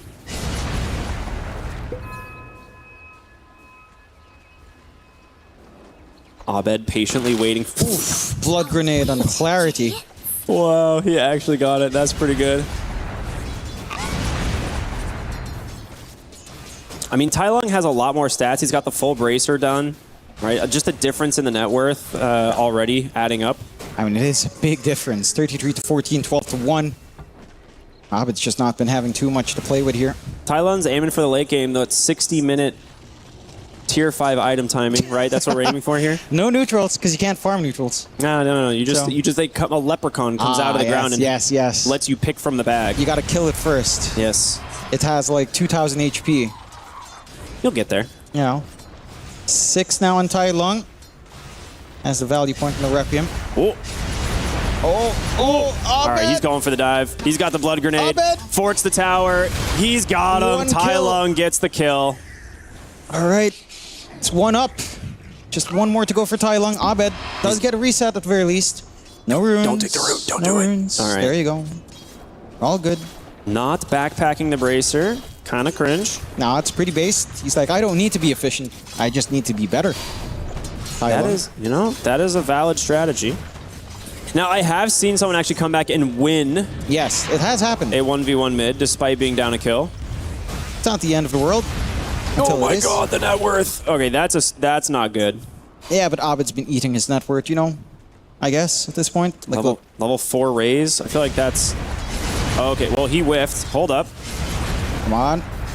No. Abed's still trying to hit level 6. Oh, the blood grenade to cancel the salves. Okay. Okay. Abed, sick play on the comeback. This is where it all... Is he going to walk base now? He might have to. I mean, he will, and that's going to be recovery for Abed. Right, he's going to be able to hit the tower. Soak some EXP. Just hit the tower. Yeah, if he just hits the tower down, that could be one way to win out in this. He's going to drag the wave. Oh, he's going to try. Leave those runes alone. Very nice. It's a really smart way to deny as much XP as possible. Are you allowed to TP in this mode? Yeah, you can. Yeah, all right. Fair enough. Fair enough. I'm going to say yes because he just did it. Not because I was confident at all. No, we did see Abed do that as well, yeah. Let's see. Abed, again, he's still struggling a little bit in terms of EXP, but it's got the creep wave dragged all the way back at the very least. Who needs items when you have mangoes, you know? Ward. Now, for sure. Dude, he's going for the dive. He's going for the dive. Tailung. He's got the boots. He wants to. Abed, pretty good. Requiem. Nice. Gets the Requiem. He has 20, so. Dude, this is... Okay, Tailung. Totally planned. He's fine. More salves coming out. Yeah, Abed's going to go for the full reset. Tailung's going to get that bonus. Solo EXP, solo gold. Double bracer, full wand. Tower just getting sieged away. Yeah, good luck TPing in. No Requiem. I mean, if Tailung sees him, could you channel a Requiem yourself? Abed, can you get the raises? He's got him. He's actually going to get him. He's there so you go, dead. the blood grenade. Oh my god. Here we go. 1-1. We're back. Now, greedy there from Tailung to play so aggressive. I mean, he wanted the tower. He wanted some sort of angle. 20 seconds till the respawn. Here's the thing, though. Abed has committed a lot of resources for this. Yes. Tailung's going to come back full health with all his items. Yes. Tranquil boots. All right, that's kind of cool. Feast of Souls on the tower. Look at it. Half HP. He's owning. But he did go for the level 2 presence of the Dark Lord.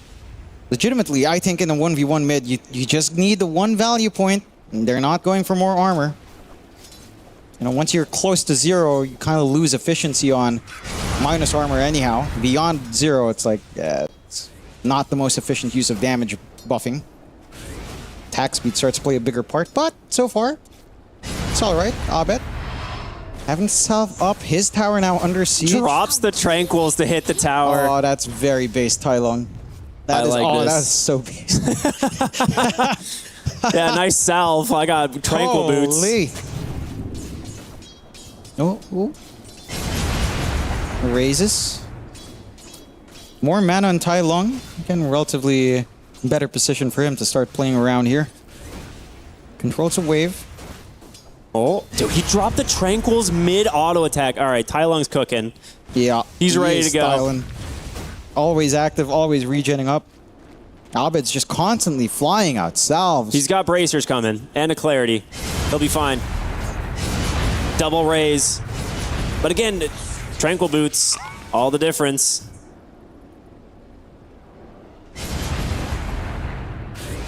Drop the Tranquils, pick them up, yeah.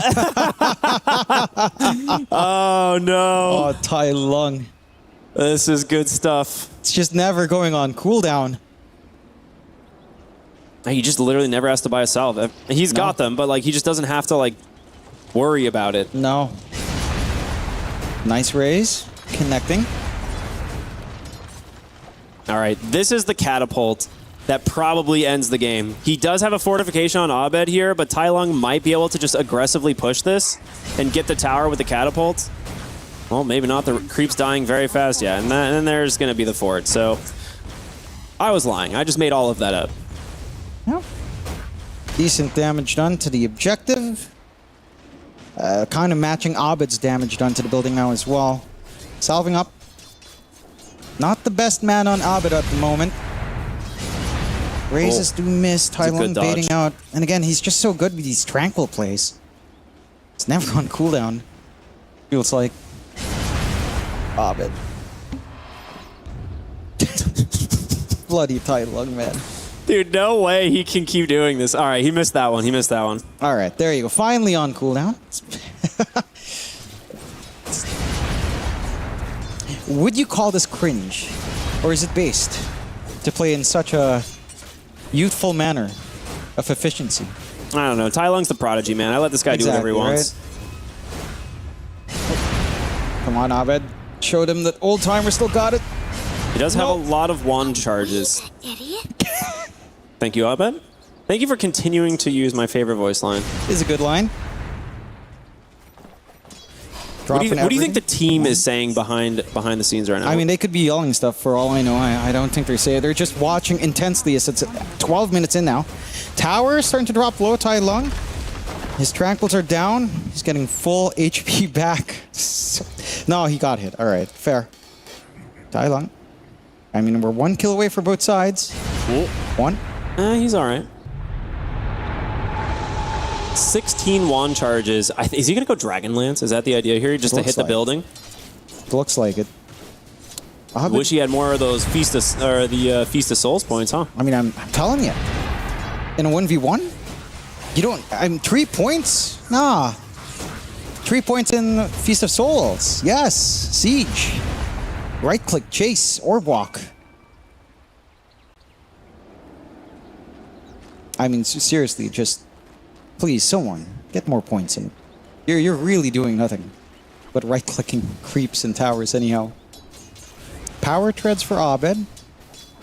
It's a little bit of a dream to get that right now. At least has the brown boots. If you can somehow find that second kill, man. So you'll need blood grenade down. Tower starting to drop really low here. The tower is falling very low. Tai Lung just wants the objective. He's just T-posing on the high ground at this point. He is.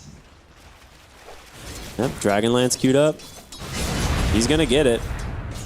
If he need, well, he may not need it. He could potentially end it before that, but we'll see. Abed needs to keep this creep wave as far away from his tower. Oh, hold on, double raise. Nice, too fast. Says that's where the Tranquils really come in handy. Just that weaving in and out. Tai Lung gonna go block his creep wave. Tower down to how much HP now on the Radiant side? It's not the healthiest looking. Not much is my... An 8 of HP left. Whereas you're probably closer to a 6th. Oh. Spooky. Salves. Immediate salves. Blood grenade doesn't quite connect onto Abed, actually. Uh-oh. Tai Lung. Just some combinations left. Abed, Requiem looking for it.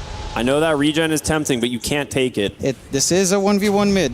Come on. You should have done it. It would have been very funny. 3 wards? 3 wards! To watch. to watch this 1v1. That's 3 more eyes than I have. Oh, come on. Raises not quite connecting. Abed now getting a little bit of tempo to push. Feast of Souls to chase. Oh, high ground miss. Raise. 1. All right. Very nice. He did pop the Tranquils, so he's going to delay his regen a little bit more. Did have to pop the full stick, so Tai Lung not stoked on that one. But he has the Dragon Lance. This is what we're talking about. He needs this at some point. Or maybe he doesn't. Who knows? Maybe it's all a simulation. 1, 2. Blood grenade.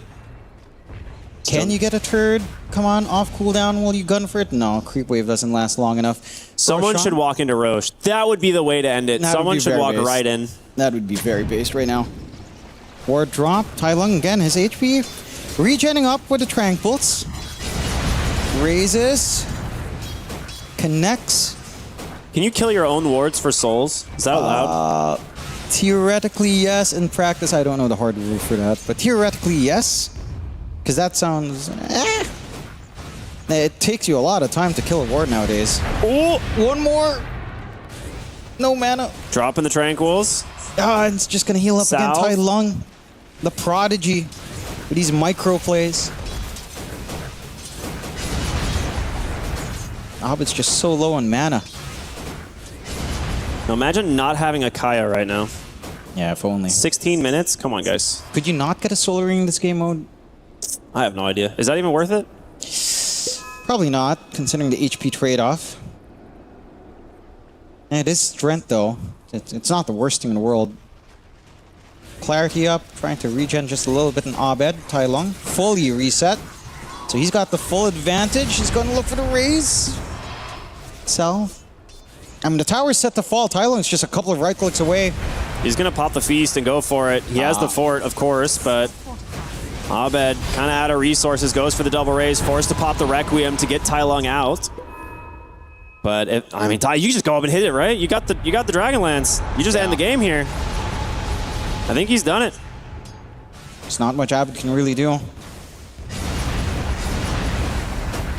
Yep, couple more auto attacks. He's just playing with him at this point, and that is going to do it. Tai Lung will take. I mean, that's how it works, right? GG. Yeah. I mean, someone tell me. I think so. Does anyone have the rules? That should be it. I'm pretty sure. I'm not. I've never seen a 1v1 mid go to tier 2s, so. I'd really hope not. I'm not trying to go throne here. Abed, press GG. Do it. Press the buttons. There you go. GG's called, and Tai Lung does secure this higher seeding for the side of LGD Gaming, getting that 3rd place spot and getting themselves the slot to play up against the 4th place in one of the other groups in our randomization. So again, theoretically, a better seeding start in the survival stage for LGD Gaming. Virtus Pro, I mean, look, this is just for a little bit of fun. The weighting does matter, but in the end, I'd say all of our teams are at the same caliber now that we've sorted out, except maybe Group D. I think I will always give an exception for Group D and what went on there, because, you know, frankly, OG, if they were in any other group, they would be up there. I think, yeah, that's possible for sure. It's just a little bit rough, but it's going to be interesting to see, because depending on who VP plays up against, they might be wishing Abed was a little bit more awake or less tired, or we're playing against an older player rather than the young prodigy of Tai Lung, who's dropping his Tranquils mid creep wave. So very well played to Tai Lung, but he pulled it back almost. Like, you know, Abed almost got the return. Got some good raises, and I like the value point in the Feast of Souls. I think just go all in on it. You know, just one value point in Presence of the Dark Lord. I'm a little bit crazy. Oh, just 1 point, but yeah, go for the right click. Trust me, it's crazy. Yeah, well, it has been a long day, but that, I mean, that's the whole group stage. We are finally through Group A, B, C, and D. Now completely solved. But coming up next, we're going to crush some keys. We're going to crush some keys. We're going to be crushing some keys, and it's going to be extra fun. Again, because of our trophy system, the teams that are eliminated all have their keys crushed down. They've been bringing their keys out on the stage. You've been seeing them on the cams as well. And we're going to get to that moment relatively soon, not quite yet. And of course, the winning team, the winner of the Dota 2 Esports World Cup, will get to pick 3 keys at the end of their journey to put on the base of their trophy as a reminder of the dreams they've destroyed. You know, who would you put in there? Oh, if you got to pick, which 3 teams would you select? I can't say OG 3 times, can I? Probably not. I love OG, but I would... There you go. Dreams crushed down. My goodness. Look at that. Just taken away. No one crushing another key here as well. Isn't it great? Look at that. Hydraulic pressure. Doesn't that make you smile? I want to see one explode again. That is what I'm really waiting for. I would love to want see one that to too. explode. I don't think we have, and I think they've managed to sort out the malleability of the keys that it would not like explode. They do give out a little bit. There's a little bit of give. So there we are. All these hopes and dreams being crushed. That's Nemesis right there. The first Have two we were done Nemesis Reckonix? and Reckonix, I Oh, believe. no. Yeah. So coming up next. I mean, so these are the Indonesian teams dreams. at the top of the groups, right? So they're Yes. the ones who get to crush all the keys. So this is going to be OGs and... yeah, I'm sorry, buddy. Not OG. You can ask them for that one when you're done, maybe. They're gonna put them in the bottom. Remember, all the broken keys are sorted at the bottom of the totems. You think they'll notice? I can't say. Can't say. Where I will be tonight, I will have alibis. That's all I can That's say. fair, that's fair. Right now. And see again, the keys are being crushed. Our golden keys. The hopes and dreams of all of these teams just taken away as Soxa just hands it over. And That's the OG one right there for you, buddy. No. So I hate to break it to you. For all the OG fans out there, obviously a rough end to their tournament. They is. looked pretty good coming into today, and like we were, pretty hopeful. We're like, okay, yeah, they just got to get the one win. But VP was the team that showed up. yeah, and of course that's a different org as well, wind up. So Yeah, that's true. you see what Mike has to deal with. Yeah, still. The Crusher is beautiful, and I'm sure we'll see that Crusher at work again in the survival stage because it's all single elimination. So it's going to be fun. It was a fun group stage. It was a great time casting with you, Ricky. And thanks for having me, and I hope Zach gets well, Yeah, it's one of those things that we've known each other for a while. Yeah. We've gotten to cast some stuff for a long time, so it's cool to kind of do it on land for the first time, or I guess second time. Yeah. Kind of. But yeah, Zach will be back hopefully sometime soon, and you can catch some rest. But for everyone who has been tuning in, we just want to say thank you all so much for watching EWC 26. That's going to do it for the group stage here of Dota 2. We're going to take tomorrow off, and then we'll be back with that elimination stage. So you're not going to want to miss it. Until then, everybody, have a wonderful evening, and we'll see you then. Omar, you've been on Enigma Galaxy for a while. Who have you learned the most from in all these various rosters? I would say it's probably Kuro. Yeah. He's the person I learned from the most. I think he's probably the one who shared his experience and wisdom the most to me. So, yeah. I mean, I'm grateful I got to work with him, and he actually taught me a lot. Yeah, I would say. What about inside the game or anything outside the game? I would say both. I mean, I'm sure I grew a lot as a player. As a player, and he taught me a lot as a friend as well, like outside the game. Yeah. What do you think the most important lesson you've learned from him is? I need to play with my mid laner. You mean inside the game or outside? Either one. It could be. I mean, I would say actually the biggest one. It's actually not even the latest one. It's just been the topic of 2 years, I would say.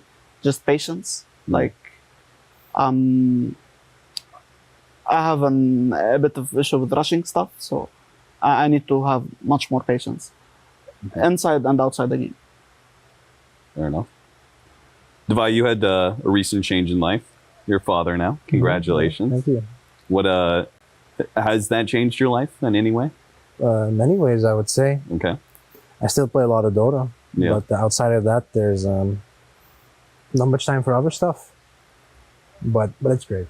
Like having a little baby that's yours. That's always happy to see you. I think I've been the last 2 months since my daughter was born. I think it's been by far the happiest days of my life. Even though my wife was sometimes struggling with the postpartum, it's still it's just really nice to have family. That's awesome. Has it changed your perspective when you come back to playing Dota? I was just talking to Seb about this, and he said it gave his whole perspective on life shifted a bit because now Dota was no longer the most important thing in his life. Yeah, I mean, I think before, Seb probably he was just fully into Dota. He didn't have much else in his life. I think I've even the last few years, I've tried to like balance out my life a little bit at least. Like, of course, like I wish I had more time in my personal life for family and then individual hobbies. But I've tried very hard to keep some resemblance of a balance. So being a father now it's not a complete change. Like I did before that, like try to spend time with family and with my wife. So I don't think my view on life has changed that much. Like I already valued family pretty highly, but yeah, I'm just a lot happier now. That's awesome. More motivation, I think. Yeah. Oh, okay. Let's touch on that then. More motivation to motivation to succeed, because now you're providing for yet another person and family, or I would say so. Also, it's just harder to feel down when you. For me, it's harder to like feel bad for me. Like after losing a tournament, you realize it's not everything, you know. Like I can just pull up my phone, look at a video of my daughter, and it's like a cheat code, you know. Yeah. Like you're tilted, so watch a video of your child. It's nice.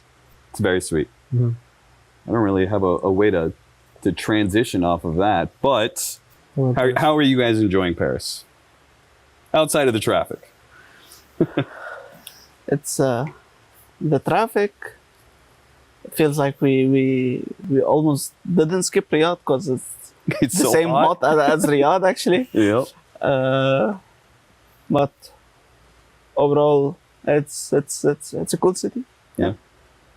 Divine? That's great. I mean, for me, it's very close to home. Yeah. I live in Belgium. I speak decent French. You know, I like French. A lot of my friends in DOTA and fans, I think, are from France as well. So to be able to like play LAN here is really, really cool. Yeah. Mhm.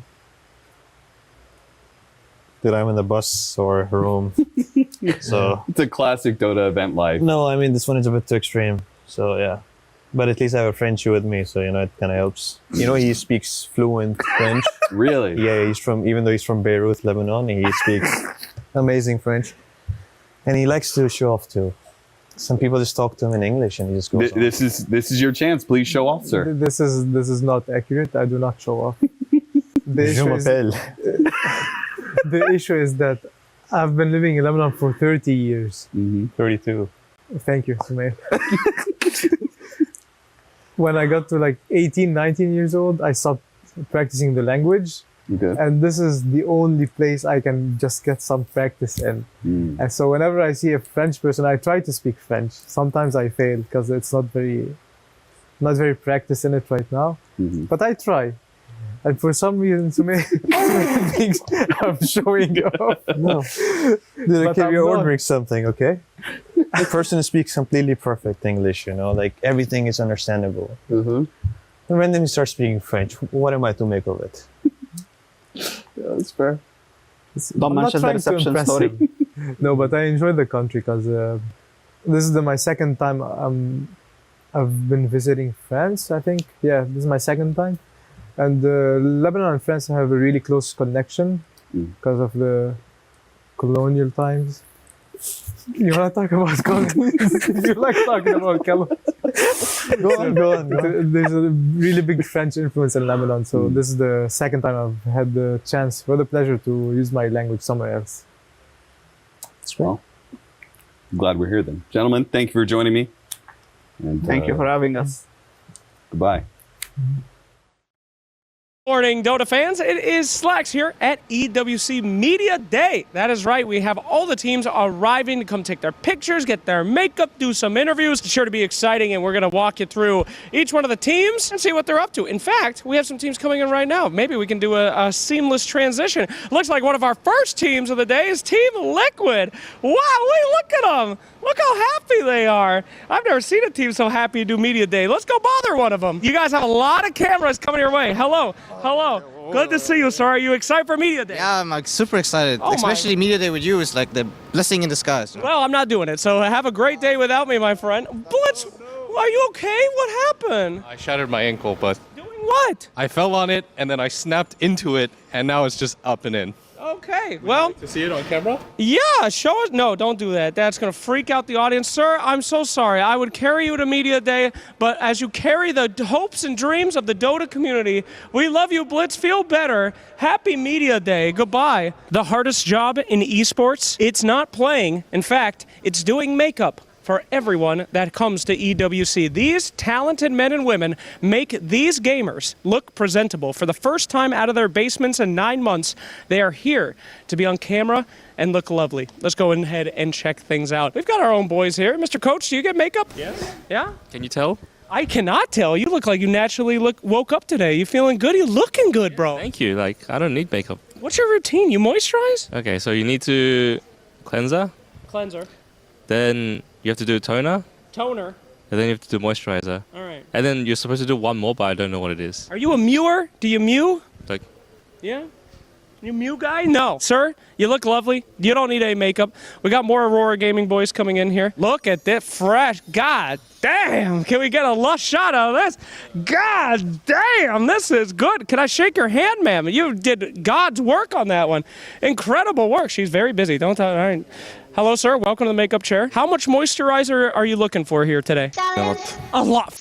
A lot, he says. God damn. That's the key to beauty right there. You get in there, Mira. Thank you so much. Wow. Incredible job by all of our makeup artists here. They have to go through so many people all day. And Dota players got to be in the top 10 worst. I can say that. Introduce yourself, young man.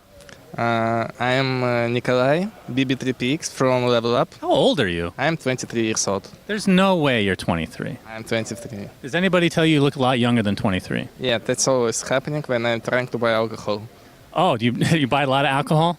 Not a lot, just for holidays. Oh, just holiday. How many holidays do you celebrate? Maybe 2 or 3 in a year. Oh, that's it. Okay, that's not too bad. How are you guys feeling at this tournament? It feels very nice. I appreciate that I came here. That's good. And how long have you been with this team? I think 3 months together. So you're pretty happy to be here then? Yeah, I'm so happy. What is your favorite thing about Dota 2? You always can do something new. I've been watching Dota for a long time. Is that true? Yeah, that's true, for real. So do something new when I'm casting your team, okay? Okay, I'll try. And last question I've been asking everybody, I don't know why. If your team were to break out into a fist fight, okay, you fight each other physically, who would be the victor, do you think? I think Darky will be the winner of this fight because he is crazy. Oh, so it's it's the crazy aspect, not the strength necessarily. Okay, cool. Appreciate your time and good luck at the tournament. Thank you. Welcome back, my friends, and as you see, we're on stage, but it is not for a matchup. We've already had all of those for group stage, and next up is survival, but also the teams that are already progressed onto the quarterfinals. Those will be the teams in the #1 position in each one of our groups, which means we get to do something that's stressful, fun, and kind of silly at the same time. It's time for a draw show, Slacks. Absolutely. This is the draw show, baby. We're going to tell you how things are going to be going from here on out. Now, let me give you a very quick little explanation, all right? If you got first place in the groups, you're already in the playoffs. You are safe. You don't have to go to the survival stage. However, if you are in the lower groups and have not been eliminated, you must face off against another team over here. When you beat them, you must then face off against what we're going to call the mini-boss, someone who has qualified above you in position 2. And then after that, the 3 of you, whoever survives all that, needs to face off against the main boss, the big boss, which we will bring out. So we're going to take all these teams and we are going to reveal what order this is right now. Are you ready to bring them out? I'm absolutely ready. This is all about randomness. You will not be facing somebody from your own group. That's right. 3rd and 4th. So that adds an extra layer of, are we even prepared for what is to come? That's right. These teams have a lot of work to do, but the time has come. I know we have some representatives in the back that are excited to see who they're going to face. You ready? I'm ready. All right. Gentlemen, 16 representatives from 16 teams. Come on up to the stage. Damn. Here they come.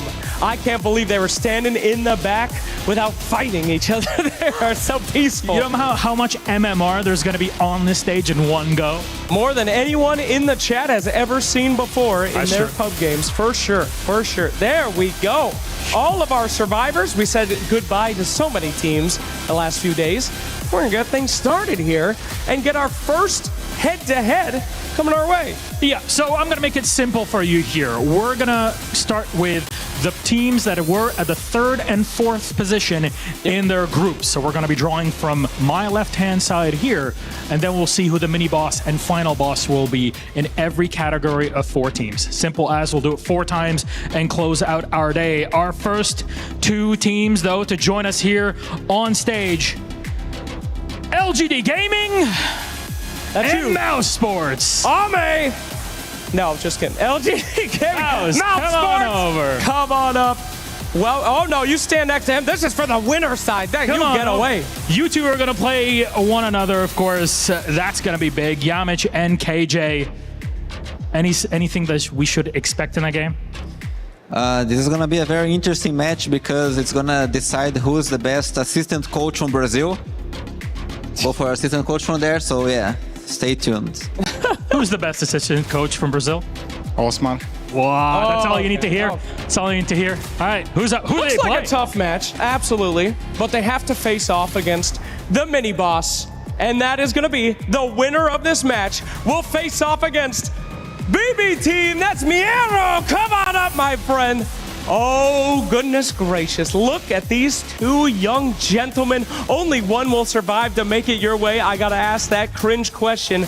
Who do you think it's going to be? Which team? Which team? Out of those 2. LGD maybe? LGD maybe. Come on, Mouse. Come on. All right. Well, thank you for your opinion. If you could go that way, join them. That's right. Right there, my friend. You've got this. Very good. And now, we got a big boss. We do have the big boss coming up here, my friends. Ladies and gentlemen, welcome to the stage. The man that might be putting down whoever survives this. It's gonna be Nigma Galaxy GH. Hello. GH, welcome to the stage, my friend. You will be facing off against one of these 3. What is your prediction? My prediction is we will be facing one of these 3. Yes. Bro, what the hell? Thank you so much. That's not hype at all, GH. I know you're supposed to be nice. Okay, have a nice word for each of them. What do you think about each one of these teams? I like them. Great. Thank you so much for the hype, my friend. Well, you 4 can now exit through the front. Well Go done. ahead. We now know where that is going to go. Congratulations. There you go, my friend. Off you go. Don't be shy. All right, we're going to do this 3 more times. Damn. Honestly, you heard it in the piece with Capitalist. We're like, oh, GH, he always finds time to talk. He always wants to find the space to speak a bit of French. He wasn't doing that over here. He was being nice. That's GH's thing. He's a kind boy. He's not going to S-talk them right in front of their faces. Goodness gracious. He'll leave that to the game itself, to the lobby itself. Indeed. But next up, this is our second set of 4 teams out of 4. Our first team, Vici Gaming. Oh, there we go. Zin Q to the stage. The other one is P-Time. Oh, hell yeah. Wits is on. Ay, ay, ay, ay, ay. You can say it however you want. What do you got to say to him? Let's practice. Easy. No easy. No easy. No easy. All Oh, right. my goodness. Wits, muy caliente, huh? Good luck. Good luck. Good luck. Very nice. That's what we're getting out of it. Unbelievably toxic. Let's bring the mini boss out. All right. A mini boss here today, although usually a big bad boss. Ladies and gentlemen, the winner of this match will be facing off against 1-win-33. There he is. That was my boss music. Thank you so much. To me, you're a Dark Souls boss. You know, you're one of the scariest one. Triple health bar, if you will. Who do you think you'll be facing off? I don't know. We'll see, but would be fun to play against both of them. Oh, would be fine to play against, but he doesn't even care. He didn't even look at you. I saw his eyes. He didn't even glance over to see who it was. Thank you so much, 33. If you could. What? I said fun. Oh, I know. Off you go. Goodness gracious. All right. Don't check the subtitles. The mini boss is gone. And now it is time for the main boss, my friends. The scariest of the scary. You've known him before, you've seen him before, and here he comes to crush. Ladies and gentlemen, it's Falcons ATF! All right, my friend, this is a scary lineup. Only one of them will face off against you. Any words for your potential oppositions? No matter from which team gonna win, gonna lose against one win. And then, yeah, God bless, I got a free matchup. Okay, God bless the free matchup. That is not all right. All right, gentlemen, please exit through the front of the stage. Go well ahead. done. Cannot wait to see it. Goodness gracious me. See, now this is a different kind of smack talk. That's what I'm talking about. I'm liking it. Thank God ATF was on this stage to smack talk. All right, here we go. Save the day. Well, we're halfway through this, right? Yeah. We're almost able to breathe. You can open up your collar a little bit. Woo. You can chill out on this. But now it is our third set of 4. Joining us on stage first, Team Liquid! Oh, damn. Ace on here. All right. Do you know who you'll play against? Do I know it? No, I don't know it. Thank God. It means that everything's clean. Good job, League Operations. Your opponent, Extreme Gaming. Oh, baby. Well, now that you know who you'll be playing against, you have formulated any thoughts, Ace? Bring it on. Whoa. Oh, there we go. All right. Bring it on. All right. He's ready for you. Final words? Let's go. Let's go! Fantastic. 2 very strong teams. That's going to be a hell of a match, but they will have to make their way through the defending champions. Ladies and gentlemen, it's Team Spirit Laurel. He nodded so calmly, his eyebrows raised so slightly. What do you think about this matchup? Interesting matchup. I guess, I don't know, we always have the same team, like play against Extreme or Liquid. They're 2 good teams, so I don't know, how best for them. Oh, the best to you guys. Well, very well. Laurel, you're so sweet. If you could, please head over there. Such are the words of our mini boss, but I'm afraid the main boss is coming. Ladies and gentlemen, you know him, you love him, you gotta look up to eyeline him. It's Saska! Dum, dum, dum. Hello there, my friend. I forgot the Attack on Titan theme. Do you know it? What's the Attack on Titan? That's what I should have done when you walked up. That's on me. That's on me. Any thoughts here for these 3? Who do you think you're going to be facing? I think they're all tough opponents, but I think I'm looking forward to playing Spirit. Looking forward to playing Spirit. All right, well, we'll see if it happens. Thank you so much. Please, to the front of the stage. Dun, dun, dun, dun, dun, dun, dun, dun. Okay, we're not getting copyright strikes today. No. We're definitely on the zone for this one, but Slacks, yeah, I feel like we've run out of options. Yeah, just come on up here, boys. All right, come on, Virtus Pro. welcome. Hold on, you 2 have to stay. I have to reveal who the final boss is. All right. Go ahead. Who do we have here? All right, we got Rune Eaters, we got Virtus Pro. Thoughts on your opponent? He's jacked. Best of luck to my opponent. Good, very nice. Any final words? Shout out to my boy Copy. It's gonna be sad. Oh, hell yeah! Copy, make that printer because they're gonna be bringing him out of here. Thank you very much. All right, mini boss it's a flip of the coin. Who is stronger? Who is the mini boss? We're gonna bring out Nightfall. You're the mini boss, my friend. Welcome, Nightfall. Now you've faced these guys before. Who do you think will survive in this group? 50-50. 50-50. By God, it's a flip of the coin. Nightfall, please, if you could TPs to the other side. And then this is not a surprise. Just come on up. Come on. Thank you so much. We got to end this segment in something hype, please, from the bottom of your most excited voice. Who will you be facing from these 3? Epileptic Kid. The Epileptic Kid returns! My God! Okay, fantastic. Well, gentlemen, please exit the stage. We have gone through all of those. Ladies and gentlemen, your bracket is finished. There you have it. How are you feeling, Milos? Honestly, it's good. I came into this not really knowing what to expect of our players, but I think they handle it very smoothly. Some excitement in there. But we have all this bracket in our brains, right? Yeah. We gotta visualize it. We gotta talk about it in depth, which is why the actual experts are standing behind the panel. So let's send it over to them. Take it over, Shiver. Thank you very much, Slacks and Milos. I feel like every time a matchup got revealed, I'm like, oh, that's gonna be tough. And then I had that with every single matchup being revealed. So every single series is gonna be tough. I'm here with BSJ and Effie. Effie, this was quite the reveal.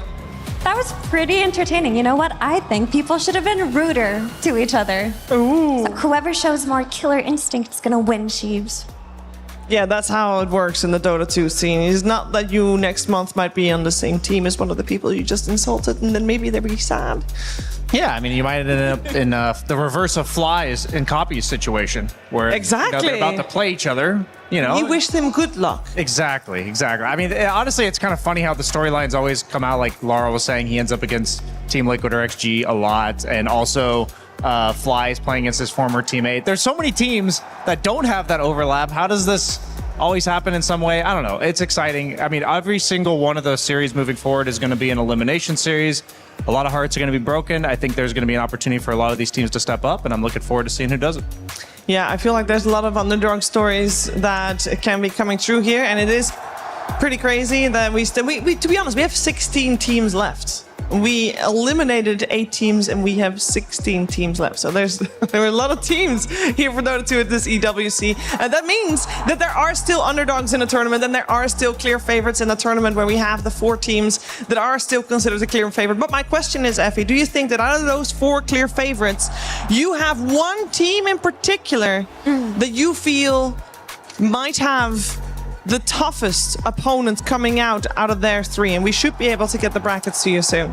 I would love to see the brackets again, but off the top of my head, I think Team Yandex going up against potentially Team Spirit again, that's the one for me. That was the one that caught my eye too, because it's not just Spirit in that one. It's also 2 teams that have a tradition of just slightly getting better as the tournament progresses. I'm talking about Extreme Gaming and Team Liquid. I absolutely agree with you, Effie. This should be the toughest, most exciting line of this bracket. Yeah, there's arguably 4 of potential top 6 to 8 teams in that one bracket of 4, so that is pretty wild. I mean, at the end of the day, I think all the games are going to be unique in their own right. I was like hearing, we just saw KJ walk past us for LGD, and they managed to squeak through in their group barely, and I think they were one of the teams that I was hoping to see more from this event. So maybe not because of that group of 4 specifically, but I am rooting for them as they move forward. Yeah, they were a team that was considered to be they're in Group D. Obviously, we just also saw their 1v1 mid. They were in the group of death, so yeah, we can definitely see more of them. Their opponent, actually, in case you don't remember, and that's okay, we'll soon get those brackets, are Mouse, Effie. So they've got an opponent that, in my book, they should be able to deal with. You should, but you know, Mouse are an interesting team because when they get their heroes and they get their strats, I feel like they could surprise anybody on any given day. So you can't look at any of these teams and think, oh, that one's a free win. Oh, this one, no problem whatsoever. We should really prepare for 1W instead, for example. That you can't do that here. You cannot. And then there's the surprise coming out of the group stage. I feel like we got to touch up on that as well. The biggest surprise, I think, for a lot of people, being on top of their group, Enigma Galaxy. I want to talk about their line of teams that they have coming towards them, which is actually the Mouse LGD line with BB Team in the middle there. How do we feel about a BB Team versus Enigma Galaxy? Because I know we've been praising BB Team on their prowess and their fastness, and basically I think Seb called them, and you'll like this analogy, Brian. He called them the test. Oh yeah, the skill check. Are you a tier 1 team? Then you can beat BB Team. Are you not?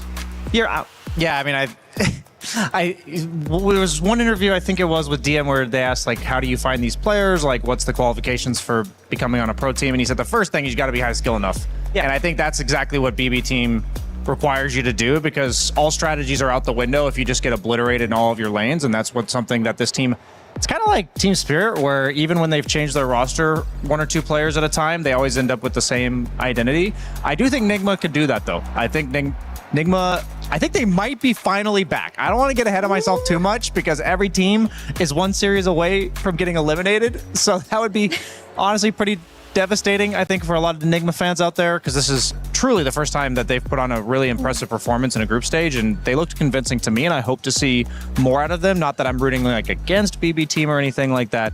I think I think the stars are aligning finally after years, exciting. Mira. It's really exciting. I mean, they also have the Lorinov mercenary buff. I don't know how long that lasts, though, because typically it's on a timer. Does it have a linger duration? I think it does have a linger duration of at least one round. At least one round. Yeah. Okay. So the buff is still here, and they're ready to go. No, but it's been really exciting. Seb had a lot of praises to say about Enigma and the way that they've been drafting, and it's not just that they're very high skill and they're good, but they've come in with really strong ideas and strategies, and they're executing them. Yeah, I feel like I want to still touch upon two teams that we have seen their keys getting crushed, but they're two teams that I think have made a mark on the teams that are still on the top 16 teams. And the first one is OG. They are the only team to have taken a game off of 1W and Yandex. And I think that them getting eliminated is, I mean, first of all, brutal. Second of all, a little surprising, Effie. Yeah, I would say so. I mean, that group was tough, though. Like, that was an incredibly hard group, and it felt like every series you kind of had to fight tooth and nail. But the thing is, you can't really blame groups, because if you can't win through your group, you wouldn't have won the tournament anyway. But a lot of experience, I think, was gathered here for OG, and they've shown that their ceiling is incredibly high. And when they can get their drafts together and feel good that day, they look like the best players in the world sometimes. Yeah, it's weird because like VP, a team that just took 2 games in a row off them in order to knock them out, they looked relatively outclassed when they were playing against the top 2 teams in the group.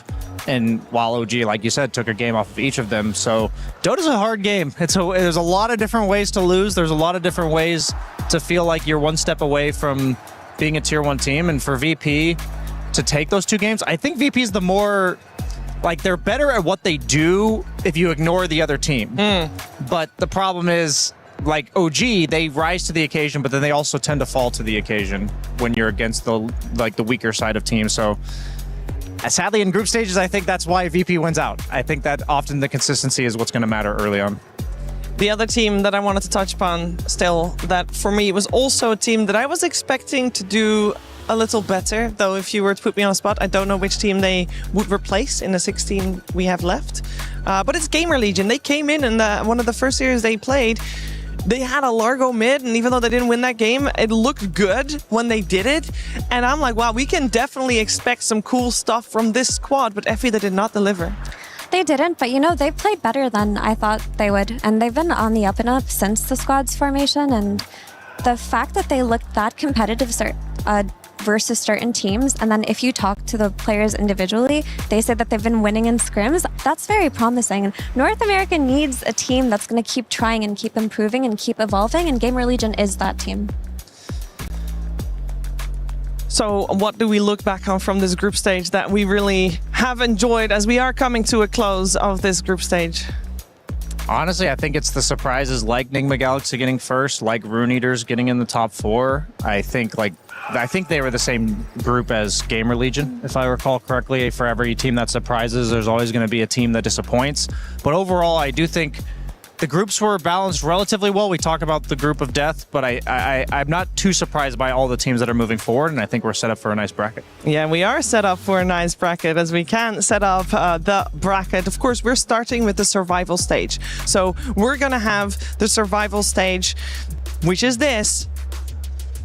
And it will be played out over 2 days, on Tuesday and Wednesday. And we have got some cool series. I'm Liquid Extreme Gaming. That's just where my eyes go, guys. It's just there. It is just there. You are right. And I mean, Extreme Gaming, their second place TI recently. Liquid, they won one like 2 TIs ago, and now we're seeing them in the first round of a survival bracket. That is definitely unexpected. I just want to say that we just saw that 1v1 for VP versus LGD. So LGD, by winning the 1v1, got to play against Maus as opposed to VP playing against Rune Eaters. I'm not trying to take a slight on Rune Eaters. I don't know if LGD got the better half of this by playing against Mao's. I would be a bit more scared. I think Mao's, their floor, I think, is much higher than most of these teams. Like, they do have solid lanes and they tend to execute what they do well, but I also think they have a potentially higher ceiling. So I think Virtus Pro got a bit lucky there with that specific one. And I think I think Rune Eaters took third place in the group that Extreme got fourth. And that's how you end up with this Team Liquid versus Extreme Gaming. Extreme Gaming has been looking a bit shaky, and I don't think it's a surprise that they found themselves with such a formidable opponent in round one. Yeah, every single one of these series, you can make a case for either team to come out ahead and go to that next round. And it's a scary road. And as I said, it's single elimination, so there's no mistakes. You gotta treat it like the lower bracket. That's just as simple as that. For some teams, that's a buff. For some teams, Effie, that might be a little bit of a negative. You're right, because I do think nerves always play a part in tournaments of this caliber, and there are certain teams that have looked like nerves have gotten the best of them, And we just saw Tai Lung from LGD play 1v1, and he looked fantastic, but there were also games that he played this EWC where I could really feel his tension through the screen. So I hope that the teams that often succumb to their nerves can get a grip during the survival stage. They'll need to. They'll 100% need to. Thank you so much for both your thoughts today. As we have come to the end of today and to the end of the group stages, keep in mind we'll be not live tomorrow. Everybody gets a break, teams included. We'll be back on Tuesday though, and we are starting a little bit later than what we have so far. We'll be live with 2 different streams starting at 1 p.m. Of course, we'll be live before that to talk you through everything that's going to happen that day. So make sure you tune in on time, 1 p.m. and we're in Paris, so you can do the math there yourself. That's all good. We're not going to leave you completely empty-handed because we did have some crazy cool games coming your way today. So thank you so much for tuning in, and we're going to leave you with the STC recap of the day.